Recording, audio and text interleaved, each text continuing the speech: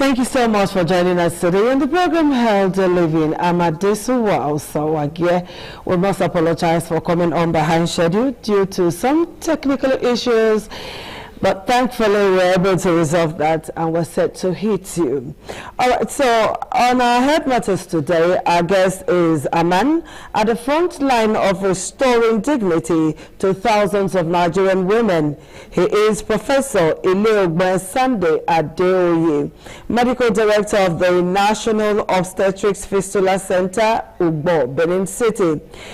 It's the newest facility dedicated to the treatment and rehabilitation for women living with vesico-vaginal fistula and recto-vaginal fistula.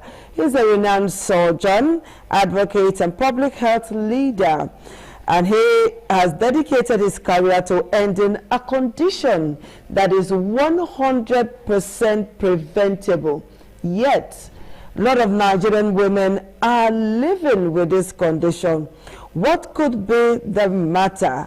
And so we have brought Professor to you this afternoon so that he can answer questions from us. So, Prof, good afternoon. Good afternoon, Prof. Thank you very much. Good afternoon. Thanks for having me. Yeah, it's a pleasure. Sorry I had to pull you out of the theater. Thank you so much. All right, Prof, like we put on air, this is 2026. Why do we still have VVF? Doctor, talk to us. Okay. How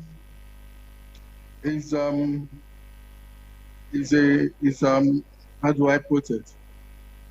It's a sad commentary that at this point in time, we still have obstetric fistula, or commonly called VVF in local parlance, with us.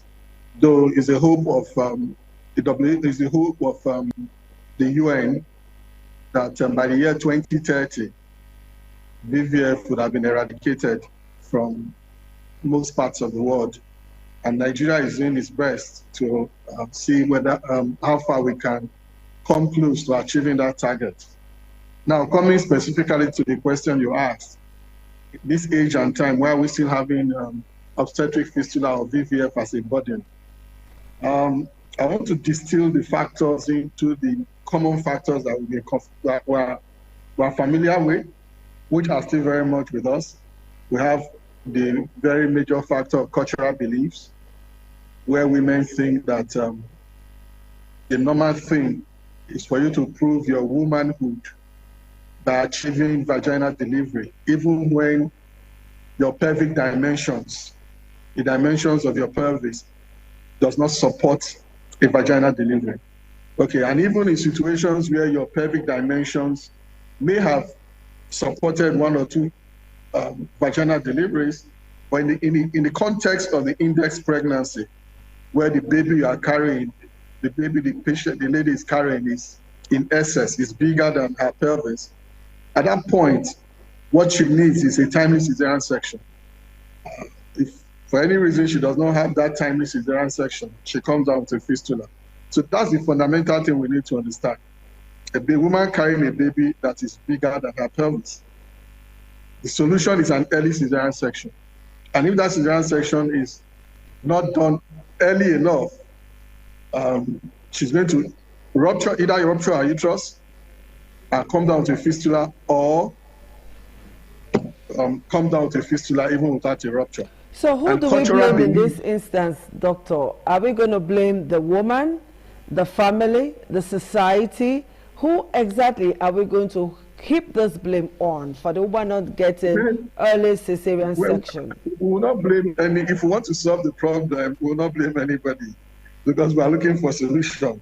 Okay, the first thing is the woman needed to have a timely cesarean section, but because she wants to prove her womanhood to her fellow women, she decides to have a cesarean. So she decides to have a vaginal delivery at all costs. So that is where cultural belief comes in, and it is quite strong, especially in the rural parts of the country. Okay, because if you're unable to deliver by yourself, it means you have not proven that you're a woman. and my community interaction with women, where women who are women, according to them, are talking, you who have consistently delivered by cesarean section, you cannot talk. They will tell you to keep quiet because you have not proven your womanhood. And because of that, many women risk their lives trying to prove that they are, you don't need that. Anyway, trying to prove that they are women when their pelvic dimension does not support a vaginal birth. So culture is an issue. It has been an issue before, it's still an issue now. And the only way to dissipate that is enlightenment, girl child education, enlightenment, public awareness like what you are doing now. That it's not a lazy woman who has a cesarean section, it is a wise woman who has a cesarean section, because the case I just finished doing now, she had a ruptured uterus, she lost the baby, and she started leaking urine. Can you imagine that? Carried the pregnancy for 9 months, at the end, no baby to show, and you're now leaking urine on top of it because she had a ruptured uterus following prolonged obstructed labor at home. So I can't belabor the issue of cultural beliefs enough. Then, of course, I thank ITV for what you are doing and the media generally for what they are doing in public enlightenment. But girl child education still remains the key. To all of this. Okay, because if the girl child is well educated, she will appreciate her health probably better. But do you know that education has got nothing to do with this? Because even women who are so-called educated will still want to have vaginal birth instead of a CS. Oh, sure. I'm coming to that. Yes, I'm coming to that. So that's as far as the issue of girl child education will help with to some extent, because the woman appreciates her health better. She's empowered to take decisions that relate to her health without her waiting for the consent of the husband. All right, doctor, nice to have you join us again. Now, this question I want to ask is this.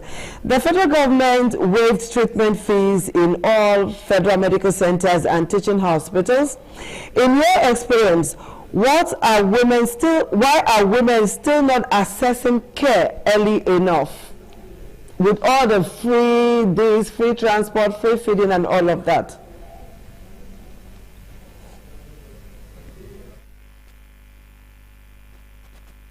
Doctor?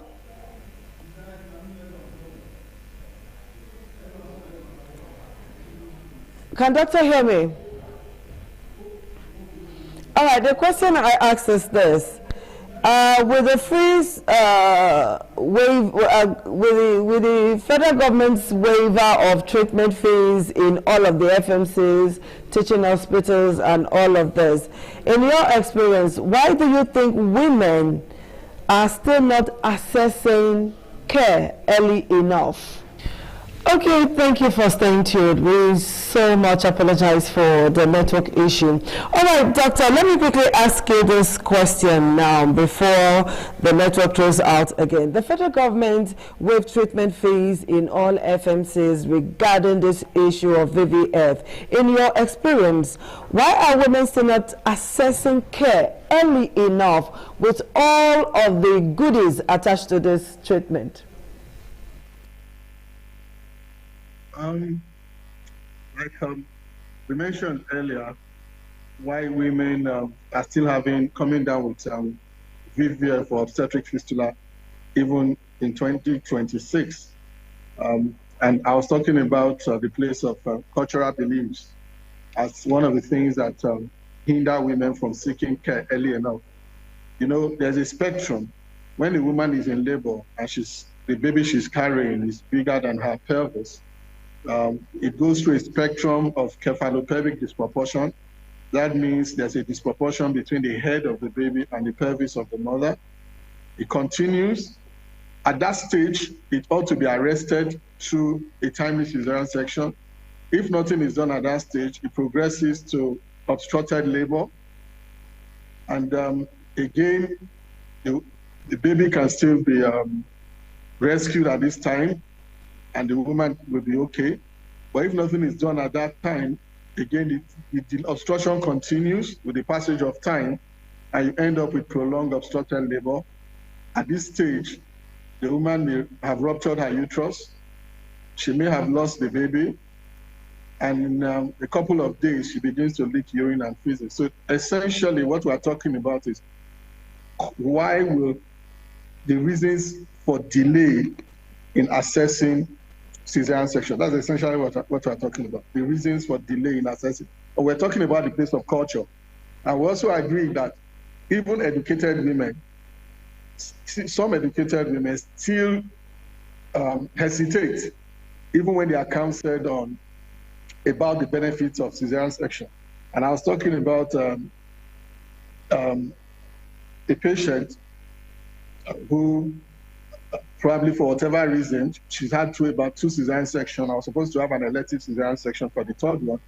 And she chose to go to the traditional birth attendance place to deliver because culturally she wanted to prove that she's a woman. And at the end of the day, she ended up with a partial rupture.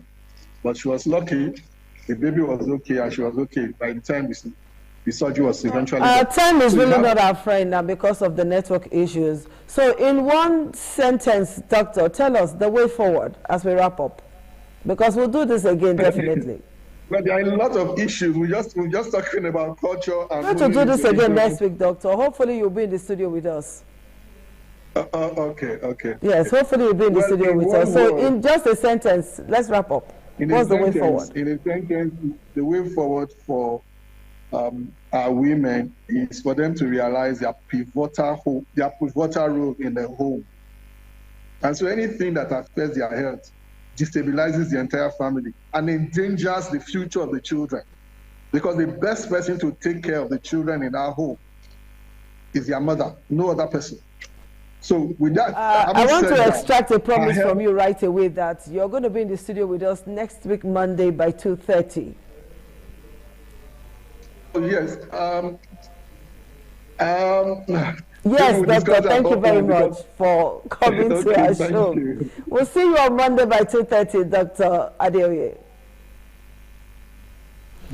All right, people, this is how we're going to take today on the program. And our Dr. Professor Ele-Ogbaye has so many to talk to us about. So, but don't worry, we'll bring him here on Monday next week for you to enjoy all of the education he's going to give to us. We'll see you again. Bye-bye.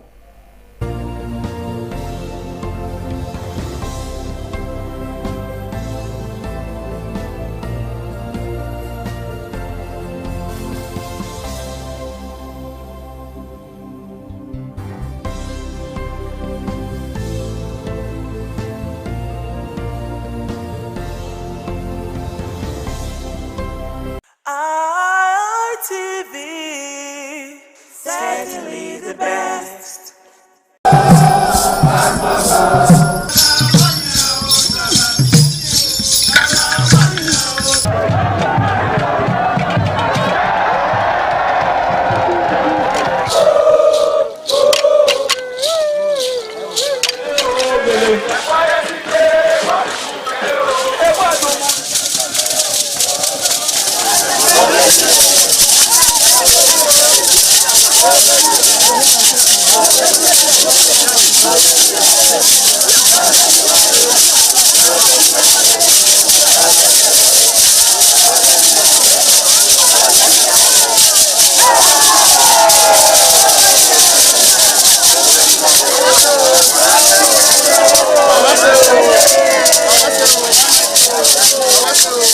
Top on the list of the initiates was the eldest son of the Esama of Benin and former governor of Edo State, Chief Lucky Nosakare Igbenedion. 11 of his siblings, namely Bright Ayamekwe Igbenedion, Honorable Charles Osenwige Igbenedion, Peter Osawari Igbenedion, Dr. Fred Osanwi Igbenedion, Barrister Mike Osarene Igbenedion, Efosa Douglas Igbenedion, Upoma Enes Igbenedion, Osawe Igbenedion, Edosa Igbenedion, Dr. Daniel Omorige Igbenedion, Agbon Steve Igbenedion, as well as the Executive Director Operations, ITV and Radio, Chief Elder Ugbeide Nwonse.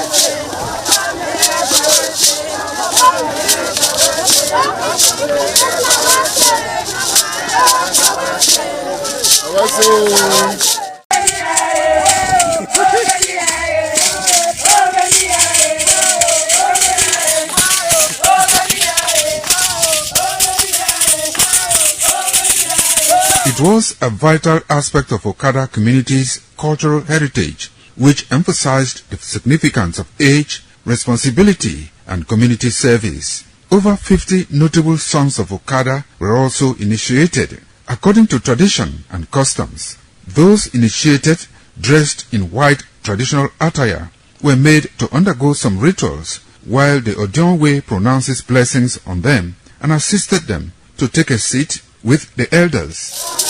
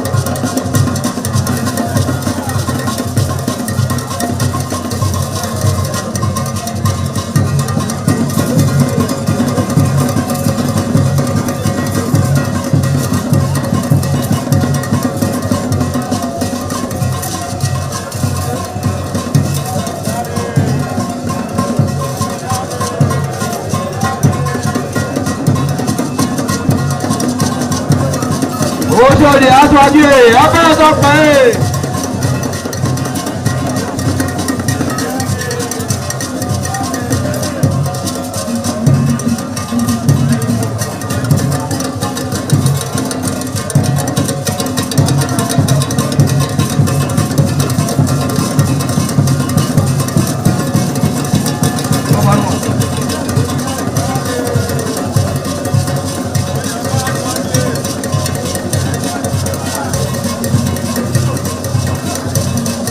Ayaba aṣáájú abẹ́rẹ́ pé.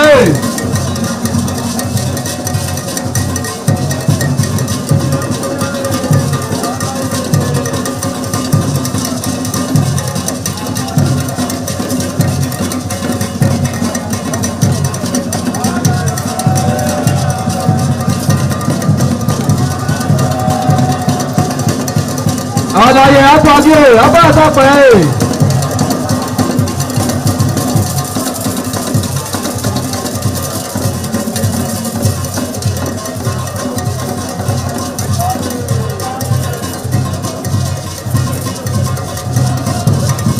Ẹgbẹ̀dúwà.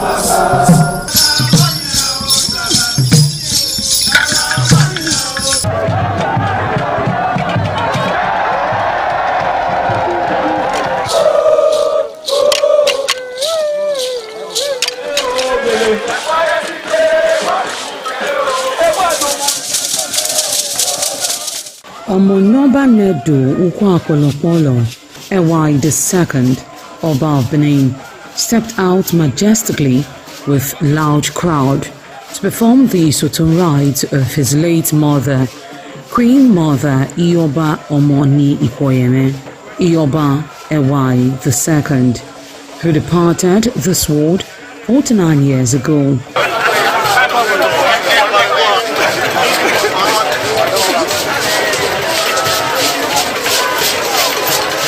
Isoton is a traditional rite of the procession in memory of the departed person's spirit in Benin Kingdom.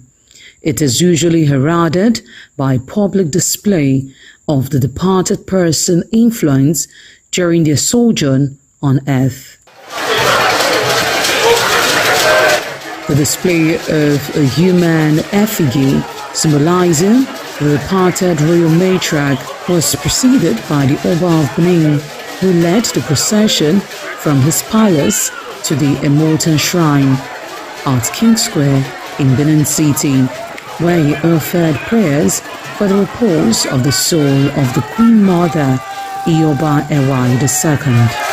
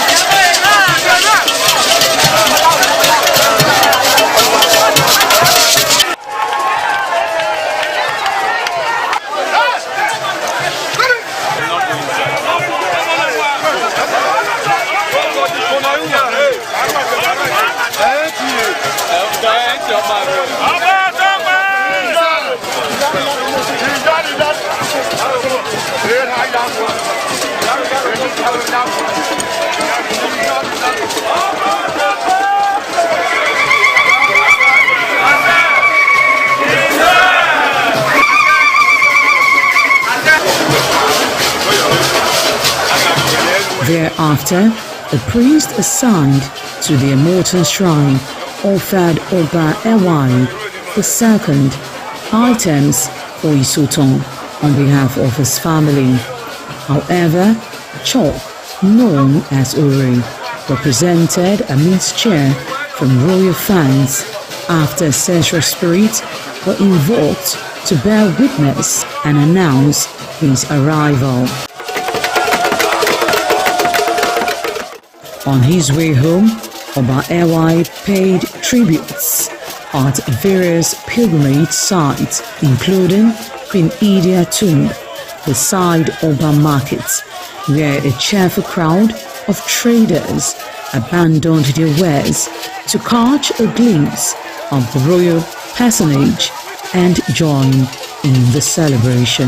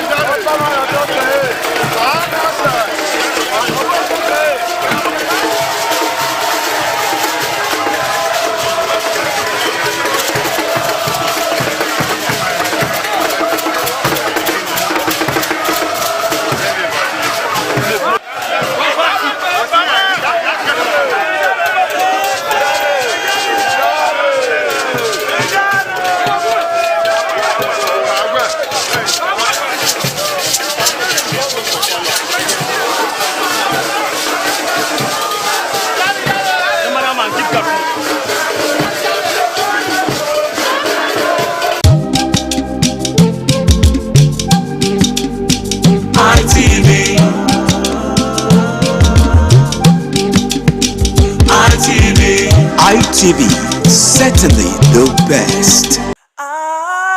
ITV, certainly the best.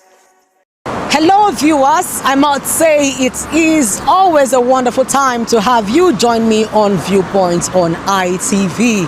I am Caroline Okonji, and on today's edition of the program Viewpoints, we're going to be looking at governance and public reaction, as Nigerians are saying they are tired of big grammars, they are tired of speeches, but rather they want actions and they want to see leaders do what they are supposed to do. So the question of the day is, are leaders now being pushed to move beyond speeches to people-centered governance?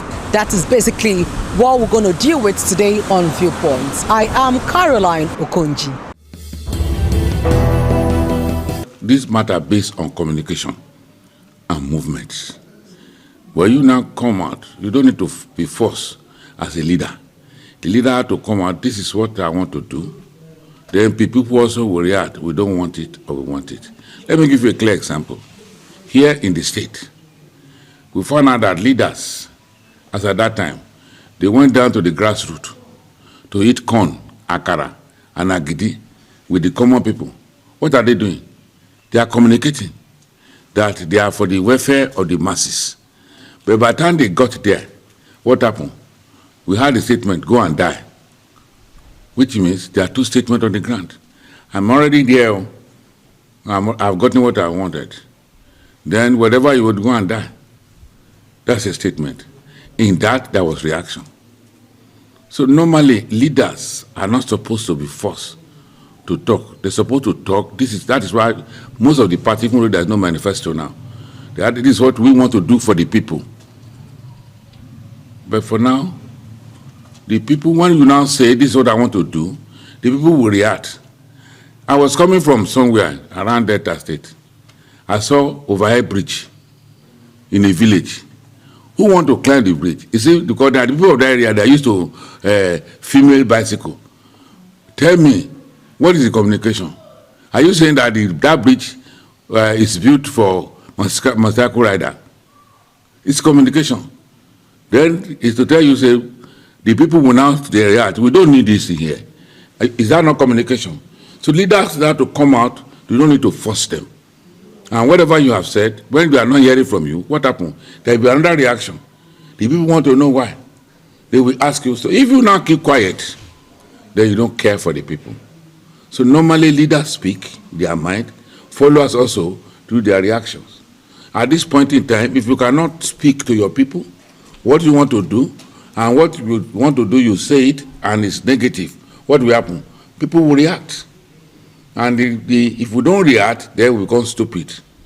They will become marginalized. Because we are not hearing from our leaders. It is when you do well. Okay, what are you talking about? I thank God the president said those governors that were building, what do you call it, bridges, is uncalled for. Yes. So leaders should not let us know what they should let us know what they have done and what they are doing. Then there will be reaction. You don't force them. And only that you now force something is happening. Look at a man who said, since I was born, I'm 76 plus now, that since his inception of Nigeria, hunger has been around. Why do you now come? You came to correct the hunger, and people are hungry. But if you have said it earlier, we will know. You did not say it. You inherited what you want to correct. So leaders should talk out what they have done, what they are doing, and we that have been led should also react. When we react, nobody should fool us. Then, because if you don't react, and we react, you don't hear us, then you can do whatever you like. And when you do that, there will be grumbling. When there will be problems, there will continue to be hunger and will continue to grumble. So normally leaders are not forced. They are compelled to tell the people what they have for the people, and the people also they are also compelled to say what they want. No hope. It is you have eyes, who have shame. Is that type of person that can be ashamed. If you have no shame, you cannot be ashamed. We have not helped the people. We are poorer and poorer. Okay, the president said that why should he mention some names of the governor? They don't need of hybrid. Why is he himself building Oceanic, whatever, building a road on ocean to other states and other things? Do we need that one now? You cannot pass from here to Ore. Is that Oceanic or whatever title you give that is building? Who want to benefit from it? You start it from Lagos Sea to Asaba to other. Do we need that now? What do we need this road? People cannot pass through Lagos. No security. So who is doing who? So what you are condemning the governor building bridges, you are doing worse. So you have to communicate. And when you communicate, people will react. That's why you have this reaction. That's why people are looking for revolution. Because even the revolution, we have to pray because we are not in charge of police. We are not in charge of soldiers or army. We are just like that. No DSS. If you remember, that's a particular man who was in NIA, whatever, who was in charge of money. There's billions of dollars that were found in his house and others and his wife. They escaped. But today, such a man is an ambassador in another country. So what are we now preaching? So it is, people must react. A leader has to explain, this is why I do this. This is why, as well you cannot explain, then there's no hope. And Nigeria is going to, we are not going to rest on hopelessness. So people should have hope in their voters' card and vote every evil regime out of this country. God will do it. Government is supposed to be about the people. It's not supposed to be about the leaders. It's supposed to be about the leads. That is the pact the people in government have with the followers or the citizenry. I don't think that the people have done enough to compel the leaders to be more focused on governance, and governance which is basically for the welfare of the people. We just see the citizens full of hysteria over a particular situation, and after that they go to bed save for civil society organizations like SERAP, who are on the government's back and pushing them to do what they ought to do. Nigerians generally are laid back if they can just get their 3 square meals and that's all. The more I think that even if they are trying to wake up to push government, they should do more. Nigerians should ensure that governance should be people-centric and not about the persons in government. We must ensure that we speak up and be involved, not just being card-carrying members of political parties, but by ensuring that we speak up and put government and political office holders on their toes. The government is people-centered because government seems to feel they know better.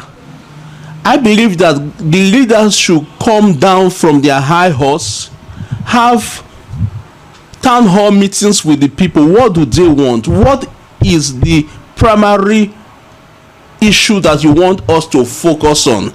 We find out that every government simply comes with their own program, 3-point agenda, 7-point agenda, without carrying the people along.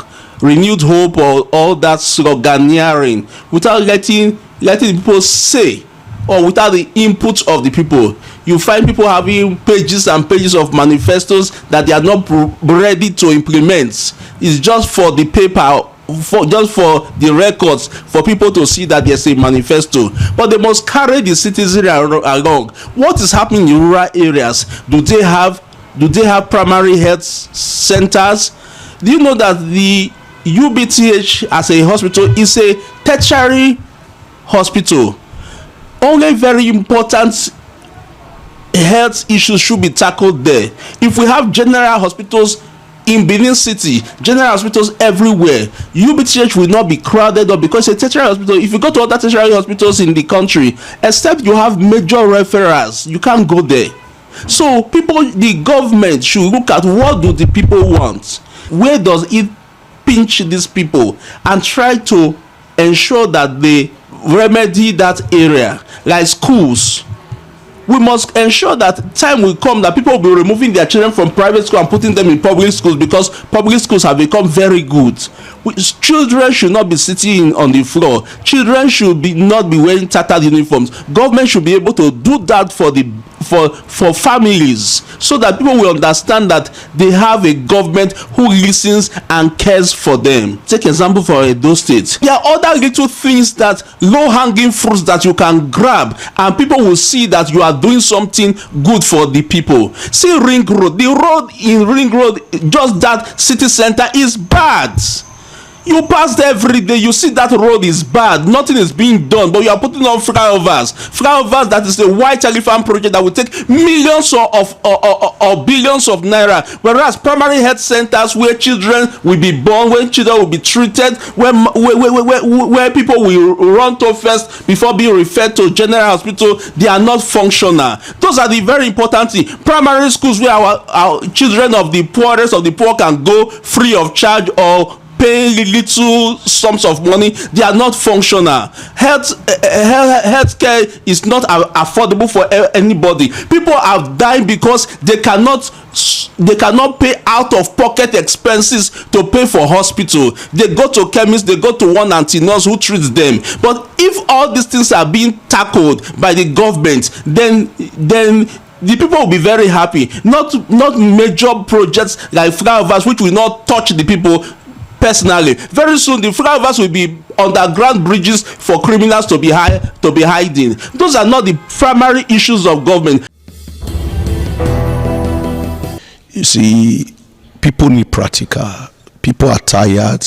Before this government, a lot of policies has been made, and those policies were not implemented. And those policies that were not implemented, people are fed up about it. Nigerian leaders and government should go beyond making policies, but implementations is becoming our problem. And the masses are tired of hearing policies and no implementations.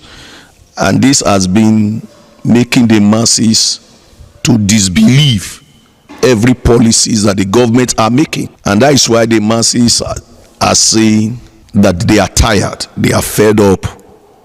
When governments make policies, they pay less concern about it because they are not seeing the implementations.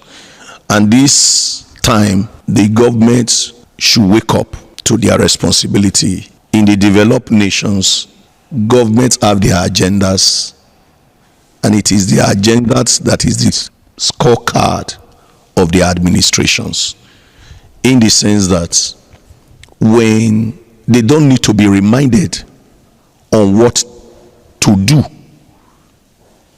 as they brought out their manifestos, they start their implementation immediately. But in the developing nations, not only in Nigeria, most third world nations, implementation is becoming the problem. But like stakeholders like us are telling government that is beyond speeches, is beyond making policies. People want to see practical. And when governments are proactive in whatsoever they are doing, you don't tell the people not to sing your praise. It is your proactiveness that will make the people to begin to sing your praise. And that is why, as an advocate for good governance, I am telling government stakeholders, government should go beyond making policies but implementations. Those who are SSE and their advisors should give a constructive advice to people who are in powers to enforce implementations. When there are implementations, people will begin to rejoice. You see, today there is high cost of living. Government should take proactive steps on how to cushion all these issues so that the environment and everyone will be happy. I know the government are trying their best, but they should go beyond, because the people are expecting a lot from them. Nigeria is a big country, compounded with a lot of problems. Even when the present administration came in, they came to meet problem.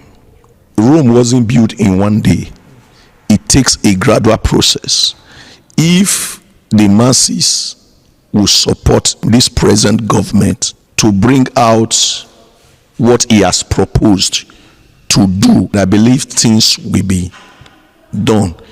There are various facets. There are some areas that things are working well, while there are some other areas things are not also working well. But let our praise, our encouragement, we make them to put their interest to ensure those areas that are not working well will begin to work well. When you look at Edo State in particular, the governor of this state, a lot of people said, oh, this governor will not be able to work because they are looking at him as a very calm governor, and they are looking at him that because of his disposition, this governor, this fire approach is not in him. Based on that, they expect that the governor cannot be able to do something. But for these few years that the governor of Edo State have assumed or come into office, you discover that things are working. I will give him kudos on the area of insecurity. The governor has put more interest on that area. There are governors who have come before this time, they will say we will tackle it. At the end of the day, with good speech, with good things are not done. But this governor, he didn't just say I will tackle it, but he just begin to work, and we are seeing the effect of his work. On the issue of infrastructure, we are also seeing what he's also doing. The flyover that he commenced on where some people, some governors will embark on such projects, you will say, oh, why did such people embark on such project? This project that they have embarked on will take almost a decade to complete such project. But we saw this governor, when he came into office, he said, Benin City must have a flyover. And he embarked on those projects, 2 of them simultaneously, and we are seeing the effect of that flyover working out. These are some of the projects that some governor will embark on. It will, even though they will leave office, you still see that those projects is lying low. But this governor, I give him kudos on the area of infrastructure. I also give him kudos on the area of security. It is their duty to deliver their mandate. They made promises, and those mandates, they should deliver it. I think they have, to me, they're very slow. They're very slow. If the people are pushing them, I think the people should push them.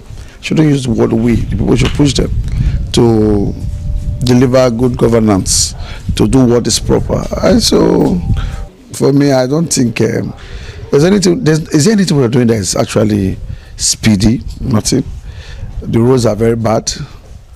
Our airports dilapidated. Nothing is working.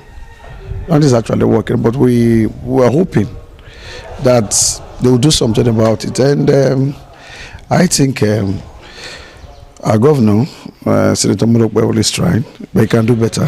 So let him do better. The roads are bad. Look at the rain everywhere, the flood. Everywhere is flooded. There is no good road in Benin. No actual good road in Benin. In fact, Jaro is worse. Jaro Sapler is worse. There are other areas, Wotubu. So I don't think they're being pushed. I don't think anybody can push them except God.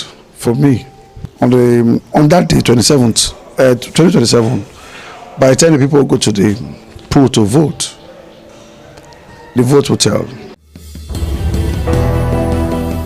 It is a pity that our leaders today, they don't really know. It's as if they have diverted from their duty, the reason why they were elected. Now they are now focusing on promises.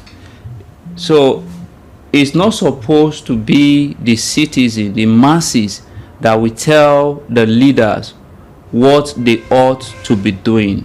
If you check in other countries or in well-doing countries, you will see that the leaders, the very day they elect them into office, they pick their power, they pick their official duties, they pick all the ethics that is backing up the constitution of that office they are holding. They run with it, and they make sure wherever their citizen, wherever their subordinate are needing, they provide it for them and give them. When you talk about even the as low as social amenities like waters and the rest, even our leaders, they cannot provide it for the citizen, and they keep coming back. They will use that to campaign. Since over 20-something years, they have been campaigning with water, road, and security. The next election we are still expecting, that is the same thing they are still going to campaign with. So it is a pity that our leaders is now the masses that is now pushing them to focus on the reason why they are elected. The fact is this: we are tired of BB grammar. It's the right time for them to focus on what the masses, what the people who elect them into power, what they need, and provide it for them. Because to be honest, grammar, big English will not provide food on our table. It's enough of all this. The people are not the ones that were supposed to tell them, because they know the reason why they are going to that office. So getting to the office, they need to do that reason why they were elected. Walking around the street, you will see that the masses are angry. They are absolutely tired of this administration. On day-to-day life, it's not so difficult for us to even live. If you check the minimum wage of average Nigeria, it's not able to buy a bag of rice. Talk less about the transportation. If you check the high cost of transportation in the past maybe 18 months to our present state, Many persons are waking up, going to office just to pay their transport, or for them not to be idle at home. The salary is not even enough to pay their transport, or to pay hospital bill, or to pay their children academic. If we continue like this, it's going to be terrible in the next administration. The federal government are supposed to do what they are expected to do and fulfill their promise, not because anybody is pushing them to do it. Because I believe if you make a promise, you are supposed to fulfill it. And you are not supposed to be reminded by doing what you promise to do. Because just take, for example, now, if God calls you to do something, nobody will push you to do it. You have to make sure that everything works out. Well, thank God, I will use, let me use those state governor as example, because it's somebody that I've seen, not that we are all seeing something, that is making difference. Because you don't push him, you just want to make the people happy and try to fulfill his promise. And making sure that whatever he says, he makes sure he did it and it came to pass. He did not just say it, but he fulfilled it. The area where I'm driving to, the land that was taken from us long ago by the previous administration, this governor came and said to us that we'll get our land back. And to the glory of God, our land has been given to us. And I personally have gotten my own. And you have done well, because Edo State was on safe ground. But today you have made it a safe ground. And this is what we are saying when it comes to doing what you promise. And government is supposed to be like that. And this is what we are praying for. And this is what we want our leaders to be doing. Whereby nobody is reminding them to do what they are supposed to do. But yet they are just doing it and making sure that what they came there for, they fulfill it. And make sure everything goes well for the people. Because they are there for the people, not there for themselves. The new scorecard isn't about grammar. It's, did food get cheap? Is the road safe? Is there lights? It's basically what citizens are saying that they expect from the federal government in order for citizens and Nigerians at large to enjoy life. And they expect the federal government to do all of the promises that they have made during their campaign before they emerged and occupied their offices. That is why they are saying that grammar and personalities, political party will not provide them with the basic amenities that they need, but rather they need a result-oriented kind of person. It is a Viewpoint on ITV. I am Caroline Okonji, saying to you many thanks for watching. Bye for now. ITV, certainly the best.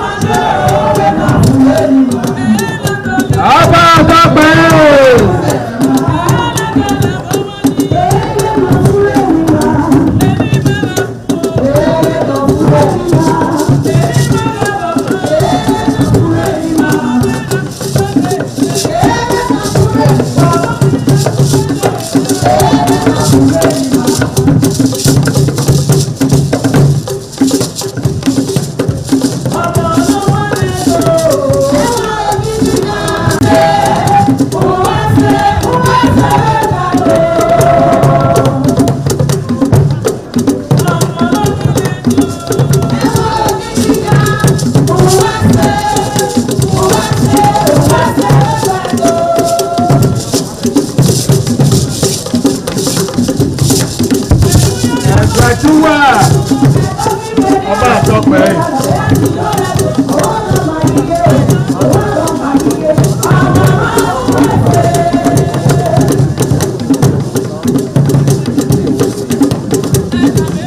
ẹgbẹ́ àjúwà ọba àtọpẹ́.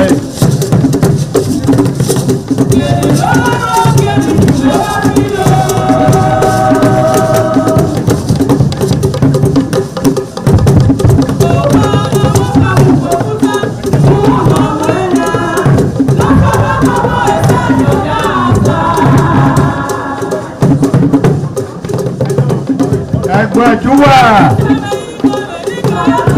ọba àtọpẹ́ yìí.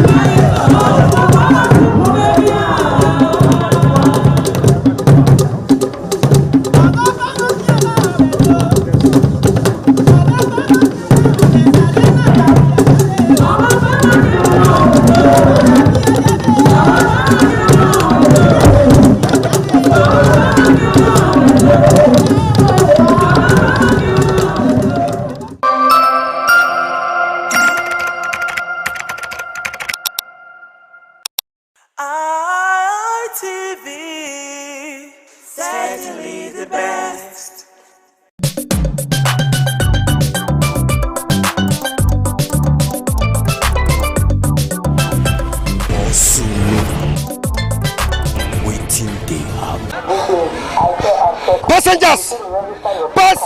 Passengers, not the kind mini bus and the kind car where you dey enter o. Passenger, no be every bus or car you see you go enter o. Look at well o. Wetin happen?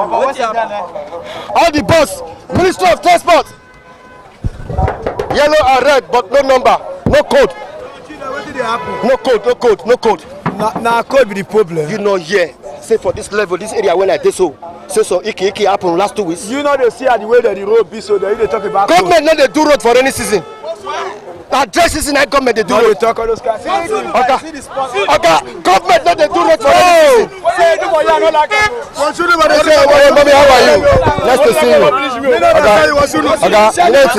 Oga, you know wetin make me come here? Yes. We get one report to say make passenger now if they want enter bus. Yes. Make they know the kind bus. Correct. You understand? Because they wanted to come put some kind of allegation for una head for here. No. The kidnapper and bandits say that they load for this place. Okay. Now I say no, make I come. Yes. Me confirm. As you confirm, I see any this year. No, if passenger want enter bus for this junction. May they look the face well. Very important. Osko na Osko. Like you so they know you now. Osko na Osko. As I dey sanebo momo.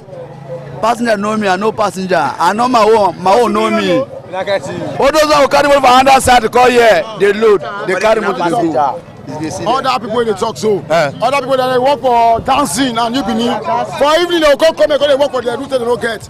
Now they carry a part for the kind job. No, you won't tell me say the people where they work here, the chairman, when people they organize here, they know the bus driver where they work here. Yes. See the list. See the list. All of you. Yes. The list all your number. I mean the record. All the record. But you know yes, so iki happen here. You know here. Yes. So let me here they work. Huh? Let me here they work. They work here. Now they tell you so they work here. They go carry to go back. They load for back. Here let me our line. They carry to go for business last time they load. Other than be dancing motor and new bini motor. And they call it load. If I won't go now, Uniben now. Yeah. Now tell us say the bus now confirm. If you see me there, you know confirm. Because that mean that we dey control yes. Make it dey fall for one chance. But you understand me, when bus go there online, they no turn by turn. When the bus go, they go waka leave the bus or say they plan to where they go. No. They'll go from that side, that place, go enter motor for there.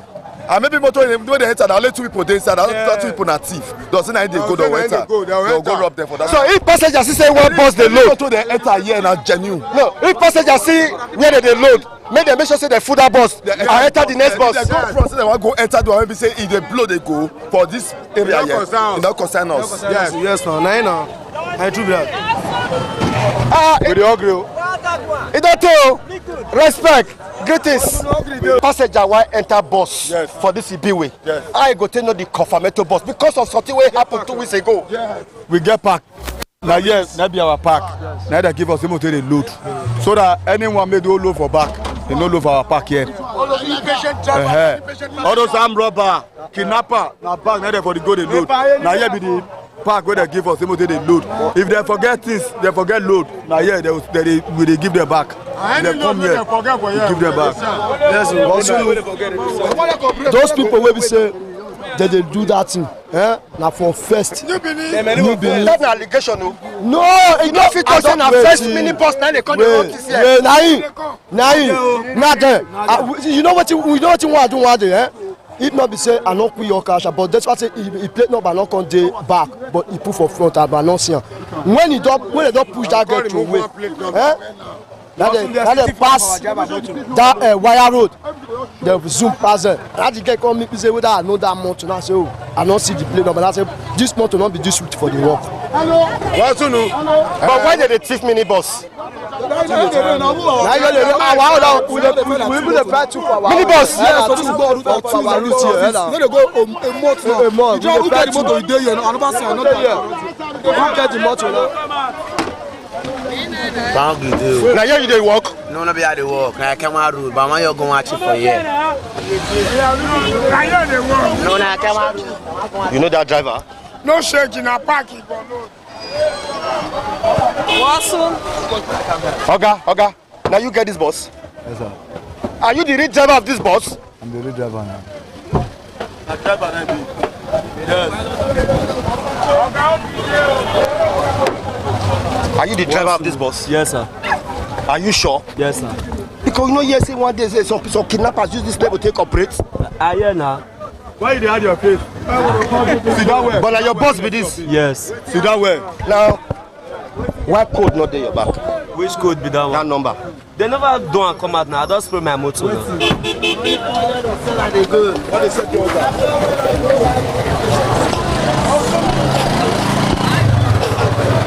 Okay.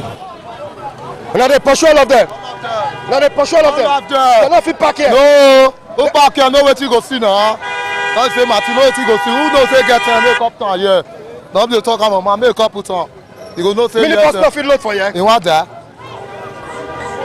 You want that now? You go know say yes, khaki not be leather. Make up pack on. Dirty. Dirty. Dirty.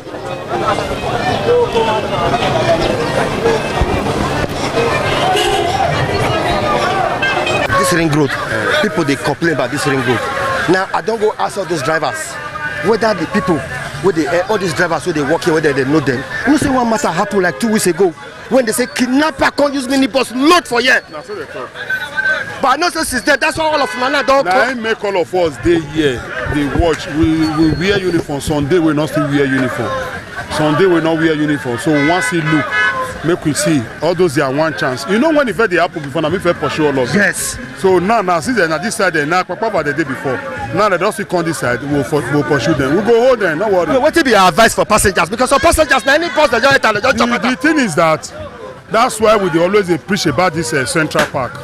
Very important. You see, but if they take that place now, they're not going to see one chance more to enter.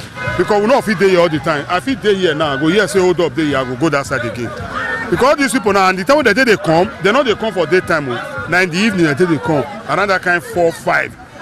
Now all those time, they'll look and say all those security agents, most of them don't close. The hair go down. They'll your come, they'll say, and all these people, they go get old man, they will get old woman, we go there inside the motor.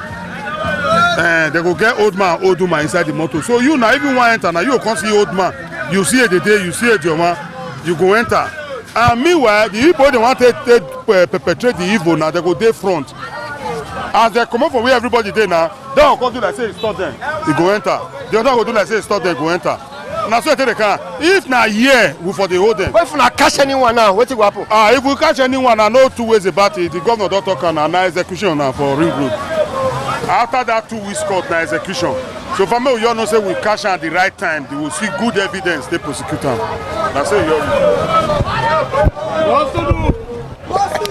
Everywhere gallant. Any person went to anyhow. It's anyhow. Thank you, sir. Hello, Alpha. Correct.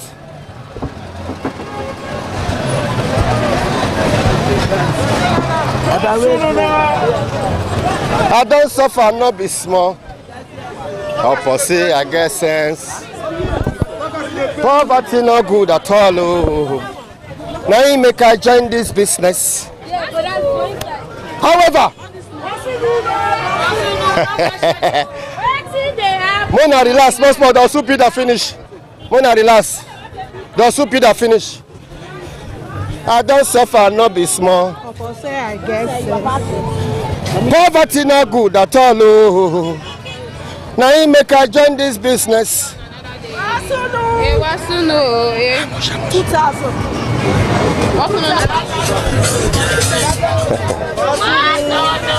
I see you now. Manicure and pedicure. Manicure and pedicure.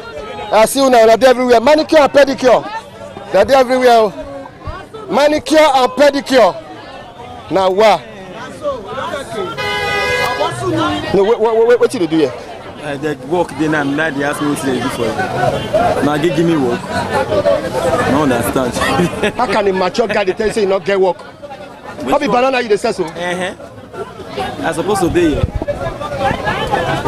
Because the banana from my backyard they grew in here, from my front edge they grew in here.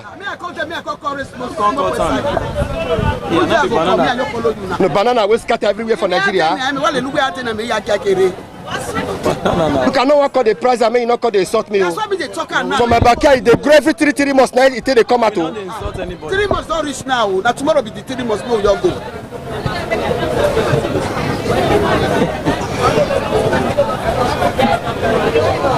Not le person here. Like how much this one? Only 2 million.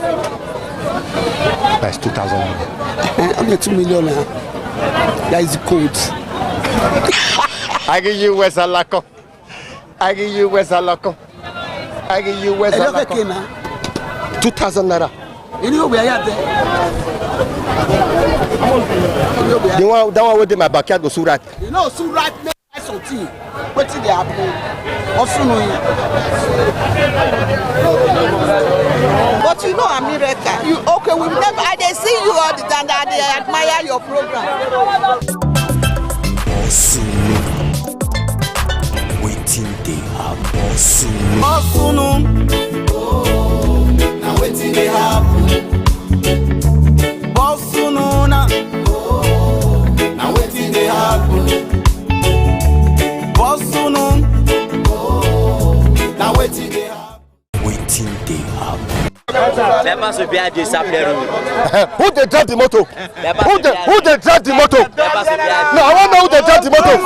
About so many one chance minibus not everywhere. Who the motor? Clear. Get the bus. No, some boys, some minibus go kidnap.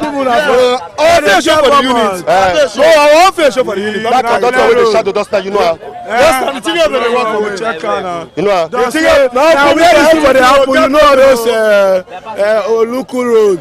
They say battery no dey abeg madam borrow me your format make up. Before you know, when you give them say our battery no good. Before you say bypass. What do you see now? So you know say minibus na agent. They be like zoomile, when they mark guard, or they help everybody when you see you. Mark your guard. Now you they show they help with your phone, your item, your phone accessories. You have go. No, make the passenger mark the guard. No, don't mark your guard. Not go let the hard way. Not go let the hard way. Passenger mark your guard. Passenger hold your outside. Passenger mark your guard. Do small. Leave that.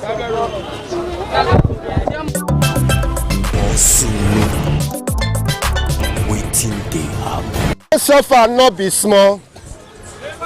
Upon say I get sense. Poverty not good at all. Are you the driver of this bus? No, I'm the conductor. Passenger, hold your guard. Passenger, hold your guard. Airport Ogba. With this man when I see for this bus, my mind don't call down. Okay. Airport Ogba. They cover your eye. If they kidnap you now, I will tell no say you dey inside the bus. If they kidnap you now, I will tell no say now you dey inside the bus. Passenger, hold yourself. Oh.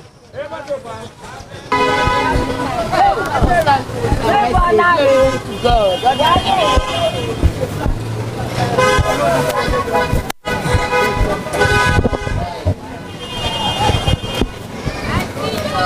Huh? I think say you not see me.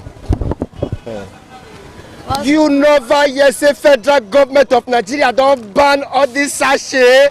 I never know why you not go stop company. It's supposed me fair go company now. Okay, no, you dey talk sense. Before NAFDAC go call the arrest you now. May they go arrest the company. The company and people may sell am for Mission Road. If they don't arrest some people, no see where take back, no buy again.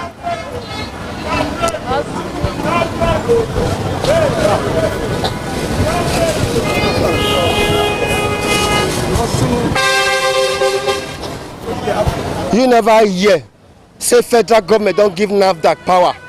Any man, any woman, where they sell this sachet drink, make them arrest them. No, I never hear. I never hear. My first time when I hear them for your mouth. Okay, it's not the first time when you hear them for my mouth. Truth. I never hear them. Say they don't ban all this drink that they put for sachet. I never hear them. Truth. I don't feel like give you. I never hear them. And where you they buy and they see they sell them? They sell. They sell them. The Mission Road and company they sell them. If they are ready, they stop a company. All this of you comment, they want to people tell us say they don't ban them, but they don't tell us. Me no know.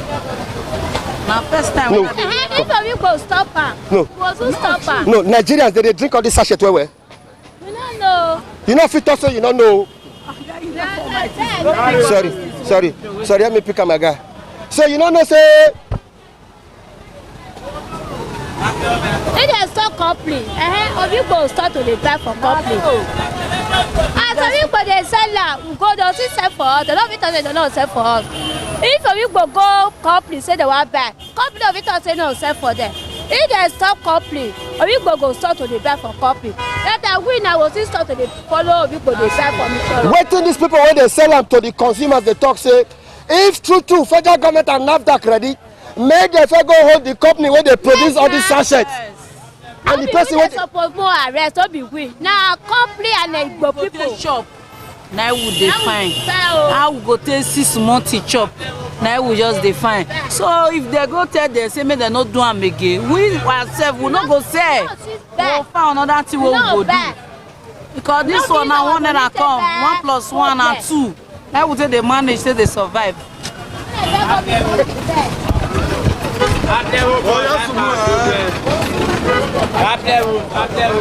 Where is the driver of this bus? Hope so now know the driver of this bus where they load this motor.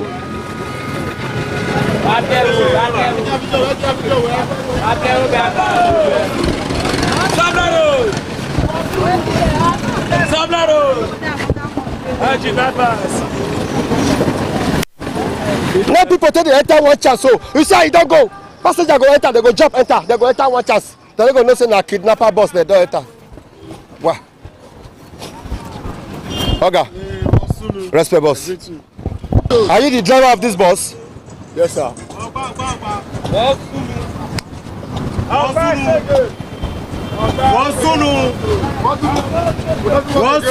Are you the driver of this bus? No, because we want to know who be the driver of the bus. We don't want to enter one chance. I know. Passenger, know the kind mini bus where you dey enter. Oh. Passenger, know the kind mini bus where you dey enter. Don't be like Oga. One chance, what is 1 kilo? Don't stop for don't say one chance. Okay, along. Don't be park. And that alone, collect their purse, collect their phone. The creator for park will give you what you lost. Person love iPhone. I carry I give him. You understand? But if you enter, then for yesterday, I enter here around 5. I can't tell that one man say estate gate now 500. He said no, they carry 400. As he reach there, not reach 30 minutes, he dey cry come back. You. What happen? He said they don't collect before collect money, they push out away. Now say that one good for you. Enter bus, you say no. You want to go enter along. Now they thief for this road. Hey! And they tell you the truth. And the truth be that. If I say she entered this one that day, they for not thief am. What will they see? Yeah, now get United. Well, United, yeah. Una know yourself. Yes. Yeah. The person not fit come from Kobai, come dey load here. No, whatever. Except we not see. But na minibus I dey drive now. I not fit carry my minibus for Adu our come load here. You that to general, your face show for the worldwide. Everybody know you. Understand? So that bus where they go now, una know am. This bus where they load now, una know am. We know am. See the owner. See the owner here. See the owner. All of us we know ourselves. So what be your advice for passengers now? What we advise? Make them dey enter motor for park. Make them dey find because 100 naira. Because 100 naira, maybe here na 300. You go dey find 200 naira how they go. Problem don't come. Things where they forget for motor, go see another. As they forget another, they'll come meet as fast in a park. Anything where they forget for motor, they go see and show those things where they there. Like what they front. Passenger. Now person forget this one. Now person forget this one. Now person forget your eyeglass. Now there will come meet time. Any year we take come. Any year we take come. Now there will come meet time. Many passengers say that they enter one chance for this. Now one chance now that they enter Wawa. Maybe they look face. Maybe they come back. If they come back, they load, no problem. But if they say, imagine say they go Lagos. Lagos now I think 20,000. Somebody say one carry you for 12,000. You enter. Now along the road.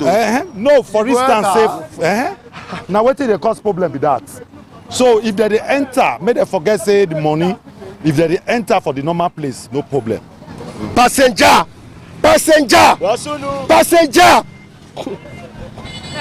How are you? Passenger. How are you? I greet you, sir. How business now? Sir, fine. People they buy them. They buy them. Small. No say they was in a food they want the food. This say they never shop the food. They say they want buy perfume. Now man that call they patronize. If not, they not go buy. You can't give them some letters. I tell you. You talk, preach. Say go make body they sent. Yes. Go say boy never. Say money not reach to buy food for Bele. What they want use perfume? Do I go they beg them? Oga was soon not be smart too. But if you get opportunity to make you get work with better pass this one. Hey, Baba God don't do well. Now you leader. Nah. What you talk so na better thing? No, you believe say God will locate your help and I mean you get better work. Just now, yeah. If God bring better locator, what go locate me, go favor me. I don't boom that one because wisdom there. I tell the. How will they reach you? Me. If you reach me, I'll give you my number. Give me your number. People they watch us online. Just now, man. But if anytime I come this place, I'll see you. Just now, every day. Now they also they preach when they buy this perfume. Every day, I tell you. But you say if you see work way past this one. Sharply, I move. Give me your number. Okay, my number is 0. Okay, my quick. Sharp. Now God just bless me so. My helper don't locate me. 081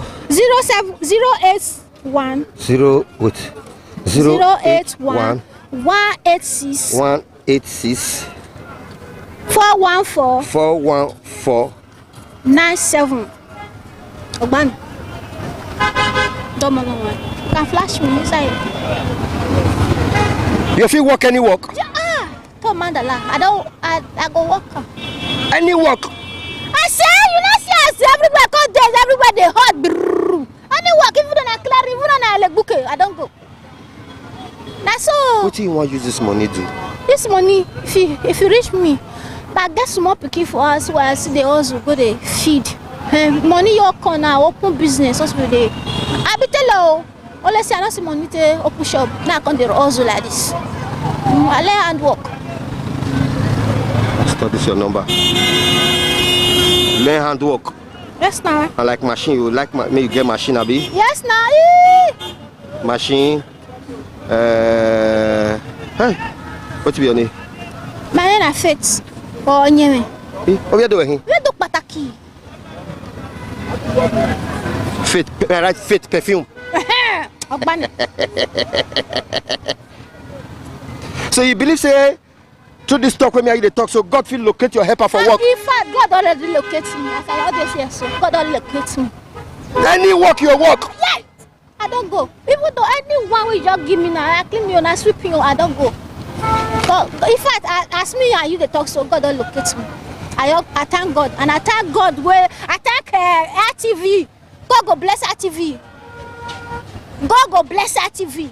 Nobody go feel winning that TV down in Jesus' name. So you believe say as you see me so? Every your mother don sure. I tell you, God don't bless When you. I come here online, mo come out for streets. Amen. She say any work she go work. Yes. Come on. I don suffer, not be small. Upon say I get sense. Only God can do what no man can do. Unchangeable. Unchangeable God. Reliable. Reliable God. Only God can do. Only God can do what no man can do. God will locate you. Will locate you. Will locate you. Hey, Waiting they happen. Oh, now waiting they happen. Bosununa. Oh, now waiting they happen. Bosunun. Oh, now waiting they happen. Waiting they happen. His Excellency, you know, say you tell me that they say you should bring out the boss. Who will bring her? Bring her, come out. So that all this our conductor and driver.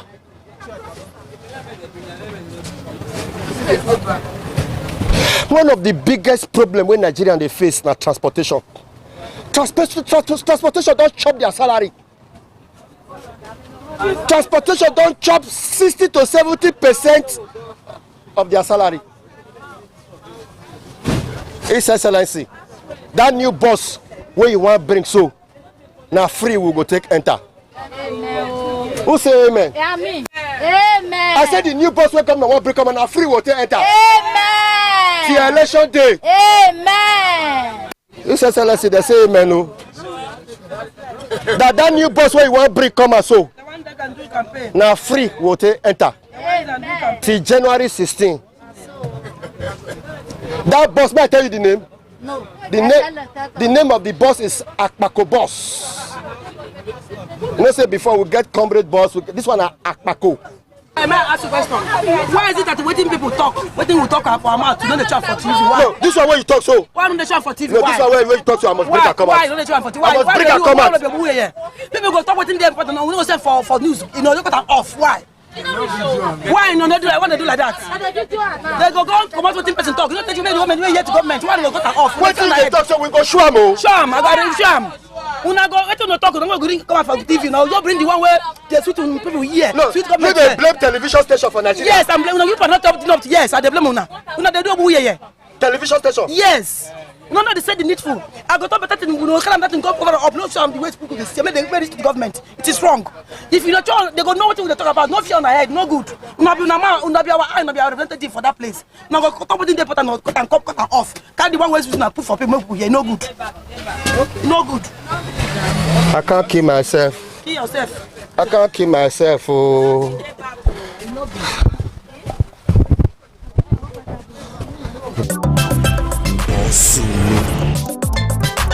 Waiting they happen. Okay, we're there for Benin City, Edo State, South Nigeria. And we're there for King Square. Hey, you know what's happened? I beg, I'm waiting at the top of this country now, man. We all know. I want to know now what did they happen for this. What's your problem? What's your problem? The problem now, what did they happen for this country now? I want to know. How much you take back for today? For now, 1,350 for this country now. Me, I don't tell you. I don't tell you. No. I won't go Libya. I won't go Libya. This Libya now, I won't go now. I want to leave this country. When people they talk, say, Makuna Wakana, Kurukana Wakana, you say you want to go Libya. I say I won't go Libya. This country don't tire me. It don't tire me. It don't tire me. From that, tomorrow now, I go Libya. Tomorrow, I go Libya. Because I don't know as this country they be now. Every day, things are there. Every day. You know, yesterday, using Sky Bus do kidnapping yesterday. For which state? He got a distribution number. I'm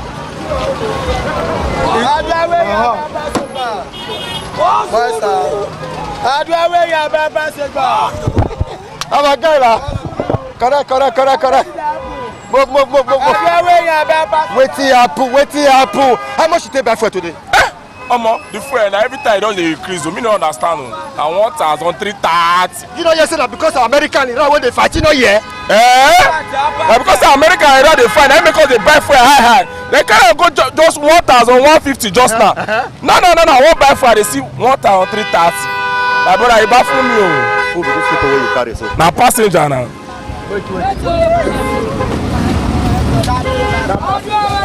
But they get mark for face. Are you a passenger? We go carry kidnappers. Never.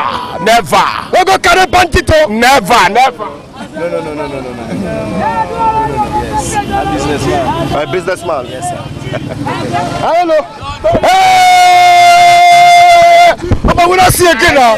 Try to contact me now. My friend. Correct. You're not a barrister. Correct, my guy. You enter now? I've been a fit. No, you enter. I want enter. You enter. You don't already did TikTok, Facebook, everywhere. Hey, don't G. But Okpebolo not they collect money from Ula. No, that's senior brother. Okpebolo na senior brother. Ah yes, senior brother. We they say some people they collect money from Ula. They won't die.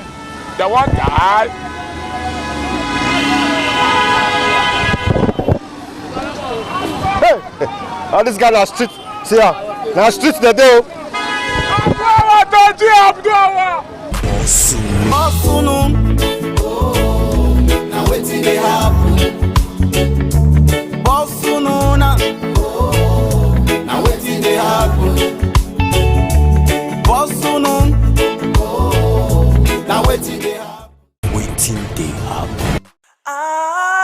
ITV, certainly the best.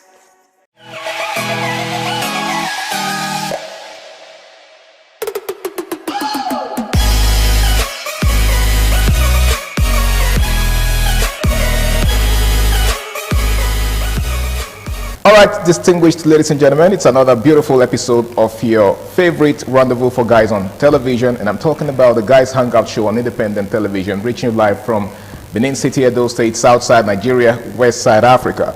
Now, for starters, the Guys Hangout Show is a very, very interesting show that teaches men to put themselves first in a society where nobody cares about the feelings of men.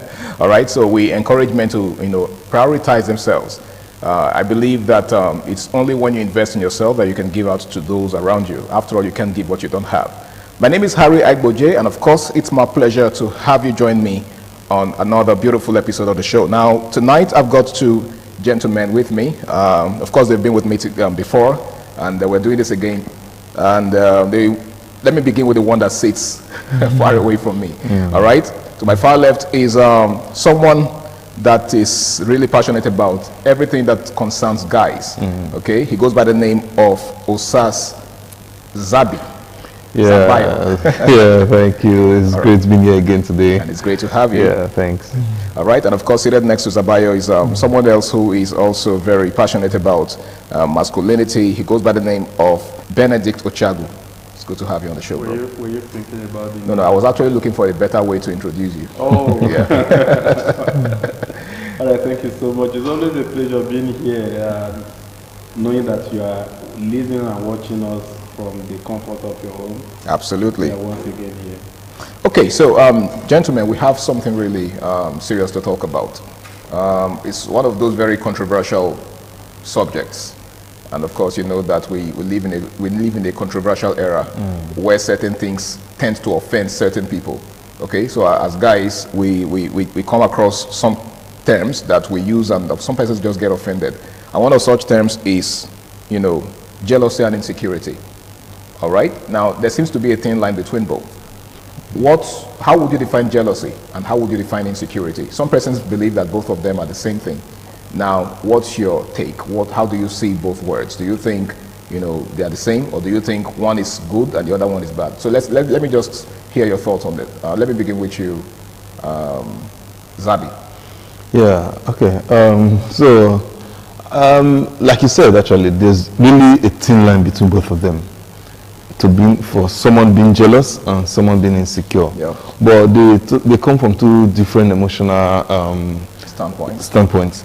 So I believe for jealousy is actually the very evil one. Everybody talks about even is the sin, but the Bible has never talked about insecurity. The Bible has not told us that insecurity is a sin. But for jealousy, the Bible stands against that. Even the Quran. Is jealousy a sin? Yeah, of course, it's a sin. It's a sin. Now, how is jealousy a sin? Now, I see you progressing. I see something in you that I want, and because of that, I start hating. Okay. I start getting angry. I start having what ladies call sorry ladies, what ladies call mood swing. Okay. Because I'm seeing something in you that I need but I can't have. So that is the standpoint of jealousy. Okay. Now, insecurity, basically, for me, I think or I believe that insecurity comes from me not having something, but you feeling I have something to offer, and then I now have to try to prove to you that I have something to offer, knowing deep down within myself that I'm totally empty. So at that moment, I become very insecure. So, insecurity as an emotion is something that can actually be worked on, and no, there are no casualties in the game. But for jealousy, then you might record casualties. Oh, really? You might record casualties. But for insecurities, you might not record casualties. It's just that maybe you can learn on yourself, maybe balance up where you're lacking and all that. But for jealousy, there most likely will be casualties. When I make casualty, someone might definitely get hurt, or you might want to go into any means to make sure that. I think we're having a discussion backstage about a particular firm where most persons are fighting themselves and all that. Okay. This stems from jealousy, not insecurity. Not insecurity. You understand? So jealousy is the bad one, not insecurity. Exactly. All right, that's how I want to put it. Okay. let me put that disclaimer. That's a fair way to put it. But let me hear what Benedict has to say. He just said that insecurity is not necessarily a bad thing, but jealousy is actually the destructive one. What's your take on that? I don't agree. Okay.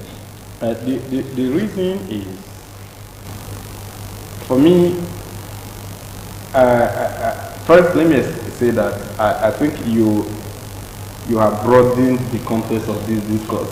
Okay. I thought I don't know whether I'm the one that misread it. Okay. It was supposed to be about in the context of love, relationship, and all that. Yeah, of course, you could also do what you narrate to which is romance, which is a nice thing to do. But again, like Zabi tried to talk about the fact that jealousy is the bad thing. No, for me, jealousy is not bad. What Zabi was explaining in his analysis is envy. Jealousy is not a bad thing. Even God is a jealous God. Yeah, I was going to make reference to how the Holy Book says that God, the Creator himself is jealous. Yes, there is jealousy is not a bad thing, but again, in context, in grammatical context, some people seem to use interwove envy and jealousy. I think it's the same thing that people do to the word pride. When you say someone is proud, you could be proud in a good way. Like I'm proud of who I am. I'm proud of my accomplishments. But proud could also mean arrogance. Right? So I guess that's the same thing that applies to. So there is, in context, for me, jealousy, if it is for romance, jealousy is not totally a bad thing. Okay. Because when you love, there will be elements of jealousy triggered in you. No matter how much you try to say, me, I don't care. If another man wants to have her, the man should have her. There must be something triggered in you. That is an offshoot of love. Okay, so that's healthy. That's healthy. But when it is taken beyond the boundary of relevance into insecurity, like he was trying to say, tends to be something, to be a function of an inner defect, and so we cannot excuse it. And what inner defect are we talking about? Could it be inner defect of emptiness, like he talked about emptiness and low self-esteem. And when it comes to men, when it comes to low self-esteem for men and emptiness, we must stay and address it, because we cannot allow men to be empty. We cannot allow men to be bereaved of ideas. And so because of the position, the sacrosanct nature or the sacrosanct position that men occupy, because of how important the position of men in society are, I will always advocate that men deal with the problem of insecurity. Because what brings witchcraft sometimes is insecurity. It may seem to be an innocent word, but if it is unbridled, it can lead to a whole lot of other things. Like Zabi was trying to say that it can be managed, which is the correct thing. Every man has an element of insecurity in him. You can't pretend about that. But if you have also the ability to manage it and put it under control means that you have something beyond the insecurity itself. It means there's an element in you that is more powerful than insecurity. But if you are stuck with insecurity alone, that's a big problem. Okay. Right? So that is what we are trying to say, that love comes with a portion of jealousy. But insecurity with men, especially when it comes to do with a general workplace, can lead to so many things. For me, I want to say that instead of being insecure, work on yourself. Grow. When you grow, you will now find out that the next person is not your problem. That your problem was actually lack of growth. Okay. If Zabi is trying to do certain things, the reason why I will be feeling insecure when Zabi comes around to do his thing is that there is no value currency that I can also bring that will make me relevant around Zabi. So you feel threatened by his presence? I feel threatened by what he's doing. But if I have value currency, and then he's shining his shine, and I'm shining my own shine, then that self-esteem narrative will be, gradually it will erode away, and we will become better off, we will become partners and not just competitors. Yeah. All right. So can I quickly let me strike on a part, because I believe that's where most of us want to really miss it. Okay. We believe that anything that has God in it is good. When the Bible says God is a jealous God, that doesn't make jealousy good. Because what happens to the people, if you now read it completely, what happens to the people that defect? The Bible tells you what happened to them, right? So that shows you that jealousy is bad.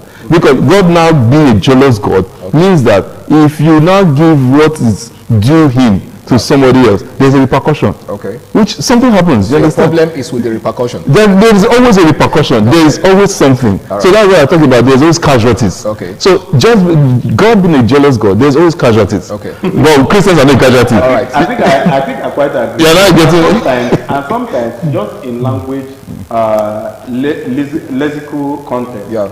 Sometimes the Bible was interpreted from the Hebrew and Greek. Okay. Sometimes the right word may not even be jealousy. You see. Okay, you understand? But okay, we are not here for Bible study. All right, in case you're just joining us, it is the Guys Hangout Show on independent television, and the topic for tonight is jealousy versus insecurity. Now, you just said, Zabi, that wherever there's jealousy, there is likely going to be casualties, right? Yeah. Okay, now I would like to ask you this. What would you rather have? A woman who's not jealous, a woman who doesn't quite care what you do with other women, or one who raises an eyebrow the moment she suspects that you're entertaining the advances of another woman? Okay. So, so I think that's bringing to the context of relationship right now. So, but for relationship, I would always want to look at marriage, not dating. Okay. Because dating, anything can happen, anything goes. Nothing is cast. Nothing is cast. So I can just see your hairstyle and I'm done with you. I'm done with this relationship. You understand? Okay. But in marriages, there's nothing like I'm done with it. You're there. You're stuck here forever. You understand? So when it now comes to jealousy, then and insecurity in marriages, I believe that this majorly comes with the percentages are more from the feminine side than the male side. But whenever it comes from the male side, it's always very disastrous. Okay. That's where you see issues like wife beating and all that. But I believe that it's actually unnecessary because before settling down with somebody, it depends on what you saw with the person. Now, if you saw, if for example, when you were dating, what attracted you to the person is what will attract everybody. No, so I believe that's why most of the times guys are advised to go for ladies that have inner beauty. When we say inner beauty, actually, we don't even talk about beauty inside. We're just talking about some particular traits, some particular values and traits. Women who are less physically attractive. No, not that actually. Not that actually. I think I tried to play safe here.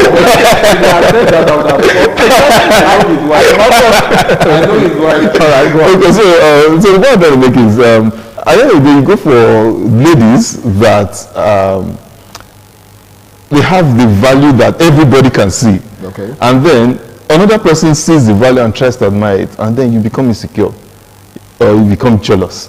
So I'm trying to use both of them together now. So I believe that this is, like I said, insecurity is something you can work on. But jealousy is not so, they're bound to be casualties. Now, if you are being insecure, it's normal For example, I have a very curvy wife, and then she's working ahead of me, and I'm behind, and I'm seeing guys trying to like, wow. Definitely, what's going on here? You understand? But that doesn't mean I'll not start getting angry with my woman, because this is the same thing I saw that I came after. You understand? But when you become jealous, is you are seeing that she's attracting favors that you cannot attract, and then that devilish spirit of jealousy starts breeding in you. And when it starts breeding in you, you start taking actions, doing things you're not supposed to do. You start venturing into areas or angles you're not even supposed to look into. But for insecurity, it's bound to be there, definitely bound to be there, because you're saying that, what's going on here, you understand that kind of thing. But jealousy, it's like I keep saying, is the actually bad one. And I believe we try as much as people to just kill it, or don't even venture towards there. But for insecurity, it's normal. Everybody has one particular area that they're insecure. I can go into, like I've told you, I can go into a gathering where everybody is discussing football. I become insecure there because I don't really know much about football. You understand? But I can go into a gathering where of like minds, and I will flourish. You understand? So the same thing. I'll be in a gathering flourishing, and then somebody is there, doesn't understand what's going on. I must be insecure. Like, what's going on? You understand? So it's normal. So just to be clear, you're saying that there is nothing good about jealousy. There's nothing. Jealousy can't be healthy in any way. Never. I still stand by it. There's nothing. It doesn't breed anything good. Benedict, let me get your thought on this. What are the subtle ways, right? The very infinitesimal ways that people exhibit traits of jealousy, not just in relationships, but in interpersonal dealings. Well, the thing is, I'm trying, because there is a whole lot, but sometimes when I'm on air like this, I also try to keep a lot, so that somebody will not go and begin to pinch on innocency of another person and say, this was what I heard on air. This was what you understand. Because somebody, what I may say here may be just an innocent expression from another person. And then because you heard it here, you just begin to say, okay, it means the way this person begin to mirror somebody else's life against it. That is the word. So I'm always very careful in making general examples. I just like to establish an open-ended kind of thing, and then you make out of it whatever you will. So but again, I think not being excited about somebody's success to the point where you want to do something to stop the person's success. That is one of the biggest ways. For me, at that point, like I always say, Zabi chose jealousy, me I chose envy at that point. Yeah, I call it envy. All right. So at the point where you be, naturally, if we are being sincere, when people are succeeding around you, there is a trigger in you that where you're now like, why this is not happening to me? Yeah. Because every man wants good thing to happen to them. And so when you are seeing it around, you tend to question yourself, why am I not getting this thing? You feel a kind of a bit discomfort at some point, not always, some point. And then also, knowledge will not teach you that everybody has their turn. Then immediately you will come up as, oh, let me celebrate those that he has gotten to their turn, right? Then that is somebody who will really go far, the person that it will eventually get to his turn. For the one who always take it a step further, that I must stop there, that failure is sweet when everybody is involved. That's why it will never get to that person's turn. So I would like to restrict it there. I don't want to expand the analysis so that people will not begin to mirror people, like I said earlier, people's innocent expressions as a kind of trait of jealousy or envy, whatever language you put. All right, thank you very much, Benedict. Now, Zabi, let's take a look at the role of social media in all of this. We are in an era in fact, we're in the digital era, and much of what happens in our day-to-day lives, is made manifest on social media. So what influence do you think social media has on people and the way they express themselves vis-a-vis jealousy and the insecurity? Yeah, so I think in 2019 we had a discussion like this on radio, and I made reference to a point because I'm an added user of LinkedIn. And then you go on LinkedIn, you see somebody posting BSc at 18, MSc at 20, PhD at 25, and then you're looking at yourself like, where did I miss it? You understand? So this is for persons you don't know. But for your circle, you're seeing progress. You're seeing these guys aiming, achieving this, achieving that. Instead, smashing goals. So I think I'm going to use myself as an experience and then as an example, and then I just break it down with the experience. Now, instead of going to jealousy, like, I'm supposed to be having this, I'm supposed to be getting this, I think what I personally do, I study the process of how they get there. So back then, when I was working with a firm, I met top thinkers and big thinkers, and I started seeing how they're making progress. And would I say it's jealousy? No, definitely not jealousy, because I started going through the background to see how they made it and how they got it. Started doing my research, started going through their processes, the certifications they've done, the trainings they've gone through and all that. And I started taking myself through those trainings and the certifications. So I think that's what draws the thin line between jealousy and then realization, like, I want to be like this person now. Most persons will think, oh, you're jealous of the person, you want to, but no, I know there's a process. And then I can go through that. If this person can go through this process, I too can go through the same process and be like this person. All right. Yeah, so I think that's what draws the thin line. That's what actually casts the difference between being jealous and then being realistic. All right, thank you very much. Now, Benedict, what he just said borders more or paints a picture of laziness on the part of some persons. Okay, he took his time to study the people in question and figure out how they achieved their goals and all of that. Does that not give us the impression that some persons just don't have, should I say, the energy to follow through to get to the point where, the people that they are envious of, so to speak, went through? Do you think laziness has a thing to do with this? Yeah, it does. One thing is the laziness, the mental laziness, the laziness of the mind, the function in the thought process and mindset. For example, like he was trying to say that he saw some persons doing great thinkers and then I find out, okay, what's the process? As a guy, one of the ways you know that there's problem, that you might not go far if you don't deal with it, is when you embrace people's glory without trying to find their story. Their story, okay. Yeah, you must find out people's stories, and their story may not be basically exactly like yours, but you must also find a pathway of that story to create your own story and know that it's not going to be an easy thing in the process. So you have to find out, like he said, he need to also go and try getting certificate. It may not necessarily be that he got exact certificate as some of them got. But again, when they eventually met at the table, it means that he has gone through his own process and this one, and he is now qualified to have conversation with them. So he became relevant in the scheme of things. In the scheme of things, not necessarily because he got exact qualification, but also because he has also learned the principle of paying price to also get some of those things. So I feel if you look at it and say, what makes this person outstanding? Then you also need to find out your own strength. One of the things that breeds jealousy is that people want to be envious of people who are not even going their direction.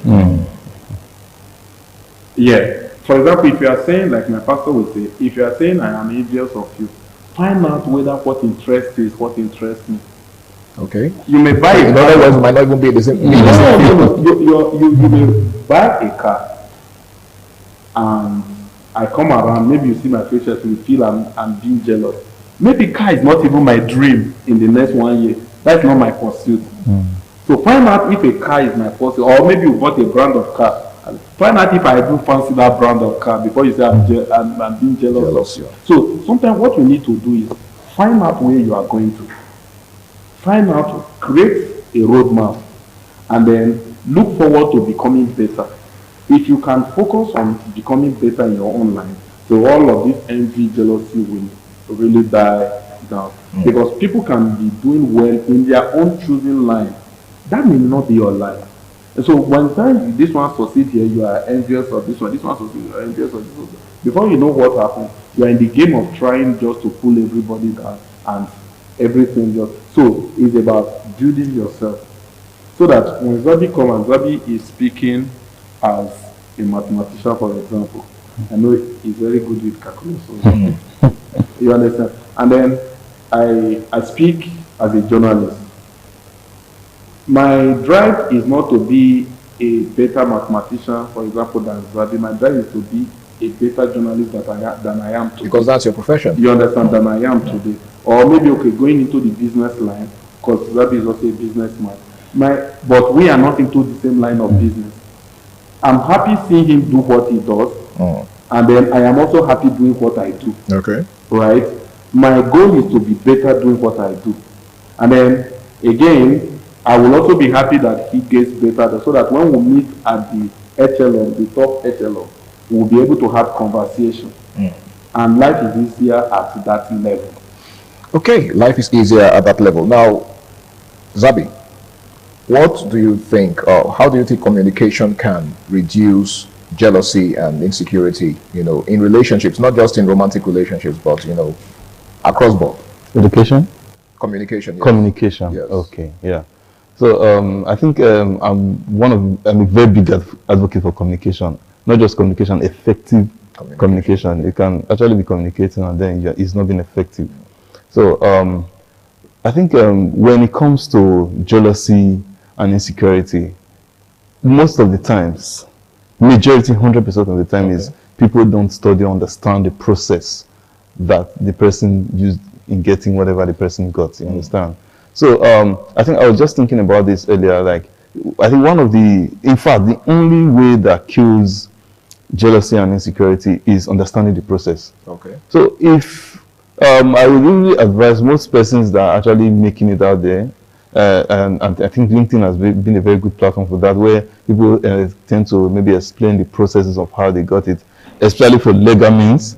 When it comes to, for example, we grew up in Benin City, you see a lot of guys succeeding, and then you are a bit like, wow, you're supposed to be age mates, this guy is succeeding, and then you go back and look at the process, and then you now tell yourself, God forbid I do this. You understand? So there are so many successes you see, and then you just tell yourself, God forbid I do this, and then you become contented. Because you're like, definitely I can't go through this process. Okay. Just the same way for some ladies too, they see their colleagues rising up in the office, not knowing that the colleague is sleeping with the boss. And then you're already envious, you're already jealous, and then you now find out the process, and you're like, so you immediately become contented. Okay. So I believe when we communicate much, like for example, I'm seeing you, and I like what I see, and I'm communicating. I communicate with Bennett, like, I like what I say, and he's like, don't look at what that guy went through. You can't go through it. Yeah. I don't understand the process. So I believe effective communication actually helps to reduce and kill jealousy and insecurity. Thank you so much. Now, as we begin to wrap up, in fact, we have less than a minute, so you're going to be saying this in less than a minute, Benedict. What's your final word, to young people out there who feel intimidated by their peers and probably don't have the energy to forge ahead? Just in less than a minute. Be patient with yourself and take it easy on yourself. And then again, try to get better. Your speed, your pace may not be like theirs, but if you are getting better daily or weekly, before you know, you will get to a point where you just tell yourself that I have done well for myself. Okay. If you can get to that point, then you have conquered. I like the part where you said, I have done well for myself. You're not doing well for anybody. Yeah. At the end of the day, it's yourself you're doing it for. Yeah. So that will help you to curb the spirit of jealousy and envy or insecurity. Okay? We are all going to succeed individually. The only thing that matters is what Benedict said, that we get to that point where we are all relevant on the same table, right? Not a situation where you think that other person's success is a threat to your own success. Okay? We don't all have the same calendar. That other person is running in his own lane and you're running in your own lane. The most important thing is that we all succeed at the end of the day. And not just succeed, but succeed in the right way. Well, I want to say a very big thank you to my guests, Zabi Osas and of course Benedict Ochagu, for doing me the honor of being on the show with me tonight. And I hope that the next time I call on you, you would oblige me. All right, thank you so much. My name is Harry Aigboje, and until I come your way again, same time, same station next week, ensure that you do the right thing always, okay? Do not dabble into anything that you will regret in the future. Of course, if you look around you, there are lots of young people that are doing crazy things just to succeed. You don't want to look back, in the next, say, 10 years and begin to ask yourself why you took the route that you took. Do the right thing, stay out of trouble, and bye for now. Good night.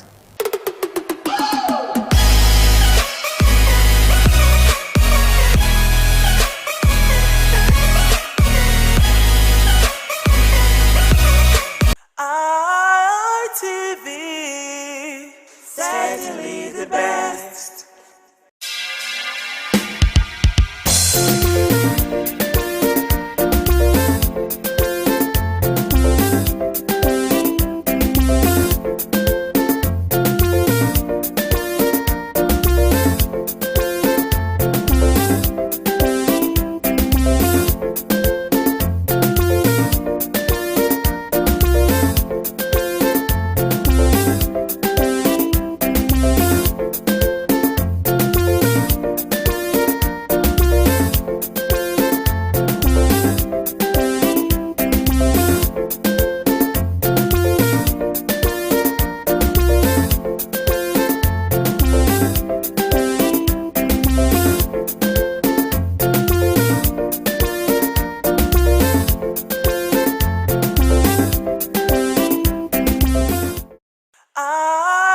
ITV, certainly the best.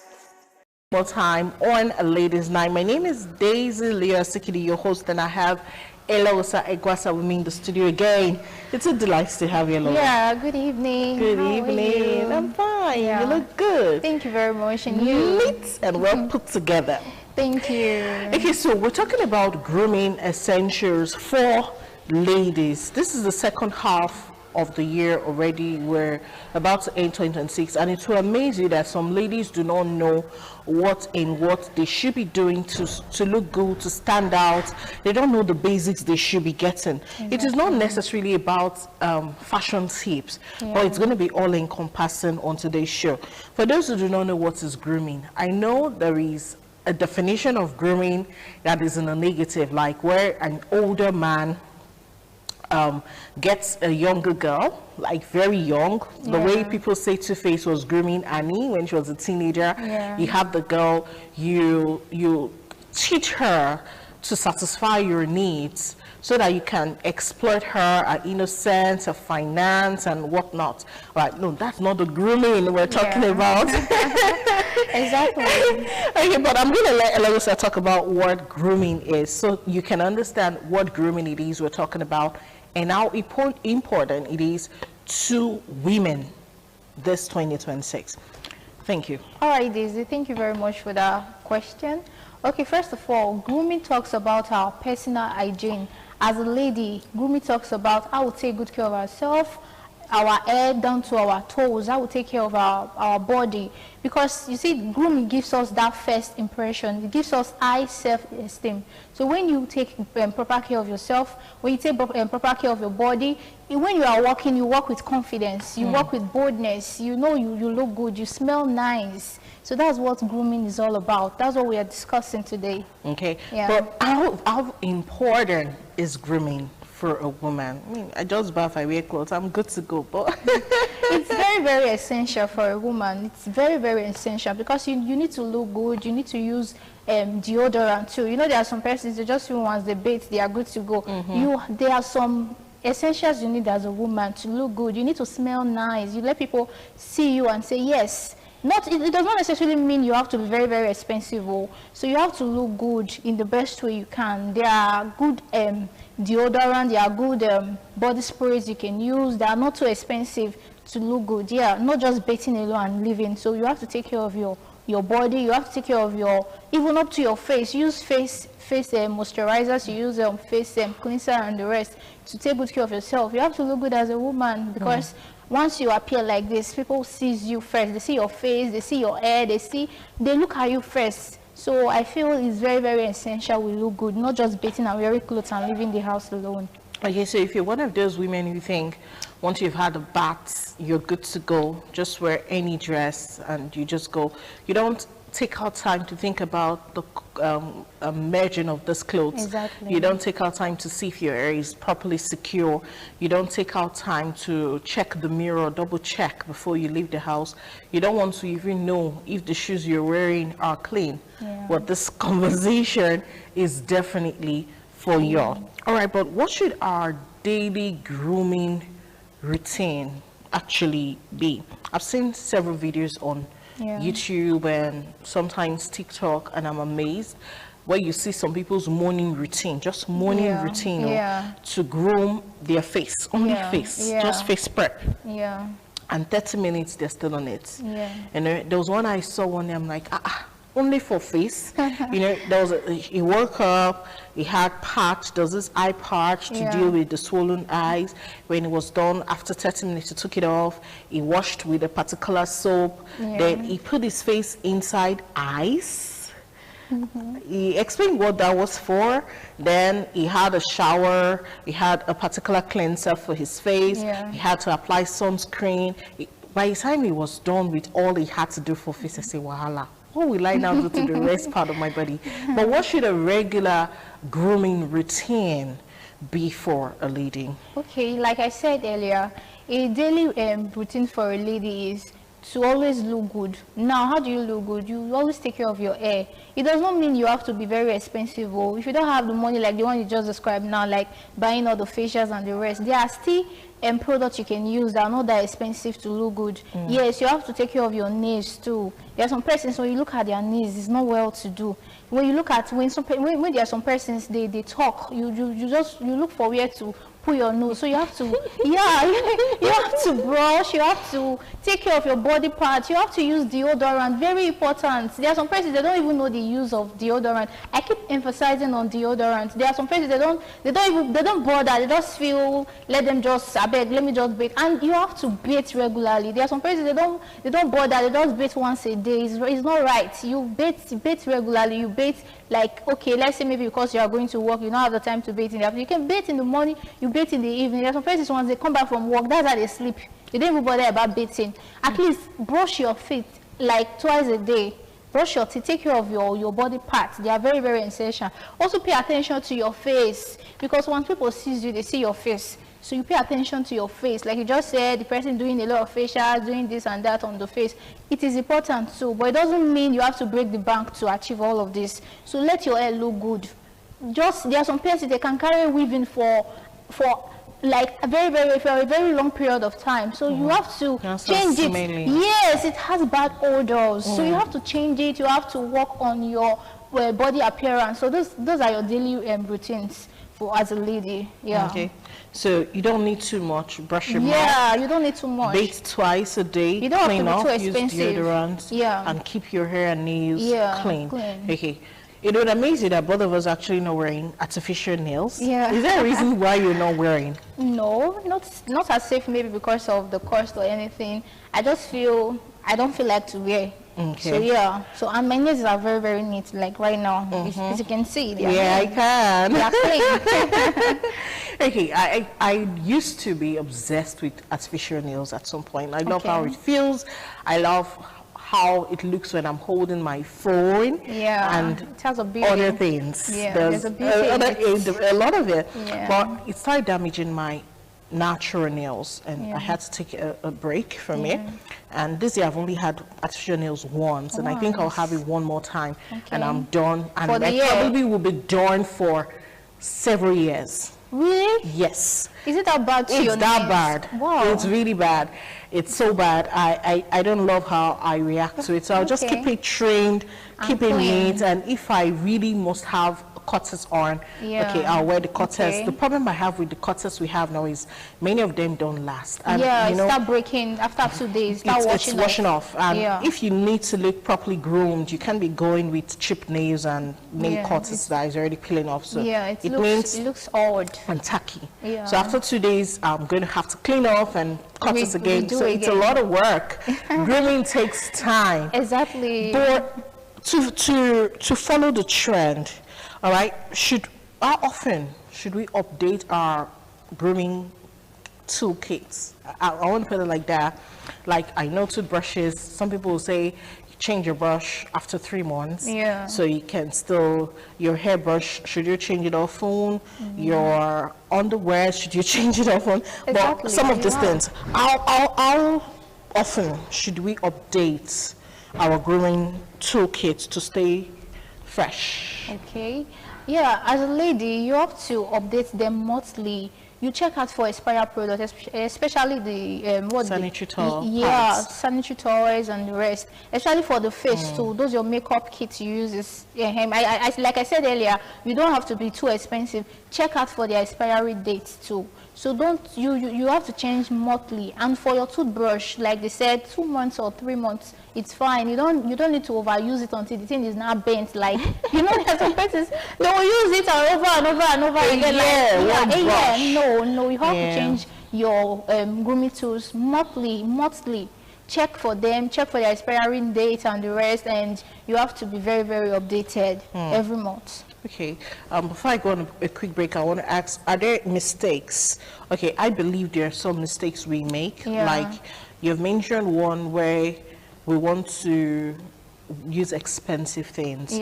But are there other mistakes people make as regards grooming you would want to address? Yeah, there are. There are some persons, they don't, like I said before, they don't take proper care of their body. They don't bathe well. There are some persons, they don't bathe, they just bathe once in a day. There are some persons, once they come back from the market, they come back from wherever they are coming from, they just sleep like that. That's a very big mistake. You have to bathe. You have to brush your teeth, take care of your body. There are some persons, they don't care about all of those things. They just feel it's a normal thing. So those are the kind of mistakes some persons usually make. They forget about their hair, they forget about their nails. So far, they are just doing their thing. So those are the kind of mistakes. Some persons, they overuse clothes. There are some clothes that is dirty that you're supposed to change. You're supposed to change your clothes, like the clothes you wear to the market, that you wear to work. You're not supposed to wear it and sleep. So some of these are the kind of mistakes some persons made. They don't take good care of their clothing. They don't take proper care of their hair. They don't take proper care of their makeup kit and the rest. So those are the kind of mistakes. We're going to go on a break on Ladies' Night. When we return, we'll take it up from where we stopped and continue from there.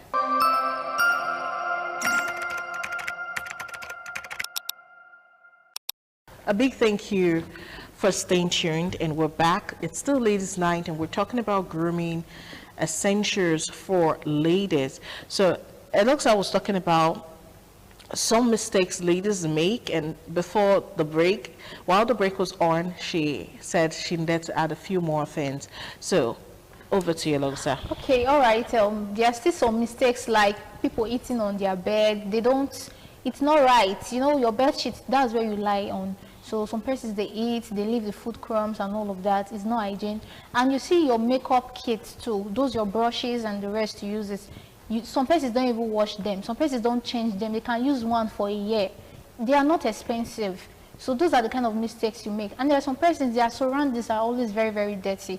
When you see them outside, they dress very well. But when you get to their houses, when you get to where they live, it's a mess. It's so dirty and littered. So you have to take care of your environment. You have to take care of your surroundings. You have to take care of everything. Even the one people see and the one people don't see. And there's some persons that like trends. They see this clothes, wow, it's trending, let me wear it, let me buy it. So you don't even look at your body's size. You don't look and say, okay, if I wear this clothes, how is it going to be on me? Will it fit? Is it going to, not just all about trends. So those are the kind of mistakes people make. You look at what fits you. You don't just wear clothes. You also look at the way you combine clothes too. You combine your bag, your shoe, and the rest. So there are some ladies, they don't, so far it's trending, so far it's on board, they just want to do it, they just want to follow the trend. So these are the kind of mistakes a lot of ladies make out there. Interesting. Now that you've mentioned wardrobes, you've talked about clothes a bit, I think I would use this opportunity to ask, what are some of the things every woman, every lady, every young girl out there must have in their wardrobes to pull off certain looks flawlessly, effortlessly? When they call you for an interview, you would have something. You're going to church, you have something. So what are some of the essentials you should have in the wardrobe? Okay, now as a lady, you're supposed to have your sanitary pad. That shouldn't be something that anytime you need it, you negotiate it. You need to have it in your bag. Anywhere you are going to, always go around with it. And also you have to have a makeup kit, even if it's not expensive, even if you don't have the complete one. As a lady, you have to look good. There are sometimes the duty calls, like you just said, you're going for an important occasion. You don't have to start looking for a makeup artist. You can just quickly do a light makeup. You need all of that. And also you need deodorants, you need perfumes, even if they are not that expensive, but you just need those sprays to smell good. When people see you, when people feels you, they pass you, they feel your smell, they'll know, yes, those are the things that boost your self-confidence. Those are the things that makes you perfect. Even if you are not 100/100 perfect, you're not 100% perfect, but those things, they boost your self-confidence. When you look good, you know, yes, you walk with confidence. So those are the kind of things a lady is supposed to have. You need to have a black shoe, a black pants, that's a trouser pants, a black shirt. You need to have a good wig. Talking about black shoes, black pants, black bag and all, as a lady now, when you have all of those, it does not select black. You can use black in any occasion. When duty calls at any time, when you have any events you're going to, you can easily use black. It does not select. That's why I'm advising ladies that you can get black. You can get black shoes, black bag, black pants and black whatever. And also you can also have a good wig, even if it's not that expensive. It can be a braided wig though, so it doesn't mean you have to break the bank for you to achieve all of this, for you to be good, for you to look good, for you to look perfect. No, you don't have to break the bank. You have to cut it. You can cut it according to your material, you can cut it according to your pocket, but you need to have a good wig. You have to look good as a lady. So these are some of the essentials you must have. Okay, two questions in one, so that we can call it a wrap on today's edition of the show. How does this old grooming habits, some people tell you it's vanity. There are people who they always look good. Our colleague goes like that, even in the house. She has taken grooming to be a lifestyle that even the house clothes she wears are fashionable.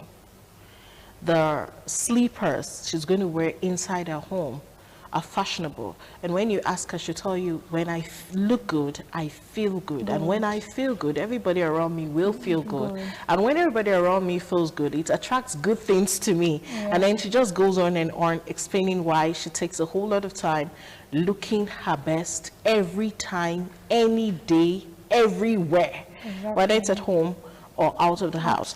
Or is grooming so important for self-esteem and confidence? Exactly. I said it earlier before. It's very, very important, and it's very vital, because it gives you that, like you just said about your colleague. She said she feels good about it. Yes, it makes you feel good. It makes you feel perfect. When you walk with confidence. You walk with excitement. You smile when you know you are looking good. There are some persons, they know what they are putting on is not good. They're not too comfortable. You see them dragging their clothes, you see. But when you are good, when you know you look good, you smell good, you smell nice, it boosts your confidence. It gives you that boldness. You walk with courage. You walk with pride. Yeah, so I feel grooming is very, very essential, but not you breaking the bank, not you going out of the box to say, okay, you want to look good. You can look good on a budget. You can look good on a budget, yeah. Okay, but for monthly, we've talked about general investments as regards grooming. You need to have a black shoe, a low one, a high one. You need to have a shirt.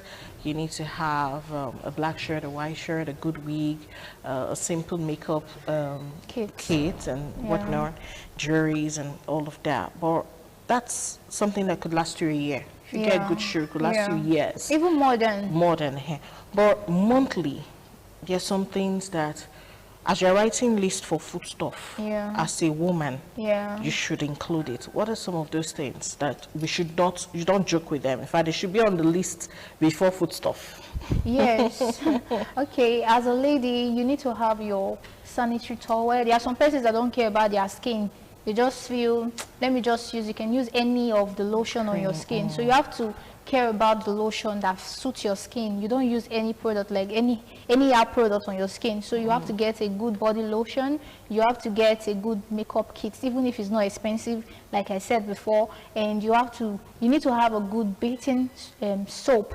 Yeah, you need it. Very important. So those are the things you should be adding whenever you are going to the market, as you are putting the ask needs and food and all of that. So you have to put in all of this. When you are going to the market, you want to shop for your house, you want to shop for your family, there are some essentials that you shouldn't leave behind for your own self to look good. It includes your body lotion, it includes your... See, panties is very, very important. See, there are some persons that they can wear one pant for 5 years. There are some persons they don't even care about it. Your undies are very, very important. As you're buying one, when you buy one this month, you buy one next month, before you know it, you have many of it. So you also buy fruits too, very important. It's going to help freshen your body, gives you a good body texture and the rest. So also you need to get some...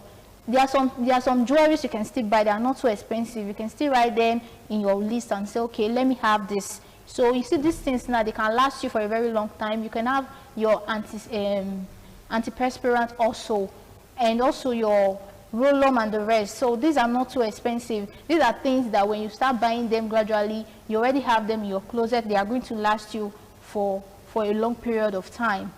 So, and also bra. There are some people, they can be using one bra till God knows when. They can wear it every day, even without washing it. They don't even bother to wash it, or they just wear it like that. So you have to start making plans for all of that. As you are going to the market, you want to shop for your family, you want to shop for your home, so you still have to get some of all these things for yourself, add them to your budget every month. By the time you start making plans for all of this, before you know it, you've already have 5 bras, you've already have 6, you've already have many undies, as so on and so forth. And also toothpaste, don't forget. So there are some persons, they don't really bother. They say, I can use salt, I can use this. Toothpaste is very, very important. You need to, when you are talking, your breath must be very, very good. There are some persons where they are talking to you, you just look for where to hide your face. So you are looking for where to, oh yeah, I can hear you, I can hear you. You're hiding your face just because of bad breath. So you don't forget to always add your own personal hygiene kit to your budget whenever you are going to the market every month. They are very, very important. Thank you so much, Hello Self, for your time. Welcome. It's been an enlightening and interesting conversation right here on Ladies Night today. So I did learn a couple of things. I cannot just go about living my life without having some things in my wardrobe, and that's where the grooming starts from within. It starts from taking care of your home. It starts from checking the underwears you wear. That one shocked me, you know, and then taking care of your surroundings, and you can now begin to also cater for your appearance. I was even shocked that fruits and vegetables inside the grooming. Yeah, you need it, so it's very important. For your skin to glow. Yeah, there's some persons, they don't even bother. They just eat, swallow, eat food, strong food, eat vegetables, eat fruit. They are good for your system. They are good for your skin. Yeah. It freshens your skin. And you look fresh. Yeah. And good. Yeah. No, exactly. I've seen some skin that you want to eat the skin. Exactly. It glows. It glows as if it's mirror. It's a mirror, yeah. Well, it's all part of grooming. You don't really have to break a bank to do a lot of things. You don't need to break a bank to bathe twice a day. Yeah. You don't need to break a bank to use roll-on before you go out. And if possible, maybe before you go to bed after you've bathed, just so that you feel good and smell good. Then when you start buying all those things, you can even take it further by reading the components of these things you're buying. Roll-ons that have too much of aluminium in them are not good. The research said they can cause cancer, and then you can take it further and say, okay, this product might be very expensive, but it's not safe. Oh, this one is very cheap, but it's not safe. But first learn the habit of using these things. And after that, you start also learning how to pick the healthier stuff as time goes on. You cannot be contemplating between tissue paper and pad. Exactly. Monthly as a lady. No, the risks are much. And then you now, when you've taught yourself that you have to use pad, you can now start talking about which products are better for you. You can use pad and you start having itching. And there are times some people might not even need pad, they would rather tampons, which are fine. So you cannot be using tampon when you want to use the toilet, you've taken it out, when you're done, you now put it back. No. So just learn the basics. Get certain things. Eloxa said you need a black shoe, a low one, a high one, it's versatile. It can cover all occasions. So when you have parties, you bring out the high one. When you go official, you can use the flats. You need a black pant trouser and a black jean. She said you need a black shirt, a white t-shirt, a white t-shirt as well. And she also talked about a good wig. 1 week, whether not braided wig or that bone straight, but she just look good. It'll be fine and clean. Exactly. Okay, so get one of those, and you can always use it for very important occasions. And if you don't want to use your natural hair, if you must use the natural hair, keep it clean. All right. And personally, I will add that your monthly essentials should include money for your hair. So money to buy the product you need to wash it. The money you need to go to the salon to cut it, the money you need to go to the salon to make it. So include it monthly. Don't carry your hair like it's pregnancy. She mentioned that earlier, so I'm just for the buttressing. Grooming is very important for confidence. It's very important to attract good things. People see you first before they hear you. If you look like your problems, they're going to treat you like your problem. Exactly. Look good, feel good, and win good things. I'm Daisy Leah Sakidi. Thanks for watching. I'll see you again next week. Bye for now.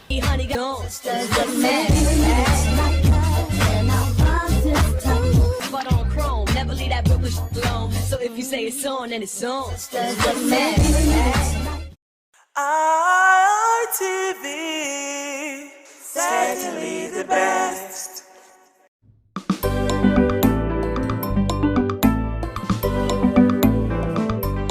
Thank you very much for joining us on the program Healthy Living. What is the kidney? The kidney is an excretory organ in the body which is for metabolism. Tuberculosis affects many organs in the body, but the common ones it usually affects is the lungs. Epilepsy is a neurological problem. Okay. It is an injury in the brain which causes someone to begin to convulse, to go into fits. It is curable, but the cure is a long-term thing. If you eat well and avoid those risk factors that will make your immunity to be down, then the risk of contracting tuberculosis will be reduced. If you're healthy, then you're wealthy.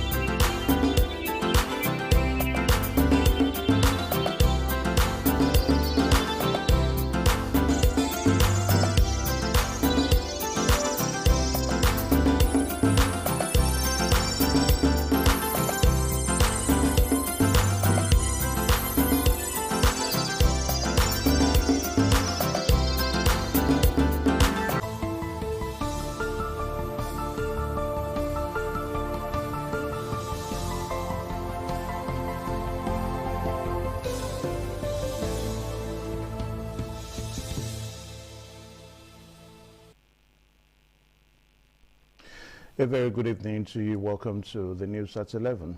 My name is Evan Sunokugi. The Assistant Inspector General of Police in charge of Zone 5, Mr. Mode Agmonika, on Monday formally handed over to Patrick Edel as the new Edo State Commissioner of Police. Adezi Ibe reports that the handing over ceremony took place at the headquarters of the Edo State Police Command in Benin City. The report is presented by Joy Obaisiagbo.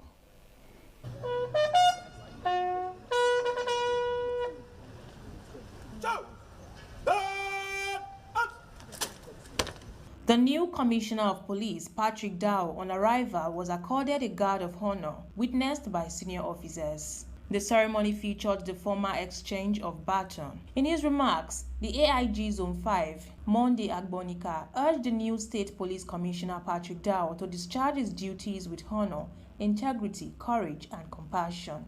Today, Edo State proudly ranks among the safest states in Nigeria. These achievements are not mine alone. They belong to every officer and man of this command who serve with integrity and sacrifice. As I take my leave today, I have one request: do not relent. Continue to serve with honor, integrity, courage, and compassion. The new Police Commissioner Patrick Dow pledged to build on the achievement of his predecessor. He said he will operate an open policy, pointing out that policing is for everyone. I want to assure you that we will build on the successes that have been recorded by the Agbon CP. We will intensify our crime fighting approach. We will fine-tune them. And more importantly, I will ensure that every policeman has respect for every citizen of Edo State. The new police commissioner hails from Benue State. From Benin, Joy Obaisiagbon, ITV News. In the meantime, residents of Edo State have tasked the newly deployed Commissioner of Police, Patrick Dow, with the urgent responsibility of tackling insecurity and restoring public confidence in the state's security architecture. They want the new police boss to pay particular attention to kidnapping in Edo North and other areas affected by criminal activities, while strengthening collaboration with communities and traditional institutions. The report, again by Adezebe, is presented by Ofuri Aneto. The new Commissioner of Police, Patrick Dow, has assumed duty as the 51st Commissioner of Police in Edo State, taking over from Monday Agbonika, who has been elevated to the rank of Assistant Inspector General of Police, AIG, in charge of Zone 5. With the change in leadership, residents are setting clear expectations for the new police administration, particularly the need to intensify the fight against kidnapping, courtesan, robbery, and other forms of criminality. For political activist Ogemade Godfrey, community participation will be critical to achieving a safer Edo State. It's to collaborate with the communities when it comes to community policing, to checkmate crime in society so that the state can be free from crime.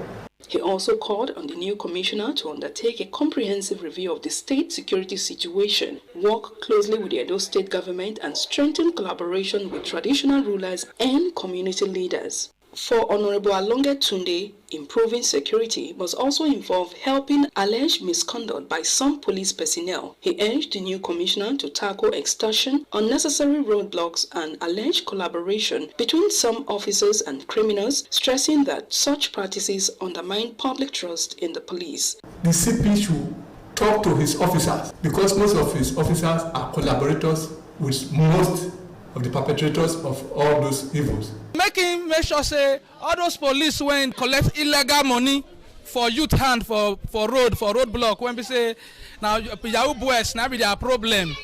Make him talk to them so that may not go cause problem for ground.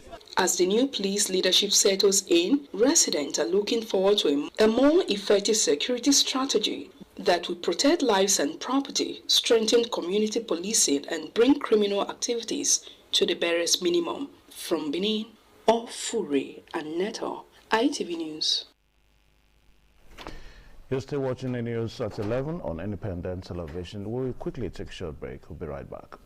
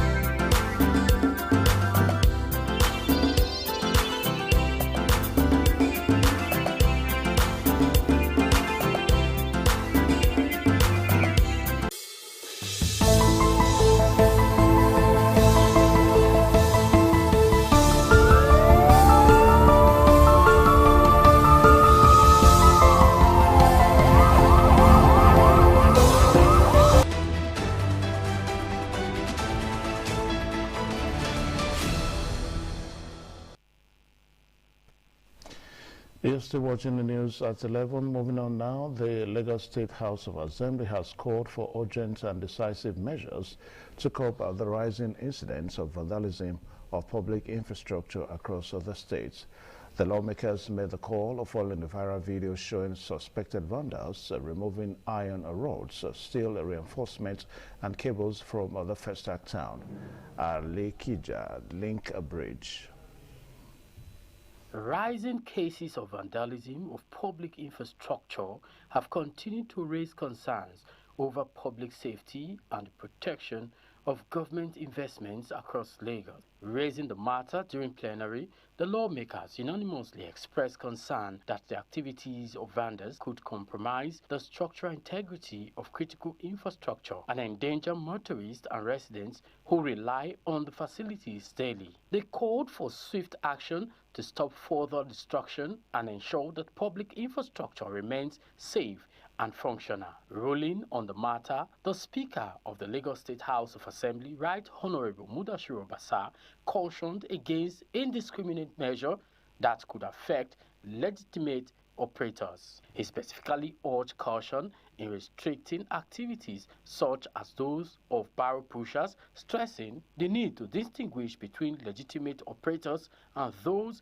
involved in criminal activities. It's kind of a chain of events that we need to solve one so that we can solve the other one and get results from the last one. You can't just pick one and abandon the rest of them.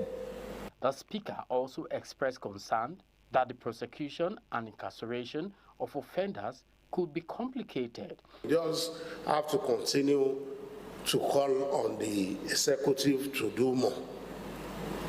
Because where there's a fear of making arrests because of where we have to keep them, it's a challenge. At the end of the day, the criminal will now become victim. Honorable Obasa further called for improved standards and increased capacity within the Lagos Neighborhood Safety Corps, urging the Corps to strengthen its role in identifying, preventing, and reporting acts of vandalism. The motion was moved by Honorable Moshood Aro. From Lagos, Ibuji Korea, ITV News.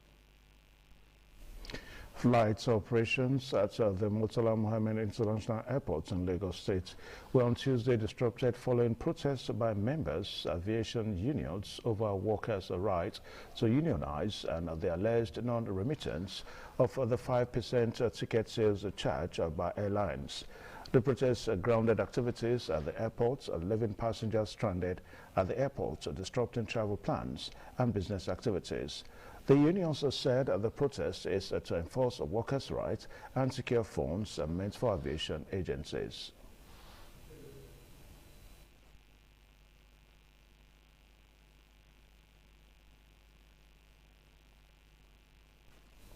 And away from that now, the Independent National Electoral Commission, INEC, says sensitive election materials have arrived in Osun State ahead of Saturday's governorship election, with over 30,000 NYSC members available for deployment as ad hoc personnel. INEC says the sensitive materials, including ballot papers and BVAS devices, are secured at the Central Bank of Nigeria and will be removed to local government areas and registration area centers before the election. More than 25,000 security personnel have also been deployed, comprising 15,000 police officers, 10,200 NSCDC personnel, and about 100 EFCC officers to secure polling units, electoral officials, and residents. The military has also taken over security at the INEC headquarters in Osogbo, with armored personnel carriers deployed to reinforce the operation. With 2.3 million registered voters in the state, INEC says it has completed 12 of the 13 activities on its election timetable and is fully prepared for Saturday's polls.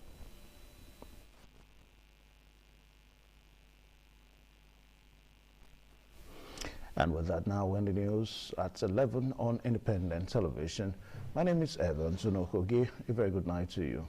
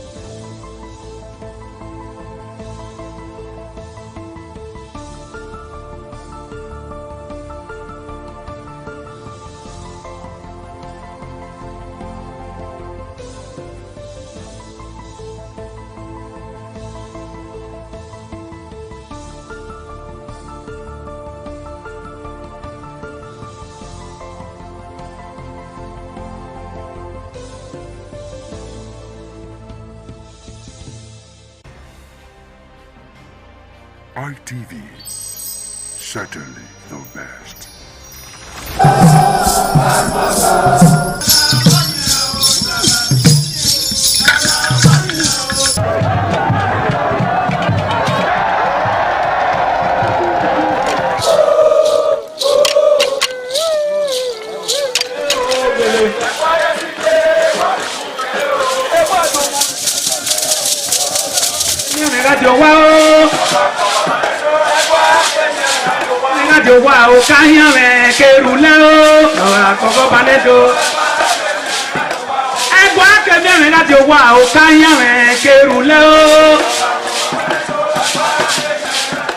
Omonomba Nedo Ukwakwalopolo Ewai II, Oba of Benin, performing during the 2025 Ododua Festival.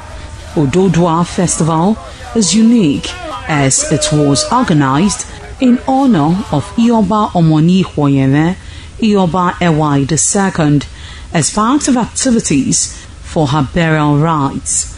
The rich traditions and cultural heritage of the Benin Kingdom was showcased when His Royal Majesty Ewai II engaged the floor to perform during Uge Ododua in the palace ground in Benin City. In the dance performance, the Ogbelaka royal drummers supplied the needed impetus and rhythm for the dance. However, tributes are paid by the head of Benin deities to the monarch, who was the cynosure at the events. The event can best be imagined as the spiritual rejuvenation, stunned, spectaculars and guests at the colorful ceremony. 7 masquerades representing 7 spirits and deities conveyed different meaning in company with the head of the deities of Benin, with the Oba of Benin, who exhibited a grand cultural dexterity in his dance steps.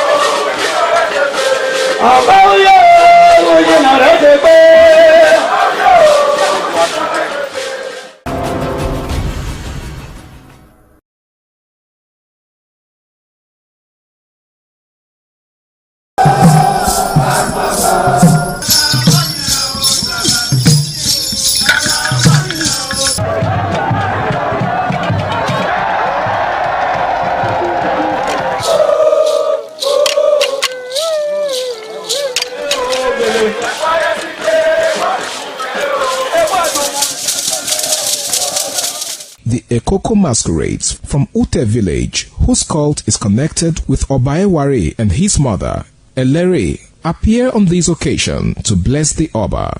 Ekoko is a ritual masquerade that dances to please the guests and the Oba.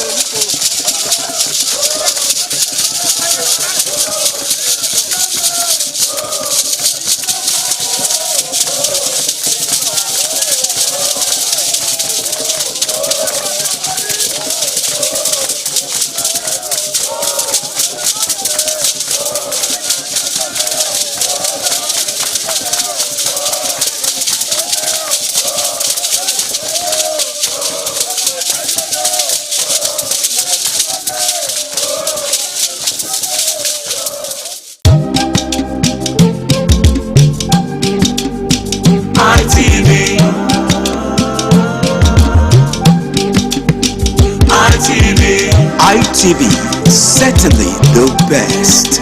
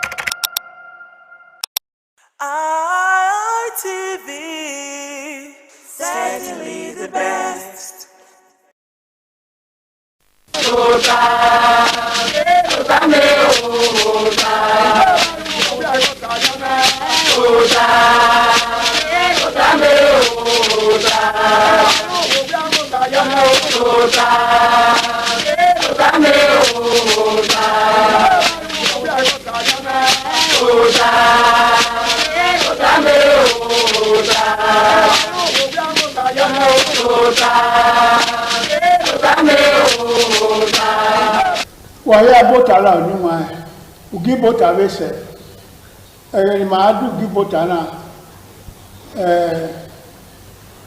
du la no kwa ya de mode ma ya du gi ugi bota de na ni wa okay ka bo akan ma ya fe sisense kate ave okaigeli iredu no mono ba gbe na tie ona tie ya fe ya na gba begwa eni ya fe ma gwa kan ni wa no ogun ni ara ogun egwa yebe na ore ma wo tan re pastor kabaru namure iredu no wo me wa be ne re kai wa be idayo wa bi tota ofun igbo sa ogbago yaro oba atokpe ise owele wa re ti ma re Victor Gisugbe Edona uzomo wa weseri wana gbe hokoto ya dan he ewen matare urana kugbakere osole gbonu fi honu wa ya hene wa be anu na lele oba atokpe ise me o sa boss je no ye no le do ba yo fa re do ya fe ina be ha ka gbo ni ye worldwide be go to wa ya fe o sa ba no je mani ma ya fe ise oba atokpe ise anyway re ma gbo ka wọ́n wá wọ́n kà á lè dìde rẹ̀ ẹ̀dọ́ ọ̀pẹ́ ìmàkẹ́yìn ló kà á ẹ̀ ṣùgbọ́n láyé tó ta òkìkí náà mọ̀nàbọ́lá jìnnà kí ẹ yá fẹ́ kéná yáyù láwẹ̀ náà kéná má yáyù láwẹ̀ wọn láti àwẹ̀jọ́ wèé ní agbá òde ní agbèrè ní orí yé ẹ̀ lámẹ̀kì náà dọ̀lẹ́ yẹ̀ sí ẹ̀mẹ́ náà ní wọn ẹ̀ ọ̀kẹ́rẹ́ yìí náà kẹ́kẹ́ náà ká yù wà ọ́ na miewe ezo no ro luwa we dadu wu orewo dadi gwe onu wa kan yi keke ade tewe oto na we kin inu oto na kin inu ya niyen ma ewowo inu ya niyen ma don we ewo don we ye inu ya niyen ma oka ewo ka oye inu ya niyen ma loge ewo loge ye ena ya fe ni wa e ma ho na gwaka wọ́pọ̀ ìwà ní ẹ̀rùdáwẹ́ ọba máa ọ̀kàlẹ̀ wúwẹ̀ yìí lọ́kàlẹ̀ iná bá máa wọ́n ọjọ́ wẹ́ ọ́lẹ́wẹ́ làdíá ọ́lẹ́kọ̀ mẹ́jọwẹ́ làdíá ọmọ akẹ́kẹ́ ló fi èkè gbọ́dọ̀ wẹ́ ọmọ akẹ́kẹ́ ló fi èkè gbẹ́wò ní wọ́pọ̀ ìwà náà èmi ni ọmọ adé yọ ní wọn sẹ́yà ó tẹ́dọ̀ máa ẹ̀kẹ́ náà láì ọ̀rẹ́ ẹ̀rí náà rẹ̀ èdánwẹ́rẹ́ wò láti ẹ̀ máa kẹgọrẹ akẹjọ adé kẹgọrẹ wẹka adé kẹgọrẹ rọgba adé máa ń kúrò tẹ máa la ọrọgba ya kàn sẹ Èkó anábòkó anáàdé Ghana ẹwọn àti ẹgá anáàdé Sierra Leone ọrọgba ọyẹn ni yàfẹ wà ní ẹdẹdọ Dahomey ọnáàdé ọnáwẹyẹ ìwọn yẹn Dahomey ìsí Dahomey òbí sàrà àná ìyàwó nọwé kan kó ìyókòrò bí ẹdùn pààrà ẹ̀yìn àwọn ọ̀rọ̀ láti ìwádìí Dahomey ìsí Dahomey ọlọ́dọ̀ ó pẹ́ ìrẹ́ ìyẹ̀wò ahóní àti jìnnì republic alákòóyọ̀ níwọ̀n wáyà sí ní yàfẹ́ ẹ̀yìn náà wẹ òwú akẹ́rì mmanú ma ọkẹ́kẹ́ ní wà mmanú wà ọ̀kàrí èyí láti wà bá oto wa ra ni gbu wa pa ore wa kin ese inu na ifian egwa wa ifian gbu wa o ko le ma ho so ba ni ko la wona ise o ya ni ma so to ne bo wa yi yen na so to ne ko ta yi eyan ri mo ko bo wa ri be ni a ko ni ma ne gele re ni a ko ni ma ne kẹwọn re ni a ko ni ma ne madagbayo re ni a ko ni ma ne ni ya fe re ya se iko ali ma ilẹ̀ ẹ̀wù ni máa ń yá ẹ̀ èyí náà yàfẹ́ aláwọ̀ náà gbà wò dé wẹ́ òye ẹ̀ náà tẹ́lẹ̀ pásítọ̀. dọ́mọ̀ sá ilé ìdùnnú ọwọ́ wà bẹ́ẹ̀ náà ká wà dáhùn ẹ̀ ní rí máa inana bino ya gwa kame imwina ore okagele ndawe denize no kagele nare evo nana mie igele veni wa be dion ga itota yo gwe dion a kenana due ikoge no wa igele na agie ni ayawe uwu imwanigaro agie ni abode no yiyoko oge ehuni nu dana miewe de mi na iga sunu emi wa edioma aberima iyeseti gijoha iyeseti gije kenuguje a na ya igo kenana miewe igele lade obona emi wa edioma bi lade oboropa na wa yo bo waruwa oya de tota oro ara miewe igele mi ebu ya felo so pin ya me ọ̀ka lótù nàti ọ̀ka igele so pa ọ̀ka igele ni ọgbọ edioma abe ni wan idu iko na ya eni na taba yeke pa ya gwe igele du ko we eme no la dia be ike ni wan no de na ke o geni so pa aga zema no ga ke o asefeni no ya bode opiano erike na dionia o etochi no ya ka bode wa mi emi yesu no isun la nia kebe meme odomomu ya sun re asefe ni bun e mo domomu na nia ni bun na yi mi ewe ya dun ya mu na te kidnapping e ka gele no ra se be ni wa vigele la wo abe owe aba video e abo we aba la wo ai te mi ere e yo domomu ni ki ase ke wa ya se e ki oba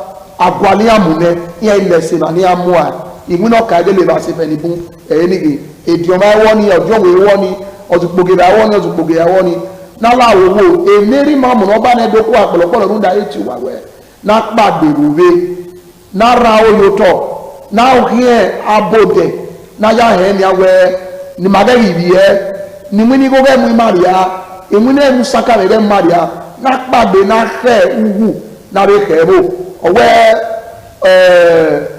amiewe òwúnọ́ na amiewe iyọ́ta ọ̀rálẹ̀ òwúrẹ́ ọ̀sẹ̀ ẹ̀dùn àtọ́pẹ́ ọ̀sẹ̀ èyí wa wà ẹ̀ nọ́ta ọmọnà bá tí awọ kàyè lè yá fẹ́ ẹ̀zẹ́rẹ́ ní káàtà sí alágúnyàgùn ẹ̀rìn látàmì ẹ̀yà ẹ̀ lè dádọ̀ ẹ̀kọ́ ìkẹ̀lẹ̀ òwúlá ẹ̀dádọ̀ awọ kàyè lè wà ní ọ̀hẹ́ kìlù wà tó bú wà rẹ̀ kùgbé wà yá amẹ́kọ̀ọ́ wà á do ọmọ ìkíni wà á náà dúẹ́ wà á kí ààrẹ ní wọn wà èkó èso wúwọ́ wúwà yà ní wà èkó èso òtọ́ ni wà á kí ààrẹ ní wà á yà kókò gbá ọ̀rẹ́ èkèlú wọ́rẹ́ ẹ̀dọ́ lá òtọ́rẹ́ ẹ̀dọ́ state kẹrẹ kátíkátẹ́ Benin City dèkìnà lá lọ́dẹ́kàn òdẹ́zẹ̀ sápẹ́lẹ́ gbáràn òdẹ́zẹ̀ mìíràn gẹ́lẹ́gẹ́lẹ́ òdẹ́zẹ̀ ẹni ìyàfẹ́ ayamumami mae mahe nyane maso nya we nya nyaba nya ami mae esoro wo wedere wo ka o gelegele nya makwe na mwe yo wae pe gelegele iko eni were ba nya uzon we nya wanya mae wo pe nya ke ariba but supa nya nyato otene bizu gbezo dɔmɔ a b'a wawɛ se a bɛna yunu kan na a ko wa sɔn ɲɛnɛ o tɛ ne ta bangɛ kavari ɔna o tɛ kue mu wa hɔn wɛ iyɔ tan olowo mina wɛ a ye tɛ nia wɛ ɔkari tɛ do yi wɛ ɛkpɛ ɛmu ɛwɛ idun wele ne gbɛbi yɛ na nia iyɔ tan na do alowo ɛkpɛ na do amu ɛwɛ idun wele. Wọ́n sì gbé ìbéèrè àná òfurufú náà àtìlẹ́yìn wa náà àmàtí èyí kwárò náà ra òhun àmúmi náà ọwọ́ èrò òhó rà kọ́ yé nà wọ́n bá anami ewé ẹyin gbèlè náà gbèlè pàgbèrè wé lónìí màá sí wọn dédégbé wà pàgbèrè wé wà rẹ́ ìrí ẹ̀ yẹn náà pàgbèrè wé ọ̀rá lọ́wọ́. Atemiwe ogodo mu obu no wado gbe na gbiri na atemiwe do vewa otedo huda ọwẹ do yuma sopọn ẹwọn pa ẹyin ata mami rí ìmọ̀lágẹ̀lẹ̀ kùkùgbé huda wẹ akókùgbé ọ̀rọ̀ agbówẹ́ namanase ti bù ẹ́ akókùgbé ọ̀rọ̀ agbízẹ̀ nẹ́gẹ́ náà fún náà ahùkwá mami ọ̀rọ̀ ọ̀pá ọmọ ọmọ àbòwò òwò ìṣòro tọ àmì owó ní ìsẹ́yìn mọ̀mọ́ òwò náà ayé ọ̀tọ̀ ó máa lè kí wáyé ọ̀rọ̀ wẹ́pọ̀ wa fún ìdọ́ ni yóò ní tùtì abẹ́ ìka ìrèlè náà bá zẹ́ ọba máa ń wà ọba yẹnu mùsùn wà ìbò ọba àdọ̀lẹ̀rò àárín wà bá ọ̀rọ̀ àmà máa ń yẹ fún wa láti yẹ gbẹ̀rẹ̀dógún ẹ̀dọ̀lẹ́rò yìí ọ̀rẹ́ wẹ òfin ọ̀pá nọba mẹwẹ ẹyin èyí mi rí ó ní kẹnu kàfù wẹ ẹkọ èmi ìwé yọ náà ta gẹlẹgẹlẹ àbí kíkì ní wá ilẹ̀ ga ọdún náà wùrà mìíràn ọ kàkẹ́ ìrìnmẹ́tẹ́ mu ni ọ̀hán mágbọ́n yìí yó ìrìnmú mú dáná rẹ gbà mí ìyẹ́ pòpá ara mu mẹ́ ọlọ́gọ́ tèmi ẹ̀ mílíọ̀nù ẹ̀rọ àfẹ́ gbọ́làdìyàn kẹwàá ìpànìyàn dẹ́rẹ́ náà mi ẹ̀ wẹ́ ọdún pa ta ìwé èmi sùn ìwé ni àwọn ìrèlè yíyan fẹ́ làdìyàn yíyan lágẹ̀lẹ̀ lẹ̀ mú dáwẹ́ yíyẹ lọ́ọ́ ha ọ̀hún yàn ẹ̀rọ ìwé náà bíọ́ náà yòówù rà wọ́n tọ̀ wọ́n èké ní ọ̀tọ̀ wẹ́ la wọ́n èké ní gbò ewé ràyò ọlọ́tún ẹ ọ̀rẹ́ ìmọ̀ àwọn ọ̀rẹ́dẹ̀gbẹ́ nìyà òru yẹn sẹ̀ ti ìhà ní sọ̀wẹ́ ẹ̀ sẹ̀ ti ìhẹ̀wò ẹsẹ̀ rẹ òru yẹn là ìhẹ̀wò sọ̀rọ̀ na sɛ ɔmotɔ wɔ motɔ ɔrɔ yeke rudɔ mi wala hɔ enyi mi na ma do yuvie mi wa kiegudegbe wɔ na gɔba dɔlɛ wo yi ɔba atɔkpɛ yi. iṣẹ ẹyin wa ya ìwà ẹyin matana awo kayele ẹ ma bọ gbogbo na ọsẹ gbigele ewọ ọsẹ gbigele ewọ ọsẹ gbogbo wa ni a ni wa ẹ ma na ta na ni a wa kugbe e ka wo gyan no idun no e wo no ku we no ka ye lo we ye unda wa gun le ba me uwu o we da doge e kinu wu la we nu wo wa fi bo la o kekan we wa gu e kan e o ko wo wa marie hana o ko wo wa do mi we o ko wo wa adodo wa mu o ko wo re e kinu wo re do la a o na gun akana na mewe odomo omuma idu na wa mu yi no nuwa okugbe be no ye na mewe de okon inare amadu mama ile ko awowa wa ile ri do anu lebuku ya Oyabuja ma do lo wa yi mo lo ba yi ta o wa do ni wa to lowo de mo ya kan ko re ne de eya yero ìyẹn rẹ̀ nìbọn wí nẹ̀ sọpọ̀ ara gba lọ ara mìíràn ìbíní lọ́rọ̀ àmìíràn náà yà á mú ìgbé ẹ̀ẹ́nù wẹ́ yà rọ eré odò yà á gbọ́ ẹ̀ oge fà kan wọ́n wà dùn wọ́n wà rẹ̀ wò ọmọ sùnmù dẹ́ ǹda ọba ọgbà ọ̀rẹ́ ẹ̀ màyàfẹ́ rẹ̀ èyí náà wé náà rò ẹ̀ á rò kátékáté ọ̀rẹ́ náà sùn sí rẹ̀ ẹ̀wò náà ose gẹ́gẹ́ gbuwa ima wa yin wa dado re yiku gbagba ni ye ogba na mi we ku gba no ari gba ni ara ri osisi dawe ba we ara ri ope ya fi umo no re eni yabu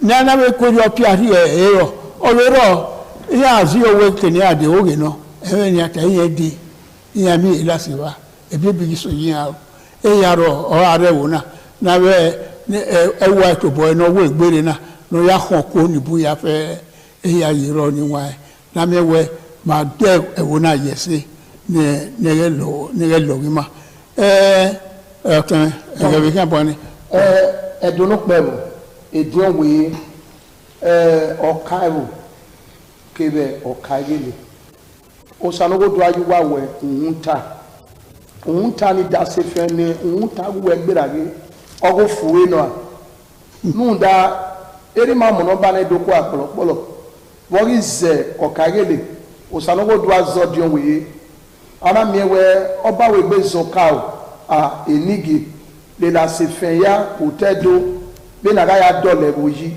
no na ya fue o tornado bi we bi mala agege fue akine ya ariwo ye po be na mana be o we oligi wezo ma si otebu una ege na ya miewe ogagi seve e mono ride wa do awre gbe gui kawe a ba isi ayo to ke ma e ke no ma ke ni afi unji ya ga fi uyo ebe soro no kaye leje ebe ya kaye leje ne dio weye anu kadapila la pisen na dolu poji so para fi enu to ebe soro ro owe nu we ka be otene ka e ba we ekwe no be pe adu amu egbe wo ka do egele unda na ye igele ka ni ki abode mekin menwa emegbejo aleba asi amen di adu yo babo eni ni wina no ka ge na begele ki eni na la wo eni ma ti wa o ma do bo ti wa o o be ke wa emi ze no salo bana zuwa yira le me na sa wa ka we ina no ko te are ye gburo la wa ara enye janere yo aladi ababa iwe na rijena ari mi ma no hode no wa bode ebe ne de da dudun ake ode da de wa hode so de da de e wa hode ni meje ugbokun gi e wiki ni ugbokun dare one ebe so wa ro ugbokun gbe agbo gbiyan ojira alara ya dunya ni ifano ibi ara ya bi e imuna ni amuna be de gbe na ya ba so ya re yanya era bi ma la dia ya ka no wa ru gbo no gbo wa so gbe ka e ma no ba ko de ogbo so wa e ke fuge ogie e ya wa ro awa won yi abosi mo bo ana do mi ewe na so ni ide na ga mu ni ya ni mo so agiga ime so won o sa ba ge na agiga ri na ba mo position na were na ro ana do mi ewe ona do yoto ye so ro be mo na ko de re dugbo baba ko de ade ko le wi ma de na so ye ipa da kota ya ri oba fi ya ira ko oba fi de e mato sa ko ni amu ugbo so e governor se oge de arun we ni agbe no sisi ni ayo sisi gbe o governor so oge de na ayo sisi gbe o la run we motorcycle ama wa na ege na ide am ni we e mai do akode odugbo ara ga mu ni apopo lare we mu gbe ugbo bia lare we mu gbinya won mi nya nu fa no inya ga aka wo do ba yo sisi fia awa wa mu amari do ojo we gbe sa mo so abu gbe sa mo so ade pore inu ne ege le ni ki e wo ne le na ra o do to eyi da se ti suru wa eyi nya mi ayin ya te mi mu na yo to na la o na si mi no to wa morutu ewe madina eto mo eno parutu maria be na do ayo isi gbelegbe na wa bi akugbe nu de wo mama gba mi ma wo de na mi ma wa ni ara do agba mi sika we ya bu edote ara re ra yi ti wa ya gbelegbe na wa megele na wa bi agbe ya o da yin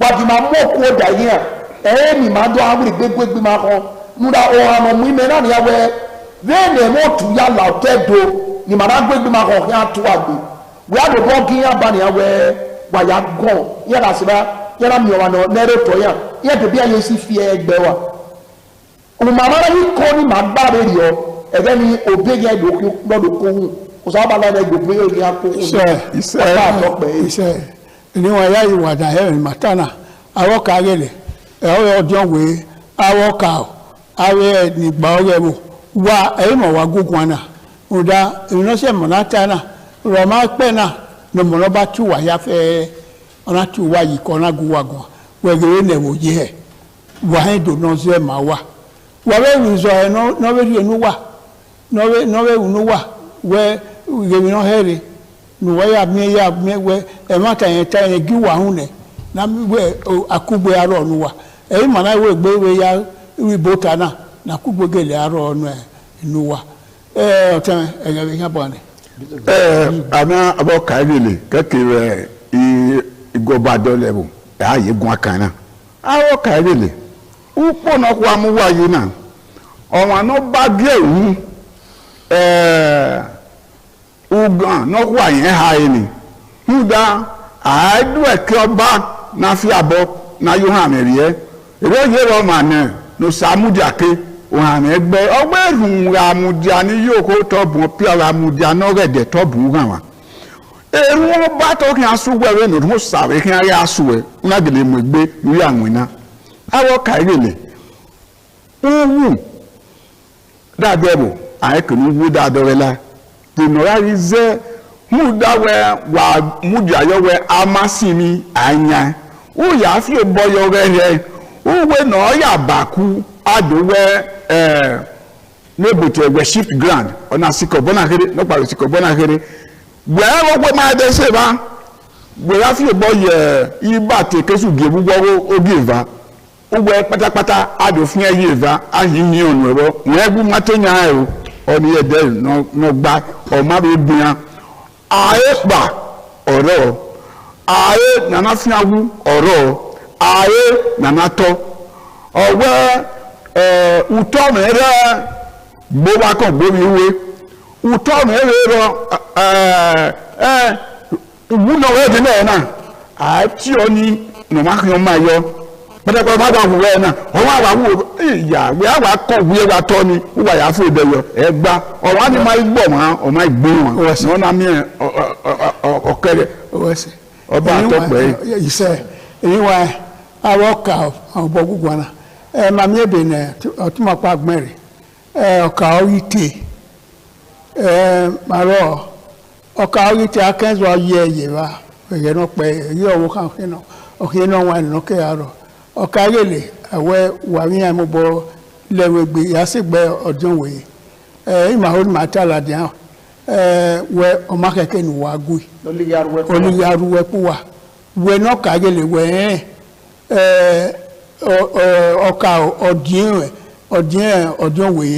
ọdún wòye tó bú wẹ̀ mú wa ní ọpa èyí tọpa ọkà òye ọkà òvé ní búyà fẹ́ ọdún wòye ọkà ayákòókò wẹ̀ wíkú gbé òtútù ọdún wẹ̀ ọkà òye òtútù ọkà ọdún wẹ̀ yé ọdún wẹ̀ ọdún ẹ̀ ní ẹ̀wò sọ̀rọ̀ ọkà inóge arọ̀ ọkà ọ̀rọ̀ ọdún wẹ̀ arọ̀ inóge yà ìzẹ́ ọkà ìzẹ́ ọdún wẹ̀ kìlọ̀sẹ̀ sọpá ọdún wẹ̀ nàkànà ọ̀rọ̀ gbẹ̀dùn ọ̀nà àwẹ̀ mi yóò tó bọ́ ọ̀sẹ̀ èmi yẹn àmọ́ wẹ̀ ọbẹ̀wò náà sọ ọ̀bọ ló mú gẹ̀ ọkà sọpá èyí ẹ̀kọ́ èrè náà yóò náà níyàn ọwọ́ bá kẹ́yàfẹ́ ọkà ọjọ́ níwọ̀n ẹ̀ yàfẹ́ nọ̀ka òye wà tó bó wà nù ọkà nù orí tẹ̀nà wà gbé ọkùtọ̀ àwẹ̀ tó wà yàfẹ́ nà wẹ̀ nà ọgẹ̀ fà wẹ̀ lẹ̀ wọ̀ ẹ̀yẹ ẹ̀ wẹ̀ nà adìẹ gbé wọ́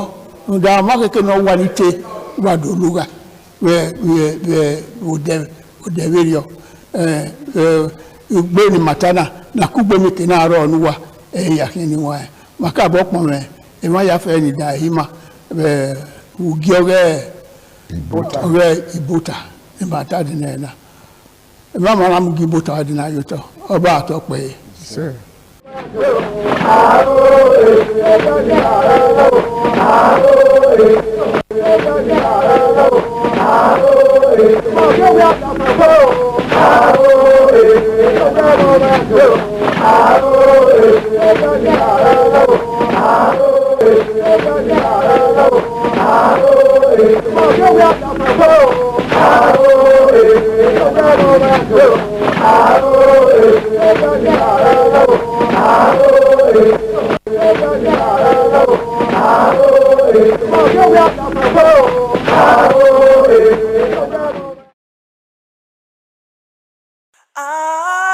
ITV, certainly the best.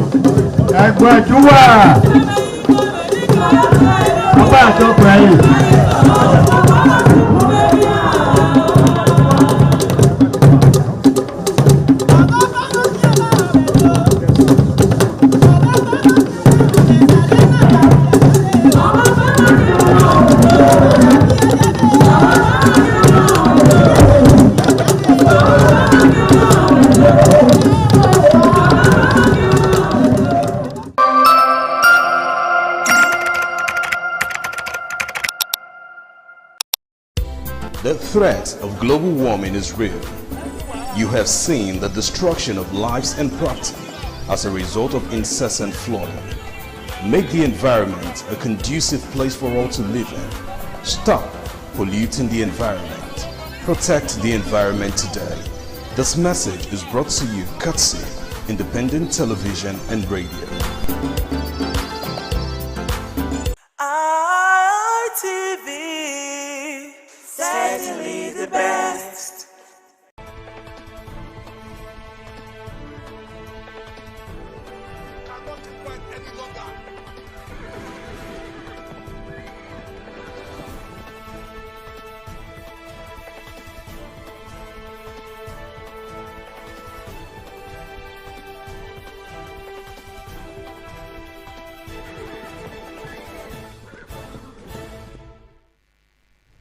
As this morning on ITV, and got to know that we are live every day as we wake up is awesome to see an amazing day, and of course to be grateful to God Almighty for it. From Benin Studio, I am Philip Omo-Gyupo, and I'm being joined by Lawrence Osifo, my co-anchor, who has a lot to talk about today. Well, good morning, Lawrence. And how did you wake up this morning? Good morning, Philip. Wake up on the brighter side, good side. You know, I told you lately I've been having stable electricity. There's something about stable electricity when you wake up, or when you see it, even if you're not making use of it. It just gives you this vibe. It gives you the right start. Yeah, you understand what I'm talking about. Well, good morning, Nigerians. Good morning, everybody. Good morning for joining us on the show. It's TMI this beautiful Tuesday morning. And thank you for joining us on the show. We have so much to unpack for you this morning on the program. Well, it's a new day. Like he said, we are unpacking. Absolutely. So let's get to our Abuja studios where Emeka Iheanacho is standing by. Are you there? Good morning, Emeka. While we wait for yeah. And Lawrence, it's great to see you guys this morning. It's wonderful being here again on the day like this. We have a very cozy weather here in Abuja. I would say a little bit cold, but it's quite lovely. We are thankful to God for being alive and being a part of this day. A lot of things are out there for us to deliberate upon, and I'm glad I'm a part of it this morning. We hope we have a wonderful deliberation this morning. Thank you very much. Thank you. Quite to see you in one piece, Emeka, from the Federal Capital Territory. And good to know, you told us about the weather. You said it's cozy. Cozy. No, Abuja always have a cozy weather. But let's distinguish between what is cozy and what is warm, or what is cold. He said it's cozy. He didn't tell you it's cold. Oh, so more like in between. Okay, but I heard about some coldness in Abuja, probably because of the rain. I don't know what you're talking about. Though, in any ways, I think the import of being cozy, the aspect of as in the concept cozy. Could describe warmth and of course a very, very beautiful ambience. That's how it is. And basically that's how it is. You cannot be in the Federal Capital Territory with that beautiful ambience. Oh, really? Unless it's not the Federal Capital Territory. Maybe you're staying somewhere around there. Okay. In Nasarawa. But we understand that there are various issues emanating from the corridors of power. Yeah. And those basketballs we usually have from the corridors of power in FCT, back forth, and all those backlashes, is enough to make everywhere cozy. Philip, all right, let's get to you. Let's get to you, Messalina Onkwa from our Lagos studio. Good to have you catching on us today. Good morning. Good morning, Philip. Good morning, Lawrence. And good morning, my colleague from Abuja. Like I said, Abuja is cozy. Lagos is a bit cozy. It's a beautiful weather, you know, no rain, just a little cold. And thank God for a beautiful day. There's a lot to unpack, just as Laura said earlier today on the show this morning on ITV. And trust you guys are doing good this morning. Well, awesome, Messalina, and if you ask me, good to see you on the bright side. At least your complexion gives some reflection. Yeah, that it makes it brighter because it's a bright day. We're not going to be dark over here, and she's looking extremely bright over there. At least we have a difference between your complexion and that of Lawrence. Lawrence reminds me of the dark times in Nigeria, and of course, he also reminds me I'm not in the dark time. of the possible bright side. I'm on the bright side. I don't know what he's talking about, but I'm on the bright side, you know. All right, well, a lot has been happening, and we want to see, the elements of positivities coming up, in our polity, most especially recently as we are having this back and forth, and of course this war of words between the former Vice President Atiku Abubakar, who is running for the 2027 election as a candidate of the ADC, and of course that of the presidency over insecurity. Agree with me that insecurity has been a big challenge in Nigeria, and of course we are here reported that the former vice president saying that over 5,000 Nigerians have been killed in violent incidents over the 3 months period. And of course, that was an indictment on President Bola Tinubu's administration. Of course, insisting that security agencies had in the same window by what the president has said that despite the fact that he made such an indictment, but he forgot to also reel out the fact that the administration has, in all it did, been able to, kill more than 13,000 terrorists. And I suppose we have it. It said between 13,000 and 20,000 terrorists have been killed in the same period of 3 months that former Vice President said. And so the presidency also underscores its performance and argued that Atiku deliberately ignored the successes of the armed forces in the war against terror in pursuit of what he described as politics of despair. Or what do you expect as politics? If you ask me, I will always ask, who is the presidency? Because recently it started trendy. Growing up as a young guy, I've never heard of the whole presidency. But lately we started hearing presidency. And who is this presidency? Two people who speaks for the president, Bayo Onanuga and Daniel Bwala. If you ask me, I will tell you those guys are the presidency. Yes, because it seems like that is their mandate, that is the job that was given to them to always counter. See, the beauty of democracy is when you're not doing well, the opposition or people should have freedom to speak. The Catholic Bishop Conference just came out recently to tell, after they met with the president and told the president, economy is not good, Nigeria is not good. Everybody is attacking Onaika for speaking. When we had the so-called purported bishops in 2023 who wore regalias and pretended to be bishop that they weren't, after the day we saw some under the bridge around Mararaba area in Abuja pulling off their regalias. Nobody talked about that. The real bishop now came out to speak. The so-called presidency are now attacking them. Let's be honest, Philip. We are living in Nigeria. You and I, we are in Nigeria. As we speak, here, where we are right now is Nigeria. We're not broadcasting from the UK. We're broadcasting. Is Nigeria really, really safe? It's part of our conversation today, right? Well, we have pockets of insecurity in every politics. Listen, don't forget that. No, we have pockets of insecurity in every politics. We should not compare. And my country, Nigeria, is safe. Nigeria is not safe. Well, Philip, if it's not safe, Philip, how come you are sitting here quietly without being challenged?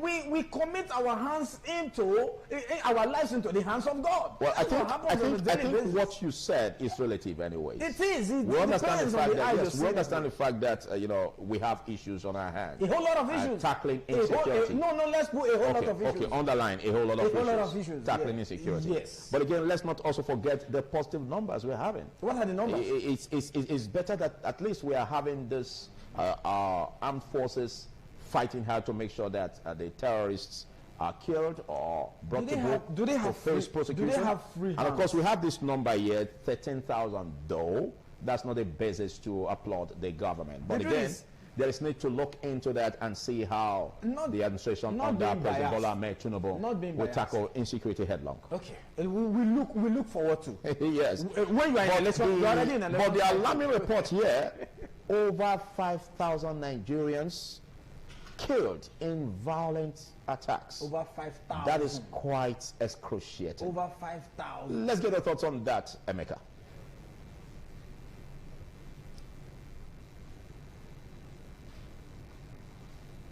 We are worried about the fact, it's mind-boggling revelation, I could say, but the fact is that Nigeria have continued to witness one incident to the other, and then it appears there is no stopping of all these incidents. We are talking about, at the moment, we are talking about many Nigerians being killed. How about those incidents that have happened and nobody can actually give us find out the reasons behind those incidents? We have the killing of an undergraduate in Plateau State. He was accused of stealing a phone and all those, and then he got killed just like that. And then the incident is being looked into.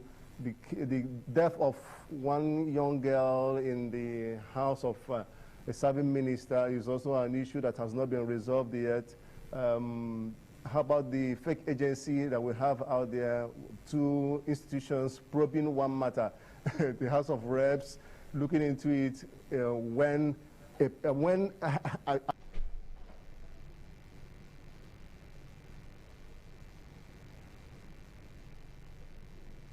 Well, I think one of the problems we're also facing in the country is connectivity. Exactly. It's many problems, like you said. You keep saying things that happen. Say positive things. No. I am a realist, Philip.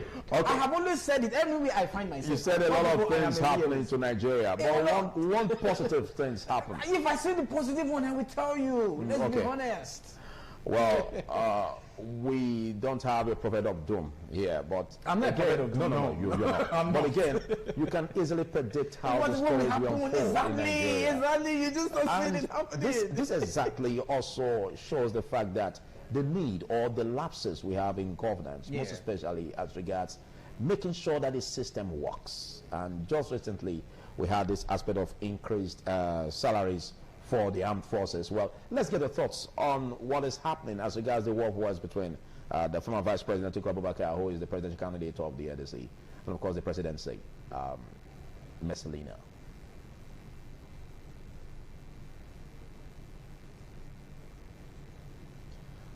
Well, we apologize for the poor interconnectivity on that. Well, I think the stage is ready for you to unfold, unleash, or blast. Philip, the truth is that whether you want to call it blast, whether you call it unleash, anyhow you want to put it. But I am a realist. I've always said it times without number. Anywhere I find myself, I make sure we say things the way they are. The truth is, beyond politics, beyond politicking and politricking, because what we do in Nigeria, we don't even politic, we politrick. We're not playing politics in this country. Okay, let me quickly cut in there and get to Emeka. I believe that we have from time to time connectivity to Emeka. Thank you so much now. Good morning, Emeka. Once again, ventilate.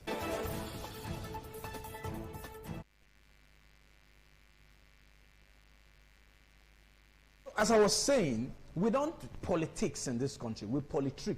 What do I mean by we politrics? We make it look like it is politics, but it's not politics. Basically, politics of rancor, politics of hatred, politics of bitterness. Look at Oshun. Oshun is set to go to the polls on this Saturday, 15th August. Now, a governorship candidate of a party is sharing bread with his picture on bread, not the 2,000 naira loaf bread, the 100 naira bread. That's an inducement. Come on, man. And what a poor way to that induce is what we're voters. saying. How did we get here? You're giving somebody, you're putting your picture on the bread of 100 naira. I think voters should know the value. No, let's leave the voters first. Of government. No, let's leave the voters. Let's talk about the person. How did you rate the people? Exactly. That's the question. Let's leave the people out first, the electorate out first. I have the word for the electorate. The electorate, they have their own. I will still tell them. Okay. You, as a governorship candidate of a party, a flag bearer, how did you rate the people? They are hungry. Their problem is bread. Don't forget, poverty has been weaponized. That is and what of we're course, saying. Nigerians, a huge number of us are There's in somebody poverty. sits in Abuja, or in the name of presidency, you attack the people who speak truth. We know when Atiku was there as vice president, okay, probably during his time, nothing really happened. We agree. But right now, is anything happening positively? The answer is no. Okay, so he has a right to speak. He's a Nigerian. He can speak. Let's get to you, Messalina. I hope we have some appreciable network connectivity. Yeah, you both have been talking about insecurity in the country, and we saw that over 5,000 Nigerians have been killed in cause of insecurity. It's a sad one. I mean, Lawrence saying that Nigeria is not safe, I wouldn't blame him. I mean, we are in Nigeria. We can see what is happening. We would say it's the grace of God that is keeping us. I mean, there are some parts that would say is a bit safe, and there are some parts, especially in the north, and now it has gotten to the east and some parts in the south, and we don't even know where it's going to get next. The issue of insecurity, we've been asking for what the people just want is a lasting solution to insecurity in Nigeria, because that's been a major problem. And I'm talking about the I saw the bread stuff where the picture of the person campaigning, you know, is there, and I was like, oh, interesting. They've really, like Lawrence said, they've weaponized poverty in Nigeria to say that, oh, those people are hungry, give them bread, give them 5,000 naira, 10,000 naira, share rice for them, you know, they will come out to vote for you. It is really sad to see all this happening. If you ask I came on the internet and I saw some persons on the internet, you would not believe what they say about Nigeria in terms of Nigeria is not a safe country, do not go there, especially foreigners. I mean, seeing all those things on the internet, it just give them that thing that they've been saying in their mind, or saying that Nigeria is not a safe country, or this or that. It has already given them the mindset that, okay, what they are saying is true. But from Lagos, we are not talking on insecurity. We are talking on the 2027 election campaign is just by the corner. And we saw that some of the political parties, the opposition parties, they will be meeting very soon, August 18, to have a meeting. Are they going to start another coalition stuff, knowing fully well that the first one did not work out? So how are they going to unseat the current president? And we saw that the ruling party is doing enough, is doing a lot, you know, to retain that seat. So what happened come 2027? So today we're talking about 2027 forthcoming election. Campaign is starting very soon. Who sits on the presidency seat? Is it the current president or another party overtake? That is what Thank you very much, Messalina. I think you give me another wet appetite to talk about the 2017. But let's 2027. 2027. Yeah, 2027. These politicians won't kill us. Because too many issues which seem to render us mental paralytic. But we can't be mental paralyzed by what they do. But again, let's look at what is happening even in Osun, the 15th date, which is basically before us on Saturday for the election in Osun State. Also raises big questions about how credible 2027 will be. This off-cycle election in Osun State is a litmus test again on how 2027 election is going to be. But again, some will say the efforts at which the ruling party is mostly with strength to win the election is far more than the efforts they are using to tackle insecurity and of course the economic outlook. Well, economy and poverty. Yes, but I don't know if Emeka is still there. But let's quickly get your thoughts, Emeka, in 1 minute. All right. Unfortunately, we have had the incidents of insecurity as a build-up to this election in Osun State. We hope the violence stops, and then we hope that the electorate are given the opportunity to make their choice accordingly. So 2027 is around the corner. You say it's going to be a litmus test, looking at what will happen in Osun State. But I tell you, and I know that elections, they all have their peculiarities. Osun State may not be the same as 2027 election per se. So what we need is people turn out, vote, and ensure that you are not a part of the violence. Don't allow anyone use you so that you will not lose your life. And then we want all the security agencies and other agencies that are saddled with the responsibility of carrying out effective and then good election per se, to do their job effectively and give Nigerians the results that they yearn for. Thank you so much, America. That's as much as I can say. Reports are reaching us. We have over 25,210 security agents deployed to Osun, and that comprises of 15,000 policemen, and of course 10,210 NSCDC security agents, and we also have 100 of officials of the EFCC. Well, I don't want you to laugh over that. Now, we don't know what's on the minds of the security agents. We don't also know what's on the minds of the voters. Please don't monetize this process, because we understand that some security agents, what could be going on in their mind is how much they're going to make on the 15th of August. Some voters will also be thinking of how much they're going to make. No, let's make this electoral process work. See, everything in this country is a business. Yeah, I know what I'm saying. Everything. When people die in Nigeria, is a business. When people are hungry in Nigeria, is a business. When people are starving, is a business. Now, I laughed when you mentioned the EFCC. The question is, what is the job of EFCC with election? Vote buying. No! They have to tackle the issues of corruption. No. Their job is anti-graft. You tackle it before they buy the vote, not on the voting day. They don't know their job. They are derailing EFCC and ICPC. But the election has not happened yet. Let me tell you. Today is just 11th.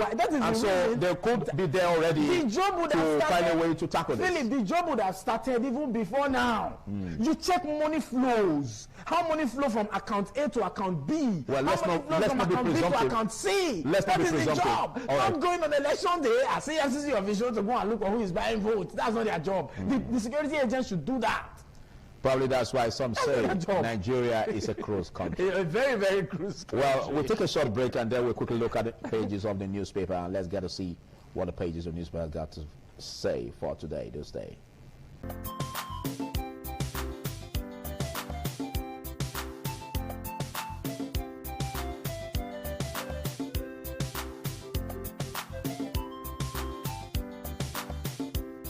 Like the Mexicans will say, bon appetit. Let's get what has been served. And our first focus on the papers is the Nigerian Tribune. And we have it on the Nigerian Tribune, the very first headline, begging for attention. Well, we've got beautiful. NLC women demand free, peaceful poll in Osun. And that's it, the Osun election. And of course, top of the cover page, troops rescue 33 kidnapped passengers in Zamfara. And of course, foil swap attack on military base in Borno. And experts flag debt servicing crisis as Nigeria grapples with 159.35 trillion naira bill. We have it on J100 begins consultations, meets Atiku, Obi, and others. And I won't be a godfather to my successor. Makinde has that to say. At the side of the cover page, we have this. And of course, we have this, it says, Customs dismantles 3.24 billion naira smuggling rings in Southwest. And Lassa fever cases hit 1,000 death toll, rises to 237. NCDC has that to say. Rising litigation costs raises concern over access to justice in election-related disputes. and apprehension over looming food crisis. And of course, we have this big photo that speaks a lot. Adeleke's wife leads women warns against indiscriminate arrest, harassment. NLC advises against intimidation of workers, pensioners. NSCDC deploys 10,210 personnel tactical units, and a lot here. Well, this already shows the challenges we're having as women warns against indiscriminate arrest, and coming out to do this as a showdown to declare their resentment in this. So that's it on the Nigerian Tribune, and so we'll look up to the next. Okay, let's see what the next paper is saying. We have the New Telegraph. The New Telegraph is leading with "Why I Led Coup Plot Against Tinubu" by Colonel Maji. Why I led coup plots against Tinubu. Maji is the one talking there. Above the masthead, we have recapitalization. Banks, insurance firms raise 4.9 trillion naira via capitalization markets to meet targets. Also, Pengasin, FG refinery shot over sustained investment losses.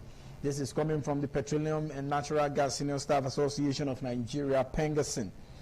Below that, we have NEROC takes over Kaduna Discos, remove board over 456.5 billion debt crisis. That's on page 3. On page 29, police arrest 23 foreign nationals over alleged Ponzi visa fraud in Ogun State. Airstrike hit terrorists moving from Zamfara, Kebbi, as security forces clash with 240 bandits. That's on page 28 of the New Telegraph. While on page 4, residents warned to brace for worst as Canada wildfire rages out of control. That's on the foreign scene.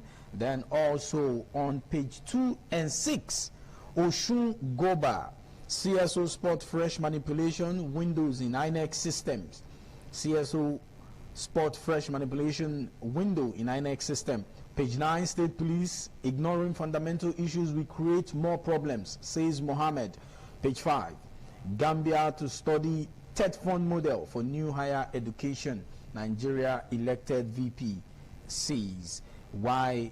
Lastly, on page 2, 3, and 4, corruption now global phenomenon with devastating effect.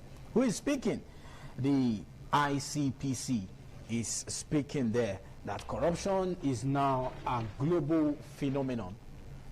All right, Philip, what do we have next?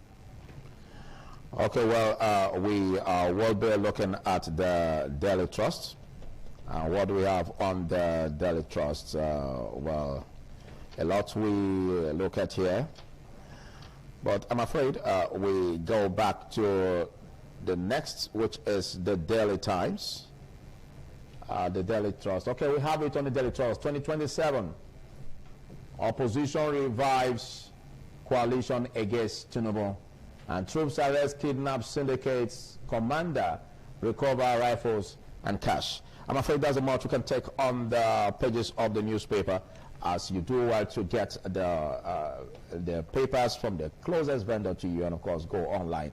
We'll be taking a short break, and after which we'll be starting the discussion from the Benin studio, and of course looking at the democratic practice we have in Nigeria, the need to deepen it, and diasporal engagement. We're gonna be having a business mogul and of course a security expert to analyze this with us this day.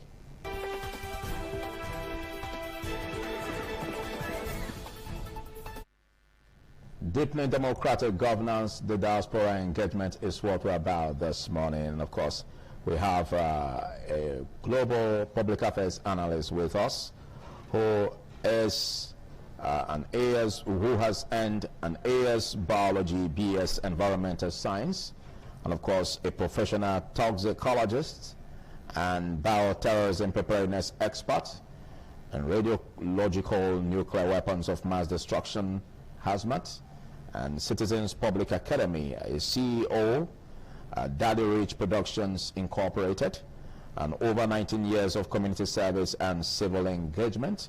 Committee Chairman, Nigerian Independence Day Parade, United States of America. A member of the Community Board 1, District 17, Roundtable member in the New York City Council, and also a Vice Chairman, Nigerian American Public Affairs Committee, and Community Liaison at African Advisory Council of the Bronx Borough President Office, an entertainment consultant, and a dynamic Edo cultural ambassador. Join me as we make welcome Ambassador Richard Iyase, aka Daddy Rich. Good morning and welcome. Seeing you live here because we've always been engaging your vast zone for the United States, and good to know that you flew back safely to Nigeria.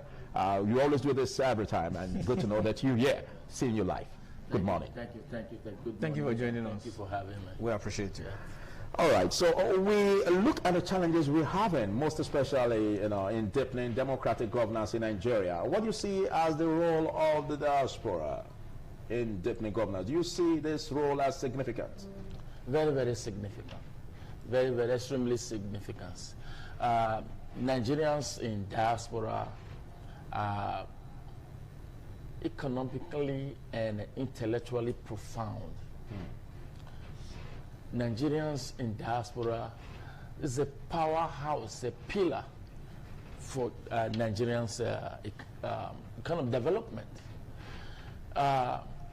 With all these, with a huge, what we are playing with here is that about 17 million people, about 17 million Nigerians live outside Nigeria, and most of that number are eligible to vote. The 17 million remits close to about, estimates about 21.8 billion dollars every year to Nigeria. To Nigeria? So that is what we have data for. Nigerian, our way of doing things, most time we now go with numbers. And that is what can be tracked. Yeah. But if I'm living in the United States, the law is that if I have anything more than $10,000, that is what I can declare. Anything less than $10,000, I can put in my pocket and walk out. Do you know how many people who will be living in the United States? 1, 2, 3. These are not even documented. So what can be documented is that number that we're talking about. Million, yeah. So it's extremely, extremely significant in Nigerian, in deepening Nigerian democratic system. Okay. But what do you see as the challenges facing Nigerians in diaspora in participating effectively in governance in Nigeria? Because I understand again that we have a challenge of voting, which basically is not captured for those in diaspora. Right. So I was going to. That's like the major challenge right there. The Nigerian Constitution of 1999 amended categorically stated that you have to be present in Nigeria. You have to be physical. By proxy, to be able to vote. So I think in 2010, don't quote me on the date, the House Rep tried to, they submitted a bill and it was rejected. Without us having our voice, the only way the diaspora can have their voice is by voting. So we need to be part of the system. We have to politically involve in what's going on here. Everybody talking about governor here, there, and there, running to abroad, try to go get investors to come to the country.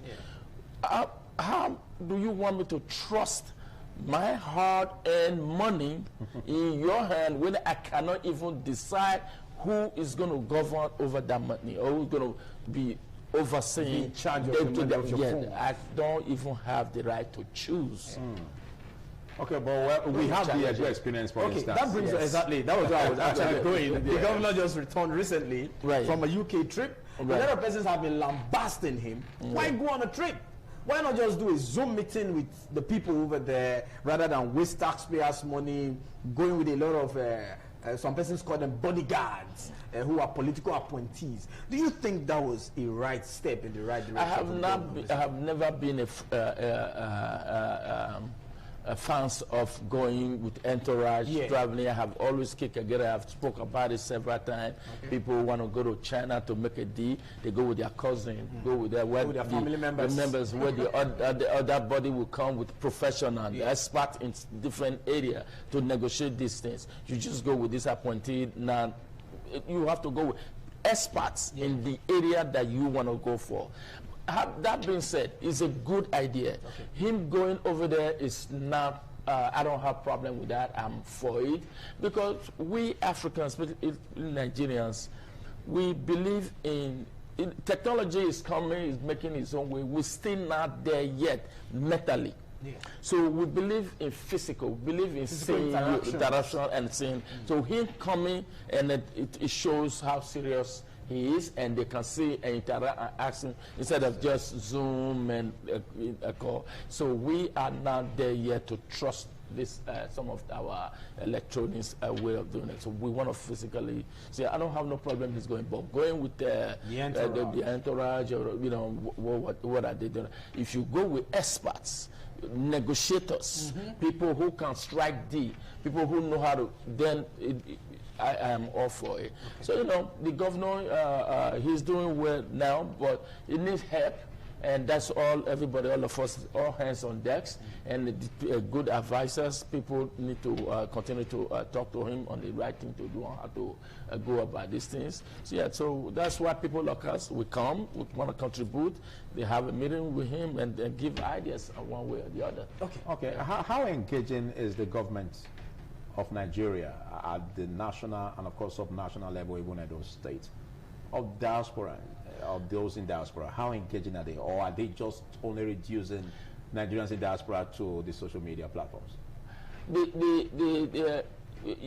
Okay, if we go back to during election where people were just saying that Peter Obi is social media, but you can't, later on you saw it physically. So yes, it's easy to quickly jump into that conclusion that there's just social media. No, during Edo governorship election 2023, we organized more than 2024, okay. So we organized, I spoke to you about this, we organized series of town hall meetings and hosting these candidates. A lot of people came out. We were just talking about those like in New York. People came out. So it was physical, it was real, and they spoke to these people. We did a survey. They were engaged. That is not just social media. That is not just people ranting. It trickled down from social media to real life. That's how it goes. Let's look at some possible challenges of those of you in diaspora in terms of communication with those right here, especially those in leadership authorities. Because like the scenario that I just painted, the governor went down to abroad, he met with the people he spoke to. But when he comes back, are there means to reach out to some of these leaders in authority, probably not just the governor alone, say political appointees, because these are the people, let's use the Ministry of Foreign Affairs, for instance, or the Edo State, there's an agency in charge of those in diaspora. Do you guys get to engage with the people in those offices to know what is really happening, for them to also feel your plight over there and also know what's happening here? Great point. We in diaspora have been experiencing this problem for the longest, and this thing has been cried over and over. During Obaseki term, this diaspora agency being head now by Loretta Oko. So the whole thing was drafted, put in cloth, but Obaseki did not pull it through. And when it didn't implement it. We didn't implement it. When Okpebholo came to New York, one of the first questions I asked him was that, You know, so there was something on the ground that we were working on, and he promised, and he said he's going to finish it, and he's going to have an. Edo State is the first state to have a diaspora agency. He came in, and right away, less than a few months, he implemented it, and Loretta was appointed, and now we have some kind of a liaison. You don't have to be struggling and fighting to go to the governor's office when you want to invest, you want a land, you need something. You just go straight to Loretta, tell Loretta your plan, what you're planning to do, and she take it from there. The governor didn't even stop there. He went to go and appoint Dion Osage as the special advisor on diaspora matter. And if you have proposal, you want to go, you send to or have a talk with Dion Osage, and he will make an appointment, try and see the right channel to meet the governor. Things are getting better in that form. Yes, like you said, we used to have that lot of, but people in a different other state don't have that privilege.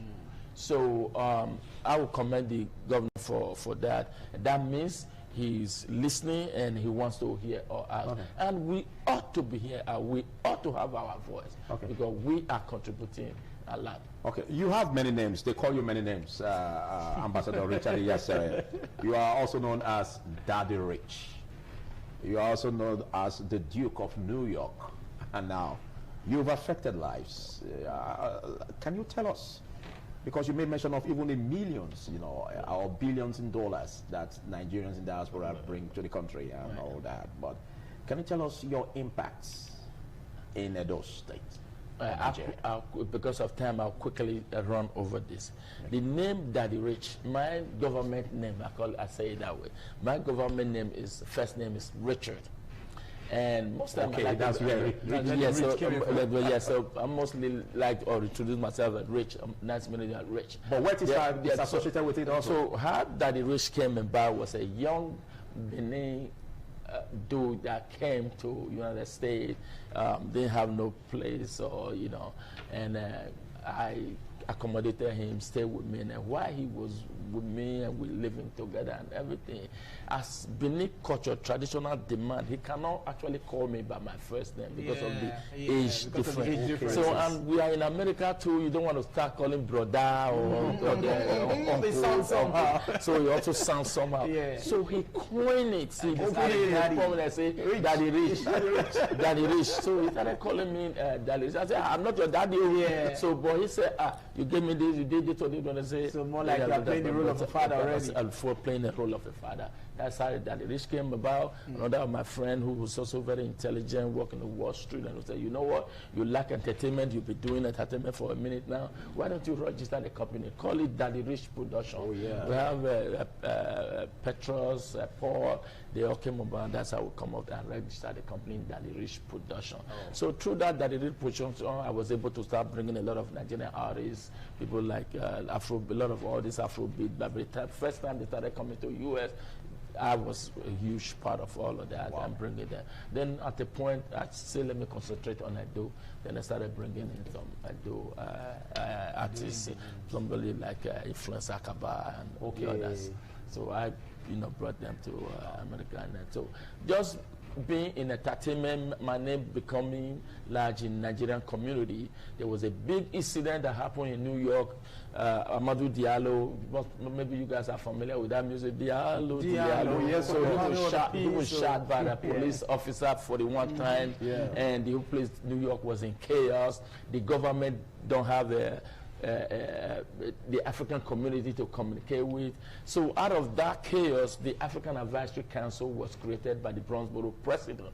When the Bronxboro president created that agency, he went to different countries, say in Senegal, pick one person that is very popular or very who's involved, community organizer, and I was picked from the Nigerian community, and he made up that the African Advisory Council. From the African Advisory Council, I got deep into the local politics of New York City, especially in the Bronx, and getting my African people to be involved. We're not going anywhere. We are here. We're part of it.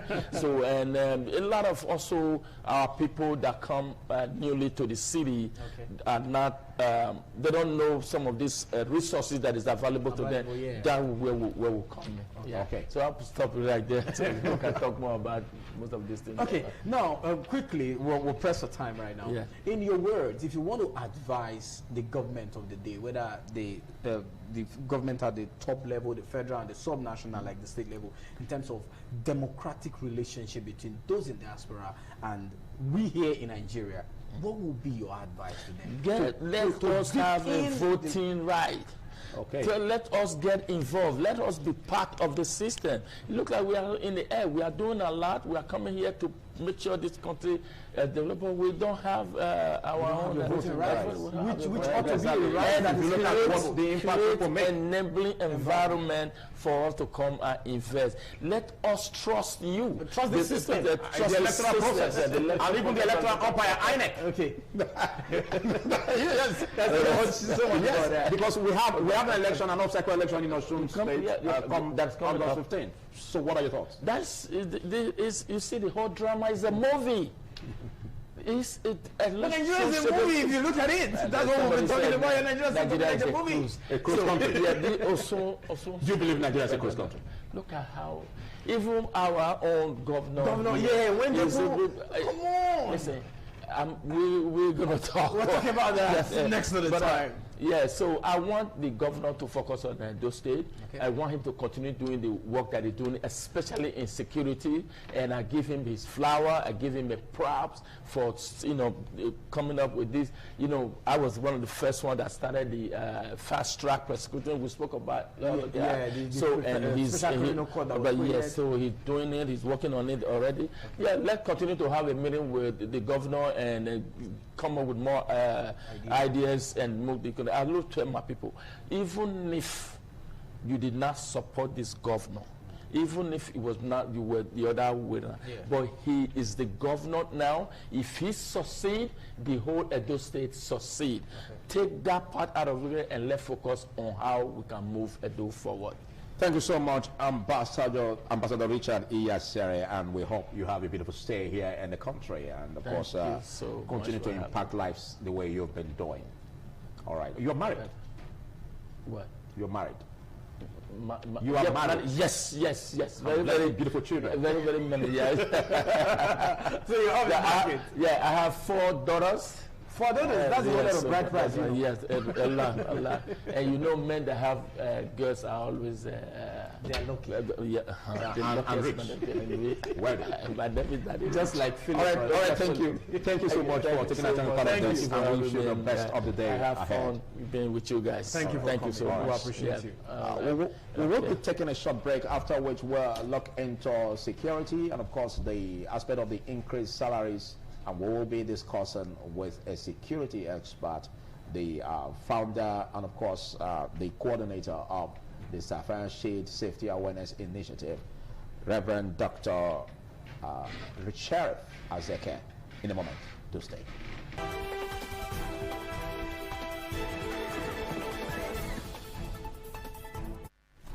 Thank you so much for staying with us. It's still this morning on ITV, broadcasting live on independent television. Let's dive into our second topic of discussion from our Benin studio this morning, talking about strengthening national security, the salary increase question for military personnel, security personnel.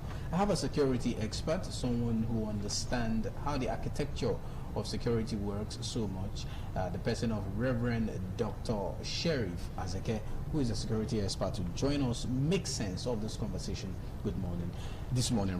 Reverend Doctor, good morning. Good to have you. Good morning. Thank you for having me. Thank you for coming around again. All right. Like we were saying before we came on air, without security, nothing happens. Nothing so happens. even if everything seemed to be working, but when you take away security, you have obscurity. Exactly, you have insecurity. Everything is paralyzed. Yes, definitely. Now, let's look at how it has been a recurring issue for, I can say, more than a decade now, or going to 2 decades, since the whole Chibok incidents happened in 2014, and a lot of them just like that sidelined. But it seems like the morale of the security agents have not been boosted to an extent, or we've seen budgetary allocations for the security agencies, possibly or probably, they are not using it for what it should be used for. But now we're seeing a so-called or perceived increase in their pay, in their budgetary allocation. Do you think this will go a long way to help us put to an end, or to its barest minimum, what we've been facing for the past decade? Thank you very much. We must not forget that security is the foundation in which everything lies. Yeah. And security is the oxygen for survival. When you remove oxygen, what you see is death. So the managers of security should not be taken for granted, because when you pull them out from the system, there will be a kind of chaotic situation. And we must look at their welfare, which this program is all about. Yeah. The welfare of our military and the welfare of our security agencies. Very, very important, because we have been talking about security here, and security issue in Nigeria is a big problem, which is like a big monster that cannot be tamed easily. But the men on ground, for them to tame security, for the nation to survive, we must look at their welfare. Their welfare should be a priority to this government. And thank God, we've seen a little move. Some time ago, we came to the studio, we talked about these things and about their increments. I think the government listened, because this, what we saw a few days ago, is a sign that they listen to. Because when you have a listening government, it's very, very interesting. And what they've done, meaning they are listening, and it's just a step to the right direction. Okay. And this stage they are taking now, I think it's not the apogee of it, but it's just the beginning. Yeah. And we talk about their welfare should not be joked with. Okay. For them to be motivated and do much and get better results, their welfare should be a priority. Okay. Very important. Now, beyond the increment, let's now look at the architecture, the hierarchy, because it seems like probably or possibly those at the echelon of the security affairs somehow, I'm not alleging, I'm trying to indict them, probably somehow it's not trickling down to the people who are really doing the job at the grassroots level. Say the bosses up there, knowingly or unknowingly, some of them try to play the smart one in terms of the allocations that should be given to the junior officers, in terms of the welfare or the allowances that should be paid to the junior officers who are there, whose life are on the line, you know, trying to protect the integrity and the territorial integrity of the country. Do you foresee anything of such happening in our security architecture? Well, it's a global phenomenon. It's something that happens everywhere. Yeah. It's not just Nigeria, it's not just an exception. But we can checkmate them. Okay. That's why anytime a budget is made or money is being passed for security purpose, we should do everything possible to monitor how the money is being spent. Create committees to monitor. This is Nigeria. To create how this money can be monitored. There should be check and balances and so on and so forth, so that the money can from the top go to the grassroots. Because we have seen in the time past, people allegedly say that the money on top does not come down. But I think the president for now should be able to look at it from that direction, which I believe he's going to do, to make sure that the money they invest, because Nigerians have been complaining, much money have been invested into security, but little have been seen. What is the problem? Trillions of naira have been invested into security, but we are still where we are. What is the problem? So I think the government for today should want to look at it very, very well, because the government is spending money for security. Yeah. But what is happening between and after? So if committees are set before this whole thing to monitor the money, like I said, security money is like a shrine. I keep on saying it. Security money is like a shrine. It's like a shrine. Okay. It's not something it's sacred. Because that money is tied to the salvation of lives. A lot of persons. To the nation, to the security of the nation. I mean, the money is tied to the safety of the people. So when the money is tampered, their safety is already tampered. Wow. And a door is already open for death. You've opened the door of death. If you tamper security money, you know what you've done? You've just opened the door of death. And definitely what you are going to see is people are going to die.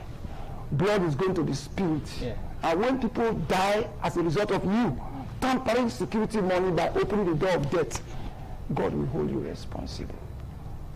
People will hold you responsible. Even the blood of the innocent will hold you responsible. That's why people do not understand security money and other money, they are not the same. Yeah. That's why I say security money is like a shrine. When you go to the shrine to pick something from the shrine, you know what is going to happen. There's a spirit, there are gods, there are deities. They will go after you. Go after your children, go after your generation until you return that thing.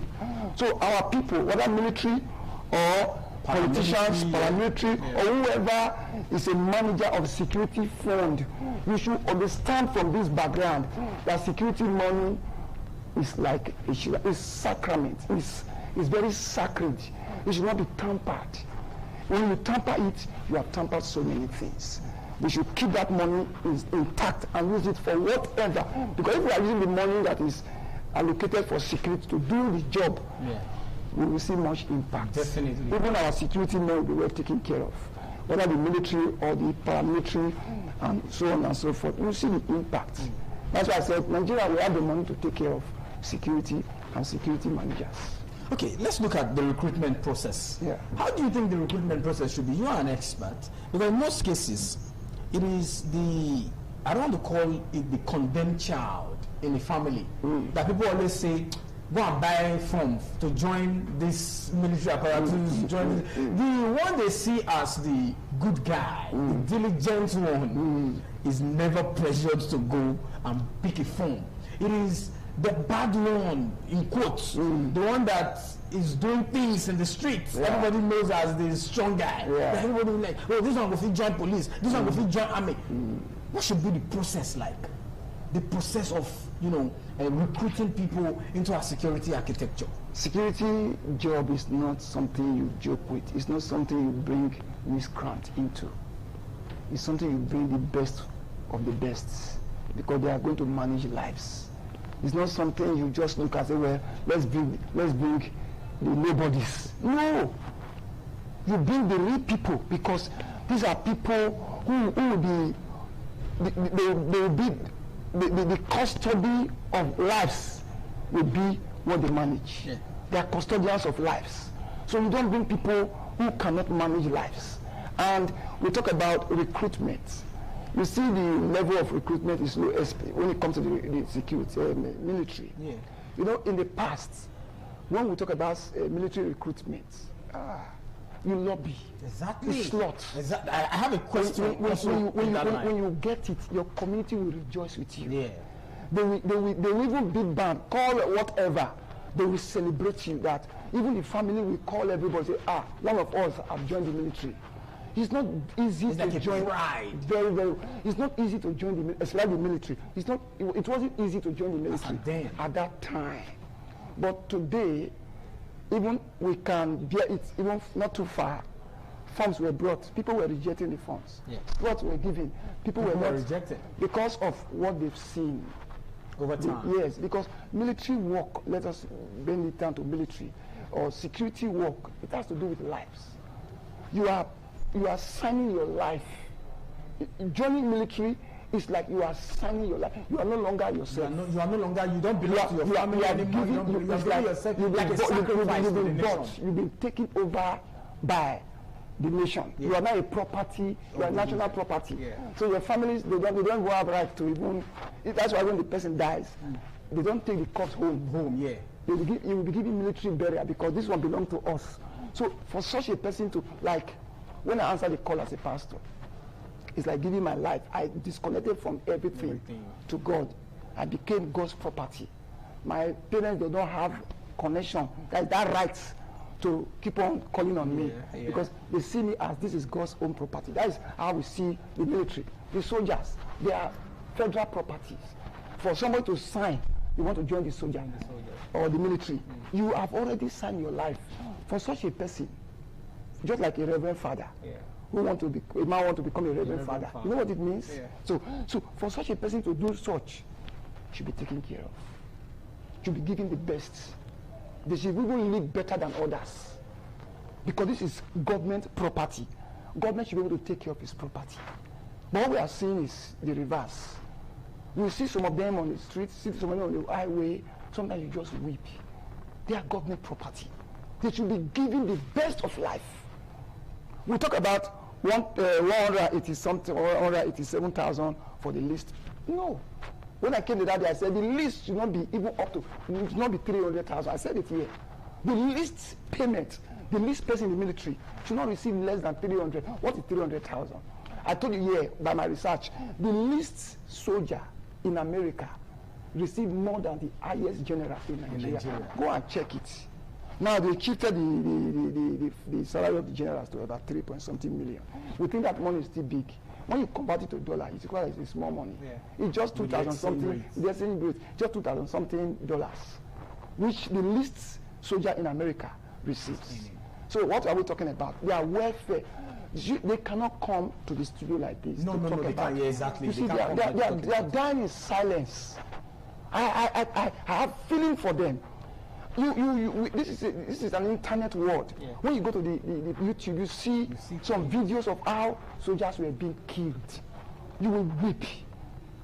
I don't want to use the word massacre. They were killed as if they were not trained, exposed to danger, because much had not been given to them. A soldier should not be played with. A soldier is a property of the state. Anything that disturbs that soldier should disturb the state. When you put all these things on ground, people will want to join. You don't begin to force people to join the military. You reverse the time as it was in those days. People will want to gallantly serve their nation. You see, patriotism has reduced. Nobody wants to sacrifice himself for this country because patriotism has reduced. Independence Day is coming. Last Independence, I did a research. I tried to find out people that put on the green, white, green. Somebody put on green, white, green, came out. He saw everybody watching him. He was mocking at him. He went home and changed.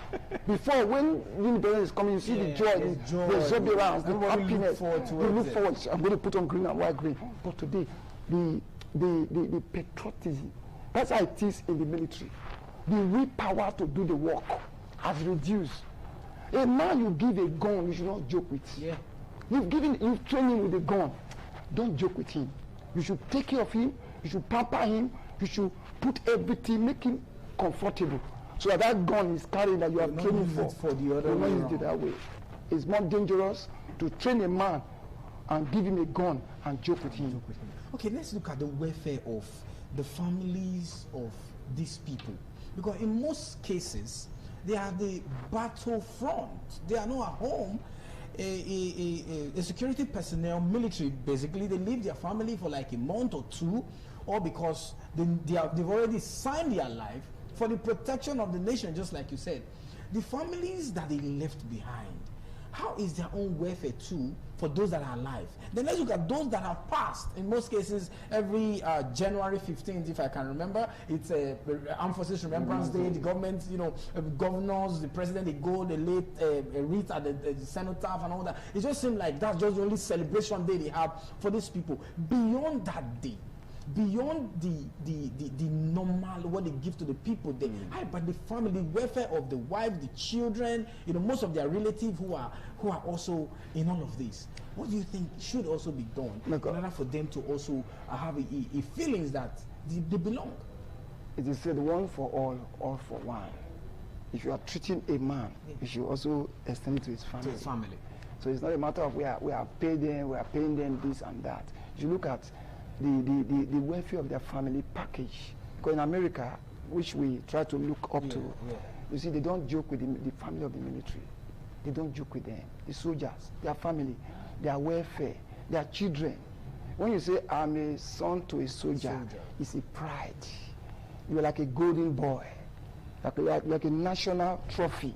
They don't joke with you. Your education, your health, your entire well-being, even the wife, the entire family, the packages, so that when the man is going, it is said where your treasure is, that's where your mind is. So the family is the treasure of the soldier. Absolutely. So when the family is not taken care of, which is his treasure, his mind will be divided. Divided when he's doing the job. Because he's thinking about home.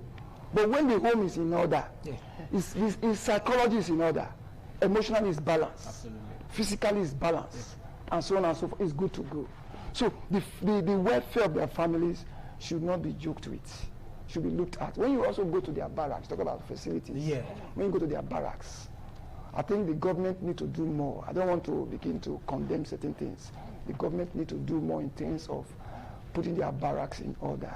Because when the barracks are in order, you see things will be in order. Your environment influences your attitude. When your environment is in order, I think it has a kind of influence over what you do. So the government should do more in the area of putting their barracks in order. I don't want to go into the police because that one is a different case altogether. That would be a discussion for a full day. Another day. That one is a different case altogether because the police have been long time neglected. We should say the truth. The police have been long time neglected, and the government, because everything falls down to the government. Absolutely. The government need to do much in that area, but we are talking about the military here. But when we take care of our military will take care of us. We'll press for time before we wrap it up. Let's now look at this increment. Do you think it's going to spur them to do more? Because you know they say he that is more is given, more is also expected. Yes. So do you feel this increment or this boost in their budget, in their pay, in their welfare is going to also spur them to do more? Yeah, definitely. What you give to a man motivates him to work. Because your sacrifice, your effort, they are all connected to what you get at the end of the day. They are motivating factor. So it's going to encourage them, not spoil them. It's going to encourage them that more are coming. I want to appreciate the president for that move. But I want to say, like Oliver the Twist, we should do more. Please, you should do more, Mr. President. Okay, talking about doing more. When you say they should do more, more in what aspect? Because people will say, oh, they've increased their welfare, their budget, their pay, and all that. So, which more, as an expert that you are, do you think that can be done to also make them feel some bit of comfort? Yes, in terms of motivation is very good, it's very important when it comes to the military work. You motivate them psychologically, you motivate them emotionally. In terms of family, we just talk about taking care of their families, giving them their amenities, their wares. Sometimes you see them even buying their own wares. We should give them good wares and those things. Even the salary we are talking about, we know it's not enough. When we talk about the present day market, it's not enough. It's just a sign that the government is listening. But the government should do more, because I'm looking at anything less than 300,000 for the least soldier is not enough. Talk about what they are doing, taking care of their families and the rest. Let's now narrow it to the state level, because we've seen some relationship between some state governors with some of the military bases in their states, knowing that, the military is a federal apparatus. It's the federal that controls. That's why the president is the commander-in-chief of the armed forces. But could there be some also relationship between these guys and the governors in terms of making sure their own welfare in their jurisdictions are also taken care of, providing some necessary equipment for them, and in most cases as well, probably establish some funds that they could be, giving them some little things in terms of encouragement. That's I'm talking about the subnational level now, which are the states and all that. It's very, very important, because apart from the federal, they are also taking care of the states directly or indirectly, and they are also helping the governors to do their work in terms of security. So the governors, I think some of them should be doing it, but I want to appreciate our governor, Edo State governor, for the stride in the area of security. I want to say he's trying. I won't say he has tried, because when you say he has tried, mean you put a full stop. He's trying. He's taking security very serious. I want to thank him for that spirit, and I want to say he should keep the flag flying, he should keep the fire burning, and he should make sure that Edo State is covered, Edo State is safe. I want to see Edo State becoming the best state when it comes to security. That is my prayer. That is my belief. And that is what I hope to see. That when you are talking about the safest state in the country, you should be talking about Edo State. It's possible. We can do it. The governor can do it. People around him that he has put in charge of managing security, because he has put intelligent people around to manage security, I believe they can do it. And the governor, let me talk about our governor here. No, the governor should do more in the area of synergizing more with the military, the security personnel, the security agency, to make sure that things that have to do with security in those states is taken care of. There should be rapport between the army, the government, in the government house, the police, and other security agencies. And I want to say before we round up that this package you are talking about for the military, the federal government, the government per se, president should not stop it at the military. Just the military should extend it to the police, because we have about 9 security agencies, paramilitary agencies in Nigeria.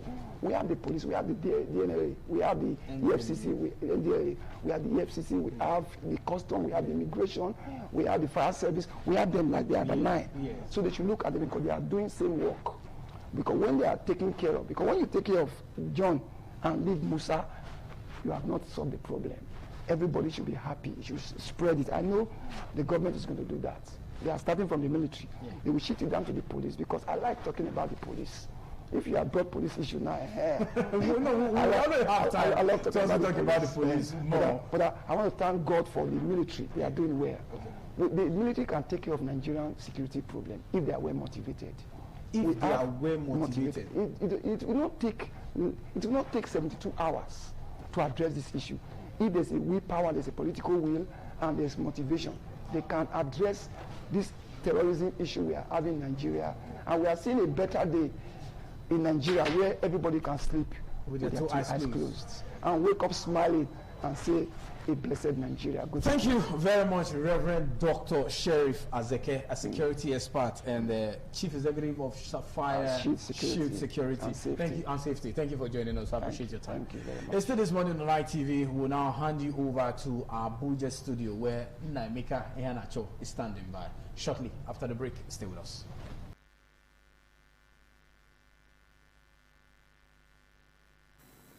Hello, good morning, and welcome to the Abuja Network Center. It is still your favorite morning show, TMI, from this end.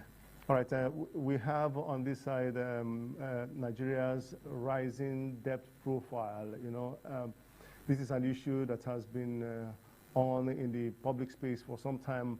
The last time we had it, the former Vice President Atiku Abubakar accused the federal government under President Bola Tinubu of not doing enough, of not ensuring that Nigeria's, the so-called revival of Nigeria's economy is just a lip service kind of thing. Nigerians government have been paying lip service in terms of what they've been able to do to, get Nigeria's economy back on track. Meanwhile, nothing is being done to ensure that Nigeria's economy gets back on track. We are looking at this debt profile, which at the moment, according to the Debt Management Office, it says that the total public debt has climbed up to 159.35 billion naira. That's as much as Nigeria is owing, the International Monetary Fund and other places where funds must have been, borrowed from. This data dates. This date is on from the current administration. I think is up to March 2026. That's the information we have at our disposal here, and we're hoping to link up to our guests who will help us analyze the situation, tell us where we're headed to. Factors, a lot of factors have been mentioned as those that have been responsible to this quagmire Nigeria is going through in terms of its debt profile. We have the new borrowing. Nigerian government from time to time have continued to borrow funds and not doing enough in terms of servicing them. I had a guest last week who claimed that Nigerian government is currently, taking steps towards servicing his debts. Then we also have a factor that's working against this same issue, which is the exchange rate adjustments, devaluation and currency adjustments. It is heavily influencing the valuation of external debt, when converted into Naira. The other issue is the rising servicing costs. As time goes on, the servicing costs keeps rising.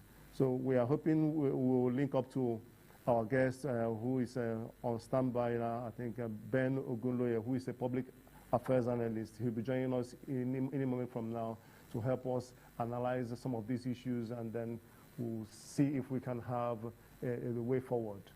This disparity in terms of the Naira value at this point in time in the international market is that's part of the reason why we are where we are at this point in time. Mr. Ben Ogunloye, who is a public affairs analyst, can you help us break down this issue? Are we on the right track considering where we are at this point in time?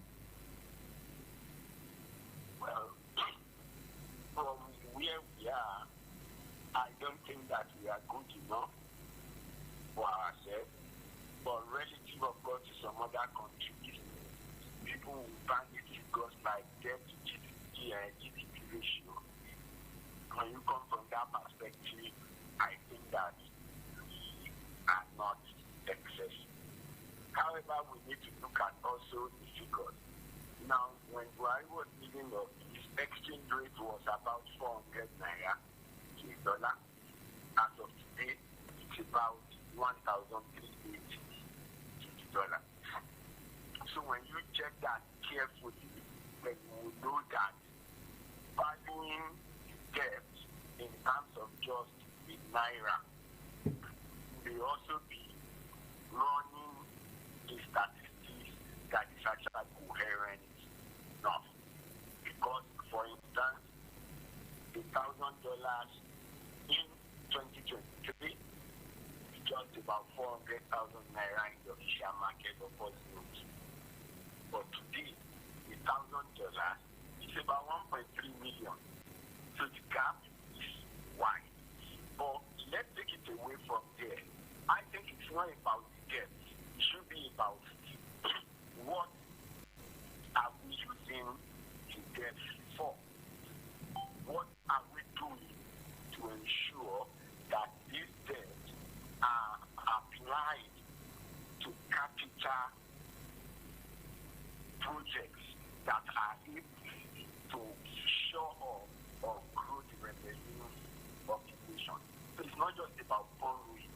It's about what have we used the borrowing for. So that we can see that the borrowing has been applied. It is. If you have borrowed to build infrastructure, then you know that the infrastructure would improve the economy. And then, of course, we can have better economic activities and GDP growth will be fast. Now, we also need to note this. Whatever we have to say about what borrowing was up to the end of General Buhari's regime, we must remember that that regime made use of so much of ways and means. And as of today, the government of the day need to restructure the ways and means of that time into what can actually be paid off. So it's not just the borrowing for the external borrowing or the internal debt. So it is that there were ways and means that were done at that time that are now being harmonized or being restructured to ensure that the economic footing and the figures are good. We also know that at that time there were also things like borrowing became crude. That is crude forward shipping. So a number of other things have been there. So what we should look at carefully at least from this point forward, even if any loan comes, it should be tied to projects, and the project should be properly monitored by the National Assembly, who will give approval to the loan to be sought. Yeah, that is properly done, That is. Then I think that we will be in a better fit. All right, like you said, it is one thing to borrow money, and it is another thing to know where the monies are being channeled into. It has to be into profitable ventures, which are likely to, get this or have this return in investment, so that the country will be able to service the loans and then be able to, have enough in its own coffers. Do you think we are doing enough in this area? You said that the National Assembly should monitor the implementation or usage of these funds that are being borrowed. Are they doing enough, or you think they should do more in terms of monitoring of how these funds are being expended? No, definitely in the area of monitoring and oversight function, in my personal opinion, I think that the National Assembly is not doing enough. It needs to do more. A good number of leakages that are in the system can be plugged if the National Assembly becomes up and through in their oversight function. That way, we ensure that they are not borrowing to waste. We ensure that projects that should benefit are not abandoned. And then when you have a system that is working, then we are going to be on the right path. So definitely, we need to focus also on things that generate the revenue for us, so that before you go for the debt, you are sure that you can mobilize the revenue that will sustain the maintenance of it. And of course, it's still from the National Assembly as of today. When you see states are talking about IGR, this is talking about IGR, one of the most assured revenue paid for any government in the world is tax. Thank you. That's an area I would have loved us to deliberate upon. Yeah, Nigeria's new tax regime, yes. So we sure need to widen our tax base to ensure that more people are captured and that people who should pay tax are not avoiding it and are not evading it. Right? It should be tax avoidance principles or procedures. People should not be allowed to abuse it. And of course, tax evasion should be prevented completely. You see, I have always seen things in the past where somebody tells you, oh, yes, I'm a civil servant. You say, oh, you have never spent your salary, you have not done this, you have not done that. You say, oh, I have a farm. If you have a farm that is generating ₦1 billion per year, then we also need to see what tax are you paying from that farm. Because definitely that farm is not autopilot. There are people working there. Yeah, so Mr. Ben, just a moment. Yeah, so in other words, you're saying that the introduction and implementation of this new tax regime is another means of generating enough funds to be able to pay back the loans that the Nigerian government has been able to incur over the years. You think it's a veritable way to be able to raise funds, to service these debts? For sure, ensuring that we have the right tax matrix and that the people who should pay are paying will boost the government revenue. And when you have more revenue, you are able to perform your function, including addition, including debt servicing. Where you generate revenue, then the performance of the budget and the performance of the government will also become good. So there is no doubt about it that if well implemented and well coordinated, with new tax regimes and more effort in the area of widening the tax net must be wide if the government goal to sustain it is its responsibility. Let's take a look at a report that we have. Let's say in 3 months, there are about 7 states, including the FCT, who have actually borrowed over 355 billion naira, in a country where I would say it's believed that a majority of the funds derived from the subsidy removal of this administration were channeled, majority of the funds were channeled to the states. Why should we have this record at this point in time, 355 billion naira in debt? for about 7 states, including the FCT. Is this not contrary to what we are looking at? Well, we need to look at it this way. When we say subsidy removal, yes, in my opinion, what we have done in subsidy removal is cost avoidance and actually not saving. And this is what I mean. By the end of the last administration, we were not taking money from what we had to pay for subsidy. We were doing forward crude sales. So that's borrowing. So what we have done is that we have avoided the cost of borrowing and the borrowing itself to service subsidy. So it's not like we have money to pay. And so if you stop it, then you now take that money to do something else. No, we've been taking loan of borrowing to pay for subsidy. So we may not be really talking about subsidy saving. But again, as for the state, we have a lot of infrastructural deficiency everywhere. Now, like I said at the beginning, borrowing is not the crime, but the application of the loan is the issue. So if the state is borrowing for a road, you are borrowing for a dam, you are borrowing to power agriculture, maybe to buy Niger or one other state, then we need to be clear that those monies are actually applied to the things for which they were borrowed. So if the money for agriculture, for instance, was put into agriculture, you know that in 3 to 6 months, some agricultural produce will hit the market. So with agricultural produce will hit the market and will begin to get return on that investment.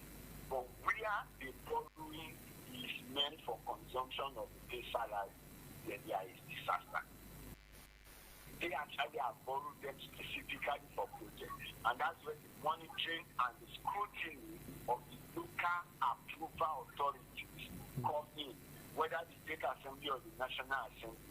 How do they look at the papers and the documents and the purpose of the borrowing before it goes ahead? And at what stage are the projects for which the borrowing are being applied? So with Nigeria's debt profile, the way it is at this point in time, where does it place us in? I mean, the outlook of the nation, how we are being perceived from the outer world. Are we on the on the right place at this point in time? Well, within international limits and Yeah, we know other countries are also indebted. I think that we are not bad. No, when you compare us possibly to nations like Brazil, South Africa, and some other nations like that. The number of nations have a GDP to the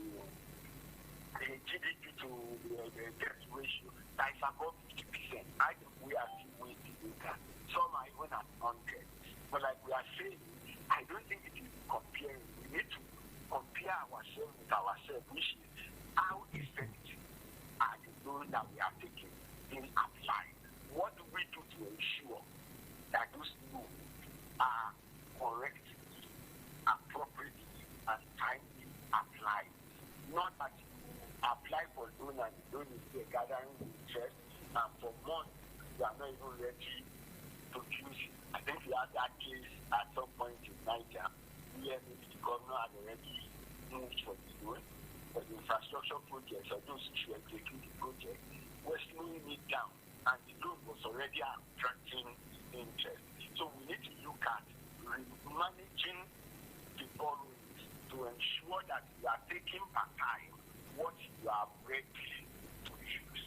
If possible, as a matter of fact, maybe some of the services should be given to consortiums that can do the project and then you borrow to pay.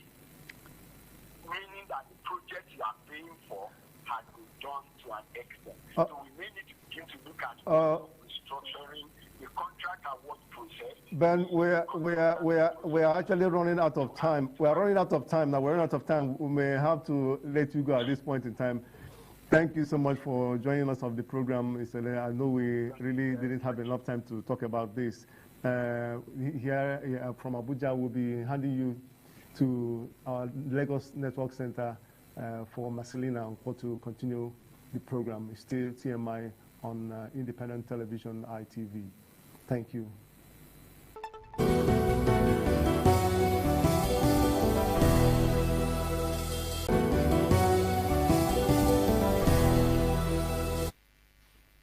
Many thanks for rejoining on this morning on ITV. I am Marcelina Unko, and we have a lot to talk about today about the forthcoming 2027 election. Campaign is just by the corner. You know, campaigning is starting soon, August 19. Like I said, a lot to unpack from this particular topic this morning. And of course, our guest this morning is Honorable Said Ajadi. Honorable, good morning. Thank you so much for coming. Thank you for having me. Hello, Nigerians. How are you doing today? I'm all right. All right, okay. I'm very well, thank you. So this morning, we're going to be looking at 2027 presidential race. Atiku, Tinubu, and Obi face off as campaigns heat up. That is there's a lot to talk about today, like I said earlier. The race for Nigerians 2027 presidency is gathering momentum with President Bola Tinubu, Atiku Abubakar, Peter Obi once again at the center of the political conversations as campaigns draw closer, which is going to start August 19.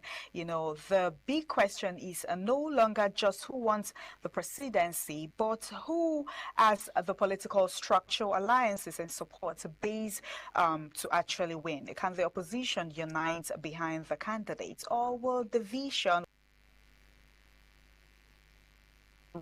You know, the president, we all know that the President Bola Ahmed Tinubu, is seeking a second term, and the APC is positioning its administration's economic reforms and policies as part of messages, while Atiku Abubakar is contesting under the ADC, and it's part of the wider opposition efforts aimed at unseating the APC in 2027.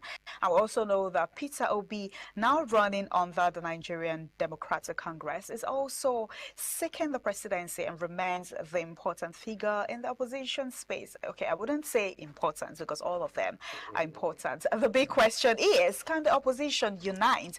This is probably the most one thing, interesting angle we need to focus more on. And we also saw Honorable Said Atiku, Obi, Rabi Kwankwaso, Sheyi Makinde are expected to meet August 18 as part of discussion around the opposition unity against Tinubu. I mean, this has happened before, the whole coalition stuff. It didn't work out, where Obi defected to NDC and left Atiku in ADC with Amechi, Rotimi Amechi, while Obi and Kwankwaso as an NDC. But now they are meeting again August 18, you know, for another meeting. And this has got a lot of people talking. I've been thinking, the first coalition didn't work. How is it? Let's get your take. Thank you very much. And remember, campaign is starting August 18. Just few days from now. Good morning. Good morning. That's why it's a big laugh. The Yoruba adage comes to say that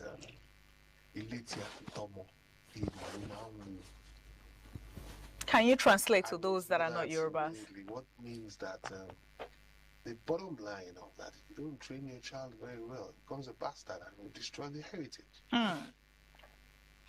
Discipline is what we are seeing right now. When we analyze Nigeria, synopsis of democracy, some people brought in former President Obasanjo from prison to become king. That's Ecclesiastes. I don't know what chapter and the verse anymore. But we were warned in that Bible verse that you should be careful about the king that was brought from prison to make king. It is better for you to listen to the youth of the society to make a difference. We saw the leadership of Obasanjo and Atiku Abubakar. I was an employee of federal government. I resigned my appointment to go into politics strictly because of Obasanjo and Atiku Abubakar's analysis and policies of government. I knew this was coming 23 years ago. I knew that we had to interject for Nigeria since 1993. I knew that if some of us don't sacrifice, how do we develop? So what is happening right now is not something new. It's something that we had predicted and we had known that it's going to come. Why? Maybe because of the exposure of the discipline we had by our parents and the kind of education we had. Maybe those are the factors that made us see the future at that time. We were in a place that the federal government gave us to monitor them from the penthouse apartment they gave us, overlooking the Aso Rock then. So we knew and we were monitoring President Obasanjo every day. When we wake up in the morning, we observe President Obasanjo. We observe Atiku Abubakar. We had friends coming in from Lagos to understand what the situation was then. They thought it was a joke. They today would hear and know that we said it then and it's happening now. So let me go back to what is happening today. Synopsis is what I'm trying to make you understand. Okay. Nigeria is ours. We're not going anywhere. We're Nigerians, and some of us are patriotic Nigerians. We love our country because we have seen that with love, we can develop Nigeria. Though we've not had any opportunity to prove the capability of Nigerians. You mentioned 3 individuals and some coalition that has failed before and that they're trying to do again. The reason why I mentioned Obasanjo's regime was because Atiku Abubakar was his vice president and he was being monitored by we younger generation at that time to see what they were able to perform. Atiku Abubakar wasted the opportunity given with El-Rufai and the BP court. They sold the property of Nigerians. We cannot forget. Then. Okay. GRA Ikeja, because we're in Lagos today, GRA Ikeja was sold about $1 million. GRA Ikeja now is sold about 1 billion. So if it's the property of Nigeria, it will be our assets, will not be borrowing as a professional. Do you understand? They are complaining that government is borrowing. Government is a continuum. What you do, another person takes the governance, continues. They're not going to stop Nigeria from moving on because Obasanjo and Atiku failed. That's what we are seeing the results of it today. As professionals, economics, OALR from 4. So talking about the candidature of a person of Atiku Abubakar is not in my lexicon. Because he has been given opportunity before. And he has failed. A man comes on air, asked like a journalist like yourself, asking us, saying that, okay, they gave you $16 billion. What did you do with it? He said, we released contracts. We paid 100%. And nothing was done. That is the man that wants to come back to be a president of Nigeria. Doesn't make any sense. What do you have in stock? Nothing. Up here, nothing. So we can sit down and say a candidature of Atiku Abubakar is just using black magic to cover our eyes.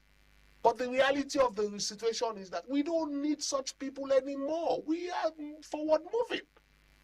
You've wasted 16 years of our lives, not your own life alone. Lives of Nigerians doing nothing. You sold all our properties. A custom officer. Whatever you are doing with Obasanjo is not our problem anymore. You have gone. And so coming back and saying there's a coalition today, I don't think Nigerians are stupid. Remember, it's not just Atiku Obi. That's there, where I'm Shane going Makinde's to. there. Nigerians are not stupid. I'm going from synopsis of each person you mentioned. Okay. So one step after another. So Atiku, who is it deceiving in the north? Saying that he's a Muslim? Or saying that he's a Northerner? What did he do with 16 years? As PDP chieftain, 8 years of control. Atiku helped Nigeria to swing. 8 years. Doing nothing. I was in Abuja. I was monitoring them every day. I couldn't sleep because I was working under them. I resigned to be a politician. I contested Senate against Adedubu's son. Where's Adedubu? No legacy. PDP was a waste of time. I was in PDP. So if we are talking about patriotism, such people like Atiku Abubakar should not be saying he wants to still contest in 2026. It's a sham. He doesn't have anything for us. And we know him very well. Challenge him to a debate publicly before August 18th or 19th. Let us talk to them. A debate. You're a journalist. You're a TV station. Challenge them to a debate. Call them to order. Let's talk to them. They don't have anything to offer. That's number one. So we don't waste too much time. Peter Obi. We have seen his scorecard in Anambra. We have seen what he's capable of doing in 8 years of governance in Anambra. If he did what he's blabbing about now that he's capable of doing, we would have seen in his scorecard in 8 years in Anambra. You were bereft of ideas. All you could do was invest in a brewery, which was subjective at that time. Your family. It's such a shameful act. Okay, so you're now saying that the brewery is now profitable. Are you telling the people of Anambra to just be drinking alcohol? Is that all they have? I served in Anambra State. Okuzu and Obunike. I can talk about Anambra. I can talk about Opiwika and the markets. Because I was a young man. And I saw what was happening then. They were sandbags. As if there was a war in Onitsha. You couldn't do anything about it. You couldn't make the change that we expect of you as a young man. All you need to do was invest in that. What did you do? What did you do with education? What did you do with the infrastructure and the roads? If you did the best thing at that time, the man, Soludo, will not have any job doing now, commissioning roads and all of that now. He would have done it and finished it at that time. So you now came back and you said, okay, your MD of your bank becomes the governor. So, and you are saying that with what you are so subjective about, of your 8 years, that is what we should expect as you want to govern Nigeria? Nigeria is not an Anambra State. If the Obedients are gullible, Nigerians are not gullible. You go around the world and you are starting to cast aspersions at Nigeria because you want to be a governor or you want to be a president. You talk about Nigeria derogatorily. That's very wrong. If you want to challenge the people that are governing, go about facts and issues. Don't bring down Nigeria because you want to be a president. You talk about religion, you go to the Catholic Church and all of that. That is myopia. Half of Nigeria are Muslims. Half of Nigeria are Christians. You appeal to the youth who are not even religious. Talk to them about what you plan for them. Talk about industries. Talk about intellect, issues. That is what governance is all about. Leadership. It's not about your person. Who cares about Peter Obi? Who cares about Atiku Abubakar? We have seen them play. So Peter Obi has said if he should come, he's going to do one term after the first term. Fantastic statement. You know, he's handing power. Is it possible when you have not done 4 years in Anambra, you ask for another term in Anambra? That's as a governor. Who are you fooling? Saying that you're going to use 4 years as a president? It's not possible. How long does it take you to work with the three arms of government to make issues come to bear? You are complaining that the system is slow now. It's because the three arms of government must ratify whatever the president now is doing. That is democracy. So you now asking for 4 years, it is myopia. We are not stupid people anymore. Nigerians are very intelligent. Nigerians are very, very, very wise. Forget social media and the rhetorics. Let us face reality. So let's talk about the president. You want to pass a bill? Let's talk about okay. You want to pass a bill? If the president now wants to do something, he will send it to the assembly first to ratify. So if the assembly does not go through their process to ratify it, that means that thing cannot come to bear. And so you want to spend 4 years to change Nigeria, and you say you will finish the job. That's a lie. We can challenge each other. I'm an accountant. I'm an economist. I'm a psychologist. So whatever he's putting to bear in Nigeria, I'm prepared for it. Let us discuss. And we will bring out all your scorecard. You left 75 billion in your account as a governor. That means you are bereft of ideas. Soludo is looking for money now to spend on Anambra State. And you are saving money in your own bank. Subjectivity, that's not governance. That's not leadership. That is greed. Okay, we'll talk about the incumbent. So that is Peter Obi. Okay. So we are talking about one after another. So who is the opposition now that wants to take it from the incumbent president? Sheyi Makinde is there. Oh, Showere is there. Fantastic. You are mentioning Sheyi Makinde, a young man. What did you do in your state? One by one. What is Sheyi Makinde doing in us? He told me we have to be analytic. We have to have issues. Awolowo left farm settlements 65 years ago. Sheyi Makinde cannot think to develop it. Land, asset, go to A.O. Lawal from 4. He's an engineer. I would have been a chemical engineer. Maybe I've made a mockery of engineering. He's an engineer. Tying the road in Ibadan does not make you a governor. It doesn't. You have moribund land. People are complaining of hunger. You cannot feed them. In those days, the military will have farms. When we are doing Ileya and all of that, or Christmas or Easter, military that ruled that time will give us chicken in comparison with the market. They will give us rams in comparison with the market to bring down the cost of living. Now you have farms wasting away. Rain is falling every day. You cannot farm. I have people, I have technology. We know how to farm strategic plants that we can export and make money from. Now the federal government is giving you so much money. You cannot think.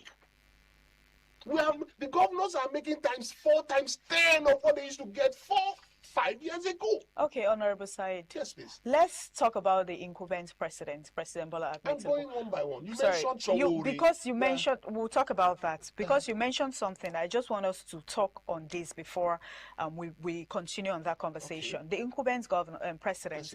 You know, you mentioned most of this governance not doing this, not doing that. What makes the incumbent president different? Because, I mean, we're in Nigeria, we're seeing what's happening in terms of insecurity, food insecurity, and all of that. I don't want to be subjective. What makes him different? I was going one stage after another. Okay. So, if we are jumping Shawori, we have not finished Makinde. So we'll go to the president, who is the APC, and controlling. Remember, PDP used to control. PDP had 31 states at that time, if I refresh your memory. So now, APC has 31 states. This is a man, let me tell you the synopsis of his political arena. AD, ACN, APC. Building blocks. ABGA, ANPP became APC. Now he installed the president, former President Buhari.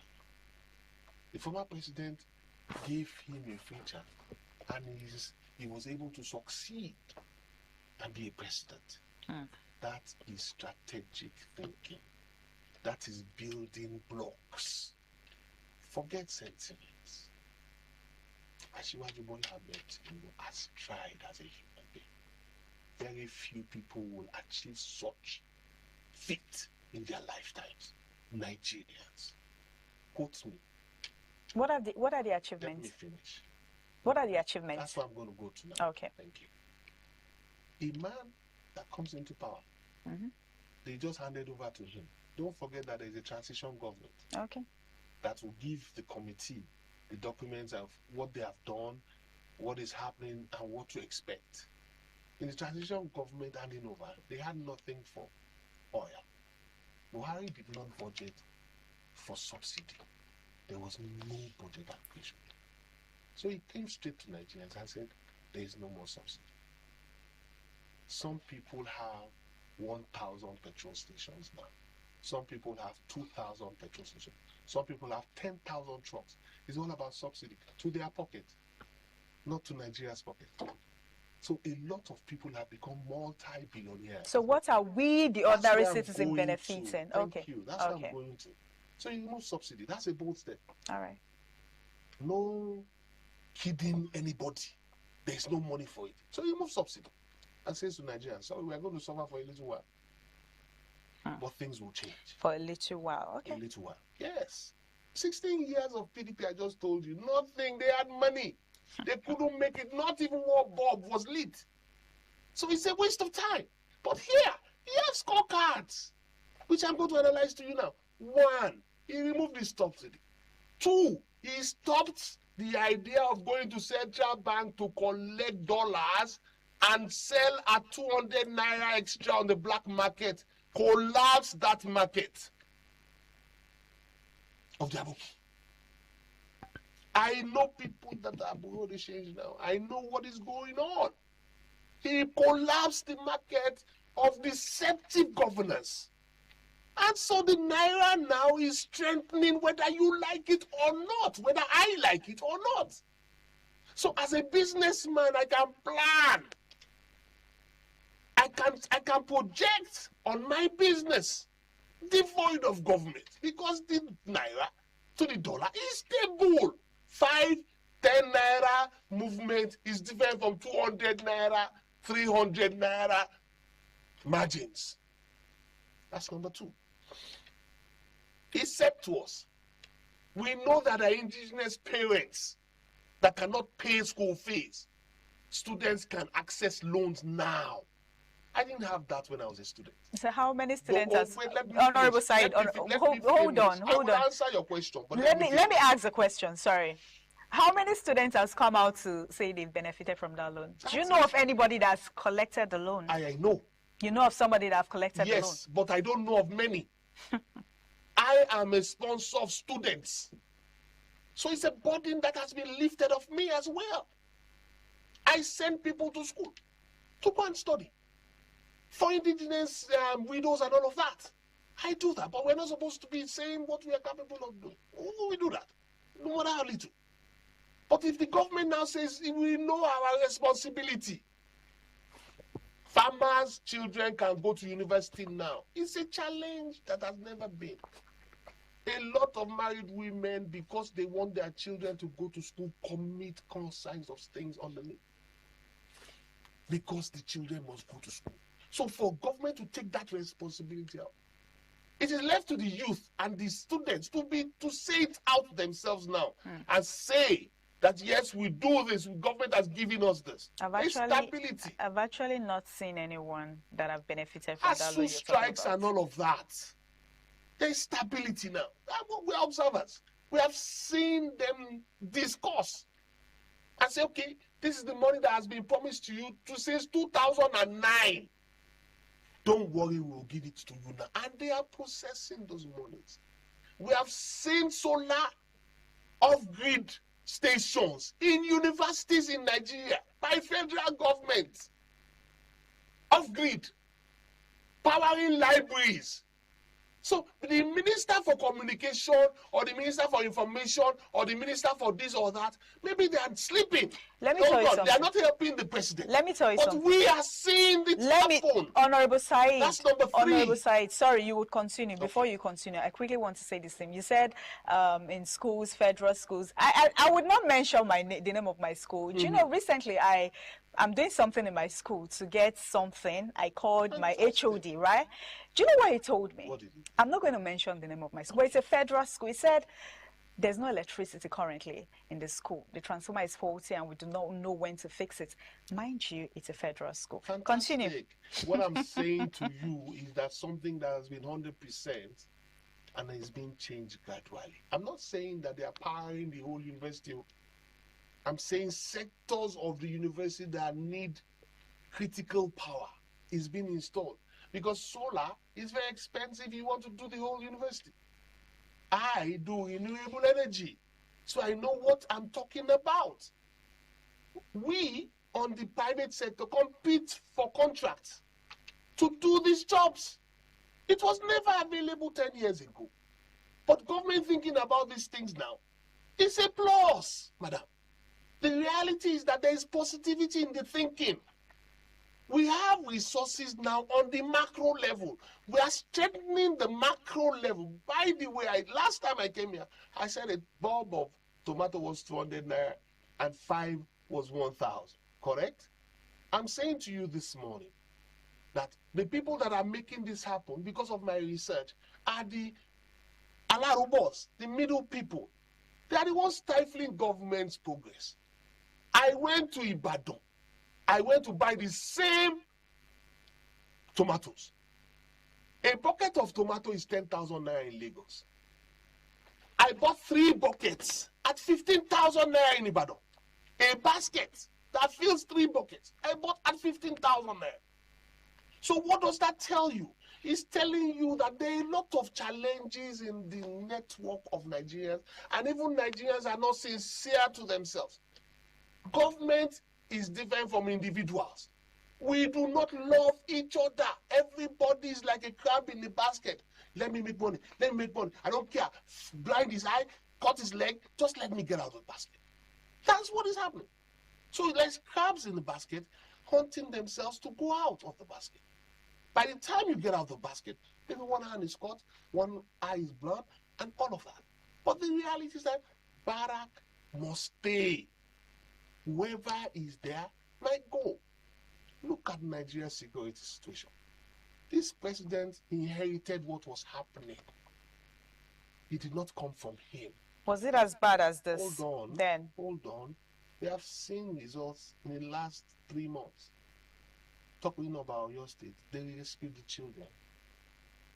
Talking about the North, 308 was rescued last week. That's progress. It is our nation. We cannot run anywhere. We don't want America to come and help us do anything. No. Train our soldiers to be strategic. One of it he has done now is they are earning more than they used to do. Imagine a soldier earning 49,000 a month. But now, that's part of strategic thinking. They have increased the salary of soldiers. Yeah, we applauded the president for that. So let us talk positively. Let us talk positive. It's only positive that can bring positive. Negative will continue to bring negative. You cannot continue to bring down the president of Nigeria and you are wanting development. You cannot wake up in the morning and tell God, let him not succeed, and you are wanting development. You are deceiving yourself. It's just like a woman that dresses reasonably, covering her body, and a woman that exposes her body. And the same thing with food. If you cover food, flies will not perch on it. But if you open the food, flies will lay eggs on it. That's the same process. So we have to think. It's about introspection. How are we doing it? Are we doing it right by ourselves? Leave government. Are we doing it right? Am I doing you, the journalist? Am I doing you right? Are you doing me right? Am I doing right by the people by telling them tomato is not supposed to be that expensive? I'm not making that money to feed my family alone. I had opportunity to collect salary from government for 8 years. I rejected it because I don't want to collect money that I cannot explain. But everybody's collecting it now. So we're different kind of people. What we're saying is that we want a different kind of change. So I'm giving you analysis based on what is going, though difficult. But movement is gradual. Kinetic. The car started. If it did not start, it's a problem. But it has started. And it's moving. If the likes of Professor Konjo-Iweala can come and say the people that are not supporting the president now are beefing him because of what they cannot get, that the man is trying. I'm not a professor. I'm dealing with OA Lawal. Form 4. Whoever wants to pass WAEC or JAMB deals with me because that's basic. What we are seeing now, macroeconomics, fantastic for Nigeria. So you think the economy is working? Starting to work. It's starting to work. Yeah, so if we can now leave that and move to the micro level, which is you and I, productivity, then excellent movement will come. That's how it works. So you do not but think... we have gotten it right. Two things. I told you about the collapse of the Forex. We are not deceiving ourselves now. We are not pegging the Naira. We are not borrowing to pay for the Naira. We are not borrowing to pay salaries. Governors are not borrowing to pay salaries. How many governors could pay under Buhari? Buhari was borrowing to give them to pay salaries. What are you talking about? Don't you even understand the basics of what's going on? Nobody is borrowing to pay salaries. Call the governor out that will say he doesn't have enough money to pay salaries. Why are we deceiving ourselves? Just 6-8 years ago, we couldn't pay salaries. Now we can pay salaries. Now we have enough money for construction. We have enough money for development. We have enough money to think and do stuff. Honorable Said, remember, it's not just about construction development. I know that is part of it, but mainly is the ordinary Nigerians. Infrastructure is key to development.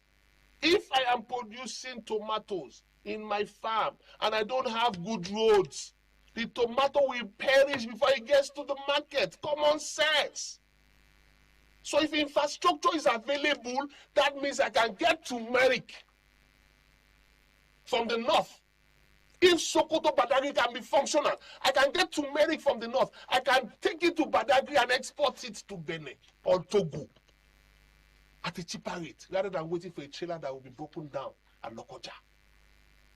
I can get palm oil from Calabar and bring it to Lagos. Before it's 6 a.m., I have sold it at my 12 market, the palm oil that I bought by 6 p.m. a day before in Calabar. So, what you are saying, what I'm saying to you is that the effect of infrastructure has a positive effect on the economy. So what you are saying now is that the president has an advantage as the incumbent. It's working. It's working. Do you think a lot of Nigerians will agree to this? Is what I'm saying, that the ministers that are sleeping in Abuja, they're not doing anything. The man is working. I am the president of Nigeria. I know how much Seyi Makinde was getting under Buhari. And I know how much Seyi Makinde is getting now. A man that was given 30 billion. If the other man did not blow alarm that the federal government gave him 30 billion, would we know? So you're saying we are doing ourselves? This is the problem. And now you have not cleaned your own room. You want to be a president, you want to clean outside. Where is the sense? We are waiting for the scorecard. Seyi Makinde's scorecard. We are waiting for it.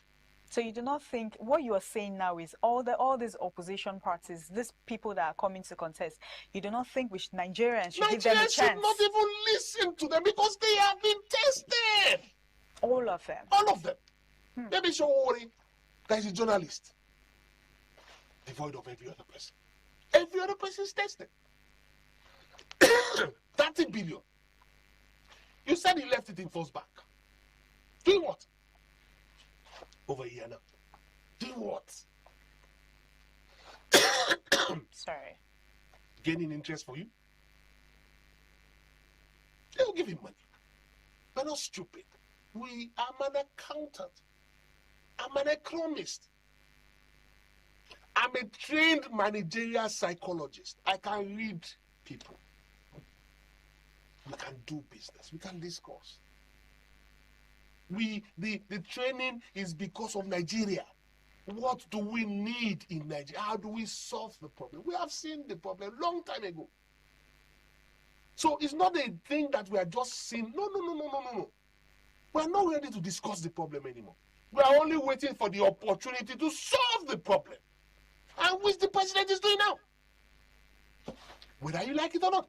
Whether you see it. So the president is solving the problem. Yes. Okay, let me give you another instance. The tractors, 2,000 tractors he bought last year. If he releases those tractors, I don't care who he gives it to. They are all Nigerians. Give it to local governments. Let them farm. Let us see what the cost of tomato will be in 6 months before the election, or even 3 months before the election. Tomato does not take 3 months.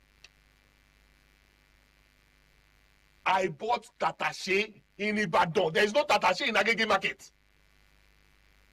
I bought a basket of Tatache in Ibadan. Who is hoarding it and keeping it in Ibadan and not allowing it to get to my 12? So what you are saying now is Honorable Side. What you're saying now is Tinubu administration has done enough to convince Nigerians to vote for him for the second term. Because the people of Nigeria don't even know what he's trying to do. That is the major problem. You wouldn't blame them. Honorable Side, I'm not blaming Nigeria. Exactly. No, you wouldn't blame them. It is the work of the ministers and the MDAs. That's why I said 6 months ago that if I was the president, I would have sacked so many people. By now, with this kind of money, I would have sacked so many people. I have a lot of female youths wanting to work. I will train them. 6 months, come back. Another 6 months again, come back. By the time I train you for 1 year, I give you parameters of what I expect from you. They will give me the job. Honorable Side, it is easier said than done. This is what I'm telling you. That is what I do. I train. And I know that the people I trained last year are different from the people I'm training this year. So I know the capability as a private sector driven person. Don't tell me it's not possible. Give me the chance to prove it. That's all. But it's not possible, forget it. I know people that trade with farmers, take from farmers, and are multi-billionaires today. That I don't need to wear set and suits. I'm telling you to think.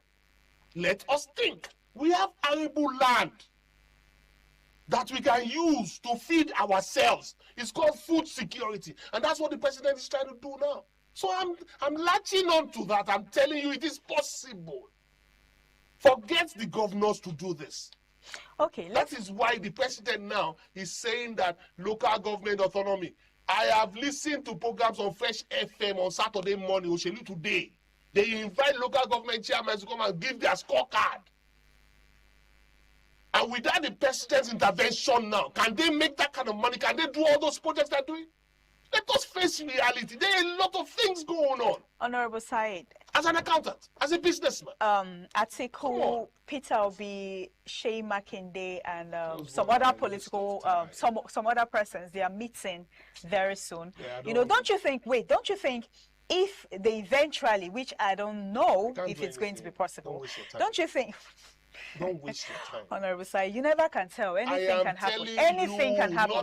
Don't you think if they eventually decide and come together and present just one candidate, they can't? Don't you think they will work against the ruling president? That's something, and you say anything can happen. Anything can happen. The day must break. Is that anything? It's certain, whether you like it or not. Whatever powers you have, terrestrially, the day must break. Who are you? You are nothing. Forget all those coalitions. I am telling you today, effectively, it is bullshit and it's nothing. Can't have any effect. Unless people don't know what to do with resources. 31 states in your control, going to 34. And you're telling me a coalition will take that off? I mean, now the ruling party, they are doing everything possible. They've submitted all their candidates. Yes, I saw it. Yeah, they're doing everything possible. Election is just talking. How many of them have done the same thing? They're still wrangling. Let us see what will happen by November, December. Not even election. November, December, we're in August. No, I mean, campaigning is starting soon. I am telling you that we have not seen it all. I told you earlier on, the game has just started. Why are you in a hurry? By September, October, November, then we know who are the candidates. All this one that they're doing now, we don't know who they are the candidates. We don't. But we know only one president. And we know he wants to contest again. And he's saying that, give me the chance, I will stabilize Nigeria. $51 billion foreign reserve and counting. And you're telling me this. What about Jonathan that was, his name was excluded? He didn't meet up with the requirements. INEC said he didn't meet up with the requirements. I told you that. He was the former president. Analysis was one by one. You didn't let me get to Jonathan. Let's talk about that. Fantastic. Briefly. Jonathan, he knows his limit. And he was a very fantastic president. Why? Because when he got to his limit, he said, I don't want Nigeria's citizens to shed their blood because of the war. That's a statesman. And so if he wants to come back now, what did he forget? What did he forget? 6 years of nothing? Yes, the people went for training. Musa Yar'Adua was the initiative. I told these people, let us bring you out of this mess and train you, which is what I came back to. And you are telling me it's not possible. All the people carrying guns in the Niger Delta, they are pilots now, they're engineers, they're divers, all of that. Nigerians are benefiting for the oil sector now because of training. I am setting up a training institute because of the youth, so that we can compete in the oil industry, we can compete in UK, we can compete in America. So at this point, what advice do you have for the opposition parties? I don't have any advice for them because they are not stable, and I don't wish them any positivity because I want stability. I know that if this man comes back in 4 years... It's obvious that you're in the president's side. Yes, because Nigerians will then start to reap the benefit of the hard work. And you think Nigeria wants him back? Let me tell you one thing that I want you to understand. Nigerians might not. That's the truth. Nigerians might not want him back. But you are going to lose an opportunity. Because see, from Aguiyi-Ironsi to now, mention the kind of presidents that have had the dexterity, the understanding, and the creativity to put us where we are. All right. Thank you so much, Honorable Said Ajadi. I wish you all the best. Thank you, all our viewers. Thank you, Nigeria, for joining our Lagos Network studio this beautiful morning on CMI. I am Marcelina Unkwo. We'll be handing over to our Benin Network studio for the continuation on CMI. Just stay with us. Don't go away.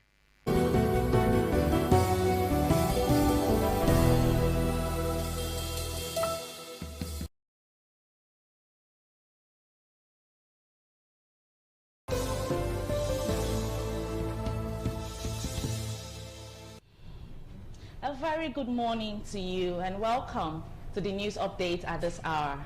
I am Amara Chukwu Azuka. The Nigerian Police Force has reaffirmed commitment to provide adequate security to ensure free, fair and peaceful conduct of the August 15 off-cycle election in Osun State. Security correspondent John Turner reports that the Force Public Relations Officer, CSP Annie Iniedu, made the commitment in a press briefing at the Force headquarters in Abuja. With just days to the August 15 governorship election in Osun State, concerns over security are mounting due to a wave of political violence across the state. The political tension among parties and candidates have become a call for concern. While the Nigerian police force hierarchy has continued to engage stakeholders ahead of the election, the Force Public Relations Officer held a pre-election press briefing ahead of the election. The Force PRO, Annie Iniedu, reaffirmed the force commitment to provision of adequate security for the smooth conduct of the election in a free, fair and credible atmosphere. The Nigerian Police Force wishes to reassure the general public, political actors and all stakeholders of its commitment to ensuring a peaceful, secure and credible gubernatorial elections in Osun State. As part of the force's comprehensive election security strategy, the deployment of Commissioner of Police CP Samuel Erale Etaifo as CP Elections, Osun State, remains a key component of the operational framework designed to coordinate election security across Osun State. The police urges Osun residents to shun violence and conduct themselves in an orderly manner during the polls. The Inspector General of Police, IGP Olatunji Rilwan Disu, PSC Daga, NPM, urges all political parties, candidates, supporters, and members of the public to remain peaceful, law-abiding and cooperative throughout the election process. He further assures that the Nigerian Police Force will continue to discharge its constitutional responsibilities with fairness, firmness, and absolute respect for democratic principles. The force tasked personnel on election duty to demonstrate high level of professionalism in strict adherence to electoral laws. From Abuja, John Taylor, ITV News. Now moving on to Delta State, where the Delta State Governor, Sheriff Oborevori, has suspended the Commissioner for Works, Highways and Urban Roads, Honorable Ruben Izeze Yakubu, indefinitely. The suspension takes immediate effect and is to allow security agencies conduct an impartial investigation into an alleged assault involving the senior special assistant to the governor on protocol, Simon Moody, popularly known as Temple, at the Petroleum Training Institute in Efurun. The incident reportedly occurred during violence that followed an APC stakeholders meeting involving the commissioner and the governor's senior special assistant on protocol. Moody was said to have sustained serious injuries in the incident. In a statement signed by the secretary to the state government, Dr. Kingsley Emu, the Delta State government said the suspension is necessary to ensure a thorough and unbiased investigation. The government reaffirmed its commitment to public safety, law and order, and the protection of human life. The suspension will remain in force pending the outcome of the investigation by the relevant security agencies. Now moving on to Edo State, where the Edo State Governor, Senator Monday Okpebholo, has reaffirmed his administration's commitment to strengthening the All Progressive Congress, APC, and ensuring that governance and development reach the grassroots. Governor Okpebholo stated this when he met with APC leaders and members from the 18 local government area of Edo State at the Government House in Benin City. Oluwafemi Farayola has details. Governor Monday Okpebholo thanked APC members for their support, stressing that unity remains critical to the continued growth and success of the party in the state. He said his administration would continue to take development and opportunities to the grassroots, insisting that the benefits of governance must extend from the state level to local governments and wards. Governor Okpebholo also addressed the issue of the appointment of special assistants, saying the proposed appointments should not be viewed as a contentious matter, as the victory of the APC was achieved through the collective efforts of party members. We are taking the governance to the grassroots so that whatever is from the top will also go down to the bottom. Appointing 4,000 SSA or SA is not an issue at all.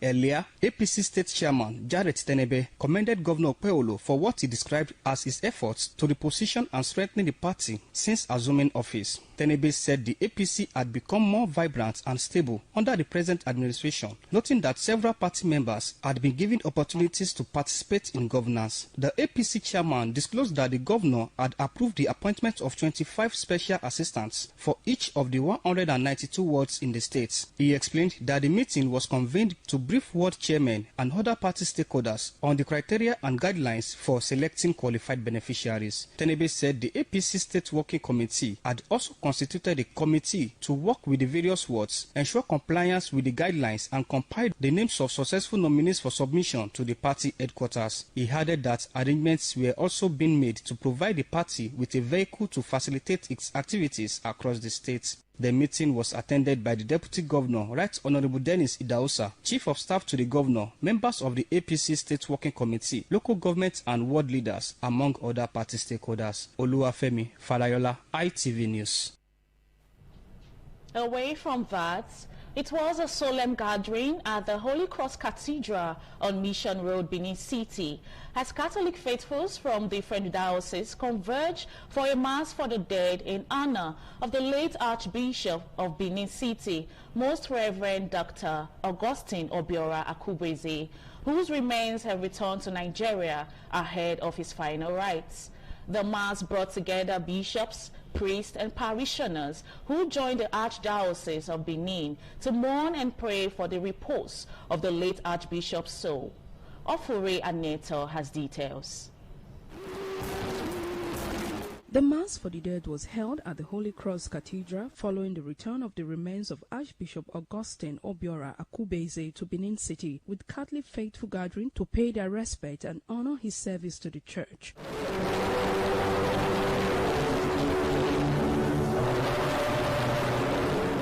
Delivering the homily, Very Reverend Father Pascal Omono described the Archbishop's death as a painful loss to the Catholic community, saying words were inadequate to express the grief of losing a man who lived in pursuit of God's heart. He described Archbishop Akubeze as a father and mentor whose humility and service to God's work left an enduring mark on the Church and to generations to come. and to all of us, each and every one of us. Blessed day of our Lord Archbishop Augustine Obiora Akubeze, become a question to our own hearts. What will people say about us when we are wrong? Taking a prayer for the repose of the soul of the late Archbishop, Most Reverend Dr. Donatus Ogu prayed for the peaceful repose of the late Archbishop and comfort for the Catholic community.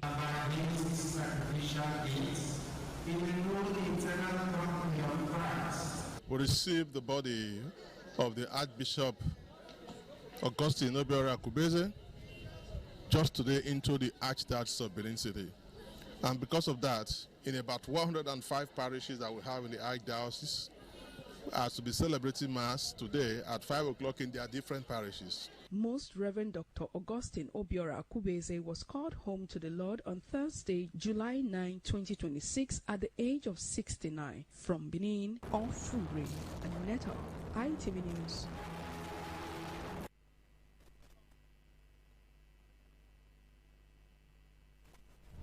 And lastly, on the news update, the Nigerian Air Force killed 9 ISWAP fighters, including a senior commander, during a precision airstrike in Borno State.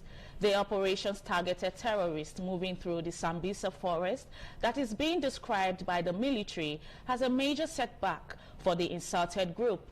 The Air Force says the strike was carried out after intelligence reports indicated the movement of suspected ISWAP fighters within the Sambisa forest in Broad State. According to the Air Force, a remotely piloted aircraft conducted intelligence surveillance and reconnaissance operations following operators to identify and track the terrorists to a suspected hideout before a precision strike was launched. Among those killed was Abu Khalid al-Muajir, described as a key SWAP commander responsible for providing security escort for senior members of the terrorist group. And that brings us to the end of the news at this hour. Thank you for watching. I am Amara Chukwu Azuka. Good morning. ITV, certainly the best.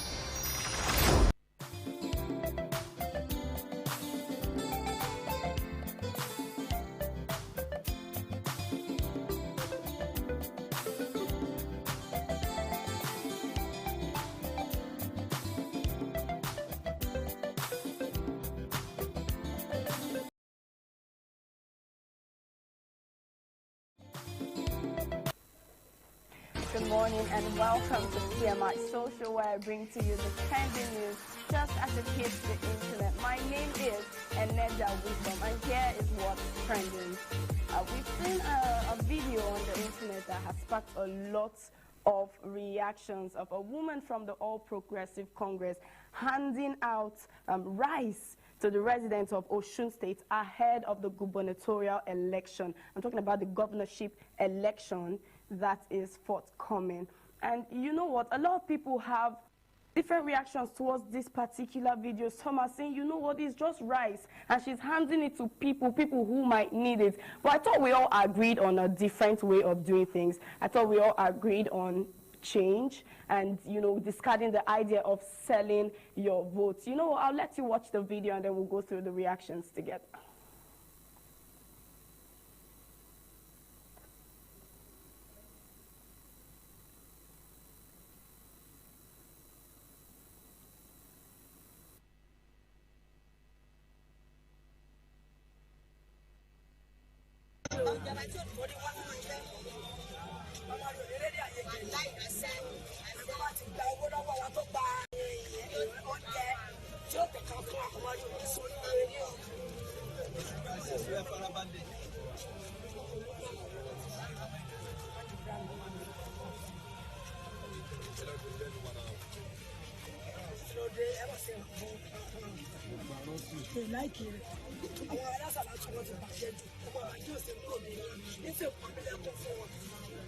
láìkí ẹ̀ wọ́n mọ̀ sọ nígbà tó ṣe wípé ní wọ́n jẹ́ láti jọ wọ́n ti lè bí àwọn lẹ́yìn pé ní mo pé nǹkan mo ti pé nǹkan wọ́n wà ká.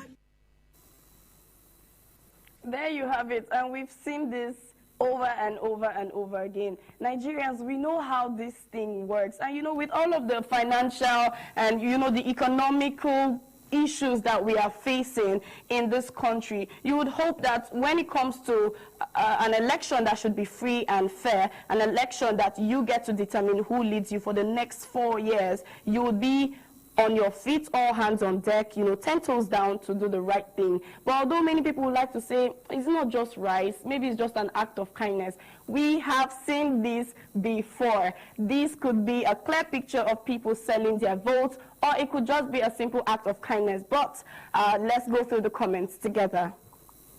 The first one I have here from Saobina Emelobo. He says, Nigerians will never learn. We complain of hardship for 4 years, then turn around to collect food items from desperate.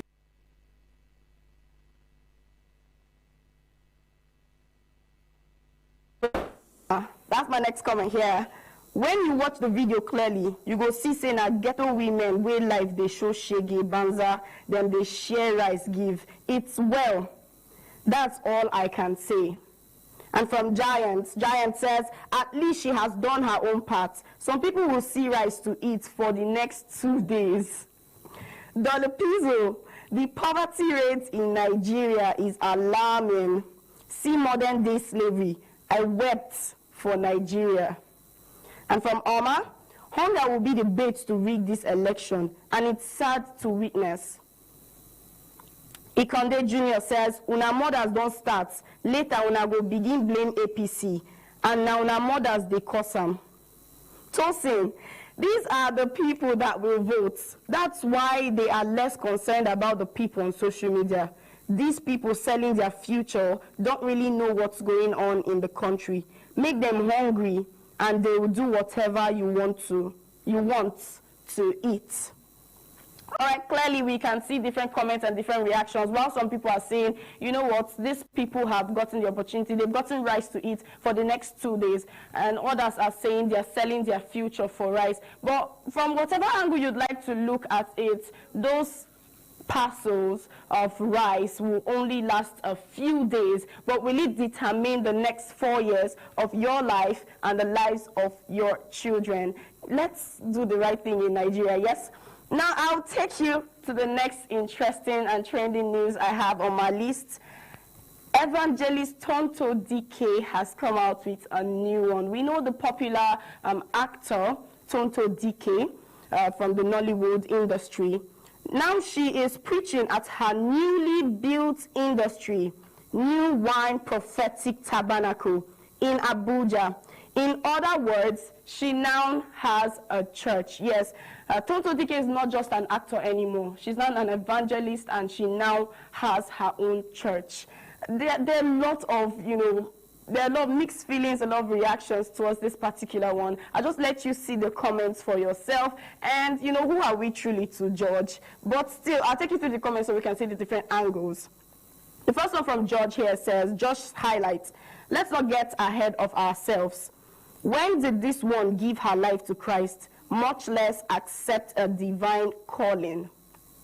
And from Queen T, she really put in a lot of time and energy into seeing this business come to fruition. More grease to her elbow. That's from Queen T. But truly, will you call this a calling? Will you call this a ministry? Or will you call it a business like Queen T did? Now from BM, I honestly don't know if I should judge or not, because this thing, they funny me for real. But same time, I dey try keep composure. But Basti, what God cannot do does not exist. I think he got this popular line from Pastor Jerry Eze, who used to be, or maybe still is, the pastor of Tonto Dike. And we have some people wondering, how long has she been under Pastor Jerry Eze for her to branch out or go out on her own to, have a church of her own and be a pastor? One more comment here from Prime Dave. Now, very anyhow people go through this church. Now from Mr. Thomas, who discipled her? What doctrines is her ministry founded upon? What Bible college or school of philosophy and theology has she attended? Who ordained her? She calls her ministry prophetic. What order of prophets is her ministry built on? Too much questions to ask her. Well, since it's not up to us to determine people's ministry, all we can do is ask questions and hope to get answers. Mr. Bucci says she has brought Nollywood movie scenes into real life, a great actress, both in reality and on set. Legend. All right, quickly to the next story. We have a trendy video from the locals of Cat in Duse. Right, they are fetching water from a dry well in Kachi Duse. They first have to enter into the well to fetch water. That's how bad the situation is, right? It's such a dry well and it's so deep, and they have to go into it before getting any water. And you can see that it isn't even so much water that gets out, that comes out with them at the end of the day. Let's see the videos, so you have a proof of what I'm saying.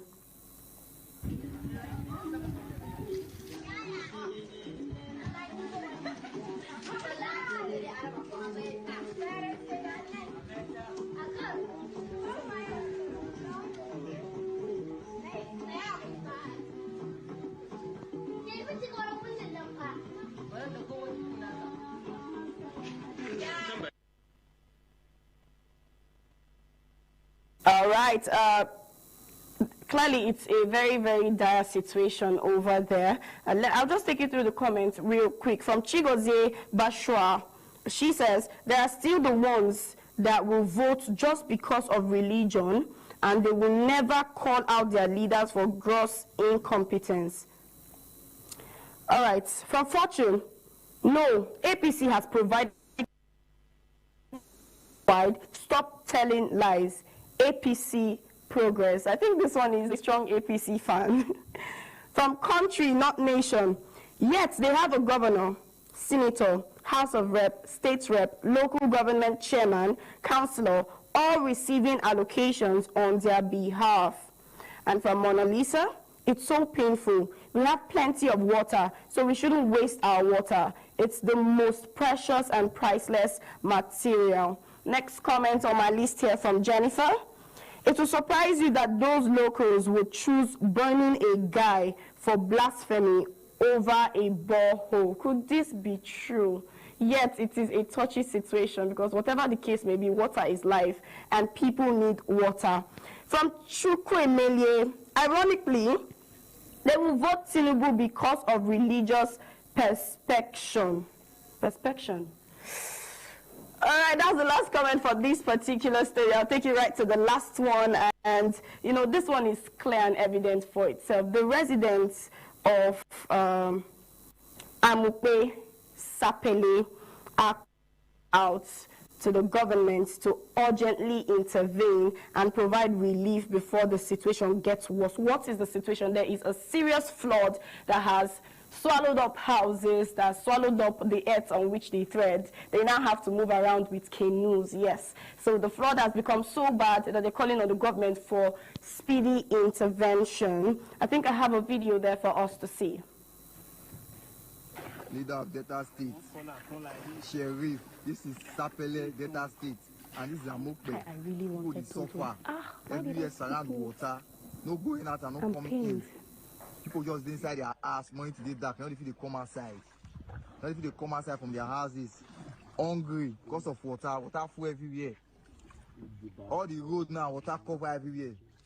And school goes to resume. How should they want to go school? Everywhere full with water, people houses they inside water. And with the year now, see my water not inside the water, not inside the water, snake they inside the water. Some people don't pause for the See how this. On top water, see how this person now won't finish this house now, but because of water, he won't leave the house. See how this. See people. See how this inside water. People they inside the house, they can't come out. You know, if you come out, no going out, no coming in. No going out, no coming in. See everywhere water. Leader of Delta State, Sheriff, Abel, come to our rescue. This is Amope. See everywhere water. This is Amokbe. See houses. See houses. Inside water. Inside water. No lie. Now we won't work on so because this is so far. Because when they said that last time, they said dig them, they're not digging anywhere. But that's still because I know food, not cup water. They don't want me go fish. So nobody should come out. No, not for the cook. Okay. So Mama Ningo. They are for the cook. So.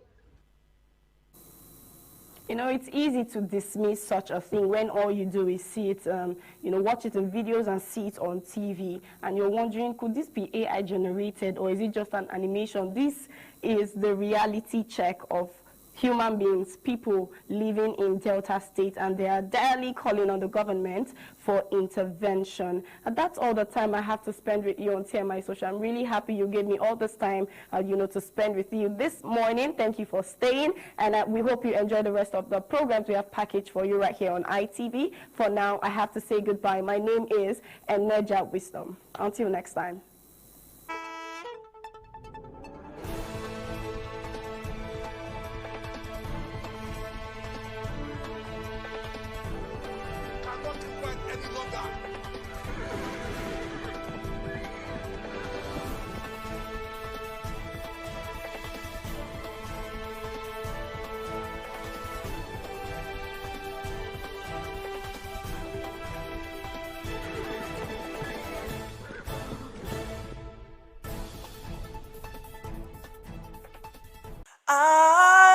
ITV, certainly the best.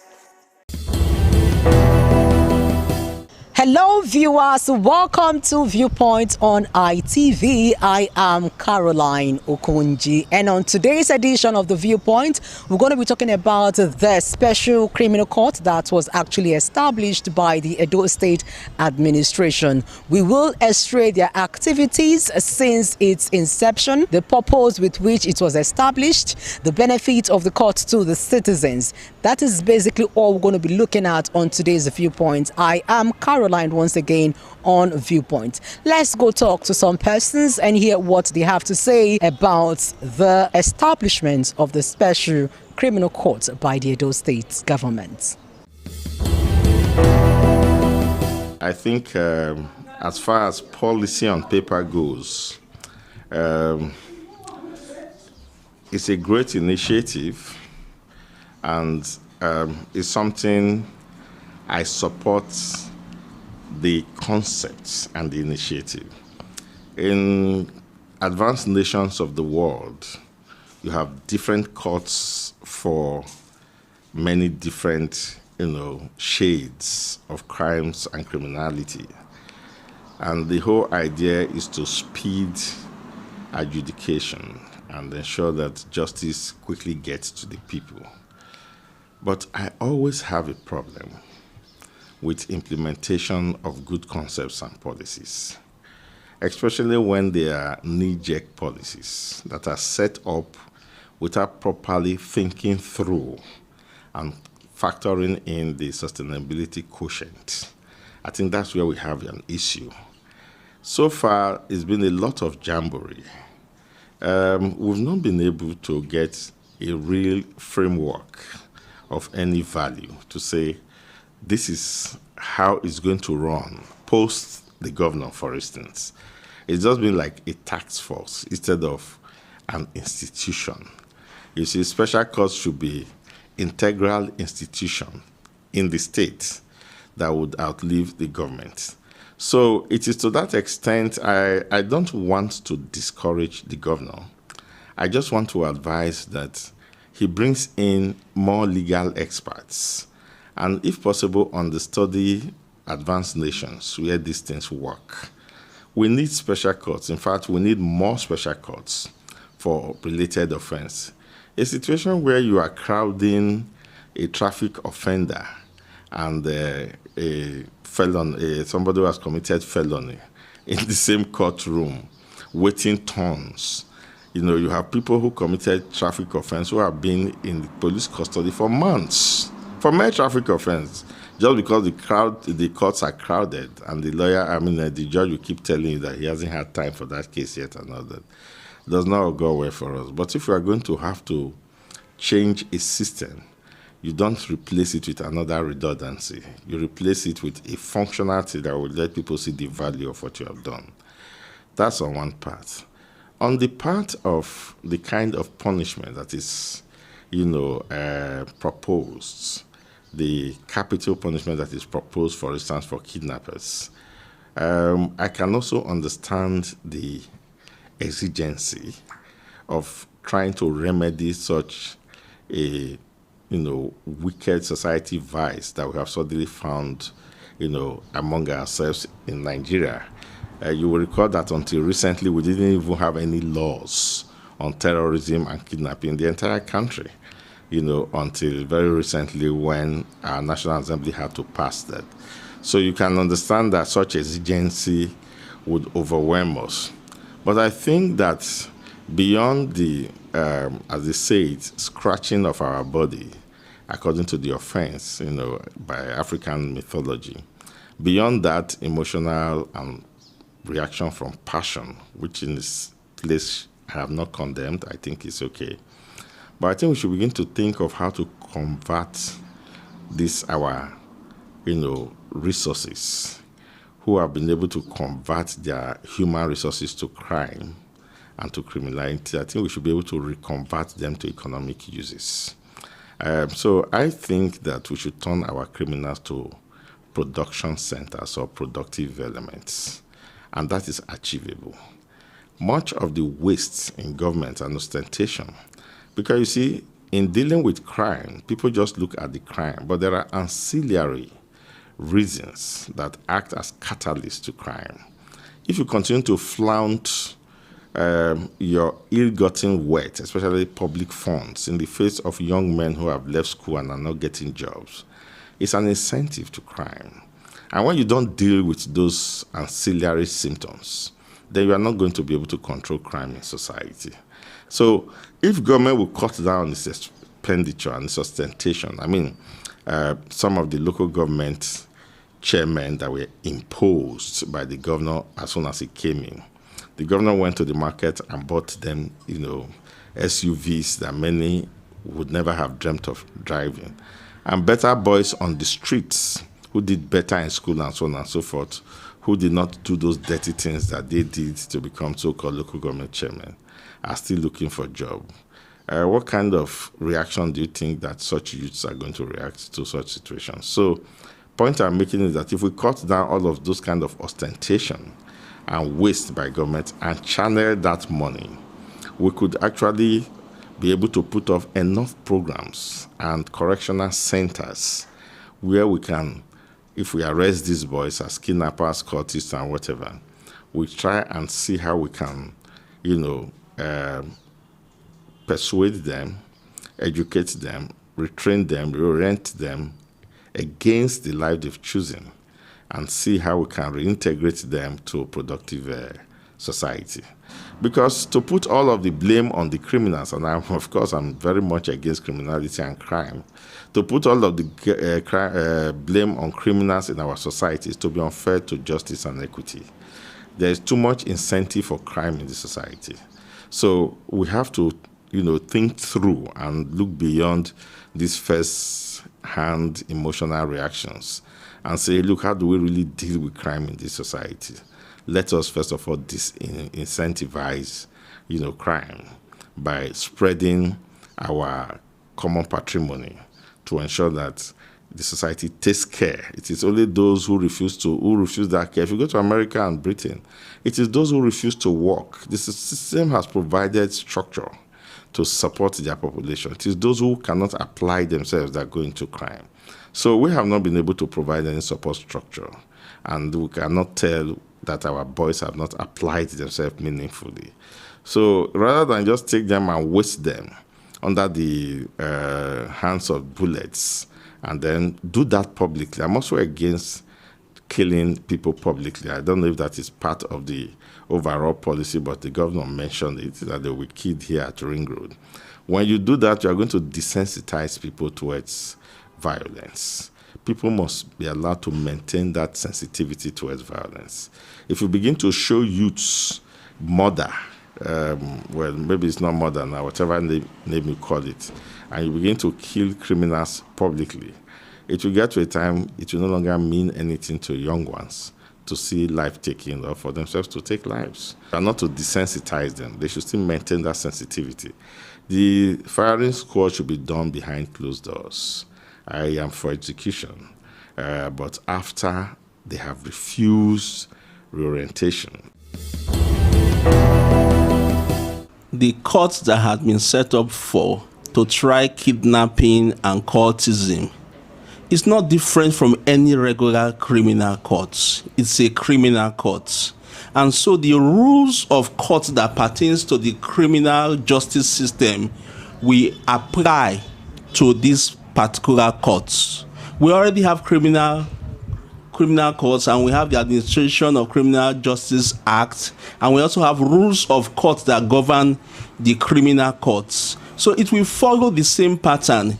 It's not the governor's courts. Speedy trial there will be speedy trial because they really don't have many cases now like any other regular criminal court. So when kidnapping cases come to them and they have gone through the DPP gamut of proof, check whether there's a prima facie case for them to be prosecuted, it will still go through the DPP, the Director of Public Prosecution's Office in the Ministry of Justice, before the Ministry of Justice legal officer, State Council will be the ones to prosecute those cases. And also, we also need the cooperation of lawyers from the DPP's office and private practitioners to ensure that there's speedy trial. Because most of the time, it's not the courts that are responsible for slow trials. Lawyers are key persons that are responsible for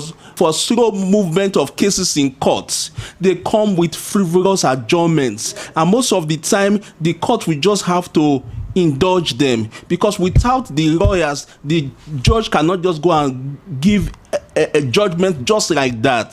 So the problem is the lawyers, and so NBA should advise lawyers not to come with frivolous adjournments, frivolous reasons why their cases should not go on. And the same thing with the government lawyers, the DPP's office. And so the judges are always present in court. If you go to court, there's no day that the judges do not come to court. It's only on few reasons, maybe on the head grounds. But the problem is the lawyers. So we look at it like this, that the judges' courts are available to receive information from the Ministry of Justice saying that this person has committed a crime, and it is right for the lawyers to ensure speedy trials because the judges are always available. And so when these judges have heard this case, they will naturally give judgments. And so we expect speedy trials and lawyers to ensure that they do not be a cog in the wheels of justice. Assessing the special court, to me, is still still at its infant stage, being that it was just created a couple of weeks ago. One cannot give a definitive assessment, but giving a preliminary assessment of what it has achieved so far or what it tends to achieve, I could say the state governments have done well, and for the chief judge of Edo State to had swiftly set up the court. And we saw recently that the alleged kidnappers that were arrested were tried in that special court. I would say kudos to the Edo State government. One cannot say whether it has achieved its aim, but the process is on. Like I said previously, that the court has its own procedural processes. What we saw in the last sitting of that special court, that the alleged kidnappers was before the court and they all pleaded not guilty, despite the fact that they had previously confessed to the crime, even on media. But they have the right to either plead guilty or accept the crime as being alleged. But as a procedural processes, when a suspect or a defendant before a court plead not guilty to a crime, the court will refer to Department of Public Prosecution for advice. That is why I said earlier that the 2 ways as said by the governor, it is not feasible for the court to hear a criminal case and dispense judgment within 2 weeks. Sometimes it takes days or weeks or months for the DPP to look into the issue and advise whether the accused persons have case to answer or not. We are monitoring keenly the activities and the processes of this special court. As civil rights activists, like I said, we are more concerned about the fundamental right of citizens. We wouldn't want a situation whereby the process will be abused by the state actors. We wouldn't want innocent citizens to be victimized by that special court, because we have seen recently that even the police and security agencies will now arrest innocent citizens and threaten them to either part way with money or they will be charged to that special court. That is what is trending. But in all, we will ensure that we work in synergy with the government and the judiciary to ensure that the special court that is set up to try the alleged kidnappers, cultists, and terrorists achieve its aim without abusing the process. Special court means courts that have been set up or tribunals that have been set up to handle specific matters or issues of concern that are specific or peculiar to certain issues. This is not the first of its kind in the country and also in Edo State. Before, you can see special court like the robbery tribunal that was set up in 1970, yes, to try robbery cases so that they can be treated expediently. So the special court is a step in the right direction. Now, these courts have been constituted by Edo State to fight robbery, cultism, and kidnapping. Yes, and these are peculiar matters. Now, a leader is not someone that has the highest qualifications, but however, somebody that can identify a problem relating to a particular set of people and also do everything possible to solve it. Security issue has been a major problem in Edo State from time immemorial. There are a lot of places I can mention in Benin where this issue of cultism and kidnapping were very rampant until our governor, in his magnanimity, decided to set up this court, which was approved by the Chief Justice of Edo State, Honorable Chief Justice Daniel Okumbowa. Now, this court is situated at the High Court of Benin, and this court is just like every other normal court. But what is the difference? Just like you have the Election Petition Tribunal, that where matters or electoral matters are treated very quickly, expediently, with full speed, so as to be able to get the results on time. That is the same thing that is also ongoing in this special court, so that issues of cultism and kidnapping can be treated with enough speed, and the perpetrators of this act can be brought to book. This court can handle matters, let's say, in 6 months, 3 months, depends on the factors that are involved, and judgment will be given. The judges that are sitting over this court are judges that have been carefully chosen, who have a lot of experience in cultism and kidnapping and matters that are related thereto. So this court is something that is applaudable. And on the issue whether this court can actually be abused later on, it is simple. The laws that set up these special courts are also the laws that also regulate the normal high courts. The only difference is the time frame for these matters to be handled and settled, which is the Criminal Code and the Administration of Criminal Justice Act. Now, this court also runs with the rule of natural justice, equity, and good conscience. This court also runs with fair hearing. It's not like, oh, a criminal is just carried there and at the end of the day he's tried and is convicted. No. the same processes will be followed. Everything that ought to be done in a normal court will be done. And if these people are found wanting, they will be brought to book. So they are working and proper investigations are being carried out to make sure that these criminals are apprehended. Why? For the safekeeping. Okay, what is the primary responsibility of a government? It is the protection of life and properties. Yes, if a government cannot protect the life and properties of the citizen, that government has failed. This special court to try criminal matters relating to kidnapping and courtesan. So nobody is happy when he's kidnapped. And nobody is happy with the monstrous, the satanic activity of court-related killings. It was about two years precisely. Yes, 2 years precisely. This was where a young man was killed. You understand that created unnecessary tension and panic in this area. Yes, with the creation or establishment of this special criminal courts, if we are sincere with ourselves, we should tell ourselves the truth that courts-related killings has reduced drastically, and even the activities of kidnapping has even reduced drastically. Yes, what I am pessimistic about is the issue that the police is now taking undue advantage to even plant fears in the mind of the people to further extort them. That this creation of special courts, if you don't cooperate with us, we'll charge you there, and you know that the governor is interested in the matter. You understand? The suspect will just go and look for money one way or the other to settle his way out. That is not the philosophy of the creation or the establishment of the special criminal courts.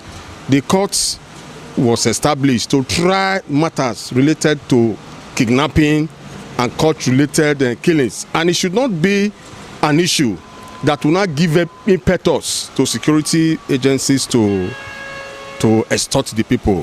For me, we have experienced it. We are not happy.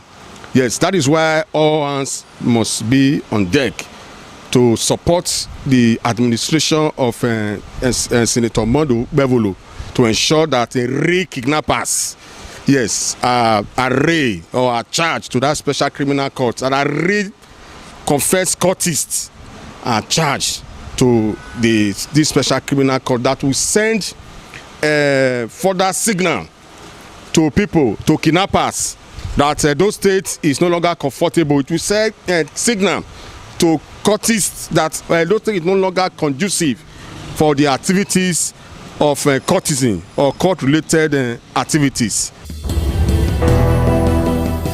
Well, first of all, let's commend the governor for doing what he thinks is necessary to checkmate insecurity in this state. Because before he came in, the situation was very bad, and the insecurity level in this country was almost, in this state in particular, was almost unbearable. People were just being killed and slaughtered like as if they didn't matter. So he has done a lot to checkmate insecurity, but there's still more to be done. I think that is why he has brought in the special court, so that in addition to arresting these persons, as soon as they are arrested, they should be given justice as demanded by law. We shouldn't just go and put them in the cell, because what we used to have is you just arrest somebody, go and put him in detention. After a while, maybe you get remand. Maybe if you are lucky, after a year he is out. Sometimes many things happen. The person, you just see him back in the society. So that is what the governor wanted to checkmate, or wants to checkmate. That's why he has brought in this special court, so that it will not just be a case of we arrested them, oh, we stopped them yesterday. It will be a case of we put an end to it.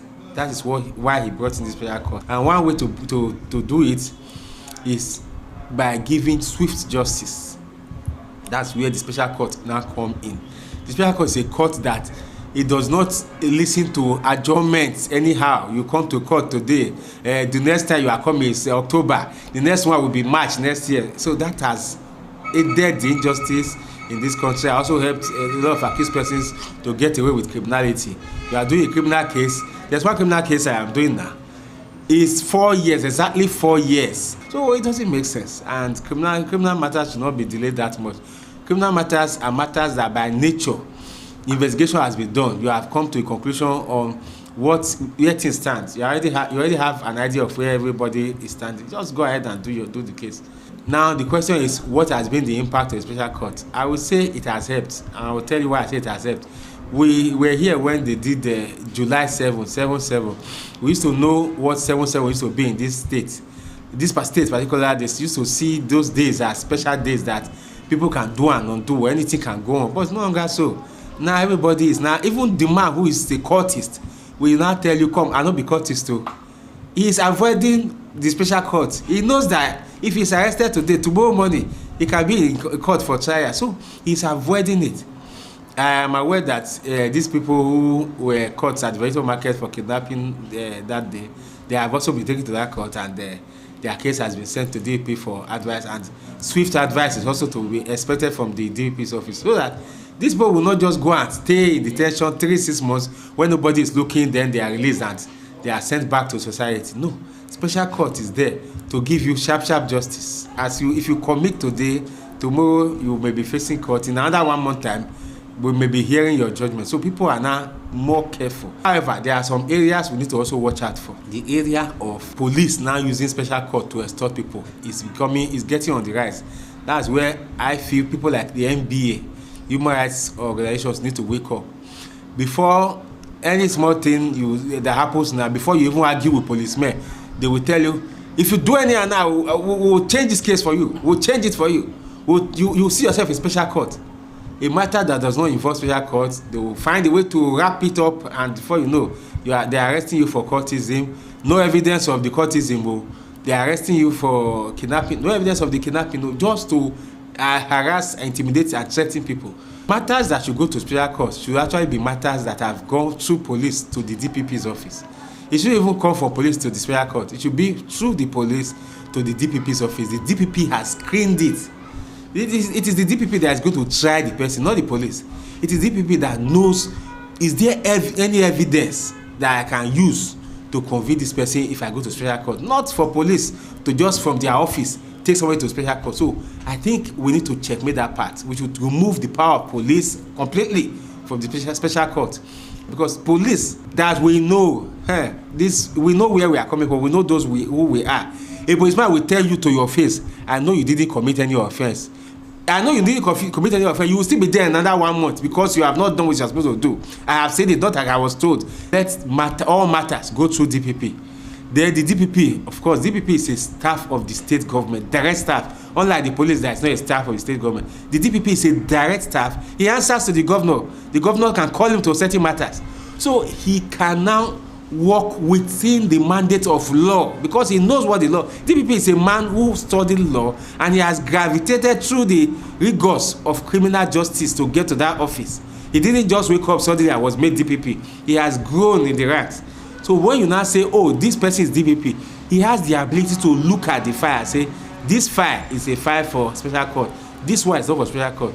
So that's one area I feel we should be very careful with. We shouldn't allow the special courts to become the tool for the police to extort our young boys.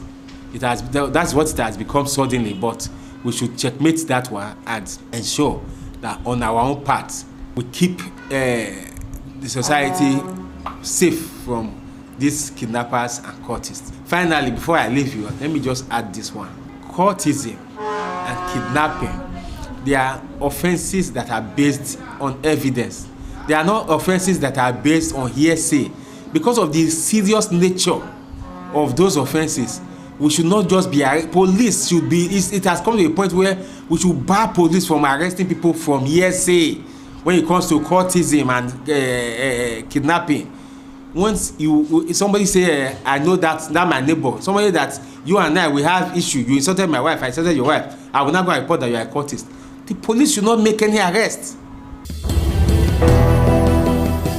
Having heard what some legal practitioners and some activists and citizens had to say about the establishment of the Special criminal courts by the Edo State administration. While some are still applauding the administration for establishing the court, some are still saying that the purpose with which the court was actually established should not be abused, and security agencies shouldn't use that as an opportunity to intimidate and exploit citizens of their rights. It is a Viewpoint on ITV. I am Caroline Okunji, saying to you many thanks for watching. ITV, certainly the best.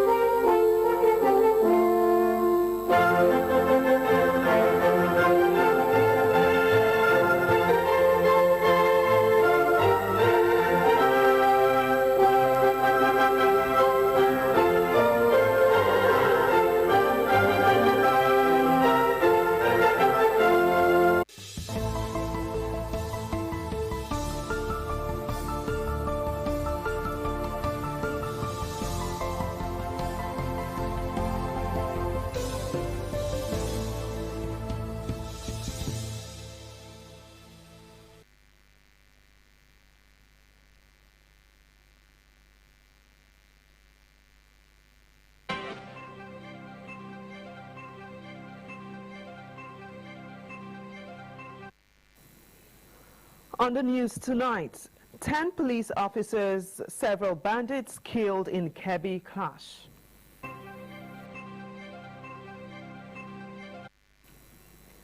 NIMET predicts flash floods across 13 states in August.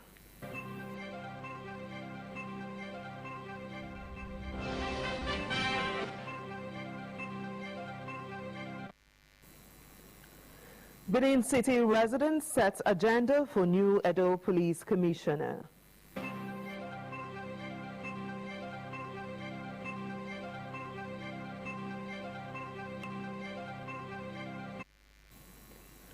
Staff government officials celebrate Edo Deputy Governor at 46.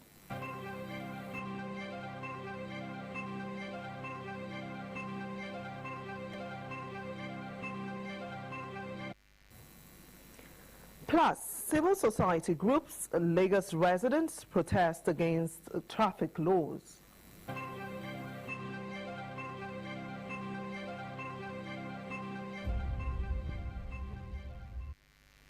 Good evening and welcome to the main news on Independent Television, reaching you live from the nation's capital. I am Joyce Ikogu. I'm being joined by Wilson Omasha from our Benin Network studio. Hi Wilson, I trust you're doing okay. It's 2 against 1 tonight. You know, you're blessed amongst men. Good Joyce, it's so nice to share the screen with you tonight. How is Abuja this evening? Abuja is cool and calm as always. Thankfully, it didn't rain today. Many thanks for asking. And also joining from our Lagos Network studio is Aigboje Ihoria. Hi, Aigboje. It's good to have you on the screen tonight. How is Lagos today? Hello, Joyce. Lagos is fine tonight. You're always looking very radiant and beautiful. Many thanks. You look good as well. Now, remember, you can watch ITV Live online at www.live.itvradioNG.com. Follow us on all our social media platforms, Facebook at ITVN Radio, X, IG, YouTube, and TikTok at ITV Radio NG. And now the news in detail. The Nigerian police force has mourned 10 officers killed in the line of duty during a gun battle with suspected bandits in Sakaba local government area of Kebbi State, vowing to sustain operations to bring the fleeing attackers to justice. The first public relations officer, CSP Annie Inuedu, disclosed this in a statement on Tuesday following the earlier confirmation by the Kebbi State Police Command that 10 personnel and 2 civilians were killed during the encounter along the Rafim Makuku axis on Monday. The clash occurred at about 9:25 a.m. when police operatives intercepted the suspected bandits who were moving between Zamfara and Kebbi states, according to the NPF. The force said at least 17 suspected bandits were neutralized during the encounter, while 4 motorcycles belonging to the attackers were destroyed. The Kebbi State Police Command had earlier confirmed the same figures. The Inspector General of Police, Olatunji Disu, expressed profound grief over the loss and condoled with the families and loved ones of the fallen officers. The IGP described their deaths as a painful loss to the force and the nation, noting that they paid the ultimate price while defending the people they swore to protect. He assured the families that the sacrifice of the officers would not be forgotten and would continue to be honored by the Nigerian police force. In other news, the Nigerian Meteorological Agency has warned of possible flash floods in 13 states between August 10 and 20, 2026. NIMET issued the warning in an advisory posted on its X handle on Tuesday, listing 13 northern states. The agency said the outlook was based on factors including forecast rainfall intensity, prevailing soil moisture conditions, drainage capacity, terrain and dam characteristics. The advisory listed states with high flash floods risk as Sokoto, Zamfara, Kebbi, Niger, Kaduna, Nasarawa, Adamawa, Plateau, Benue, Kogi, Taraba, Cross River, and Akwa Ibom. NIMET warned that the affected areas could experience localized flash flooding, particularly in flood-prone, low-lying, urban, and riverside communities. It said possible impacts included traffic congestion, road closures and transport disruptions, as well as temporary interruptions to electricity and telecommunications services. The agency also warned that heavy rainfall could reduce visibility and affect motorist and aviation operations, while waterlogging could damage farmlands, crops, and livestock. According to NIMET, flash flooding could also damage roads, bridges, drainage systems, and other critical infrastructure, while stagnant floodwaters could increase the risk of waterborne diseases. The agency advised residents to follow weather forecasts and flood advisories issued by NIMET and relevant emergency management agencies.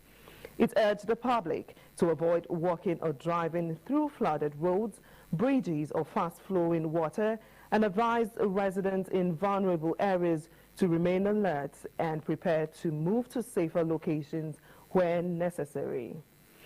We now take you to our Benin Network studio for the continuation of the news. Over to you, Wilson. Thanks a lot, Joyce, and welcome to our Benin studio. The Assistant Inspector General of Police in charge of Zone 5, Mr. Monday Agbonika, on Monday formally handed over to Patrick Dow as the new Edo State Commissioner of Police. Adeze Ibe reports that a handing over ceremony took place at the headquarters of Edo State Police Command in Benin City. The report is presented by Joy Obaisiagbon.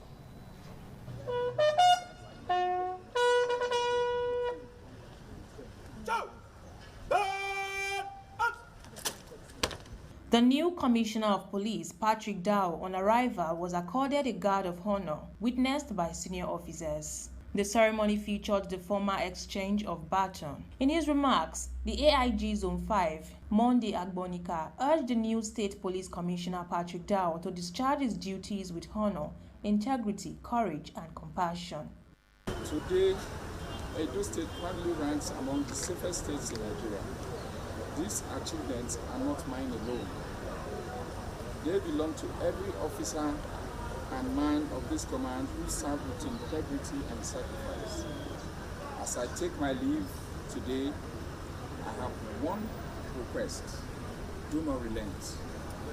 Continue to serve with honor, integrity, courage, and compassion. The new police commissioner, Patrick Dow, pledged to build on the achievement of his predecessor. He said he will operate an open policy, pointing out that policing is for everyone. I want to assure you that we will build on the successes that have been recognized by the Agbon CP. We will intensify our crime fighting approach. We will fine-tune them. And more importantly, we will ensure that every policeman has respect for every citizen of Edo State. The new police commissioner hails from Benue State. From Benin, Joy Obaisiagbon, ITV News. Residents of Edo State have tasked the newly deployed Commissioner of Police, Patrick Dow, with the urgent responsibility of tackling insecurity and restoring public confidence in the state's security architecture. They want the new police boss to pay particular attention to kidnapping in Edo North and other areas affected by criminal activities while strengthening collaboration with communities and traditional institutions. The report by Adeze Ibe is presented by Ofure Aneto. The new Commissioner of Police, Patrick Dow, has assumed duty as the 51st Commissioner of Police in Edo State, taking over from Monday Agbonika, who has been elevated to the rank of Assistant Inspector General of Police, AIG, in charge of Zone 5. With the change in leadership, residents are setting clear expectations for the new police administration, particularly the need to intensify the fight against kidnapping, courtesan, robbery, and other forms of criminality. For political activist Ogemade Godfrey, community participation will be critical to achieving a safer Edo State. It's to collaborate with the communities when it comes to community policing, to checkmate crime in society so that the state can be free from crime.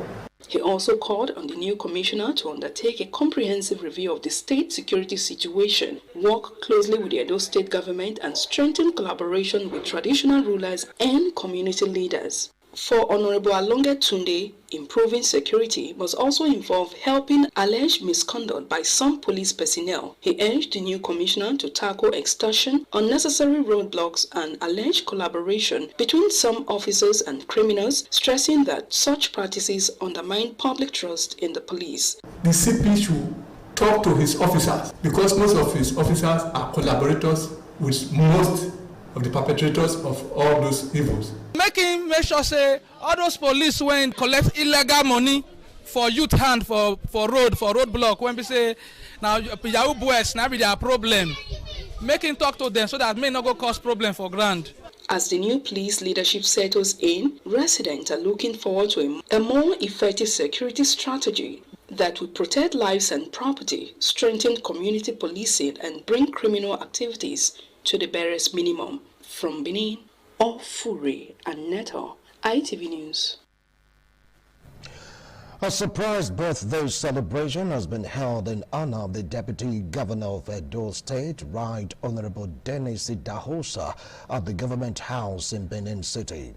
Deborah Benfo reports that the staff of the Office of the Deputy Governor alongside top government officials gathered to celebrate Right Honorable Dennis Idahosa as he marked his 46th birthday. The Deputy Governor, Right Honorable Dennis Idahosa, walked into the conference hall to the birthday surprise of his staff and top government officials who had gathered to celebrate him on his birthday. Speaking on behalf of the staff, the Permanent Secretary, Office of the Deputy Governor, Mrs. Abiyayu Ayomese, joined other speakers in extolling the virtues of the celebrant, describing him as a man of impeccable character, integrity, and dedication to duty. He wished the Deputy Governor many more years of good health, fulfillment, and continued success in service to the people. Wonderful boss, who is not just our boss, a brother, a friend, a father, everything beautiful and positive. Also celebrating the Deputy Governor, the Chief of Staff to the Governor, Yakubu Musa, and the Head of Service, Antonio Kungbowa, said there was no better time to celebrate a man of proven integrity and commitment to public service. Easygoing, humble, full of humility. So we God continue to preserve these ideas in you as you move upward. On behalf of all of us in the civil service, I want to thank God first for giving you another year. Responding, the celebrant, Right Honorable Dennis Idahosa, expressed appreciation for the outpouring of love and the surprise birthday celebration, thanking the staff and government officials for making his 46th birthday a memorable one. So on behalf of the amazing people of Edo, and especially of Via Southwest, where I'm from, I want to say thank you, the Governor of Edo State. I want to thank all of you for this opportunity, and by the grace of God, next year we'll all be alive to celebrate it again. Also, the senator representing Edo North Senatorial District, Senator Adam Soshomole, also visited the Deputy Governor to celebrate with him on his 46th birthday.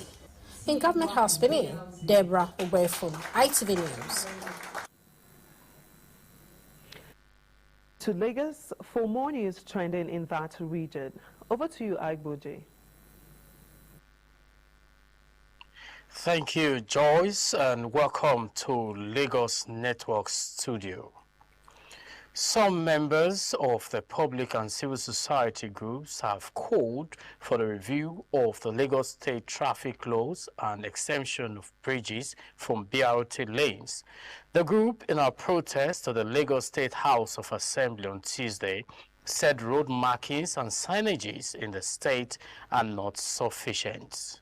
Protesting members of civil society groups and residents of Lagos State demanding for the review of traffic laws in which they said affect their daily commuting lives. The protesters said they particularly seek a review of an item listed number 27 on the traffic offenses and penalties, which states that driving in a direction prohibited by the road traffic law, neglect of traffic directions, and gave penalty as forfeiture of vehicle to the state, while also specifying that first offenders will face 1 year imprisonment in addition to the forfeiture of their vehicles, and second or subsequent offenders 3 years imprisonment in addition to the forfeiture of their vehicles. Faced, for instance, with a law that says if you drive in the direction prohibited by law, as a first offender, you are going to forfeit your vehicle and go to 1 year imprisonment. In a state where there are no proper signages, no proper road markings, traffic lights are not working well. For laws to be just and fair and to be enforceable, the condition under which the laws are enforced must also be fair and just. So we are using this opportunity to call on the attention of the Lagos State government, the Lagos State Government House of Assembly, to review.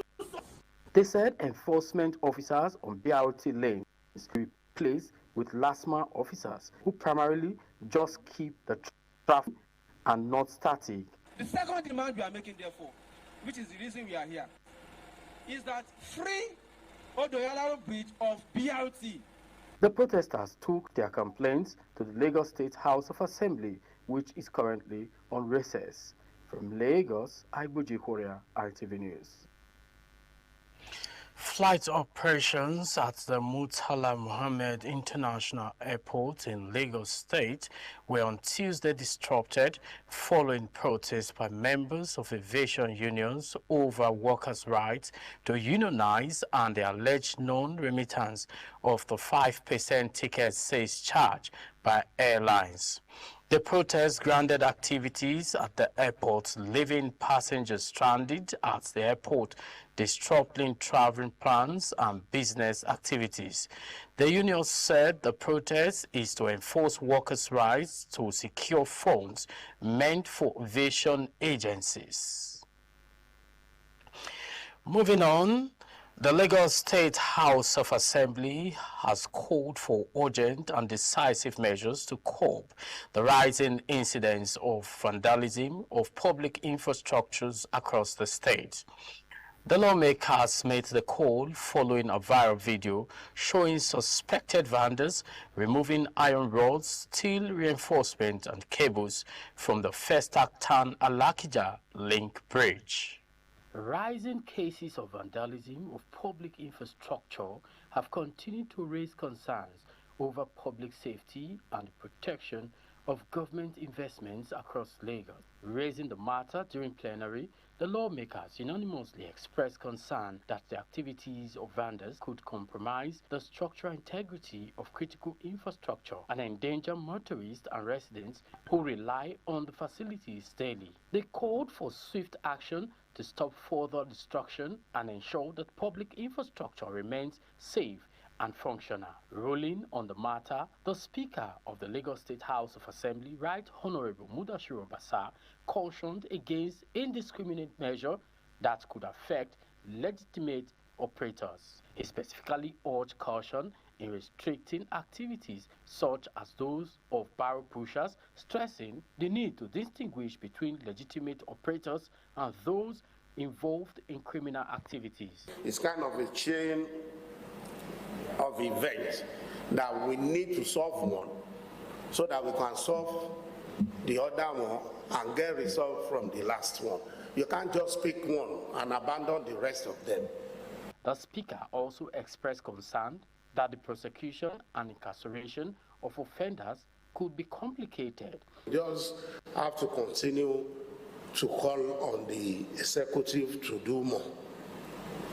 Because where there's a fear of making arrests because of where we have to keep them, it's a challenge. At the end of the day, the criminal will now become victim. Honorable Obasa further called for improved standards and increased capacity within the Lagos Neighborhood Safety Corps, urging the Corps to strengthen its role in identifying, preventing, and reporting acts of vandalism. The motion was moved by Honorable Moshood Aro. From Lagos, Ibuji Korea, ITV News. You're still on to the main news on Independent Television. Let's take a breather. More reports in a bit. Do stay.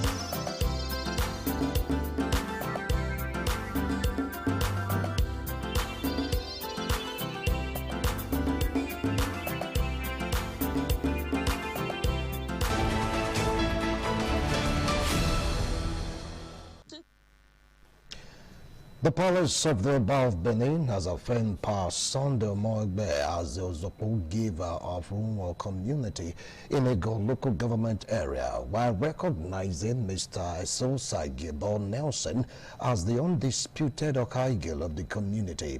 The palace also ruled that Pa Osiamofo Idahosa, who is a relative of the Duke of Ire, Niowina Dukedom in Owedo local government area, is not qualified to occupy the position of a Ojonwe of Rumo community. Egosa Agbonlaho reports.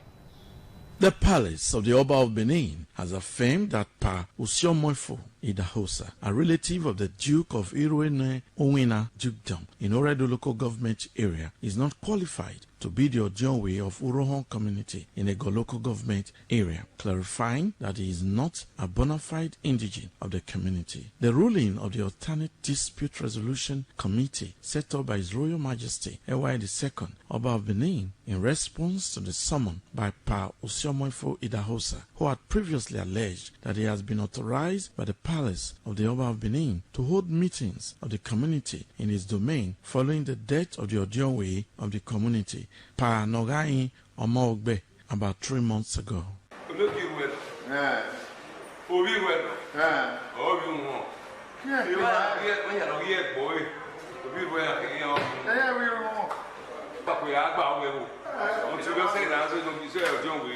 The committee emphasized that having lived in Urohon for years, Pa Osio-Moifo Idahosa, who earlier admitted before the committee that he is from Iruenowina community, should also be accorded an elderly man respect, but not as Ojionwe of the community. Accordingly, the Palace of the Oba of Benin declared that Mr. Esiosai Gebo Nelson, the Okagele of the community, remained undisputed pending the approval of a new Ojionwe at the appropriate time. The committee further directed the Ozukbo giver, Pa Sunday Omoogbe, and elders of the community, alongside the Okagele, Mr. Esiosai Gebo Nelson, to oversee the community for the overall peace and development on behalf of the Oba of Benin.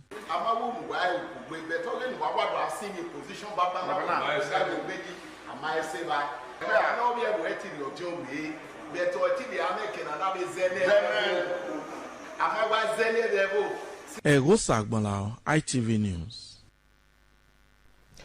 If you just joined us, this is ITV News. We'll go on a break. We'll be right back.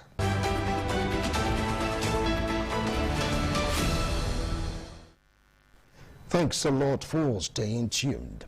The newly elected chairman of Uronigbe People's Assembly, Dr. Egwakono Sahai, has urged sons and daughters of Uronigbe to protect and advance the legacy entrusted to them by their forefathers as the new executive members of the association were inaugurated. The ceremony brought together representatives of the Ohewo Chief Jackson Ogie, the senior Olotu of Uronigbe, chiefs, elders, the DPO Uronigbe division, sons and daughters of Uronigbe in the diaspora, and the youths of the community. Afure Aneto reports.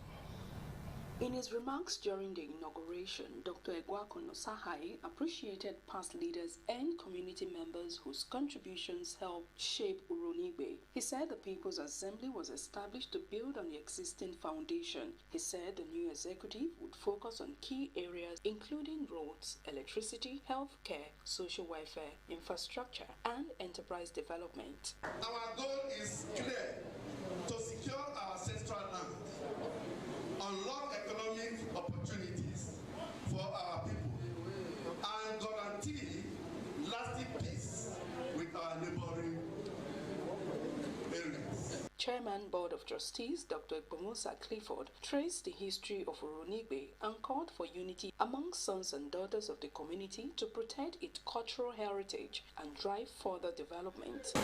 In Benin land, maybe after the palace, Uronigbe is one of the richest in culture in the Benin Kingdom. Our major festivals is the Igwe Festival. Igwe Festival that symbolizes the end of year activities, celebrations in the whole of the Benin Kingdom.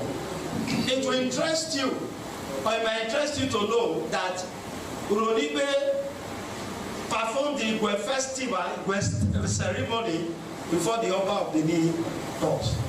The elected is to be patient with the community. Thank you, Almighty God. They should be pragmatic in what they do. Of the ceremony was the inauguration of new executive members and presentation of certificates. From Benin, Ofuri and Neto, ITV News. The Ojoe of Amagba, a Kembuda community in Owedo local government area of Edo State, Paizebige Ogadowegbe, says the purported appointment of Mr. Uyese as Okaigele of Amagba community is not recognized, authorized, approved, or sanctioned by him as Ojoe of Amagba, a Kembuda, and should not be regarded as a valid appointment or conferment of the title of Okaigele of Amagba community. Ikpomosa Ugiagbe reports. A statement jointly signed by the Ojonwe of Amagba Kembuda, Pa Izevigi Oradomagbe, and Secretary Omosefe David says for the avoidance of doubt, Mr. Uyi Erese is not recognized by the traditional leadership of Amagba Kembuda as the Okailele of Amagba community, and nobody, organization, institution, government agency, corporate body, or members of the public should treat, recognize, or deal with Uyi Erese as Okailele of Amagba. The statement warned members of the public to be guided as the purported appointment does not represent the position of the traditional institution of Amagba Kembuda, and to prevent confusion, misrepresentation, and the possible misleading of members of the public and other stakeholders concerning the traditional leadership structure of Amagba Kembuda. It urged members of the community, residents, government authorities, security agencies, corporate organizations, and the general public to disregard any representation, claim, communication, or document in which Mr. Uyi Erese is presented or described as the duly recognized Okaigele of Amagba community, unless and until a valid appointment is made and duly recognized in accordance with the established customs, traditions, and procedures governing the community. Ikmomosa Ugiagbe, ITV News. Dignitaries, members, and well-wishers of the Rotary Club of Ogba Benin Center gathered together in merriment for the installation ceremony of the 30th president of the district. Tafika Shaka reports that the event featured dance performances, recognition of previous dignitaries, presentation of the annual year report, and inauguration of new club members. The report is presented by Efosa Owagwe. In his remarks, the past Assistant Governor, Mr. Felix Yamo, described the event as beautiful, stating that the inauguration ceremony gives the President the opportunity to raise funds for future humanitarian projects. This installation gives the opportunity for the President to raise funds for all the projects he intends to do during that year, and people are quite supportive. However, as part of his plans for the new Rotary year, the club announced its intention to pursue further economic projects and work with private organizations to expand the humanitarian objective. During her inaugural speech, the President, Mrs. Uyi Vanessa Orarese, expressed appreciation to past leaders, members, guests, and her family for their support, thanking the club for their confidence and the trust bestowed upon her. She pledged to carry the responsibility of leadership and additionally urged members to remain committed towards the humanitarian objectives of the club. My dear friends, let us make our fellowship stronger. Let us welcome new members and make them feel at home. Let us encourage one another. Let us celebrate one another. And when challenges come, and they will come. Some other members congratulated the new president, expressing optimism that the tenure will give more projects for Rotary Club of Ogba. It is usually a very worthy cause, and we are glad that we have somebody in the person of Rotary Vanessa. We are with our treaties, we are providing scholarship to indigent students, we are providing boreholes, we are providing various maternal and child activities to the very needy persons. And for us, we are very happy to engage with them. Every Rotarian is a caregiver. The president for that called on organizations, partners, and well-wishers to continue supporting and partnering with the club. From Benin, Efosa Wangwe, ITV News. Edo State Commissioner for Physical Planning and Urban Development, Honorable Vincent Wadai, has felicitated with the State Deputy Governor, Right Honorable Dennis Idahosa, on his birthday. Honorable Vincent, in a congratulatory message, eulogized Right Honorable Dennis Idahosa as the distinguished politician who has demonstrated unwavering commitment to the welfare and development of Edo State, whose leadership has been instrumental in shaping the state's development trajectory. He said, as a Deputy Governor of Edo State, Right Honorable Dennis Idahosa marks another year of life. His continuous loyalty and cooperation with the Governor, Senator Monday Okpebolo, has facilitated the Project Shine agenda, which has transformed the state. He said Right Honorable Idahosa's impressive track record is an affirmation to his dedication and hard work, which has consistently demonstrated his ability to drive growth and development. The Commissioner for Physical Planning and Urban Development expressed delight to join others to celebrate the state's Deputy Governor, whom he described as a remarkable leader. Edo State's Deputy Governor, Right Honorable Dennis Idahosa, has been described as a quintessential gentleman whose contribution to projecting humanity cannot be overemphasized. The acting chairman of Ovia Northeast Local Government Council, Honorable Omori Benake, made the description in a congratulatory message to Right Honorable Dennis Idahosa on the occasion of the Deputy Governor's birthday. In a statement, Honorable Benake said Right Honorable Idahosa's birthday is a reminder of the Deputy Governor's unwavering commitment to the overall well-being of the people of Edo State, as he has continued to impact positively on the lives of people that came in contact with him. The acting chairman of Ovia Northeast Local Government Area said Honorable Dennis Idahosa is an epitome of humanity and character, whose impact on the lives of the average Edo man, especially the people of Ovia Northeast, is eminently pronounced. He prayed God to continue to protect the Edo State Deputy Governor, grant him wisdom, grace and longevity, especially as he joins hands with Governor Monday Okpebolo in the task of improving the socio-economic well-being of the Edo people. The acting chairman of Ovia Southwest Local Government Council, Honorable Nosaka Edobo, has joined the long list of orders to wish the Edo State Deputy Governor, Right Honorable Dennis Idahosa, on the celebration of his birthday.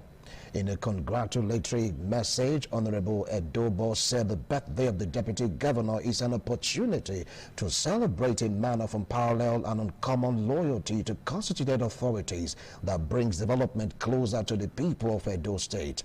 The acting chairman of Ovia Southwest Local Government appreciated God for adding another year to the age of the Deputy Governor, describing the new age as an opportunity to continue to impact on the lives of the people of Ovia Southwest in particular and Edo State at large. Honorable Nosaka Edobo applauded Right Honorable Idahosa's unequaled investment on the lives of the people of Edo through good governance in collaboration with the State Governor, Senator Monday Okpebolo. The acting Ovia Southwest Local Government Chairman said, as a distinguished politician with unblemished antecedents from his days as a civil commissioner, national legislator, God's blessing will find a place of rest in Right Honorable Dennis Idahosa that will translate into bringing the much sought after dividends of democracy to Edo people. Chairman Edo State Tipper Drivers Association, Comrade Osaro Aigbeke, has, on behalf of the executive and the entire member of the association in the state, congratulated the state deputy governor, Right Honorable Dennis Idahosa, on his birthday. William Siama has more.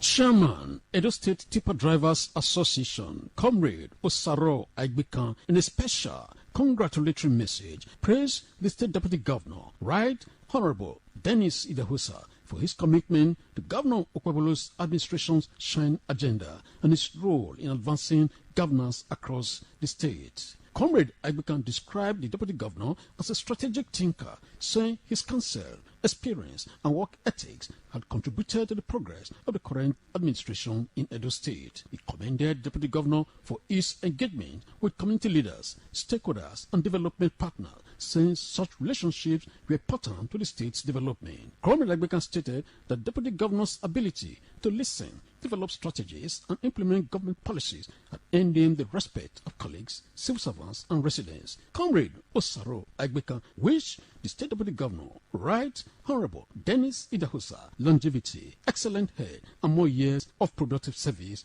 to Edo State. From Benin, William Siama, ITV News.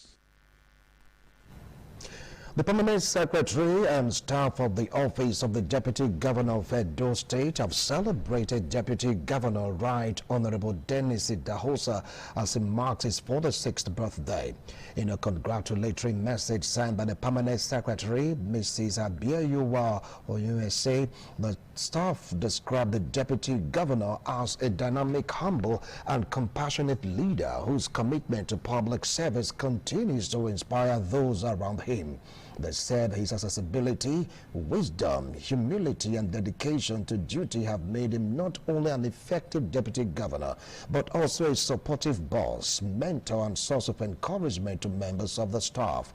The staff expressed appreciation for his leadership and prayed for God's continued blessings upon his life, including good health, wisdom, strength, and greater capacity to serve the people. They wish Right Honorable Dennis Idahosa a happy 46th birthday, praying that the new year brings him greater fulfillment, renewed strength, and many more years of impactful service to Edo State.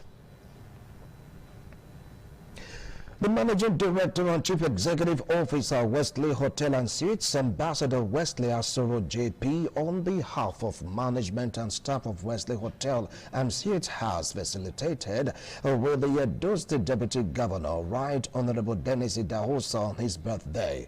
Ambassador Asoro JP, in a congratulatory message to the Deputy Governor, said he celebrated a remarkable leader, a champion of progress, and a beacon of hope for the people of Edo State. He said as Edo State Deputy Governor, Right Honorable Dennis Idahosa marks another year of his life. His continuous loyalty and cooperation with his principal has ensured that Edo is shining in line with the Project Shine agenda. The Managing Director and Chief Executive Officer, Wesley Hotel and Suites, noted that as a distinguished politician, Right Honorable Dennis Idahosa has demonstrated unwavering commitment to the welfare and development of Edo State, adding that his leadership has been instrumental in shaping the state's development trajectory, and his passion for transformative governance is inspiring. The message said Right Honorable Dennis Idahosa's impressive track record from his early days as a commissioner in the Edo State Ministry of Investment, Public-Private Partnership, to his tenure as a member of the House of Representatives is an affirmation to his dedication and hard work. Moving away from birthday felicitation, as a way of promoting hospitality business in the state, a new eatery outlet known as Clay Plate African Restaurant has opened in Benin City. The outlet, located at number 14 Aimure Avenue off Ihama Road, Benin City, attracted dignitaries from all walks of life. The report is presented by Efusa Owangwe.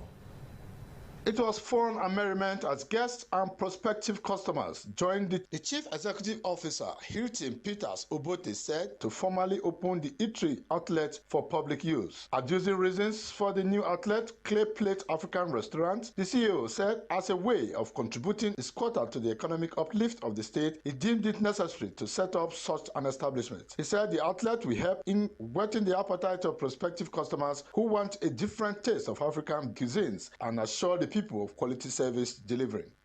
I ask God for the support of my friends, my brothers, and today they are here. So I want to use the opportunity to appreciate all my brothers here, all my sisters here, for the support you've rendered. It's been a very hard journey. Some friends of the CEO congratulated him for achieving such a feat, saying it is a way of promoting development in the state. The people of the state, they are going to be very, very grateful. This is a new place. They have nice food. So I would advise people to come and try their food. I believe they really enjoy it. courage made the difference.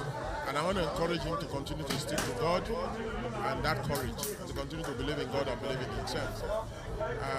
Like I said in my prayers, he has taken the right steps, and that right step is a bold one. And I see him making continuous progress. And I want to continue to pray for him. It's a beautiful one. Lovely, like you can see. We're all having fun.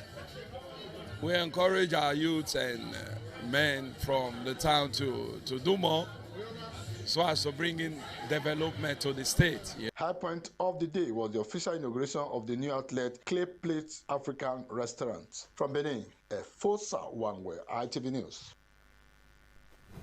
Stakeholders in grassroots football development have described youth football competitions as a veritable platform for discovering talents, promoting discipline, and keeping young people positively engaged. They also say sports can be used to promote Christian values and encourage moral development amongst children. The stakeholders spoke at the opening ceremony of the third edition of the Salvation Cup football tournament in Benin City. The report filed by Tina Aibe is presented by Esther Ogoro. The UBTH football training pitch in Benin City came alive as 20 teams took to the field for the third edition of the Salvation Cup football tournament. The Under-15 competition, which attracted participating teams, is aimed at combining football development with character building and Christian values. The opening encounter between Ogbomo FC and MFM Uselu was keenly contested by both teams, who failed to convert goal-scoring opportunities. The chairman of the Edo State Football Association, Fred Newton, commended the initiative, describing it as an avenue for evangelism, talent discovery, and youth development. As the name in quotes, Salvation Cup. And I always tell people that you can't do it without Christ. And this is the only way to get these young ones into Christ. Sponsor of the tournament and consultant physician with the Edo State Specialist Hospital, Dr. Chris Eibe, said the competition was designed to help young players develop their football talent while also growing in the knowledge of God. He assured the participating teams and stakeholders of his continued support, announcing cash prizes for the winners, runner-up, and third place. The Salvation Cup is designed to help children know God better. They are going to improve their skills in this competition. UK-based football enthusiast Prince Osaze Eweka expressed satisfaction with the initiative, saying it provides young people with a positive environment to develop their talents and stay away from the streets. We see some beautiful games, some very skillful players, some very dedicated players. The chairman of the Ego Local Government Football Council, Chinedu Uba, also commended the organizers, noting that the tournament promotes unity and healthy competition among participating teams. I want to say I'm pleased, and I want to thank the organizers of this tournament for putting it up. From Benin, Esther Ogoro, ITV News. It was a double celebration for Mr. Ugo and Mrs. Amara Omega Akubude as the couple marked their 11th wedding anniversary alongside the 10th birthday of their first daughter, Christabel Akubude. The celebration began with a Thanksgiving Mass at St. Andrew Catholic Church, Ubiyoko, Benin City, where family members, friends, and well-wishers gathered to thank God for the blessings of marriage, family, and life. Joy Obaisiagbo reports.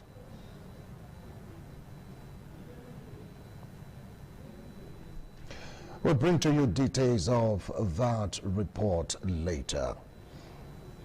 If you just joined us, this is ITV News. We'll take another break. We'll be right back.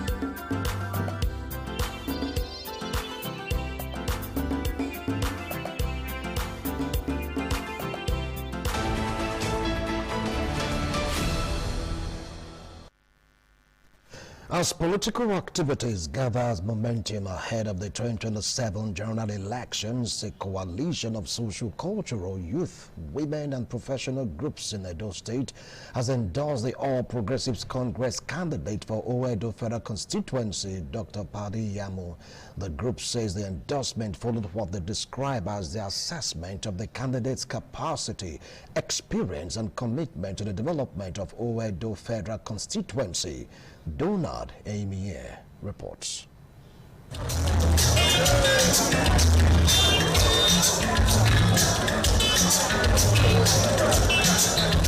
With campaigns activities and the 2027 general elections drawing closer, political realignments and endorsements are taking center stage in Edo State. Ayekopa Simi Movement Worldwide, in conjunction with the Benin Socio-Cultural Organizations, Otu Edo Youth Union, Elis United Forum, Teni Foundation, Movement for Gender Equality, a Network for Egalitarian Society, Patriotic Citizens Forum, Initiative for Women Empowerment, Congress of Professional Women, and Edo Youth for Social Political Forum, among others, have endorsed the APC candidate for Owedo Federal Constituency, Dr. Padi Iyamu. The groups at a gathering in Benin City on Tuesday expressed confidence in Dr. Iyamu's ability to effectively represent the constituency at the National Assembly if elected.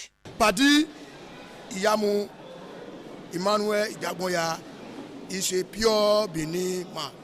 And the reason why we endorse him today as our sole candidate for Owedo Federal Constituency come 2027 general election. I would describe him as a very perfect candidacy because of his antecedent, because of what he has done before in the education sector. In his remarks, Dr. Padi Iyamu thanked the groups for their political realignment and support for his candidacy. I'm happy to be amongst my people. I'm happy for the endorsement from my people.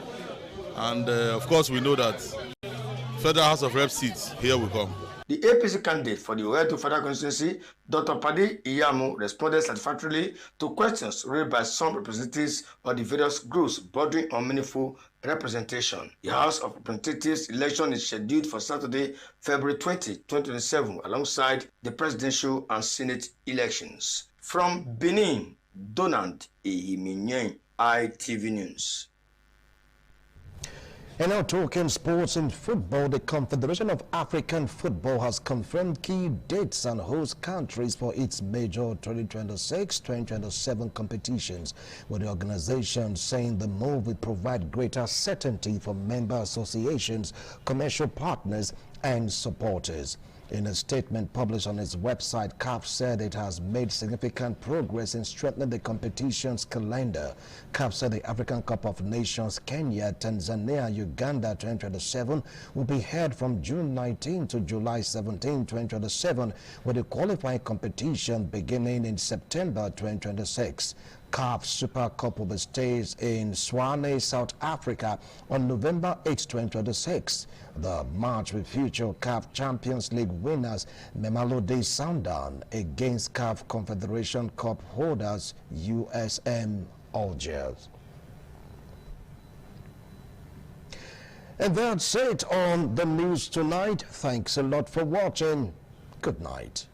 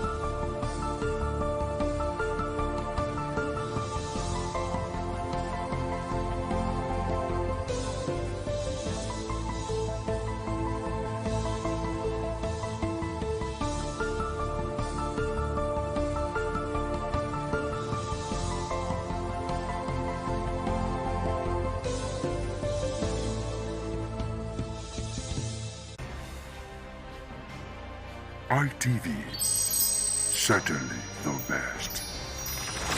ITV, certainly the best.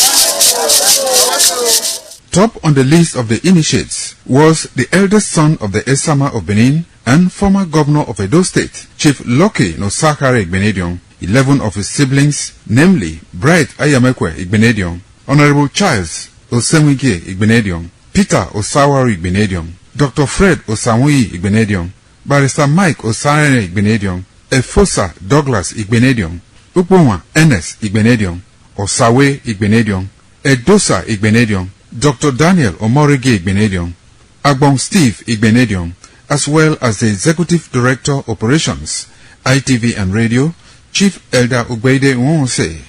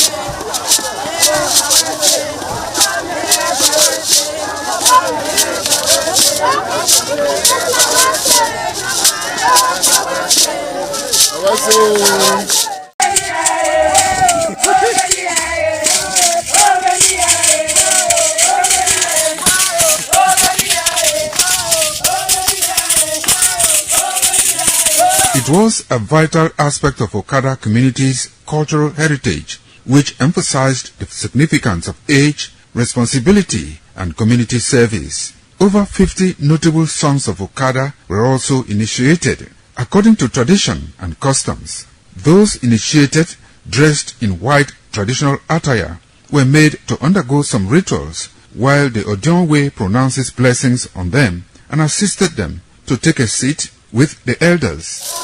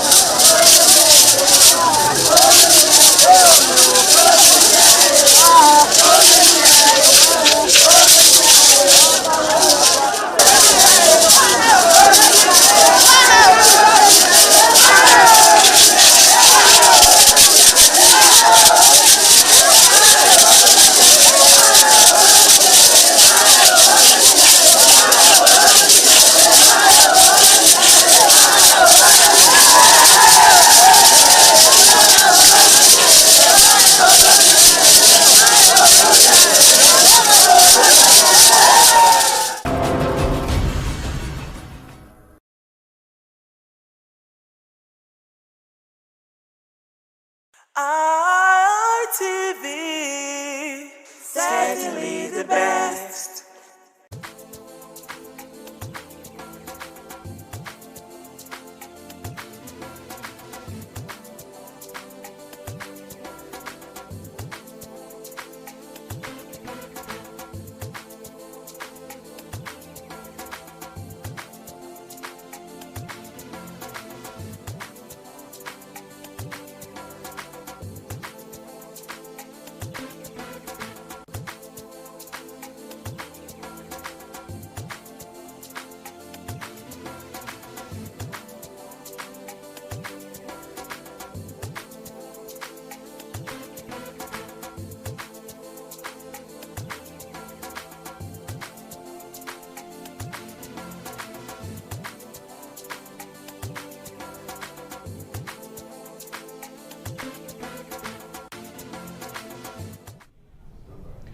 Thank you so much for joining us on today's edition of International Forum. I am Wilson Omasho. Due to some unforeseen circumstances beyond our control, we just couldn't make contact with our guests in diaspora, talking about the guests in France, about the guests in the US, and the ones in Nigeria. Yeah, we're having serious technical issues in relation to, visual network interconnectivity. That's just the reason why. But all the same, we're going to give you a value for watching today's edition, because we're going across the world bringing you news making the rounds, trending stories making the rounds on International Forum to keep you abreast of the situation on the ground, because the world, they say, is a global village and what affects a part of the world directly or indirectly affects all the parts of the world. Welcome aboard International Forum. Once more, my name is Wilson Omasho. Quickly, let's delve into what is really happening right now between Russia and Ukraine. Well, Russia has been accused of using North Korean missiles to strike Ukraine, says Zelensky. Is a case of accusation and counter-accusation, and this is a first story. Ukraine and Russia have continued striking each other overnight, with Volodymyr Zelensky accusing Moscow of using North Korean missiles. The Ukrainian president said strikes in Zaporizhia, which killed at least 6 and injured at least 19, involved ballistic missiles from their Russian ally. In Voronezh, in southern Russia, warehouses belonging to the online retailer Wildberries were hit by Ukraine. Now, this is the first story. The company known as Russia's Amazon has been repeatedly targeted in recent weeks. The attacks came a day after at least 13 people were killed, including one child in Ukraine drone strike on the Russian Republic of Tatarstan, more than 1,100 kilometers, by the 680 miles from the Ukrainian border. Okay, now in a video addressed to Monday evening, Zelensky said for the first time Russia cannot wage war without reinforcement from North Korea. Hence, I say that North Korea is the one really empowering Russia.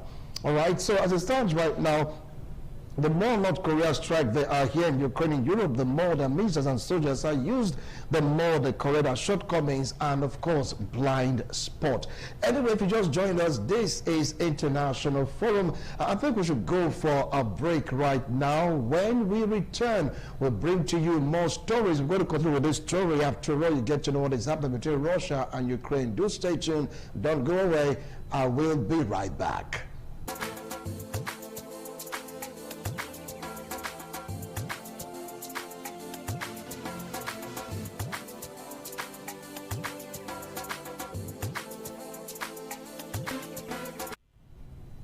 Thank you so much for staying tuned. If you just joined us, this is International Forum. Today's edition, we're bringing out stories making the rounds. Global, we can call this story is making round across the world. Now we're talking about Russia being accused of using North Korean's missile to hammer Ukraine. Now, from what Zelensky said, he said the more North Korean strikes there are here in Ukraine and Europe, and more missiles and soldiers are used, the more they correct their shortcomings and blind spots. In this Zelensky also heard the successful airstrike on Russian petrochemicals, because right now he's saying that this is not the first time the world is aware that North Korea, they're the ones supplying Russia some missiles. According to him, maybe the Russian stockpile has been depleted because of a constant bombardment on his own country, Ukraine. Now, Zaporizhia Regional Governor Ivan Fedorov posted photos of vehicles and building on fire, saying Moscow has struck the city using missiles and guided bombs. In addition to those killed, at least 19 others were injured. One person was injured in the strike in Kiev. All thanks to North Korean missiles. At first, it was Iran that was supplying Russia these are kamikaze drones, because they have an altercation with Israel and, of course, with the US. It's like they've not diverted their funds, everything towards a particular war, particularly of territory, of course, striking other US allies. As it stands right now, Russia, according to report, need to move away from Iran, so to speak, to ask North Korea for aid so they can really bombard Ukraine. As it stands right now, this war is all about allies, okay? Ukraine, they have their own allies. Russia, they have their own allies. But dragging allies into the war, thereby expanding the base and, of course, the frontier of the war. Do you feel that this really do good in terms of negotiation of peace? But from what Zelensky is saying, he said, look, for there to be peace, they have to strike Russia also. Now that is going to be the basis of the next story. Before we go to the next story, take a look at these missiles. Is North Korea right now a country to be feared? Because according to international politics, apart from you being good at politicking, you have to also be bold when you talk about war artilleries and artilleries. You have to have them in great stock. You have to have them in your stockpile. Right now, everyone is relying on their allies to go give them serious bomb. Hence, Ukraine is shouting, Russia, if you don't want to fight us, you don't need to ask your ally, come at us. But for the information they are getting right now, according to Zelensky, it's like Russia's arm has been depleted, so they are focusing more on North Korea for help. After all is fair in love and, of course, in war. Now, it is not only Russia that is like, hammering Ukraine. Ukraine also have gotten some good targets in Russia. This tells us one thing. Ukraine can get to Russia. And that brings forth the story. At least 13 killed in Ukraine drone strike deep into the heart of Russia. Now, this is the second story. At least 7 people have been killed in a Ukraine drone strike on the Russian Republic of Tatarstan. Local officials, they've reported. This is the second story. They confirmed 1 child was among those killed and 75 more people injured as drone hits Nexus camps more than 1,100 kilometers, that is 618 meters from the Ukrainian border. Russia's armed forces said her city's Stebino oil refinery has been hit. It's one of the deadliest single attack on Russia since the start of Moscow full invasion in Ukraine in 2022. Kiev recently stepped up its long-range strike on facilities it says contribute revenue and logistics to Russia's war against Ukraine. Because as it stands right now, Ukraine already made this request to the US that they should give him long-range missiles, even to strike into the heart of Moscow. America said no. They just can't give it to them. But somehow, EU, they've stepped up. They are beginning to support Ukraine by every means necessary. As it stands right now, Ukraine have the ability. They have the weapons. They have the drones that can really affect Russia. So once in a while, they choose their own target. They know that going soldier to soldier, man to man, and mano a mano with Russia, that will not work. Russia will just crush them. What they are doing right now is to develop their own technology in drones. And they've effectively done it so well that for you to neutralize drones coming at you, you need some kind of a new technology to really do this, and it's very, very expensive, and Ukraine are depending on numbers. If they want to attack an oil installation, which they've done on several occasions against Russia, they send many drones in their hundreds. So if you really want to take out the drones, how many can you take out when you have over 100 targeting a particular facility? Now that has been Russia's main undoing in this war. Ukrainians are beginning to reserve their military. They're beginning to reserve their strength, beginning to reserve anything they have to do when you talk about fighting Russia. Now, what they are doing is a tech-based war. They calculated the distance. They know the minimum amount of bomb they'll need or required to cause severe damage in some powerful Russian installation. That's what they've been doing. They target the power installation, target the oil installation. There is nowhere that you can really set their heart to do to get into Russia that they cannot get into Russia. They can really do it is because of technology, and that has been their strongest point this time around.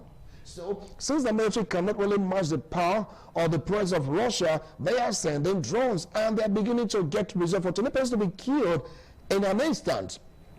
Ukraine, though the policy they are delivering to Russia, it's small, it's minute, but the effect will go a long way to really weaken Russia when you talk about financing the war. Now, these are the critical infrastructures of Russia being targeted by Ukraine. They're targeting the manufacturing company. They're targeting the oil company. They're targeting the power rig. Now, these are the installations also that Russia took out in the first instance of the war against Ukraine. And Ukraine are beginning to do it back again to Russia. Zelensky said, look, for Russia to remember that peace is important, for them to force Russia into negotiation table, for us to listen to them, they have to deal deadly blow against Russia. That is the only way that Putin will listen. If not, the man will not listen. So maybe Russia can just bombard 50 to 100 places in Ukraine. Yes, people are dying, people are being killed, but you can just target one installation in Russia that will hurt them deeply. And that is what they've been doing. Use drone. You don't need to waste the life of soldiers anymore. Just enter into a tech drive, use your drone, and go bomb some of the important installation in Russia. And guess what? According to a report, it's like it's working. It's not it's like it's working. It is really, really working, because Russia right now, they are the wounded lion. Putin is talking tough, still hammering Ukraine, but Ukrainians, they are precise. They target all those important things that they felt that will disarm Russia from funding this war against Ukraine. Now that Ukraine have the ability to strike Russia, how do you think this will pan out? Will Putin get so vexed? Will he get so angry? Will he unleash all the Satan 1 or 2 he has in his arsenal to really quiet Ukraine? Or he may be forced to come talk for peace, maybe forced to come negotiate for peace, maybe forced also to come say, fine, let's get to talk. Because in international politics, 2 things are expected. Okay, let's say 3 things are expected. Your political power, your military might, and of course the economic might. So as it stands right now, Ukrainians, they are small. Their punches are very, or let's say infinitesimal, but if they can gather those punches and just hit on the particular target, that can weaken the economy of Russia. And that has been their mode of operation. At first, they went to Russian airports, they dismantled some plane, they went to oil installations, they dismantled the oil installation. Right now, beginning to target weapon manufacturing company in Russia. So let's see if all these things will continue. For how long? I repeat, how long will it really take for us to say, okay, fine, enough is enough, let's come talk peace? Only time definitely will take, because it's getting more and more interesting to really get to realize that at least Ukraine, yes, I repeat, Ukraine, that small country, can get to Russia. But they are saying that if Ukraine ventures targeting the Kremlin, Putin may have no other choice than to unleash his war's arsenal. Is he going to get to that? Now, paint the picture. Russia has been hammering the capital, Kiev, of Ukraine consistently. Ukraine also, they're managing their weapons using tech to hammer important installations in Russia. And now, from reports, they're targeting the Kremlin.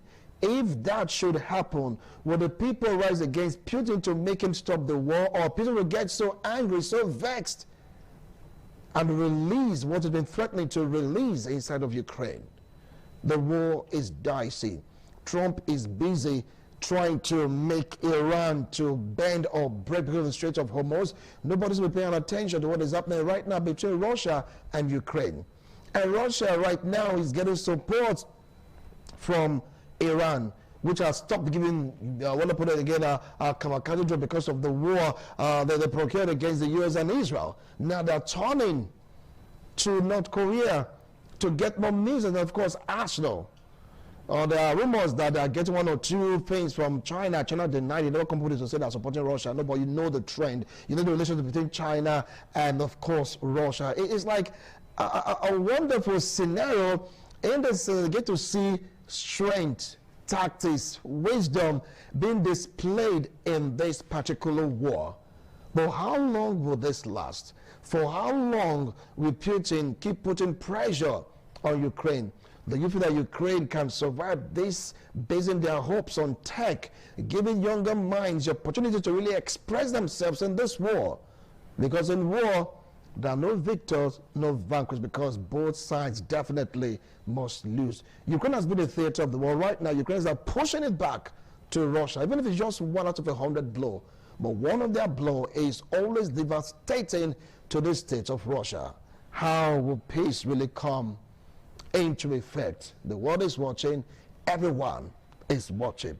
Now let's move straight to what is happening as Netanyahu's rejection of Trump's 15 points Gaza plan unlikely to be the final words. You know, when this onslaught between Israel and Iran started, or will I say in the Gaza Strip, fighting against the Hezbollahs and the rest of them, Iran also struck the drone, and of course Israel. Israel retaliated by taking out all the air space, all the air defense of Iran, grounded their air force and all that. As if that wasn't enough, US gave them bombs and missiles, the one that can penetrate rocks, the one that can penetrate concrete to destroy what they call Uranian nuclear weapon laboratories, of which they succeeded. Some are saying it was a massive destruction. Iran might not recover for quite a long time. All right, U.S. now came into the war giving conditions, saying, look, Iran, enough of all this fight, okay? You have to relinquish X, Y, Z. And Iran also, they have just one ace. And that ace has been the ace they've been holding on to for quite a long time. The Straits of Hormuz, where 20% of the world energy must pass through. Now that is their ace, and they're holding on to it, saying they are not going to allow anyone to take a particular strength from them. That was how the war dragged on to this particular moment. Now, Trump is a good businessman, also a good negotiator, but sometimes can be very, very forceful. For there to be peace in the Strait of Hormuz, for them to really have this particular agreement for a ceasefire, for them to release the Strait, so to speak, they drew out a 15-point plan. Among the plan is you must stop attacking the Hezbollah hideout, so to speak, in Lebanon. Israel said, well, that is not going to be part of the agreement. It cannot be part of the agreement. Even the agreement they have with Gaza, because Iran brought to the table said, look, you must leave the Gaza Strip. Israel said, for what is happening right now, they have to put their forces there to prevent an invasion, because Israel realized that they have tunnels that they dig from this particular strip into Israel. That was what led to the invasion of Israel, well, let's say 3 or 4 years ago, if my math is correct. And that was what led to the war between Israel and, of course, Hezbollah, Israel against Iran, because of what they did to them. That's saying for them to really have peace, they have to create this large buffer zone, and it is going to include that Gaza Strip, so that telling the populace to move back. And they're saying that since they want to capture this area, so to speak, they are going to be positioning their military base there to keep watch of this territory to prevent intruders from getting access yet again to Israel. Now, this is the game. Iran said for them to free the Strait of Hormuz, one, Trump and the American ally with American troop must remove their blockade from the Black Sea. Because that seems to be where Iran normally comes out to do their own trade when we talk about oil. If they don't do that, Strait of Hormuz will be mined by the Iranian military, and that is not good for business. On one hand, U.S. is choking Iran. On the other hand, Iran is choking 20% of the world's oil supply. Trump has spoken tough over a period of time because of this war, telling them to come broker peace, that Iran must strike a deal. Iran is saying they're not negotiating with Trump, they're talking with negotiators in Oman. They don't have anything to do with Trump. Now, this is where it gets a little bit funny. Now, when they have the first agreement, there was a ceasefire. But Benjamin Netanyahu kept on bombarding Lebanon, saying that is the horde, or will I say the hiding place of this terrorist Hezbollah. He wants them out of it. The Lebanese government just cannot handle them. The Israeli soldiers just have to go out there to handle it. They want Israel, according to Benjamin Netanyahu, to have this lasting peace. They don't want trouble. According to them, they didn't stop this thing, but Israel, according to the report, will end it. And that is where they are today. Iran said, look, you've killed succession of our leaders, no issue. But what we want is this, compensation. After that, you have to tell Israel to stop killing the Hezbollah troops in Lebanon. After they've done nothing to them, Israel said, no way. Trump, this cannot be part of the agreement. Israel needs peace. So they are pushing away all forms of rebel in Gaza Strip, in Lebanon, even some parts of Syria. They've bombarded so many of them. They've killed a lot of, terrorists according to Israel. And this is not going down towards Iran. So what they are saying is for there to be peace, everyone must put their cards on the table. And therefore, what Benjamin is saying, look, Israel, it's high time we started building our own defense capability. Yes, Israel, we talk about tech, they are good. We talk about technology, but now they said they want to go deep into tech to create their own weapon. They don't want to rely on the U.S. anymore for some weapons. They're not going to products of a chemical bomb that can really drill through rocks, drill through concrete. They want to start manufacturing their own. Now that is the next step of this man. You're saying Benjamin Netanyahu to make sure that Israel is well fortified against what they term the enemies of Israel that want to wipe out Israel from the surface of the earth. Now this is causing serious conflict between Netanyahu and Donald Trump. Trump likes Bibi. He likes his way, but this time around, when you talk about economy, you talk about business, there must be compromise. But Benjamin is saying, without security, you can't talk about economy. As long as Hezbollah is still breathing, we will not have peace in Israel. And we know their hideouts. They're in Lebanon, so they keep bombarding. But Iran said it should stop for us to talk about this in for months. So the question now is, in this particular arrangement, who is going to bend? Who is going to break? Who will listen to who? It is true that Iranian military have been decimated. Yes, it's true. The Air Force, we know the story too. But they still have this little edge, the Strait of Hormuz. They don't mind considering all their minds on the strait. So if ships really want to try their luck right now in quote, they should go ahead and cross. They've seen what mines can do to ships. We've seen a couple of ships being bombed, yes, and that particular Strait of Hormuz, and the U.S. retaliated massively. But for now, Iran to be fighting against them because they house U.S. embassy, that is what the boss said, that's truly crazy. They just can't fathom it. But Iran are saying they don't want to negotiate with Trump. They want to negotiate with Netanyahu. All they want to do is to negotiate with the negotiators in Oman. That is who they are listening to. But guess who is the one controlling the negotiation in Oman? U.S. and Israel. So why say you don't want to listen to Trump directly, but indirectly, you are listening to him? All we need right now is peace. Because as the war in that particular strait lingers, Russia and Ukraine will be going on, and we pray that no other serious war in the world will occur. Because when you have too many wars to fight, the world will be in chaos. But Bibi is saying for there to be an agreement, there must be total disarmament, a total surrendering of weapons by Hezbollah. And Hezbollah is saying death to Israel. So tell me now, who would want to survive? The fight rages on. Let's not pray that there will be a compromise. We'll last say this deal will be struck and reached if both parties can agree, if the three parties can agree. That is the question right now. The world is waiting for an answer, but nobody is giving the answer. Let's see how all this will pan out. Because we're saying we need to survive. We need to breathe. As long as Iran is supplying weapons, giving economic power, or empowering the Hezbollahs, there will be no peace in Lebanon. We need to protect our territory. So the question now is, if all these things are happening at this particular point in time, what do you think will be the fate of the Strait of Hormuz? Remember, US is saying we are blocking the sea. Iran, you can't give out your oil. Iran is saying we are blocking the Strait of Hormuz. The world will not pass through the straits. And the more they squeeze, the more energy prices goes up. How can this be resolved? In chess, we call it stalemate. But there must be a winner for the world to go back to normal. Anyway, let's go on a break. When we return, I'll bring to you more stories. Don't go away.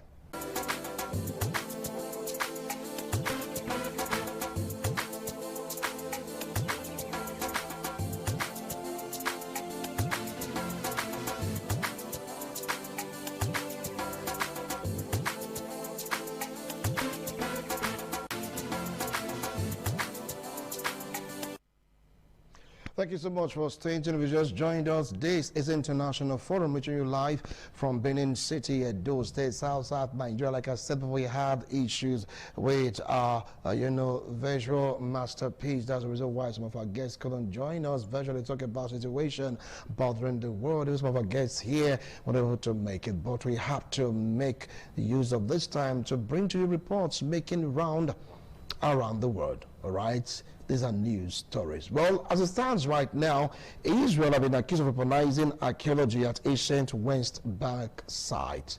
Now, this is a next story. Remember that the fight between Israel and Palestinians is all about their heritage. We talk about heritage, you talk about monuments, you talk about landmarks, you talk about the mosque, you talk about the synagogue, all right? Now, you talk about two countries laying claims to a particular, how will I put it now, monument, site, edifice, you just name it. Remember, they have the same father according to history. Abraham, Jew, Abraham Ishmael. So the question is, why this fight? The Kabbalah said that the reason behind this fight in between Israel and Palestine is because they have the same father and they refuse to come to terms. Some are saying we are the owner of this. They're saying, no, you met us here. We are here before. And all these sites you're saying right now, they hold specific sentiments in the heart of the Jews and the Palestinians. If you take a look at genealogy, they are from the same tree, though different branches. Now, even saying that it belongs to them exclusively. But I say no, it belongs to us exclusively. Nobody wants to share. Here's the trouble. Because these two, they are intertwined, but they don't want to realize that they are intertwined. As it stands right now, since Israel has the upper hand, so to speak, they're able to develop themselves in terms of tech. You just limit us saying, look, this belongs to us. They went to their houses, dug out some documents, said, we buried it here. We will left for captivities. You know the Bible story now. Everywhere they came up with the fact, and they said the land belonged to them. But so I said, we're the one that gave you a place to stay when the German wanted to eradicate all of you during the time of the Holocaust. And we're given a piece of land in 1943, if I'm not making a mistake. So how would you say the land belongs to you? All these archaeological sites, all these monuments, all these things you are saying belongs to us.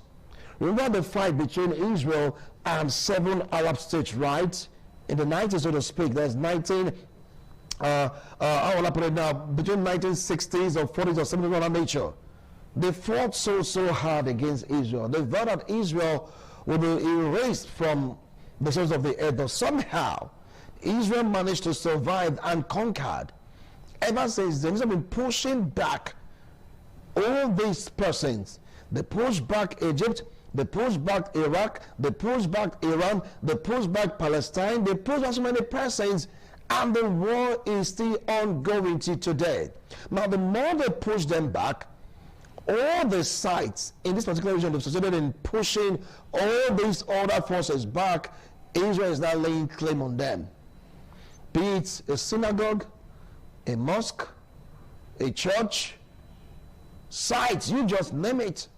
Israel said, look, we don't want to see you guys here anymore. Hence, we've been accused of weaponizing these sites. And they are saying that even as a Jew, you guys know that we too, this is a person speaking right now, we should gain access to it. They need to do their prayers. Israel is saying, for you to come into this place, we have to search you properly so that you will not come hurting us. Remember way back, you read about suicide bombers. That Israel had it so hot in those era of suicide bombers that they have to now devise a means of cutting off Palestine from certain region of Israel. That is a word, so you cannot go beyond that word. If you must come in, you must be properly searched. And guess what? Over the years, population explosion, Palestine must only grow. They give birth. And they are saying that the space that Israel is caging them in is beginning to suffocate them. But they need to breathe. Hence, the fight between Israel and Palestine. I said, look, give us a two-state solution. That might just be the solution to this problem. They won't recognize Palestine. Israel said no. They don't recognize Palestine. And once Israel says no, U.S. is back in Israel. That means as it stands right now, even when UN says they recognize the Palestine state, Israel is saying no, U.S. is saying no. They should look for other means of some of these problems. How are they going to do it? Population explosion. The Palestinians, they are increasing in population, but the space is not increasing. Hence the pressure. That was led to the invasion of Israel by these Palestinians saying enough is enough, we want our land back. And to Israel, that is their biggest mistake, and it's going to be the first and last time able to penetrate Israel's defenses. That was the origin of the war. Israel got angry, all hell let loose, they started bombarding. And thousands of people lost their life because of this one. And right now, Israel is laying claim to archaeological sites saying no Palestinian will be allowed to come visit. The Palestinians will be allowed to take a look at all these sites, even when the ancestry or the connectivity has been proven that these guys, they have rights also to these sites. Israel is saying because of security reasons, they don't want to see them there. If you go there on your own, now think about this, your heritage of your forefathers. Remember I said that one tree, different branches. Why can't they just get along? That's the question. Why can't they get along? I just hope that later all these things will be rectified so that there'll be peace. As long as these two nations are fighting, Iran must take side. America must take side. You know what that means, right? So let's see how all this will be solved. It's a huge problem, a big problem indeed. All right, let's go to the next story where Saudi Arabia, Turkey, and Pakistan signed defense pact. Yes, this is, they say, is the mother of invention. Remember what happened between Iran, Israel, and U.S., where Israel and U.S. attacked Iran. Instead of Iran to fight back, they started throwing bombs, throwing missiles, sending drones to the neighboring countries in the Middle East. Iran said, look, we don't have problem with our brothers, but we are targeting U.S. embassies, we are targeting U.S. military base, we are targeting U.S. installments in all these countries, but the citizens' life in other countries, they've been lost. They've warned Iran several, they should stop doing this, but Iran said no, since they don't have peace. Other countries around the Middle East will not have peace because they are supporting, according to them, the U.S. So everyone must surely have a bite of the war. That was the interpretation of so many persons, and they are throwing their missiles. I know in this kind of situation, maybe what they call accidental discharge. If they're targeting point A in Oman or in Saudi Arabia, the missile might just go to point C, missing targets, and of course the casualties. So these three countries are saying, look, it is high time we came together to put Iran in its place.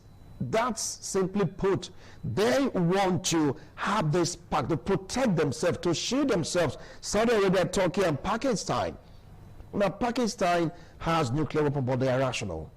You're saying Iran cannot have a nuclear weapon because they are irrational.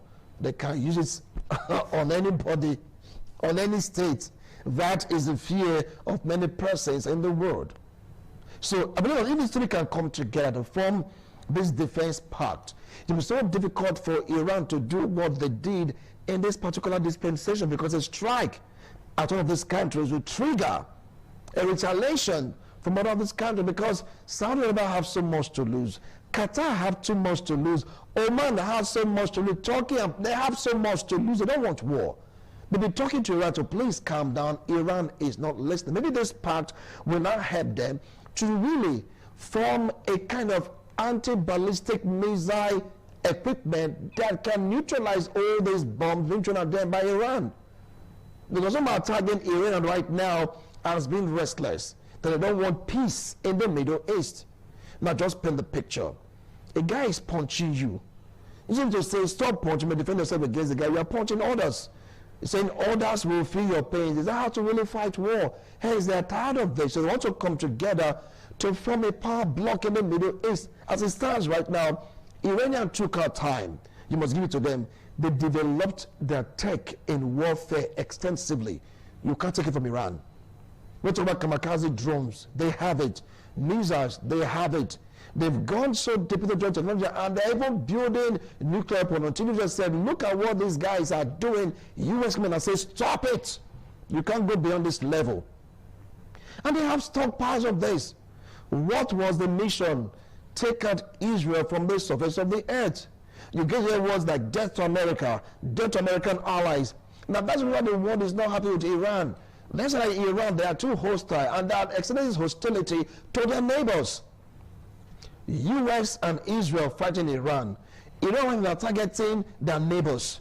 They're saying no, they're not targeting them, they're just targeting U.S. bases. But we have a report that Iranian kamikaze drones went to Saudi Arabia oil installation, and damn, it went up in flames. People can just fathom it. Maybe Iranians want all these nations in the Middle East to join them in the fight against Israel and America. They said no. We have nothing to do with this fight. We want peace. If you watch the United Arab Emirates, they are flourishing. They don't want war. Saudi Arabia is flourishing. They don't want war. Turkey is doing its best. They're doing their best. Nobody wants war. But Iranians right now, they are saying that they are propagating the form of religion that is even at loggerheads with other Muslim religion. They are saying no. It's like trying to coerce other nations in the Middle East to join them in this particular fight. And Saudi Arabia, Turkey, Pakistan, Oman, they don't see the sense in this particular war. Even the crown prince of Saudi Arabia is saying, look, what is this? Otherwise, I've been talking about it. Look, Iran, stop. Reach a deal with the U.S. Stop developing your nuclear weapon. Release the Strait of Hormuz, because U.S. said, look, Iran, if you don't listen to us, you don't own the Strait of Hormuz, is a natural border. So why would a country start attacking other countries because it's being attacked by one country? So they are saying that right now, what they will do to form a power bloc in the Middle East, they have to come together. And guess what? If they succeed in coming together, these four, we're talking about Saudi Arabia, Turkey, Pakistan, but of others too will join them for their personal protection and benefit against one nation, Iran.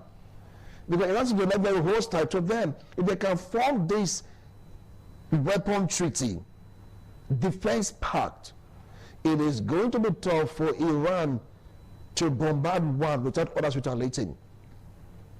Because you know what, in this war, even Saudi Arabia was pushed to retaliate. United Arab Emirates were pushed to retaliate, but they had to exercise constraint. They said, no, we don't want to do that. Iran, take it easy. You see Oman being bombed, Kuwait being bombed. They were sent to retaliate, no, we just can't do, we cannot be irrational. That was the term they used. We don't want to be rational. Iran, calm down, and Iran is still throwing bombs. I believe that to shift the power block from Iran to this particular state, they really have to form their pact. It will be like a small EU in the Middle East checkmating everything that is happening in the Middle East, if they succeed. Because in Islam, you have the Sunni and the Wat and the Shiites, and they don't see eye to eye. You know where Iran belongs, right? Where Saudi Arabia belongs. So for them to really form a formidable alliance to protect themselves, they're saying not to fight anyone, but also protect themselves, protect their countries, protect the economy, protect the installation that is in their state, protect everyone in their country. They must form this pact. And if they should form this pact, that will lessen the power of Iran in that region. Maybe, just maybe, Iran wants to prove that there is no power in the Middle East. Others are saying, no, it is not true. So that it won't be something about you are joining your brother right now in quote, or you're joining your enemy, or let's say your brother's enemy in quote, or to kill your brother. Maybe that's the reason they don't want to go all out against Iran. That sees, you know, trying to be diplomatic about this. But they are saying it's getting too much already. Oman has no dog in this fight. Kuwait has no dog in this fight. Saudi Arabia, they don't have a bone in this fight. Even Pakistan, then how come Iran is throwing bombs at them? They're saying no, it's only against U.S. installations, it's only against U.S. embassy. But the reports have it that sometimes these drones, or let's say these missiles, will just miss targets. And citizens of these countries have been killed because of this kind of bombardment. So how would you think they'll react if not for constraint and restraint on the part of the leaders of these countries? They would have fought against Iran.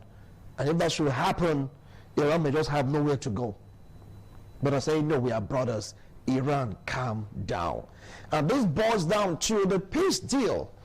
Is it going to work?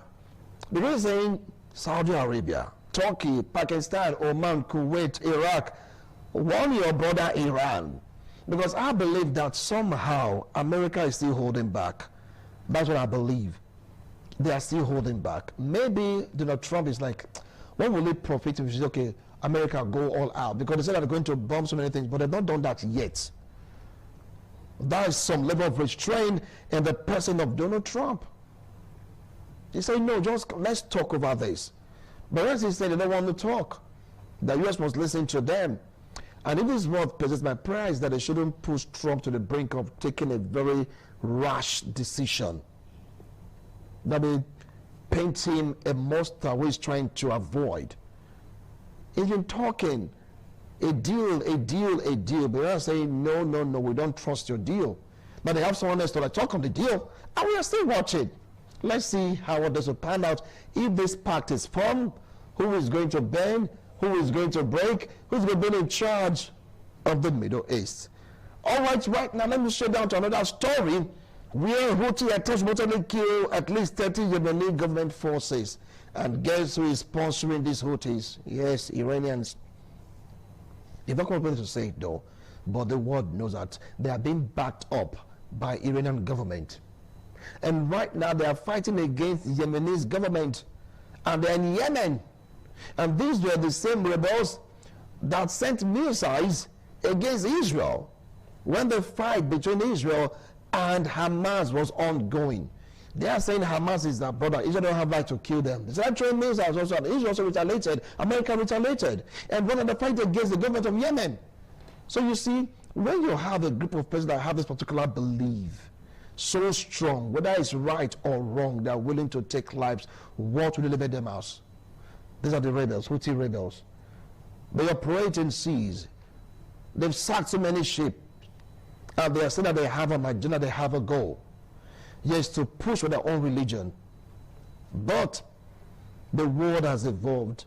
The question now is, why can't these people evolve? Why is peace so hard for this group of people to seek after or to sought after? Is anything too hard to say, okay, fine, let's just move along, disarm, let's move on? But no, they are not having it. Now they've killed 30 Yemen government forces. That means the war against the Houthi in Yemen is still very much on. And it is reported that Yemen seems to be a hotspot for training terrorists. And the government is fighting tooth and nail. If Yemen should fall to these Houthis right now, what do you think will happen in the Middle East? I made a video call for a forced retaliation by other forces to restore peace in Yemen, because the Yemeni government is almost been overrun by this group of terrorists you are seeing. People are talking about it and saying, look, killing 30, killing over and over again, it is not cool. It is not cool at all. We are watching, let's see how the Yemen government will really deal with this rebel force. Do they need the help of Israel or America? Only time will tell. Finally, let's take a look at this story where ousted Syrian dictator Bashar al-Assad sentenced to death in absentia. Yes, that young man you're seeing, someone saying he's an old man looking so younger than his age. Now, you know, a Syrian court has sentenced ousted dictator Bashar al-Assad to death in absentia after convicting him of committing war crimes and crimes against humanity during the country's civil war. Yes, Syria, former president chased away from Syria by other forces. They're saying right now they've sentenced him, they've tried him, they found him guilty. If they see him anywhere, it's death.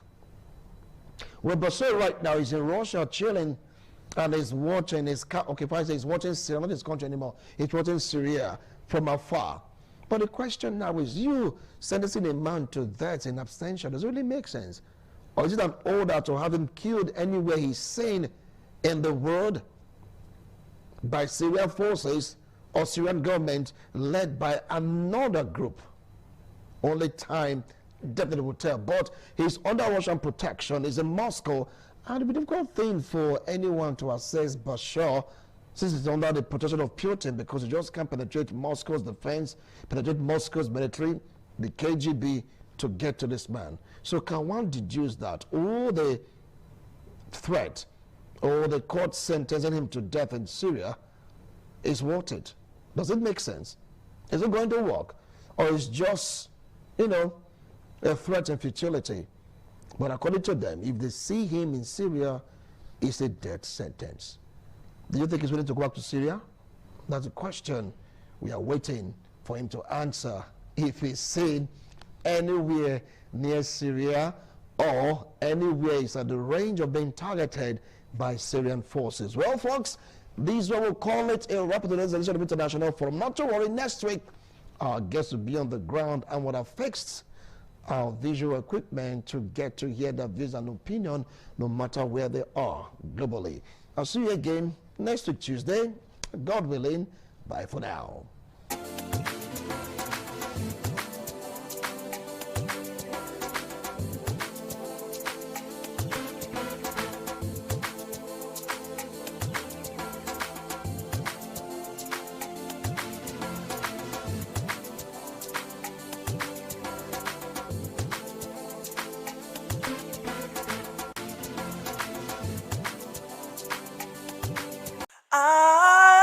ITV, certainly the best.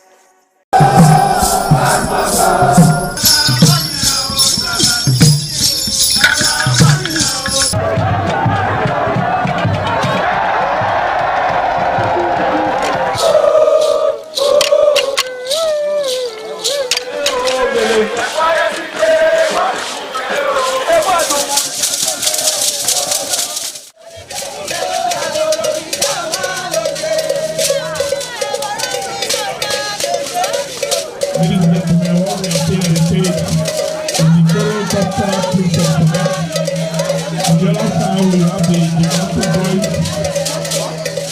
Gymnastic boys, we don't know what we want to do now. We are bringing upstairs. We are at the first floor. We don't know what we are going to do in the second floor.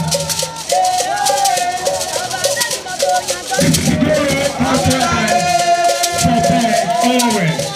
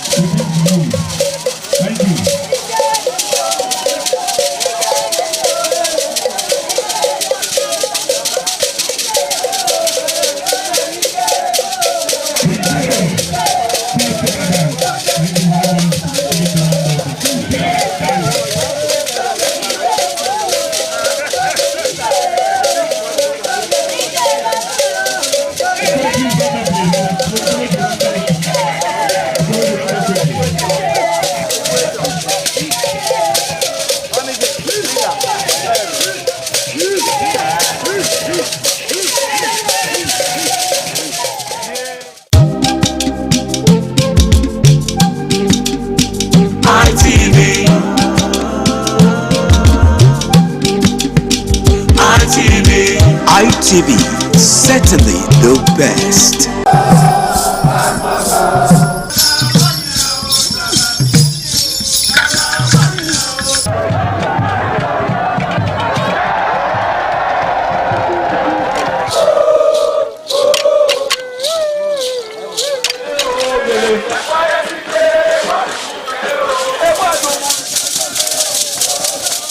The Ugewe is the final ceremony of the series of festivals. It is one of peace and lightheartedness, following the more solemn of the ritual year.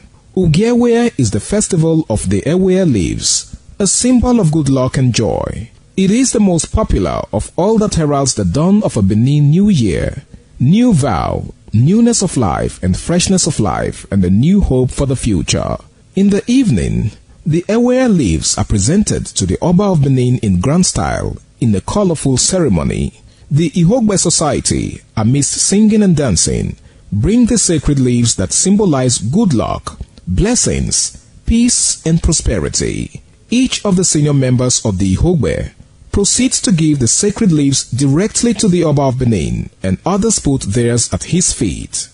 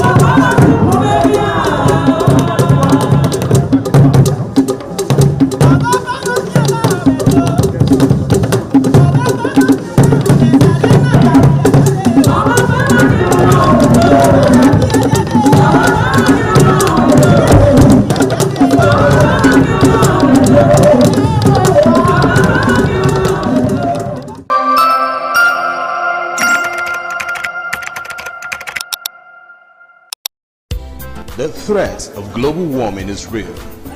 You have seen the destruction of lives and property as a result of incessant flooding. Make the environment a conducive place for all to live in. Stop polluting the environment. Protect the environment today. This message is brought to you courtesy Independent Television and Radio. ITV, certainly the best.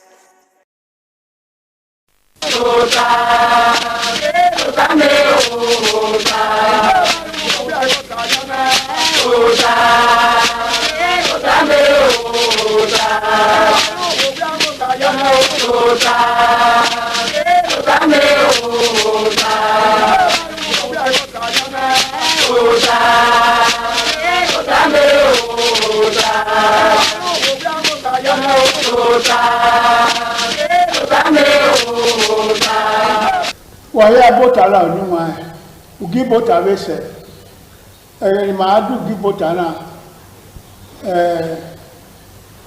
du la no kwa ya de mode ma ya du je ugi bota de na ni wa okay ka bo akan ma ya fe se kate ave okaigele iredu no mo ba gbe na tie ona tie ya fe ya na gba begwa eni ya fe ma gwa kan ni wa no ogun ni ara ogun egwa yebe na ore ma wo tan re pastor kabaru na mu ile dunu wo me wa be ne re kai wa be idayo wa bi tota ofo egbo sa agbago yaro oba atokpe ise awele wa le ti ma le Victor Gisugbe Edona uzomo wa weseri wana gbe okoto ya dan he ewen matare urana kugbakere osolo gbonu ri honu wa ya hene wa be anwu na lele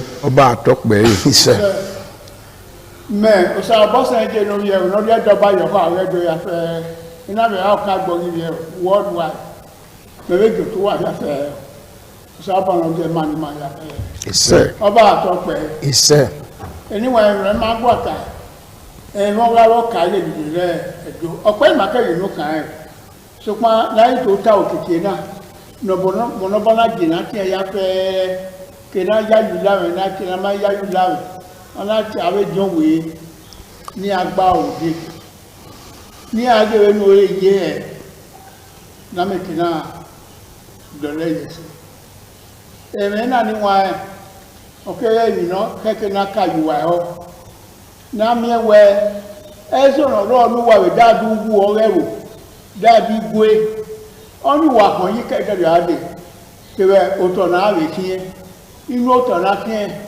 inu ya niyan ma ewowo inu ya niyan ma jo we ewo jo we ye inu ya niyan ma oka ewo ka oye inu ya niyan ma loge ewo loge ye ena ya fe ni wa e ma ho na gwaka wọ́pọ̀ ìwà ní ẹ̀rùdáwẹ́ ọba máa ọ̀kàlẹ̀. Uwe yìí lọ́kàlẹ̀ iná bá máa wọ́n ọjọ́ wé ọ̀ọ́lẹ̀ wẹ̀ làdìyàn ọ̀rẹ́ kan mẹ́jọ wẹ̀ làdìyàn ọmọ akẹ́kẹ́ ló fi èké gbọ́dọ̀ wé ọmọ akẹ́kẹ́ ló fi èké gbẹ́wò wò pa ìwà náà èmi ni ọmọ adé yọ ni wọn sẹ́yà ó tẹ́dọ̀ máa ń kè náà láì ọ̀rẹ́ mi náà rẹ̀ èdán rẹ̀ wò láti ẹ̀ máa kẹ̀rọ̀rẹ́ akẹ́sọ̀ adé kẹ̀rọ̀rẹ́ wẹ́ká adé kẹ̀rọ̀rẹ́ rọgbà adé máa ń kèrè tẹ́ máa láì ọlọ́gbà ya kàn sẹ̀ èkó anábùkú anáàrí Ghana ẹ̀wọ̀n àti ẹ̀gá anáàrí Sierra Leone ọlọ́gbà ọ̀ọ́yẹn ni yàfẹ́ wà ní ẹ̀dẹ̀dọ̀ Dahomey ọ̀nàdè ọ̀nàwẹ̀yẹ ìwọ̀n ní Dahomey ìsí Dahomey òbí sára àánú ẹ̀wọ̀ nọ́wé kan kó ìyókò orí ẹ̀dùn pa ẹ̀yìn àázẹ́ ọ̀nà àti ìwádìí Dahomey ìsí Dahomey ọ̀nàdò wẹ́ ìrẹ́ ìyẹ̀wò ahóni àti Guinea Republic alákòóyọ níwọ̀n wáyà sí ní yàfẹ́ ẹ̀ẹ́nàwó òwú akẹ́rì mmanụ ma ọkẹ́kẹ́ ní wá mmanụ wà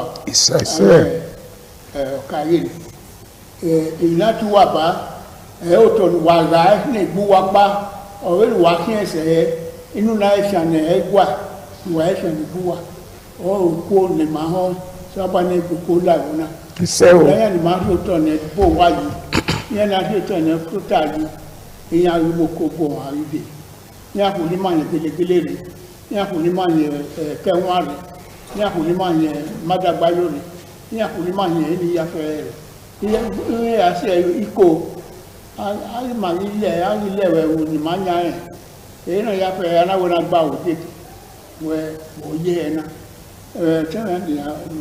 tẹ́lẹ̀ pastor. Dọ́mọ̀ sá.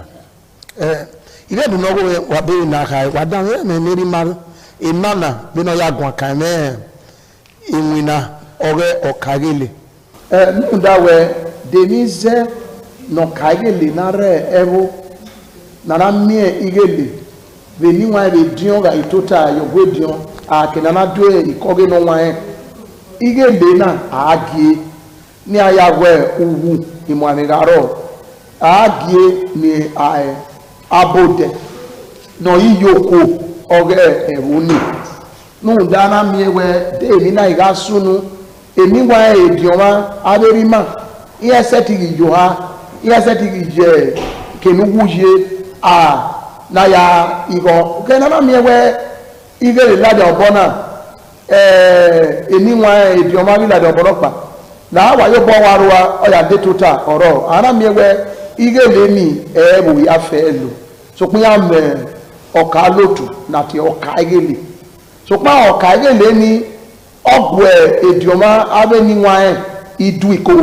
náyà ẹ̀ nínú àtàbà yẹ ké kpàyàgbọ́ ẹ̀ ìgẹ̀rẹ̀ dù ìkó wẹ̀ èmẹ̀ nọ́ládìàbẹ̀ ìkéniwa ẹ̀ ló dẹ̀nà pé o gèní sọpin àgàzèmá n'ọ̀gẹ̀ akẹ́ àṣefẹ́ni n'ọ̀ẹ̀ abodẹ̀ ọ̀píànà o èríkè náà di ọ̀níyà o ètọ́ọ̀chì náà o n'ọ̀ẹ̀ abodẹ̀ wà á mi èmi lẹ́yìn sùn náà ní sùn lánàá kẹ̀kẹ́ mẹ́mẹ́ òdòmọ́ọ̀mù yà sùn rẹ̀ àṣefẹ́ níbùn ẹ̀mọ́ òdòmọ́ọ̀mù náà níbùn náà yín miẹ́wẹ́ yá dùn yà mú nà tẹ̀ kidnapping ìka ẹ̀gẹ́lẹ̀ nọ̀rọ̀ àṣefẹ́ ní wà vìgẹ́lẹ̀ làwọ̀ abẹ́ òwẹ́ abàvìgẹ́ abẹ́ òwẹ́ abà làwọ̀ àìtẹ̀ miẹ́wẹ́ èyí òdòmọ́ọ̀mù ní kí yà sẹ̀ kẹwà yà sẹ̀ ẹ̀kẹ́ ọba àgbàlíyàmùnẹ́ ìyẹn ilẹ̀ sèmà ní àmúà ìmúná kàgẹ́lẹ̀ bá àṣefẹ́ níbùn ẹ̀yẹ́ nìyí èdìọ̀mọ́ ẹ̀wọ́ ni ọ̀dọ́wọ̀ ẹ̀wọ́ ni ọ̀tùpògèrè àwọn ni ọ̀tùpògèrè àwọn ni n'ala owó èlérí máa mọ̀ n'ọba náà dókòwò àpọ̀lọpọ̀lọ̀ ní ìdáyé tí wà wẹ̀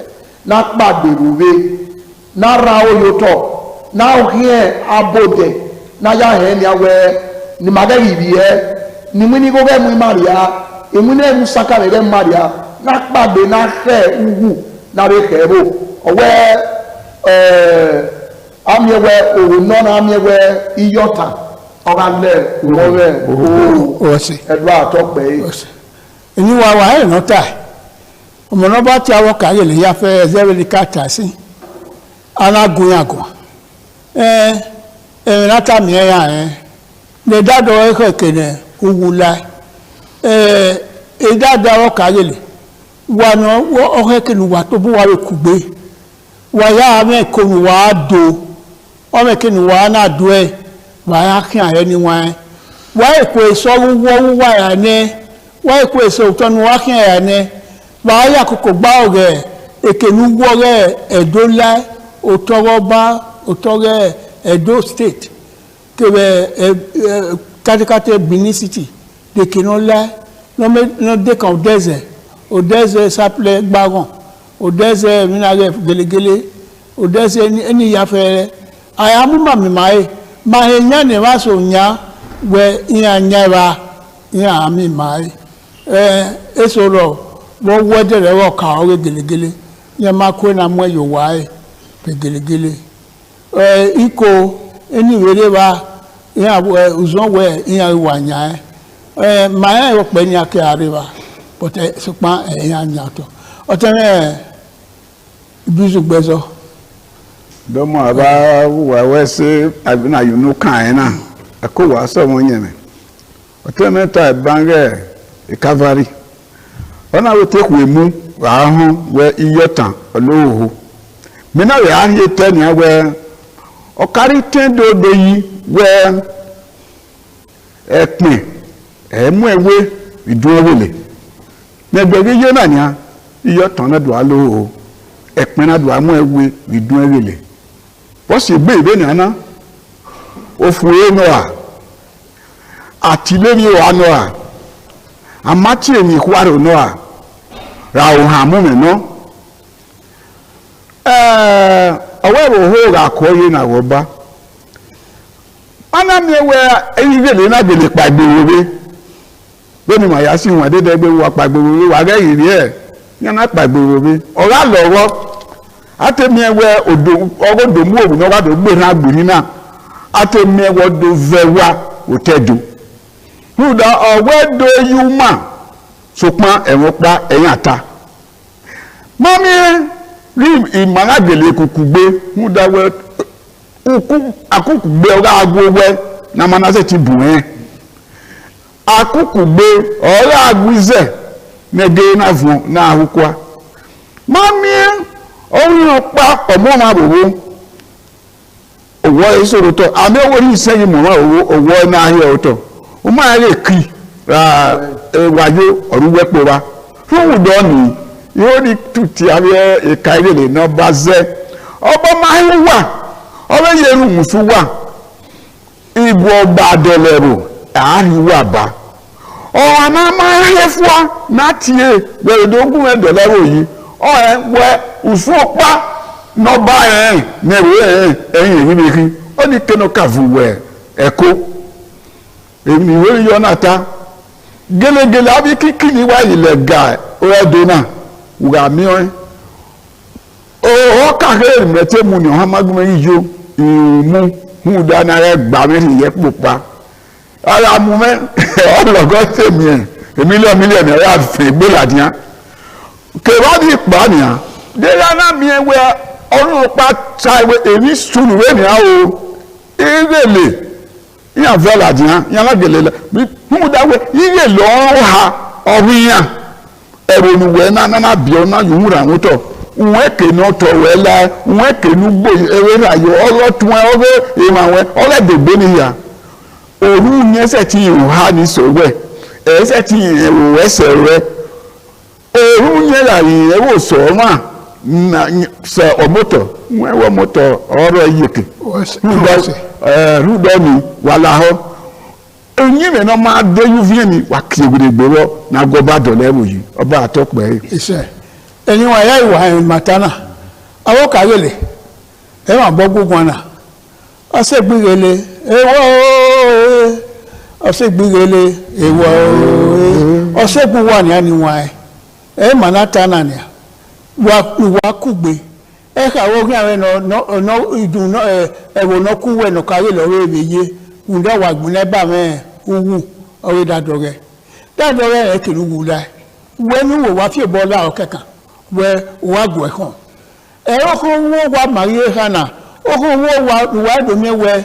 o ko wo wa adodo wa mu o ko wo re e kinu wo re do la a o na gun akana na mi we odomo mu ma do na wa mu yi no nuwa zio kugbe we no ye na me we de okon inare amadu mama ile ko awa wa ile ri do anu lebuku ya Oyabuja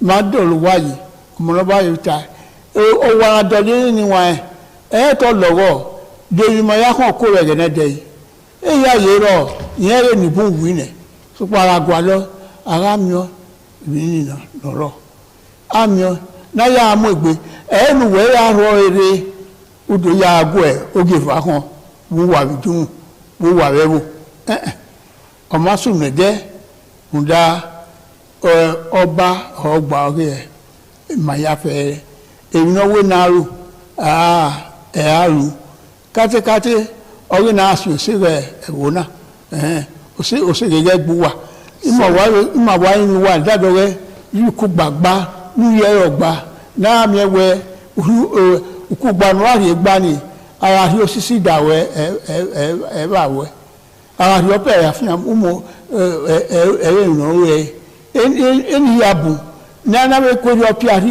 ẹyọ ọlọrọ ìyá àti owó kìnìún àdé ògè náà ẹwẹ ni àtẹyìn ẹdí ìyá mi ìlàsìwá ẹbí bí sọ yín àrò ẹyìn àrò ọ̀rọ̀ àrẹ wò náà náwó ẹwọ ẹtòbọ ẹná owó ìgbére náà ní ọyà hàn kó nìbú yà fẹ ẹyà yìírọ níwá ẹ námẹwẹ máa gbẹ ẹwọ náà yẹ sí ní ẹrẹ lọ wíma.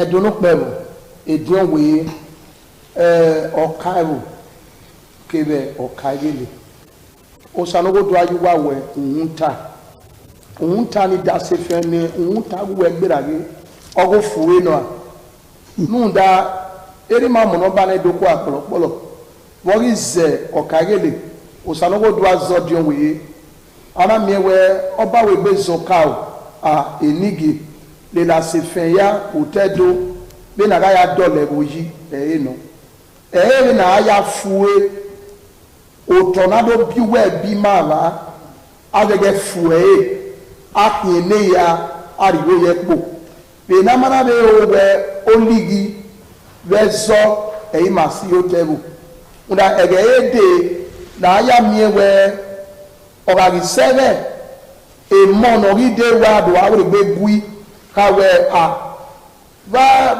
yìí sí àyótọ́fẹ́ má èkè náà má kẹ́kẹ́ ní a fi hùn yìí ìyára fi hùn yọ ẹ̀rọ sọ̀rọ̀ nọ̀káyé lè yé ẹ̀rọ yá káyé lè yé nèdí ọ̀wọ́ èyí àmì kàdàpílà láàrú pínsẹ́ ládọ́lù pòjì sùpárà fi ẹnu tọ́ ẹ̀rọ sọ̀rọ̀ rọ̀ ọ̀wọ́ ẹ̀rọ wẹ̀ ọ̀tẹ́nẹ́ka ẹ̀ bá wẹ̀ èkó náà bẹ̀pẹ̀ adó amú ẹ̀gbẹ́ oye ọkà ìgbọ́ egele ńdá náyẹ igele ká ẹ̀yìn ní kí a bó dẹ̀ ẹ̀mẹ́kin ẹ̀mẹ́wà ẹ̀mẹ́gbẹ́yò àìlera àìsí àmẹ́ bí àìlóyọ́bá bọ̀ ẹni nínú ìlànà kábẹ́gẹ́lẹ̀ kí ẹ̀yìn ní nálà àwòwò ẹni máa tu wá o ọ̀mádọ́gbọ́ tu wá o ọ̀mẹ́kẹ́ni wà ń èmi zẹ́ mùsàlùbọ̀ náà zu wá yìí rà lẹ́nu ẹ̀yìn náà sí àwọn akawẹ́ ìrànà kọ́tẹ́ àárẹ̀ yẹ gbúrò làwà ara ẹ̀yìn dánẹ́rẹ́ yọ alàdì àbábá yìí wẹ̀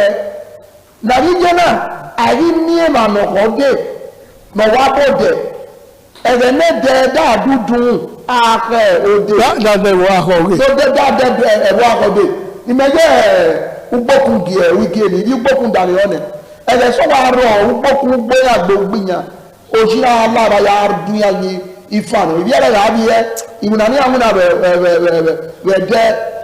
ẹ̀dẹ́ gbé ìnáyà kí ara sọ yàrá yà yà ẹ̀rọ bí ẹ̀rọ làdí ẹ̀rọ yà ká nà wà ní gbórí ní gbórí wà tó gbé ká ìmọ̀nà ọgbà akọ dé ọgbọ̀nsọ́wọ́ ayé kefu gèogé ìyá wà á rọ àwọn òun ayé abòsí mọ̀ bọ́ anadò ní ẹwẹ́ ìrẹsọ ní yí dẹ́ ẹ̀rọ amú nìyẹn yíyá ni mo èso àyíká yìí ní so wọn ọ̀sán àbáyé náà yíká rẹ̀ na ọ bụ amụọ position na awere na arụ adụ n'iwe ọnọdụ ihe ụtọ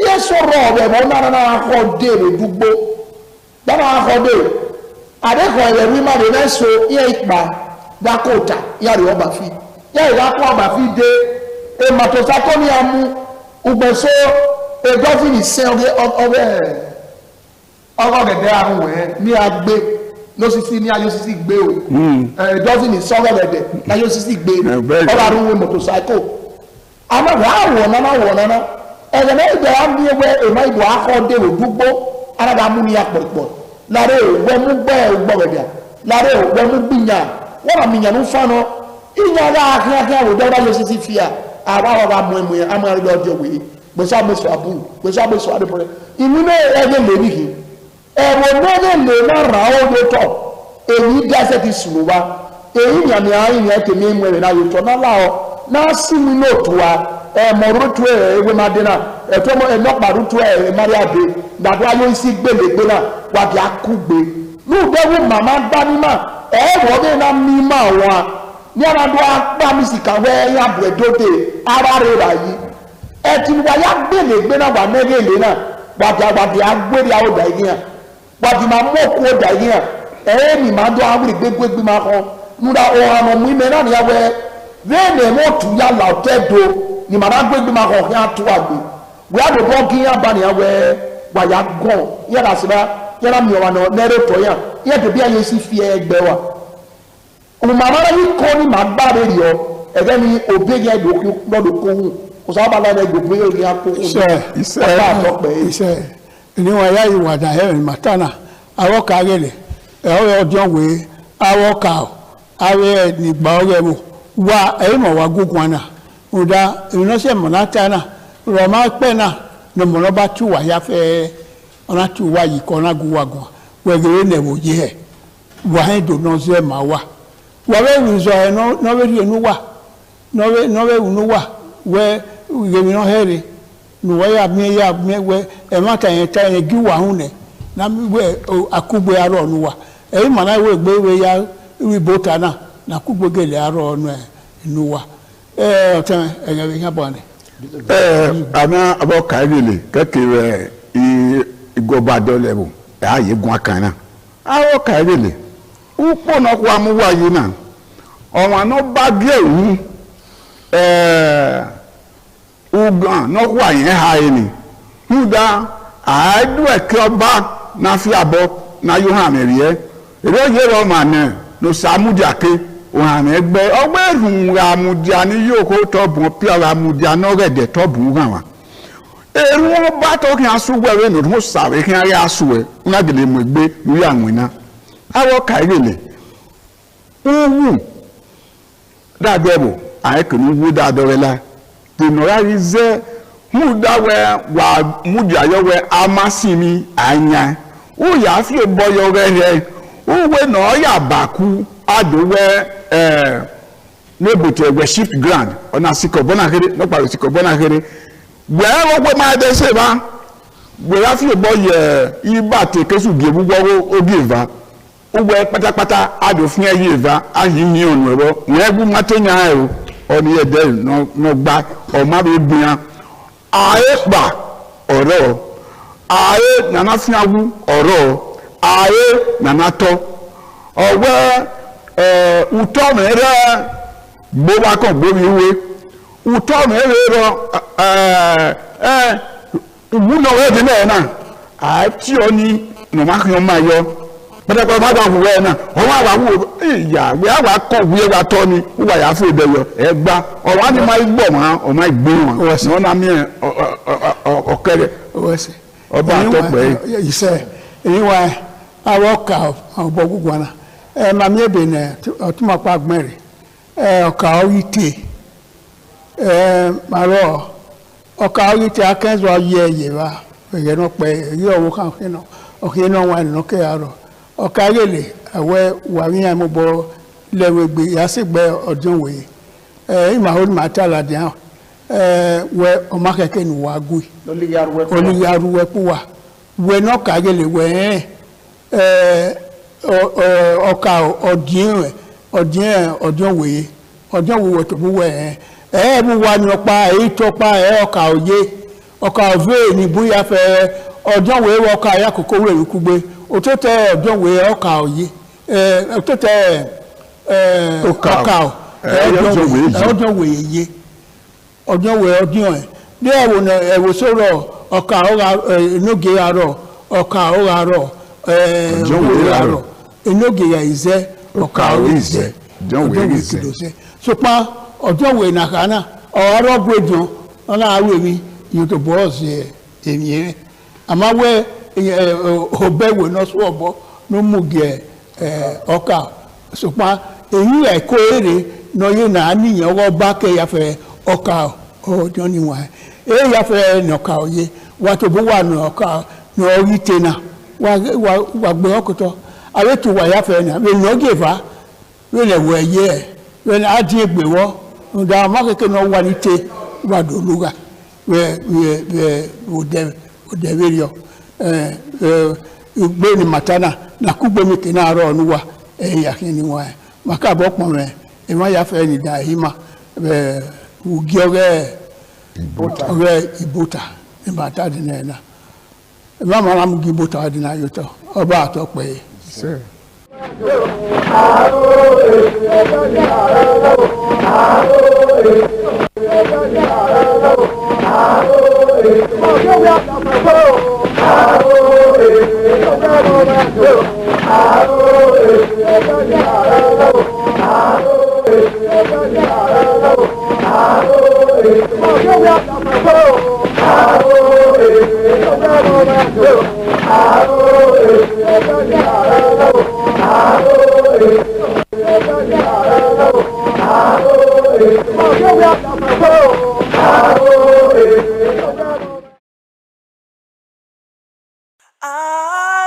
ITV, certainly the best.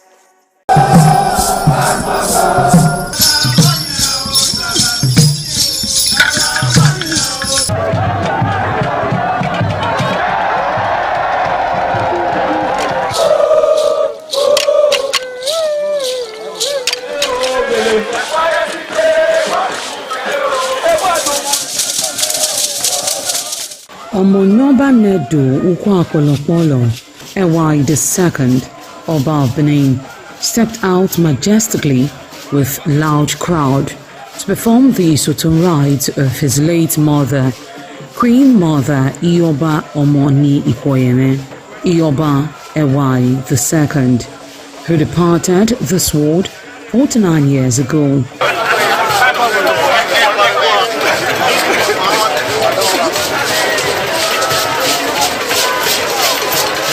Isoton is a traditional rite of the procession in memory of the departed person's spirit in Benin Kingdom. It is usually heralded by public display of the departed person's influence during their sojourn on earth. The display of a human effigy symbolizing the departed royal matriarch was preceded by the Oba of Benin, who led the procession from his palace to the Immortan Shrine at King Square in Benin City, where he offered prayers for the repose of the soul of the Queen Mother, Ioba Ewai II.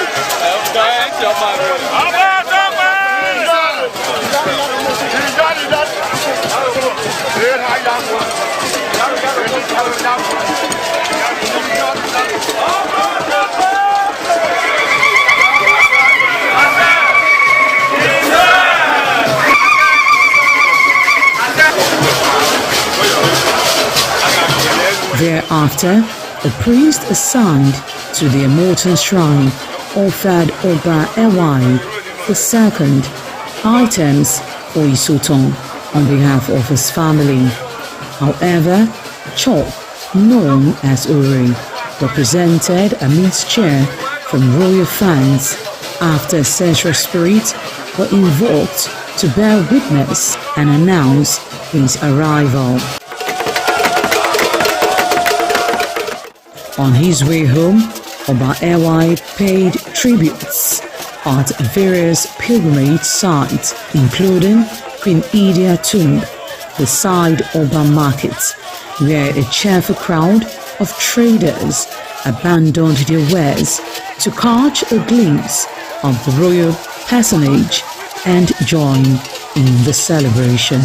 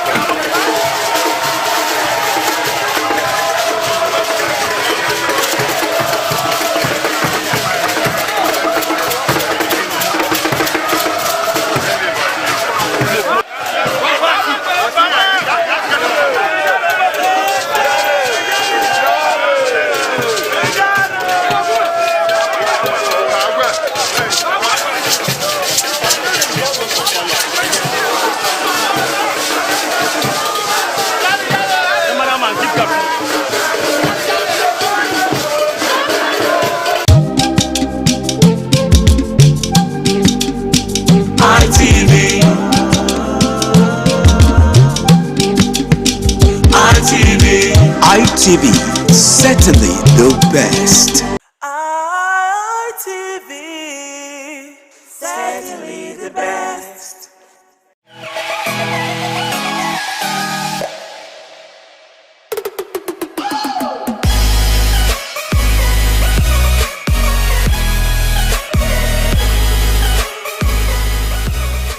All right, distinguished ladies and gentlemen, it's another beautiful episode of your favorite Rendezvous for Guys on television, and I'm talking about the Guys Hangout Show on independent television, reaching you live from Benin City, Edo State, Southside Nigeria, Westside Africa. Now, for starters, the Guys Hangout Show is a very, very interesting show that teaches men to put themselves first in a society where nobody cares about the feelings of men. All right, so we encourage men to prioritize themselves. I believe that it's only when you invest in yourself that you can give out to those around you. After all, you can't give what you don't have. My name is Harry Aigboje, and of course, it's my pleasure to have you join me on another beautiful episode of the show. Now, tonight, I've got two gentlemen with me. Of course, they've been with me before, and we're doing this again. And let me begin with the one that sits far away from me. All right? To my far left is someone that is really passionate about everything that concerns guys. Okay, he goes by the name of Osas Zabi. Yeah, yeah, thank you. It's great to be here again today. And it's great to have you. Yeah, thanks. All right, and of course, seated next to Zabayo is someone else who is also very passionate about masculinity. He goes by the name of Benedict Ochagu. It's good to have you on the show, bro. Were you thinking about it? No, I was actually looking for a better way to introduce you. Oh, yeah. All right, thank you so much. It's always a pleasure being here, knowing that you are listening and watching us from the comfort of your home. Absolutely. We are once again here. Okay, so gentlemen, we have something really serious to talk about. It's one of those very controversial subjects. And of course, you know that we live in a controversial era where certain things tend to offend certain people. Okay, so as guys, we come across some terms that we use, and some persons just get offended.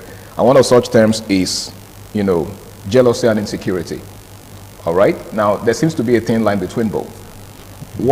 How would you define jealousy, and how would you define insecurity? Some persons believe that both of them are the same thing.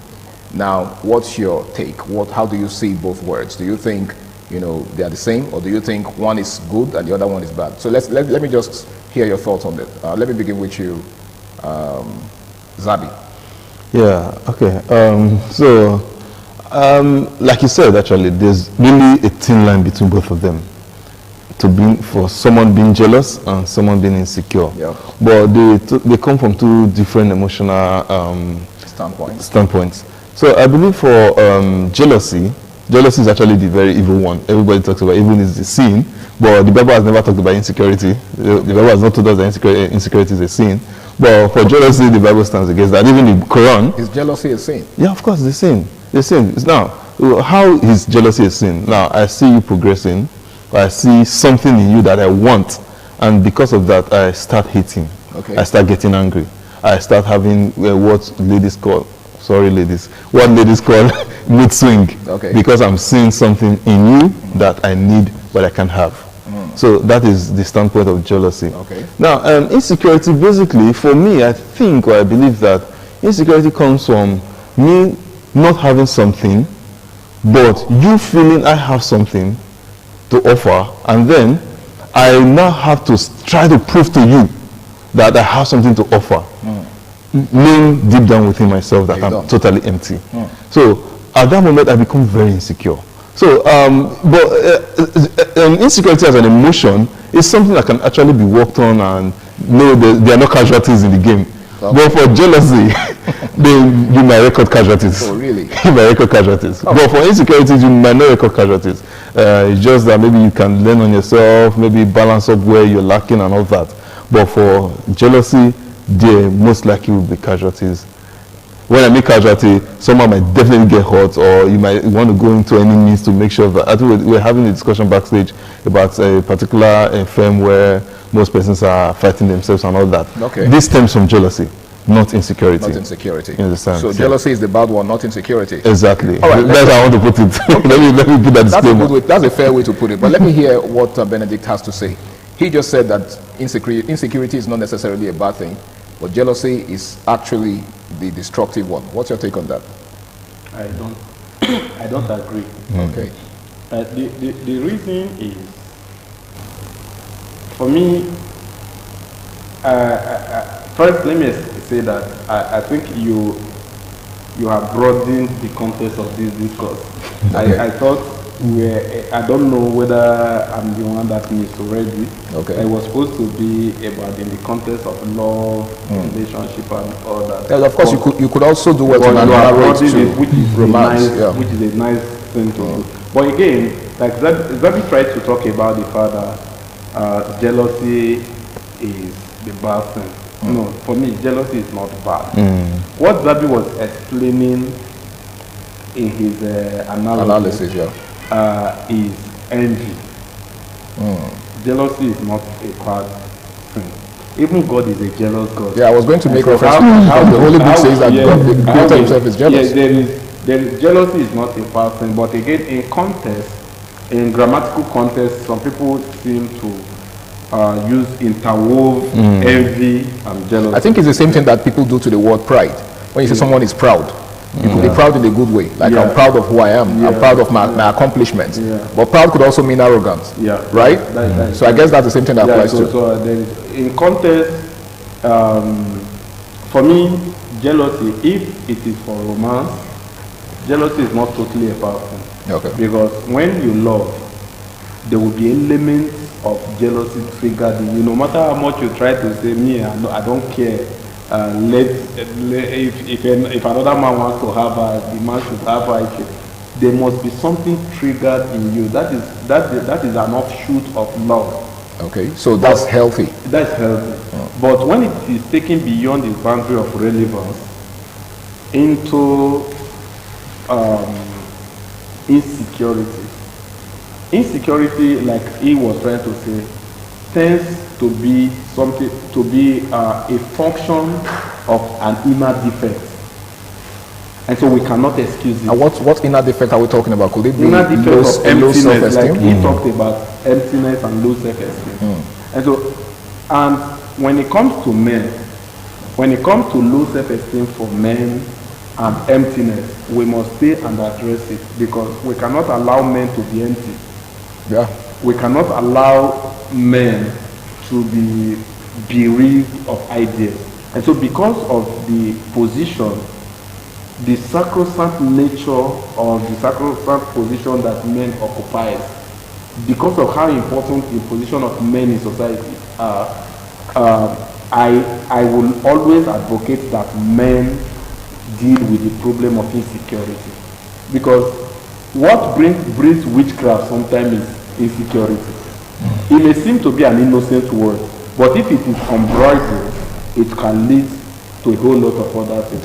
Like Zabi was trying to say that it can be managed, which is the correct thing. Every man has an element of insecurity in him. You can't pretend about that. But if you have also the ability to manage it and put it under control, means that you have something beyond the insecurity itself. It means there's an element in you that is more powerful than insecurity. But if you are stuck with insecurity alone, that's a big problem. Okay. Right? So that is what we are trying to say, that love comes with a portion of jealousy. But insecurity with men, especially when it comes to do with a general workplace, can lead to so many things. For me, I want to say that instead of being insecure, work on yourself. Grow. When you grow, you will now find out that the next person is not your problem. That your problem was actually lack of growth. Okay. If Zabi is trying to do certain things, the reason why I will be feeling insecure when Zabi comes around to do his thing is that there is no value currency that I can also bring that will make me relevant around Zabi. So you feel threatened by his presence? I feel threatened by what he's doing. But if I have value currency, and then he's shining his shine, and I'm shining my own shine, then that self-esteem narrative will be, gradually it will erode away, and will become better off, will become partners and not just competitors. Yeah. All right. So can I quickly let me strike on a part, because I believe that's where most of us want to really miss it. Okay. We believe that anything that has God in it is good. When the Bible says God is a jealous God, that doesn't make jealousy good. Because what happens to the people, if you now read it completely, what happens to the people that defect?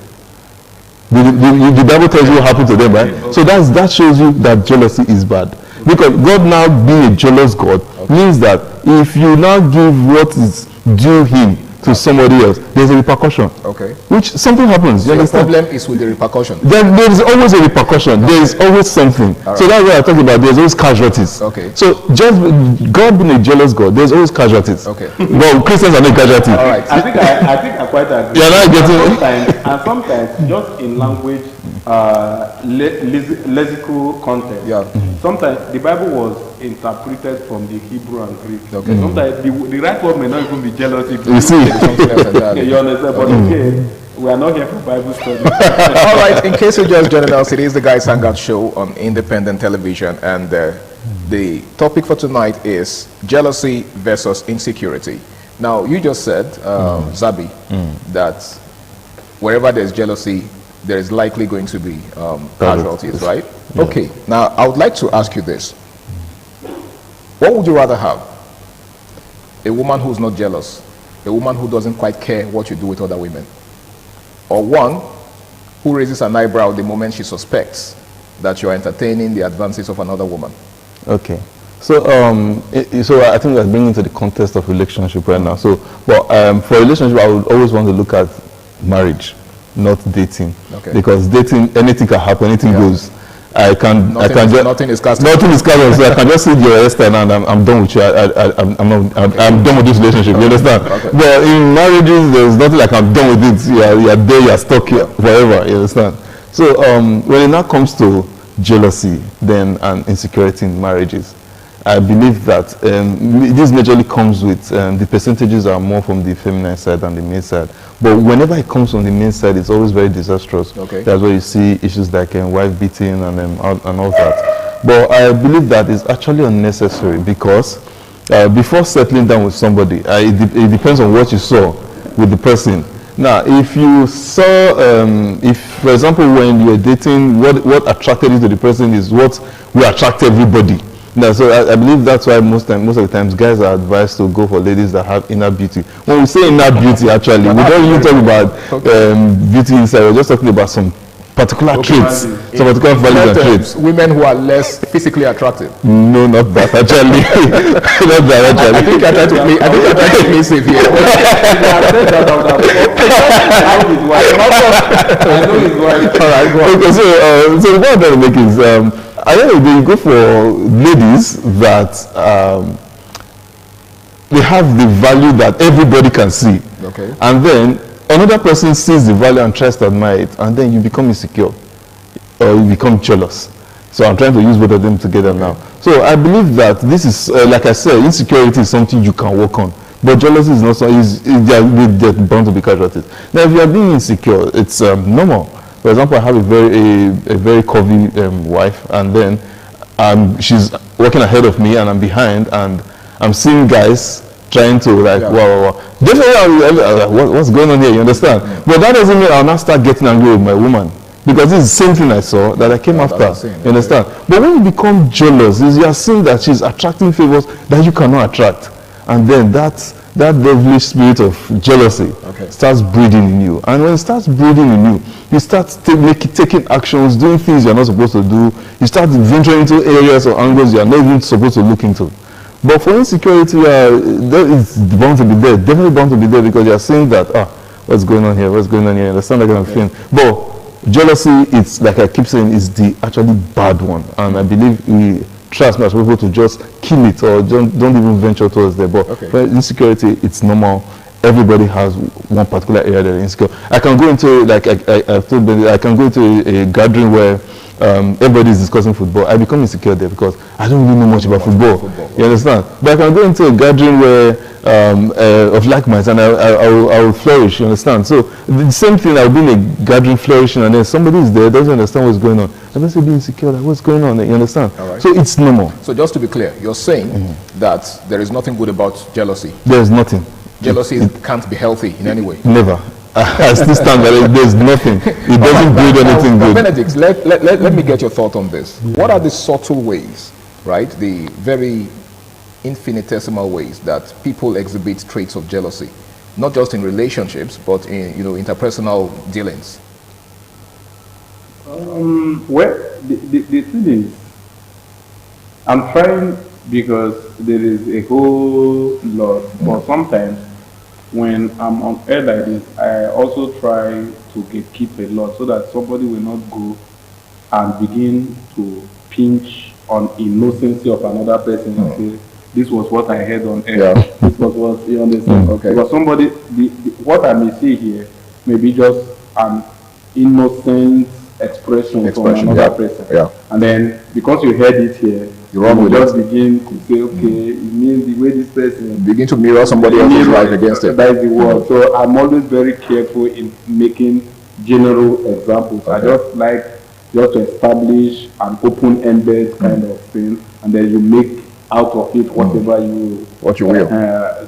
So but again, I think not being excited about somebody's success to the point where you want to do something to stop the person's success.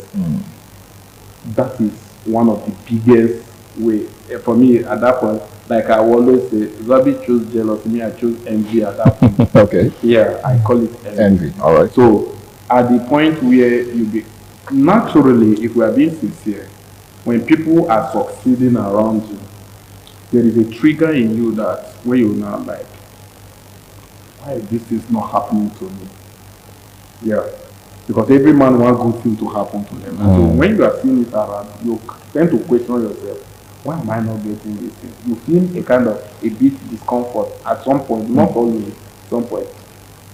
And then also, knowledge will not teach you that everybody has their turn. Then immediately you will come up as, oh, let me celebrate those that he has gotten to their turn, right? Then that is somebody who will really go far, the person that it will eventually get to his turn. For the one who always take it a step further, that I must stop there, that failure is sweet when everybody is involved, that's why it will never get to that person's turn.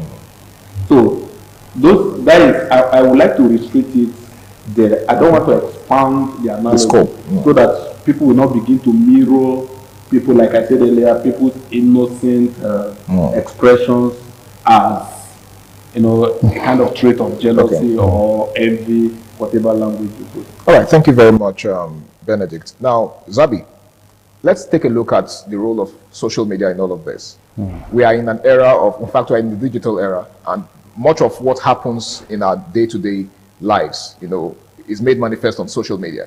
So what influence do you think social media has on people and the way they express themselves vis-a-vis jealousy and the insecurity?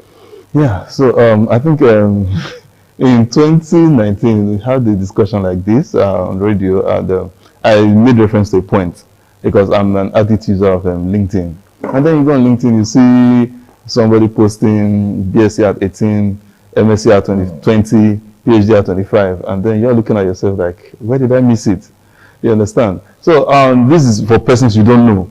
But for your circle, you're seeing progress. You're seeing these guys aiming, achieving this, achieving that. It's smashing goals. Smashing goals. So I think I'm going to use myself as an experience and then as an example, and then I just break it down with the experience. Now, instead of going into jealousy, like, I'm supposed to be having this, I'm supposed to be getting this, I think what I personally do, I study the process of how they get there. How they go there. Okay. So back then, when I was working with a firm, I met top thinkers and big thinkers, and I started seeing how they're making progress. And would I say it's jealousy? No, definitely not jealousy, because I started going through the background to see how they made it and how they got it. Started doing my research, started going through their processes, the certifications they've done, the trainings they've gone through and all that. And I started taking myself through those trainings and the certifications. So I think that's what draws the thin line between jealousy and then realization, like, I want to be like this person now. Most persons will think, oh, you're jealous in the person, you want to, but no, I know there's a process. Okay. And then I can go through that. If this person can go through this process, I too can go through the same process and be like this person. All right. Yeah, so I think that's what draws the thin line. That's what actually casts the difference between being jealous and then being realistic. All right, thank you very much. Now, Benedict, what he just said borders more on, or paints a picture of laziness on the part of some persons. Okay, he took his time to study the people in question and figure out how they achieved their goals and all of that. Does that not give us the impression that some persons just don't have, should I say, the energy to follow through to get to the point where, the people that they are envious of, so to speak, went through? Do you think laziness has a thing to do with this? Yeah, it does. The one thing is the laziness, the mental laziness, the laziness of the mind, the function in the thought processing mindset. For example, like he was trying to say that he saw some persons doing great things and then I find out, okay, what's the process? As a guy, one of the ways you know that there's problem, that you might not go far if you don't deal with it, is when you embrace people's glory without trying to find their story. Their story, okay. Yeah, you must find out people's stories, and their story may not be basically exactly like yours, but you must also find a pathway of that story to create your own story and know that it's not going to be an easy thing in the process. So you have to find out, like he said, he need to also go and try getting certificate. It may not necessarily be that he got exact certification as some of them got. But again, when they eventually met at the table, it means that he has gone through his own process and this one, and is now qualified to have conversation with them. So he became relevant in the scheme of things. In the scheme of things, not necessarily because he got exact qualification, but also because he has also learned the principle of paying price to also get some of those things. So I feel if you look at it and say, what makes this person outstanding? Then you also need to find out your own strength. One of the things that breeds jealousy is that people want to be envious of people who are not even going their direction. Yeah. For example, if you are saying, like my pastor would say, if you are saying I am envious of you, find out whether what interests you is what interests me. Okay. You may buy a car. In other words, might not even be the same. You may buy a car, and I come around, maybe you see my features, you feel I'm being jealous. Maybe car is not even my dream in the next 1 year. That's not my pursuit. So find out if a car is my pursuit, or maybe you bought a brand of car. Find out if I do fancy that brand of car before you say I'm being jealous. So sometimes what you need to do is find out where you are going to. Find out, create a roadmap, and then look forward to becoming better. If you can focus on becoming better in your own life, so all of this envy, jealousy will really die down. Because people can be doing well in their own choosing line. That may not be your life. And so one time this one succeeds here, you are envious of this one succeeds, you are envious of this one. Before you know what happened, you are in the game of trying just to pull everybody down and everything just. So it's about building yourself. So that when Zabi comes and Zabi is speaking as a mathematician, for example, I know he's very good with calculations. You understand? And then I speak as a journalist. My drive is not to be a better mathematician, for example, than Zabi. My drive is to be a better journalist than I am today. Because that's your profession. You understand? Than I am today. Or maybe, okay, going into the business line, because Zabi is also a businessman. But we are not into the same line of business. I'm happy seeing him do what he does, and then I am also happy doing what I do. Okay. Right? My goal is to be better doing what I do. And then, again, I will also be happy that he gets better, so that when we meet at the echelon, the top echelon, we'll be able to have conversation. And life is easier at that level. Okay, life is easier at that level. Now, Zabi, what do you think, or how do you think communication can reduce jealousy and insecurity, in relationships, not just in romantic relationships, but, across board? Education? Communication. Yes. Communication. Yes. Okay, yeah. So I think I'm a very big advocate for communication. Not just communication, effective communication. You can actually be communicating and then it's not being effective. So I think when it comes to jealousy and insecurity, most of the times, majority, 100% of the time, is people don't study or understand the process that the person used in getting whatever the person got. You understand? So I think I was just thinking about this earlier. Like, I think in fact, the only way that kills jealousy and insecurity is understanding the process. Okay. So if I would really advise most persons that are actually making it out there, and I think LinkedIn has been a very good platform for that, where people tend to maybe explain the processes of how they got it, especially for legal means. When it comes to, for example, we grew up in Benin City, you see a lot of guys succeeding, and then you are a bit like, wow, you're supposed to be age mates, this guy is succeeding, and then you go back and look at the process, and then you now tell yourself, God forbid I do this. You understand? So there are so many successes you see, and then you just tell yourself, God forbid I do this, and then you become contented. Because you're like, definitely I can't go through this process. Okay. Just the same way for some ladies too, they see their colleagues rising up in the office, not knowing that the colleague is sleeping with the boss. Big girl. And then you're already envious, you're already jealous. And then you now find out the process and you're like, so you immediately become contented. Okay. So I believe when we communicate much, like for example, I'm seeing you, and I like what I see. And I'm communicating I communicate with Bennett, like, I like what I say. And he's like, don't look at what that guy went through, you can't go through it. Yeah. And I understand the process. So I believe effective communication actually helps to reduce and kill jealousy and insecurity. Thank you so much. Now, as we begin to wrap up, in fact, we have less than a minute, so you're going to be saying this in less than a minute, Benedict. What's your final word, to young people out there who feel intimidated by their peers and probably don't have the energy to forge ahead? Just in less than a minute. Be patient with yourself and take it easy on yourself. And then again, try to get better. Your speed, your pace may not be like theirs, but if you are getting better daily or weekly, before you know, you will get to a point where you just tell yourself that I have done well for myself. Okay. If you can get to that point, then you have conquered. I like the part where you said, I have done well for myself. You're not doing well for anybody. Yeah. At the end of the day, it's yourself you're doing it for. Yeah. So that will help you to curb the spirit of jealousy and envy or insecurity. Okay? we are all going to succeed individually. The only thing that matters is what Benedict said, that we get to that point where we are all relevant on the same table, right? Not a situation where you think that other person's success is a threat to your own success, okay? We don't all have the same calendar.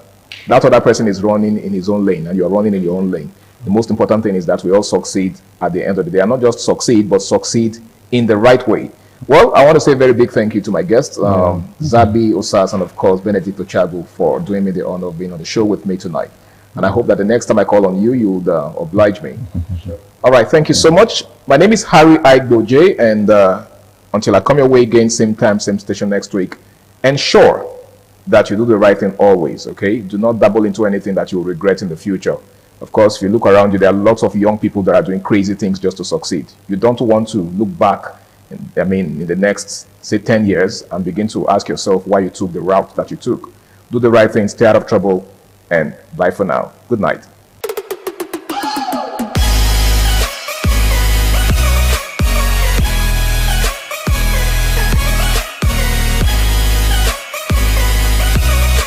ITV, certainly the best.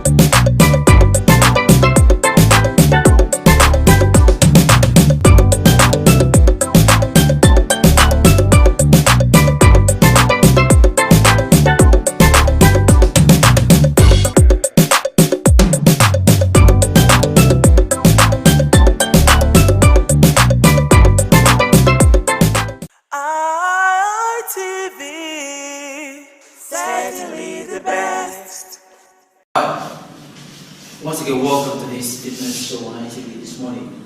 I'm Beato Destiny, aka Man of Steel. Already, I've introduced us to the use of cardiorespiratory exercises and aerobics. This morning, once again, we want to take another variation of the aerobics. Thank you as you watch. We will be stretching first, of course, otherwise called the warm-up, which is very essential and necessary in every workout. Afterwards, we'll do a cool down. 1, 2, 3, 4, 5. Inward please. 1, 2, 3, 4, 5. Outward. 1, 2, 3, 4, 5. Please return that, please. 1, 2, 3, 4, 5. Inward. 1, 2, 3, 4, 5. And outward. 1, 2, 3, 4, 5. Alright.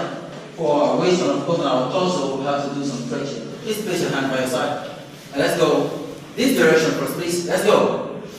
1, 2, 3, Alright, that will be fine. Of course, this way. 1, 2, 3. Alright, and before the last one, let's place our hand behind our back. Mind you, it's proper this way. Don't go like this, it's wrong. Just do this or alternatively do this. Alright, but I prefer this personally. 1, 2, 3. Yeah, that should stretch your back for you. Of course, let's do our thigh stretch. 1, 2, 3. Remember, when you pull your thigh, ensure that your elbow is directly facing, your knee is directly facing the ground. Alright? 1, 2, 3. Yeah, that'll be fine. Guys, are we good? Alright, the first program to be run this morning will be the mountain climb. Yeah, many of you are conversant with this move. And of course, we will be introducing more to you. But for now, let's hit this. Alright, let's step down to it. Yeah, all good. Yeah, good. Let's go. We're going 3 sets and 10 reps each. Let's go. 1, 2, 3, 4, 5, 6, 7, 8, 9, and 10. Woo. Alright, please. Woo. Yeah. How do you feel? Yeah. That was set 1. It's necessary you do your workout, the reps, and the set. Alright, so that was the first set, and we're not wasting time waiting for the second set. The minimum break duration for every set should not exceed 20 seconds, and a minimum of 10 seconds. Alright, we're good with 10. Of course. Let's do it again. Right, let's go. 3, 2, hit it. 1, 2, 3, 4, 5, 6, 7, 8, 9, and 10. Alright, when you do this, more effect will come to your abdominal region if you just look up while doing it. What I mean is this. Alright? So not all the way this. But there's nothing wrong with staying this way. However, breathing your head might place more pressure. Alright, for the very last set of this mountain climb, let's get down, please. Let's go. 3, 2, 1, go. 1, 2, 3, 4, 5, 6, 7, 8, 9, and 10. Alright, at this junction, we will take a water break. We'll join you in the next workout for this very session. Thanks very much. Once again, I'm Miguel for Destiny. Alright, let's do this. 1, 2, 3, 4, 5, 6, 7, 8, 9, and 10. Whoa. Yeah, the other leg, please. 3, 2, 1. This when you do this, ensure that your knee gets to the level of your chest. Okay? Well, that's the maximum level you get. And of course, the minimum here. I understand not everyone is as flexible as I am or as anyone here. Please, but just keep it safe and do the right thing. Thanks very much. Alright, we'll go on the left. 3, 2, 1, go. 1, 2, 3, 4, 5, 6, 7, 8, 9, and 10. Whoa, that's exhausting. How do you feel? Yeah, thank you very much. And this is the last set of this workout. Remember, every workout should be done this set and the rest. Alright, thank you. Let's do this. Let's go to the left. To right, brother. 3, 2, 1. Let's hit it. 1, 2, 3, 4, 5, 6, 7, 8, 9, and 10. Yeah, we'll also 3, 2, go. 1, 2, 3, 4, 5, 6, 7, 8, 9, and 10. Whoa. And that'll be all for this morning.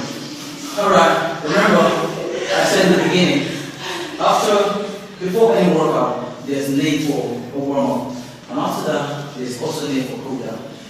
is the cool down. Alright guys, just suspend back, watch this first. Ensure that your knees are locked, alright? This one goes for the hamstrings, the calf, and as well as the lower back. Doing this. Swing it, swing it, swing it. Got that? Alright guys, let's do this. 3, 2, 1, go. 1, just 5, 2, 3, 4, and 5. Alright. So, lastly, what we did before we started, let's stretch it. 1, 2, 3, 4, and 5. 1, 2, 3, 4, and 5. So that's the last thing. Yeah. Please let's target our hamstrings. Please just sit inside of it. Alright? Please do not stand on it. Keep that shape like this. And hold stand just this. Alright?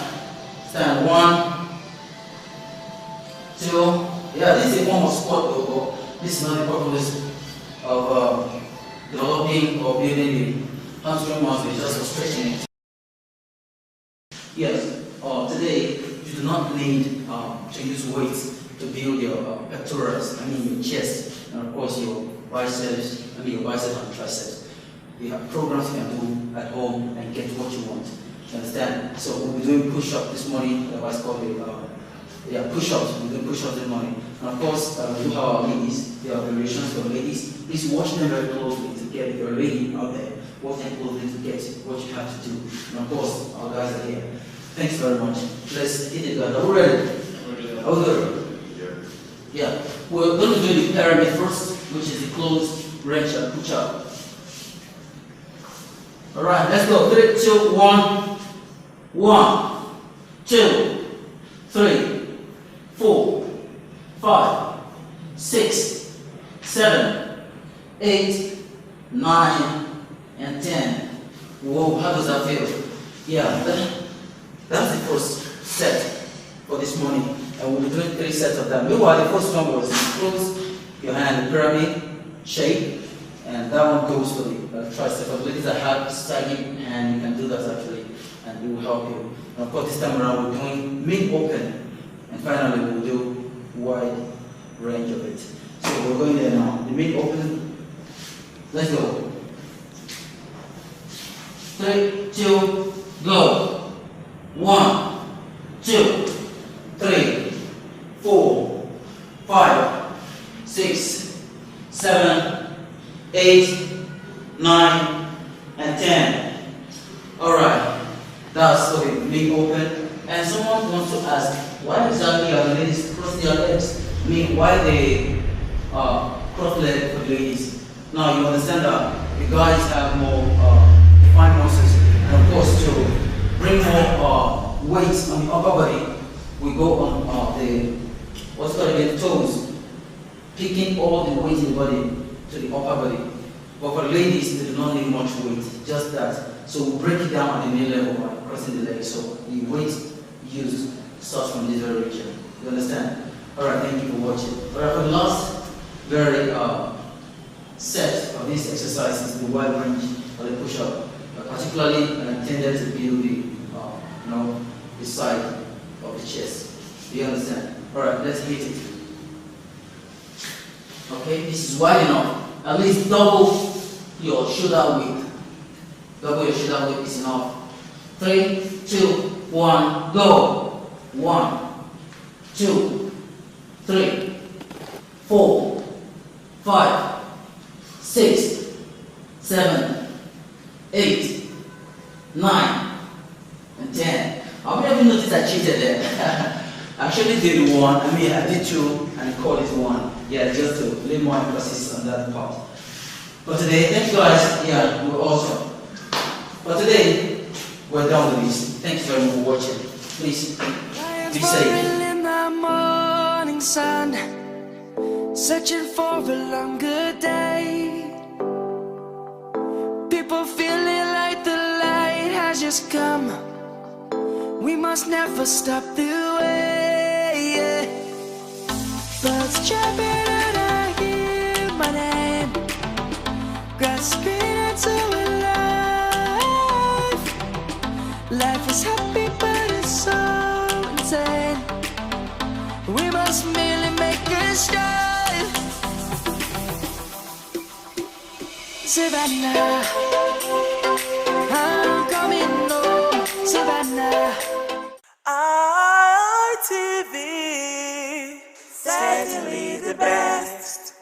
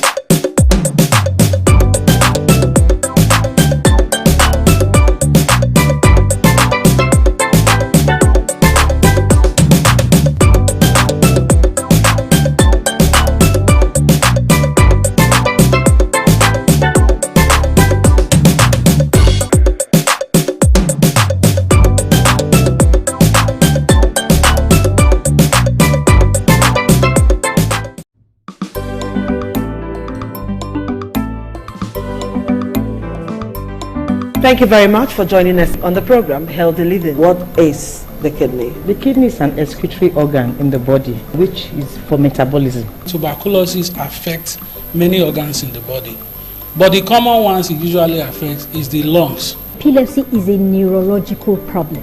Okay. It is an injury in the brain which causes someone to begin to convulse, to go into fits. It is curable, but the cure is a long-term thing. If you eat well and avoid those risk factors that will make your immunity to be down, then the risk of contracting tuberculosis will be reduced. If you're healthy, then you're wealthy.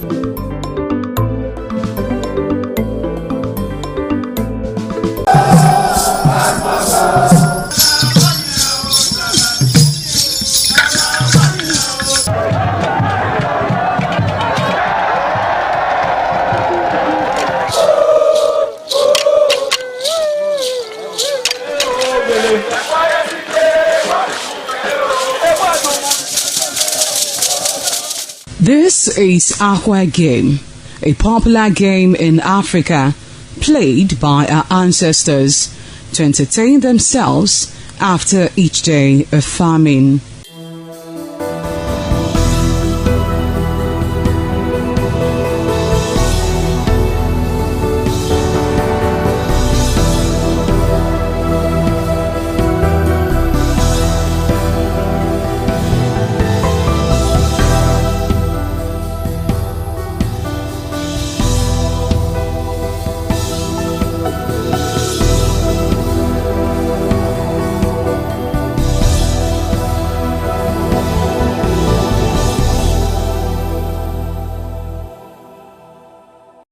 It is also relevant in our coronation in Africa. It is a sport and indeed very interesting, as every seed had a role in the game.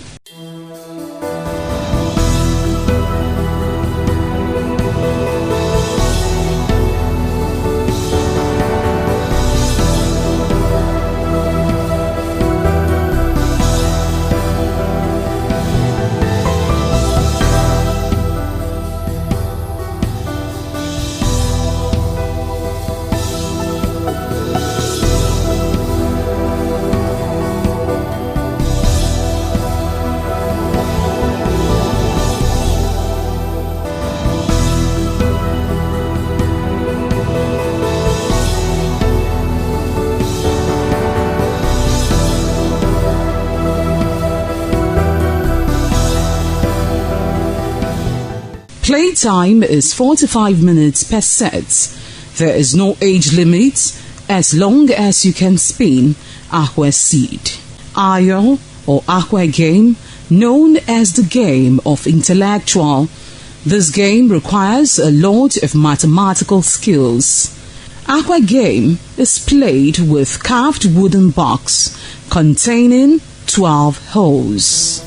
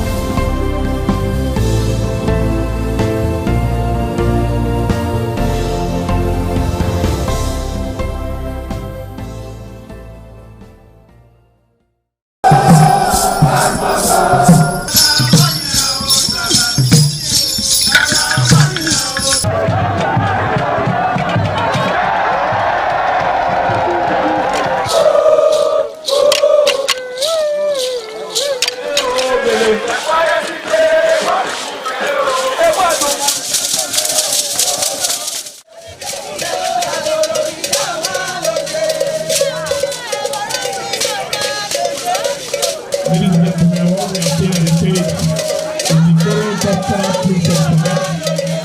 On the other side, we have the Gymnastic Boys. Gymnastic Boys, you don't know what we want to do now. We are bringing upstairs. We are at the first floor. You don't know what we are going to do in the second floor. This is the Toro Cultural Always.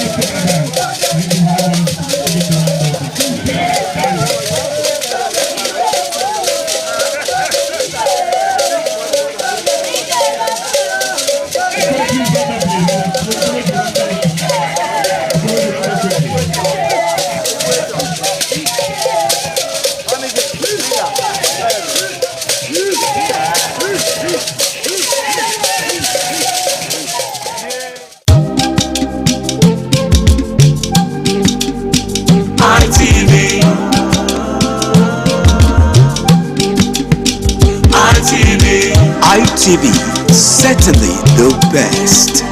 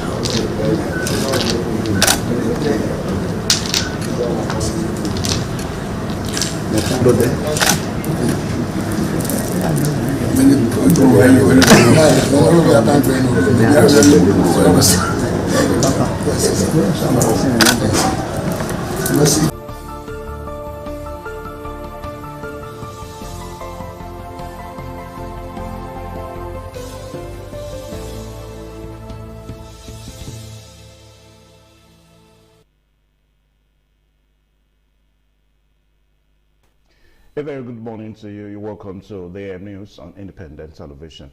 My name is Evan Sonokogi. Our first story this morning says a surprise birthday celebration has been held in honor of the Deputy Governor of Edo State, Right Honorable Dennis Idahosa, at the Government House in Benin City. Deborah Ogbefun reports that staff of the office of the Deputy Governor alongside top government officials gathered to celebrate Right Honorable Dennis Idahosa as he marked his 46th birthday. So Deputy Governor Right Honorable Dennis Idahosa walked into the conference hall to the birthday surprise of his staff and top government officials who had gathered to celebrate him on his birthday. Speaking on behalf of the staff, the Permanent Secretary, Office of the Deputy Governor, Mrs. Abiyayu Ayomese, joined other speakers in extolling the virtues of the celebrant, describing him as a man of impeccable character, integrity and dedication to duty. He wished the Deputy Governor many more years of good health, fulfillment and continued success in service to the people. Wonderful boss, who is not just a boss, a brother, a friend, a father, everything beautiful and positive. Also celebrating the Deputy Governor, the Chief of Staff to the Governor, Yakubu Musa, and the Head of Service, Antonio Kungbowa, said there was no better time to celebrate a man of proven integrity and commitment to public service. Easygoing, humble, full of humility. So we God continue to preserve these ideas in you as you move upward. On behalf of all of us in the civil service, I want to thank God first for giving you another year. Responding, the celebrant, Right Honorable Dennis Idahosa, expressed appreciation for the outpouring of love and the surprise birthday celebration, thanking the staff and government officials for making his 46th birthday a memorable one. So on behalf of the amazing people of Edo, and especially of Via Southwest, where I'm from, I want to say thank you, the governor of Edo State. I want to thank all of you for this opportunity, and by the grace of God, next year we'll all be alive to celebrate it again. Also, the senator representing Edo North Senatorial District, Senator Adams Oshomole, also visited the deputy governor to celebrate with him on his 46th birthday. In Government House, Benin, Deborah Ogbefun, ITV News. The Assistant Inspector General Police in charge of Zone 5, Mr. Monday Agbonika, on Monday formally handed over to Patrick Dale as the new Edo State Commissioner of Police. Adeze Ibe reports that the handing over ceremony took place at the headquarters of the Edo State Police Command in Benin City. The report is presented by Joy Obaisiakbo.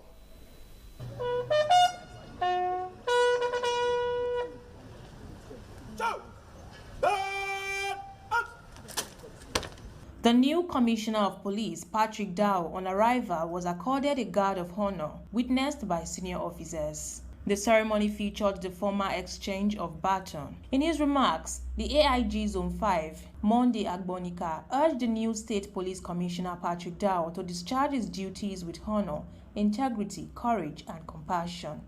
Today, Edo State proudly ranks among the safest states in Nigeria. These achievements are not mine alone. They belong to every officer and man of this command who serve with integrity and sacrifice. As I take my leave today, I have one request: do not relent. Continue to serve with honor, integrity, courage, and compassion.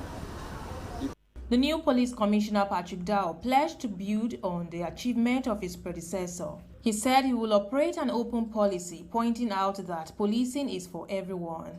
I want to assure you that we will build on the successes that have been recorded by the Agbon CP. We will intensify our crime fighting approach. We will fine-tune them. And more importantly, we will ensure that every policeman has respect for every citizen of Edo State. The new police commissioner hails from Benue State. From Benin, Joy Obaisiakbo, ITV News. In the meantime, residents of Edo State have tasked the newly deployed Commissioner of Police, Patrick Dale, with the urgent responsibility of tackling insecurity and restoring public confidence in the state's security architecture. They want the new police boss to pay particular attention to kidnapping in Edo North and other areas affected by criminal activities, while strengthening collaboration with communities and traditional institutions. The report by Adeze Ibe again is presented by Ofure Aneto. The new Commissioner of Police, Patrick Dow, has assumed duty as the 51st Commissioner of Police in Edo State, taking over from Monday Agbonika, who has been elevated to the rank of Assistant Inspector General of Police, AIG, in charge of Zone 5. With the change in leadership, residents are setting clear expectations for the new police administration, particularly the need to intensify the fight against kidnapping, courtesan, robbery, and other forms of criminality. For political activist Ogemade Godfrey, community participation will be critical to achieving a safer Edo State. It's to collaborate with the communities when it comes to community policing, to checkmate crime in society so that the state can be free from crime.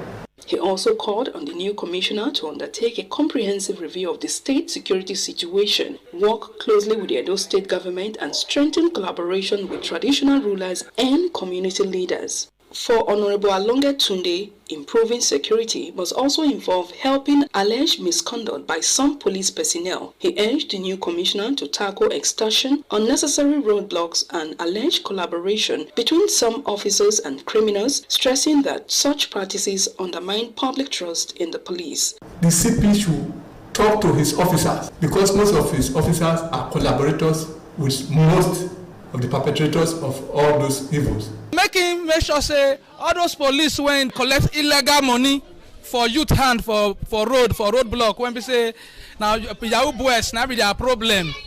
Make him talk to them so that may not go cause problem for grand. As the new police leadership settles in, residents are looking forward to a more effective security strategy that will protect lives and property, strengthen community policing, and bring criminal activities to the barest minimum. From Benin, Ofuri and Neto, ITV News. The Palace of the Oba of Benin has affirmed past Sunday Omoegbe as the Ozukbo giver of Oromo community in a local government area, while recognizing Mr. Esusa Igebo Nelson as the undisputed Okagile of the community. The palace also ruled that Pa Osio Moifu Idahosa, who is the relative of the Duke of Irue Nonwina Dukedom in Oedo local government area, is not qualified to occupy the position of Odionwe of Oromo community. Egosa Agbonahao has the details. The Palace of the Oba of Benin has affirmed that Pa Osio Moifu Idahosa, a relative of the Duke of Irene Owina Dukedom in Oredo local government area, is not qualified to be the Odionwe of Urohon community in Ego local government area, clarifying that he is not a bona fide indigene of the community. The ruling of the Alternate Dispute Resolution Committee set up by His Royal Majesty Ewa II, Oba of Benin, in response to the summon by Pa Osio Moifu Idahosa, who had previously alleged that he has been authorized by the Palace of the Oba of Benin to hold meetings of the community in his domain following the death of the Odionwe of the community, Pa Nogai Omoegbe, about 3 months ago.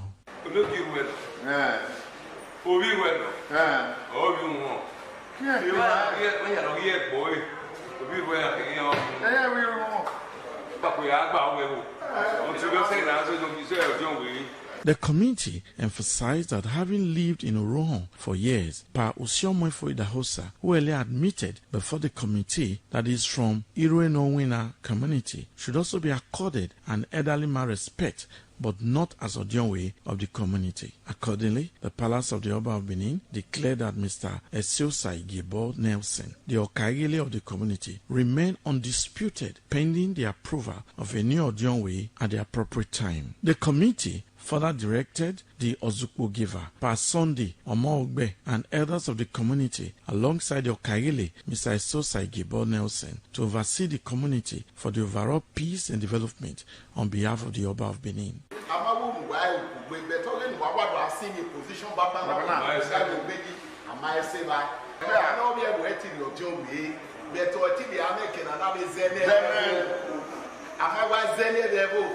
Egosa Agbonahao, ITV News. The newly elected chairman of Orunigbe People's Assembly, Dr. Egwakun Nusahai, has urged the sons and daughters of Orunigbe to protect and advance the legacy entrusted to them by their forefathers as the new executive members of the association were inaugurated. The ceremony brought together representatives of the Okairo Chief Jackson Oge, the senior Olotu of Orunigbe, chiefs, elders, the DPO, Orunigbe Division, sons and daughters of Orunigbe in diaspora, and the youth of the community. Ofure Aneto reports.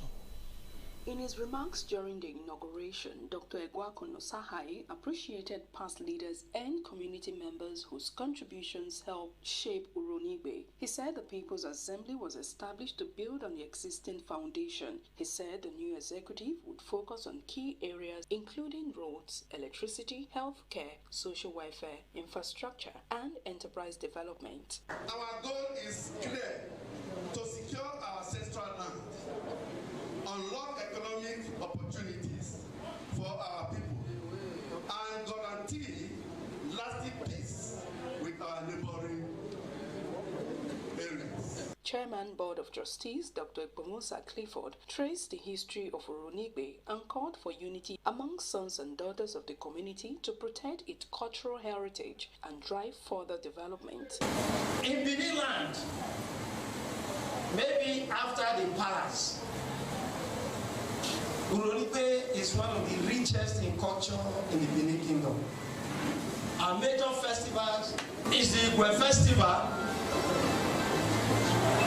Igwe Festival that symbolizes the end of year activities, celebrations in the whole of the Benin Kingdom. It will interest you, or it might interest you to know that Oronigbe performed the Igwe Festival, Igwe ceremony before the Oba of Benin comes. Is to be patient with the community. Thank you, Almighty God. They should be pragmatic in all they do. Of the ceremony was the inauguration of new executive members and presentation of certificates. From Benin, Ofuri and Neto, ITV News. Away from that now, the Odion of Amagba Aken Buddha community in Oedo local government area, the state par is Zevigi or Dovangbe says the purported appointment of Mr. Uyi Erese as a Okaile from Amagba community is not recognized, authorized, approved, or sanctioned by him as the Odion of Amagba Aken Buddha, and should not be regarded as a valid appointment or conferment of the title of Okaile of Amagba community. Ikmonsa Ogiagbe has the details.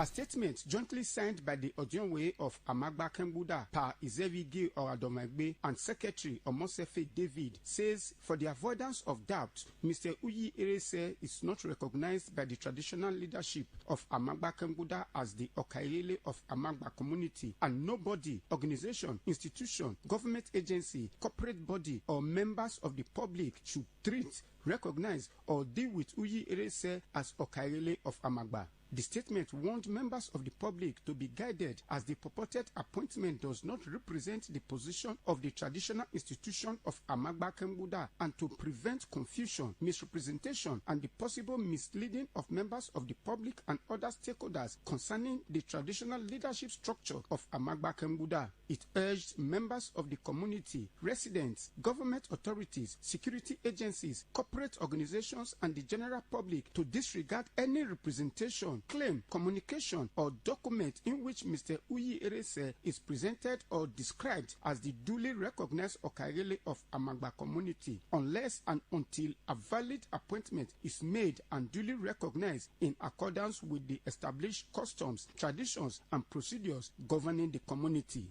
Ikmomosa Ugiagbe, ITV News. Dignitaries, members, and well-wishers of the Rotary Club of Ogba, Benin City gathered together in merriment for the installation ceremony of the 30th president of the district. Taofika Shaka reports that events featured dance, performances, recognition of previous dignitaries, presentation of the annual year reports, and inauguration of new club members. The report is presented by Efosa Owangwe.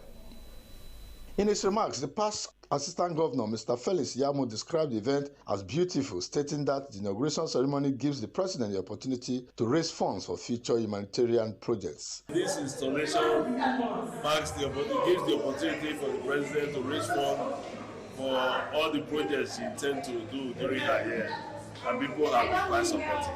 However, as part of his plans for the new Rotary year, the club announced its intention to pursue further economic projects and work with private organizations to expand the humanitarian objective. During her inaugural speech, the President, Mrs. Uyi Vanessa Orarese, expressed appreciation to past leaders, members, guests, and her family for their support, thanking the club for their confidence and the trust bestowed upon her. She pledged to carry the responsibility of leadership and additionally urged members to remain committed towards the humanitarian objectives of the club.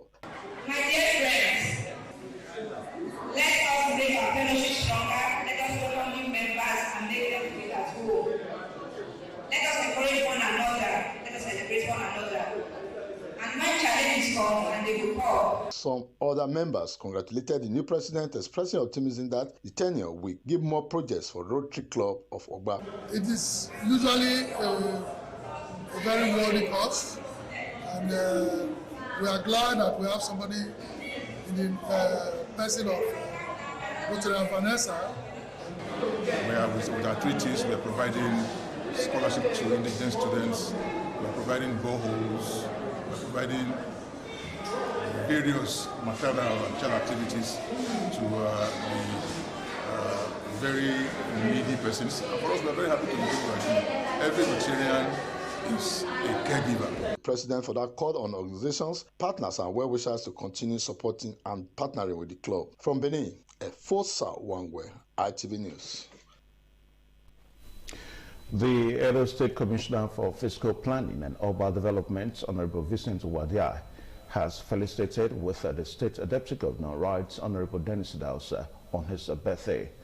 Honorable Wadia, in a congratulatory message, eulogized Right Honorable Dennis Idahosa as a distinguished politician who has demonstrated unwavering commitment to the welfare and development of Edo State, whose leadership has been instrumental in shaping the state's development trajectory. He said, as the Deputy Governor of Edo State, Right Honorable Dennis Idahosa marks another year of life. His continuous loyalty and cooperation with the Governor of Edo State, Senator Mother Bebolo, has facilitated the Project Shine agenda, which has transformed the state. He said, Right Honorable Dennis Idahosa's impressive track record is an affirmation to his dedication and hard work, which has consistently demonstrated his ability to drive growth and development. The Commissioner for Fiscal Planning and Urban Development expressed the delight to join others to celebrate the State Deputy Governor, whom he described as a remarkable leader. In the same vein, the Edo State Deputy Governor, Right Honorable Dennis Idahosa, has been described as a quintessential gentleman whose contribution to projecting humanity cannot be overemphasized. The acting chairman of Ovia North East Local Government Council, Honorable Omouyi Igbinake, made the description in a congratulatory message to Right Honorable Dennis Idahosa on the occasion of the Deputy Governor's birthday. In a statement, Honorable Igbinake said, Right Honorable Idahosa's birthday is a reminder of the Deputy Governor's unwavering commitment to the overall well-being of other people of Edo State, as he has continued to impact positively on the lives of people that came in contact with him. The acting chairman of Ovia North East Local Government Area said, Honorable Dennis Idahosa is an epitome of humility and character whose impact on the lives of the average Edo man, especially the people of Ovia North East, is eminently pronounced. He prayed God to continue to protect the Edo State Deputy Governor, grant him wisdom, grace, and longevity, especially as he joins hands with Governor Mother Bebolo in the task of improving the socio-economic well-being of Edo people.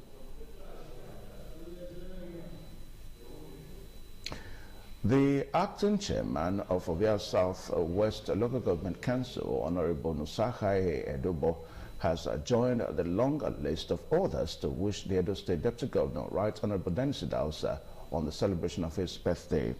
In a congratulatory message, Honorable Edobo said that the birthday of the Deputy Governor is an opportunity to celebrate a man of unparalleled and uncommon loyalty to constituted authorities that bring development closer to the people of Edo State.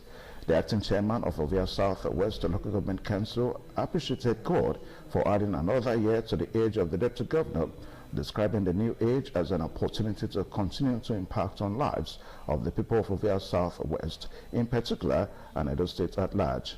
Honorable Nusahai Edobo applauded Right Honorable Dennis Idahosa's on equal investment in the lives of other people of Edo State through good governance in collaboration with the State Governor, Senator Mother Bebolo. The acting Ovia South West Local Government Chairman said, as a distinguished politician with unblemished antecedents from his days as a civil commissioner, national legislator, God's blessings will fill a place of rest in Right Honorable Dennis Idahosa that will translate into bringing the much sought after dividends of democracy to other people.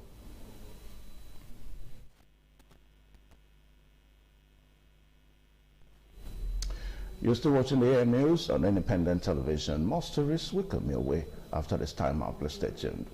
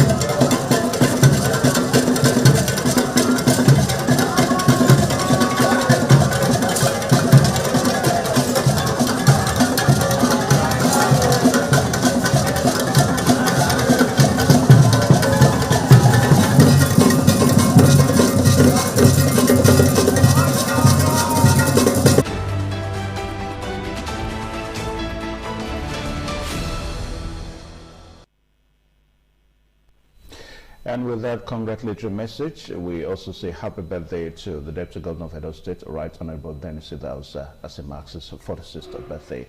And on that note, we end the news of this morning on Independent Television AM News. My name is Evan Sunohogi.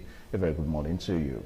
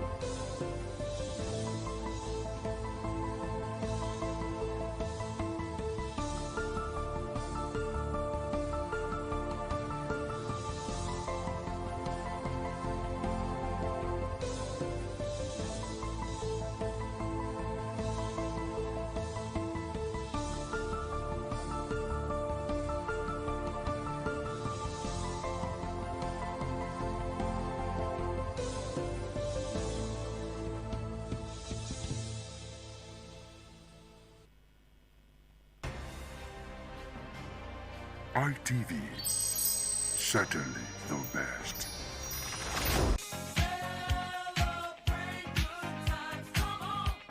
It's time to talk. It's time to think. ITV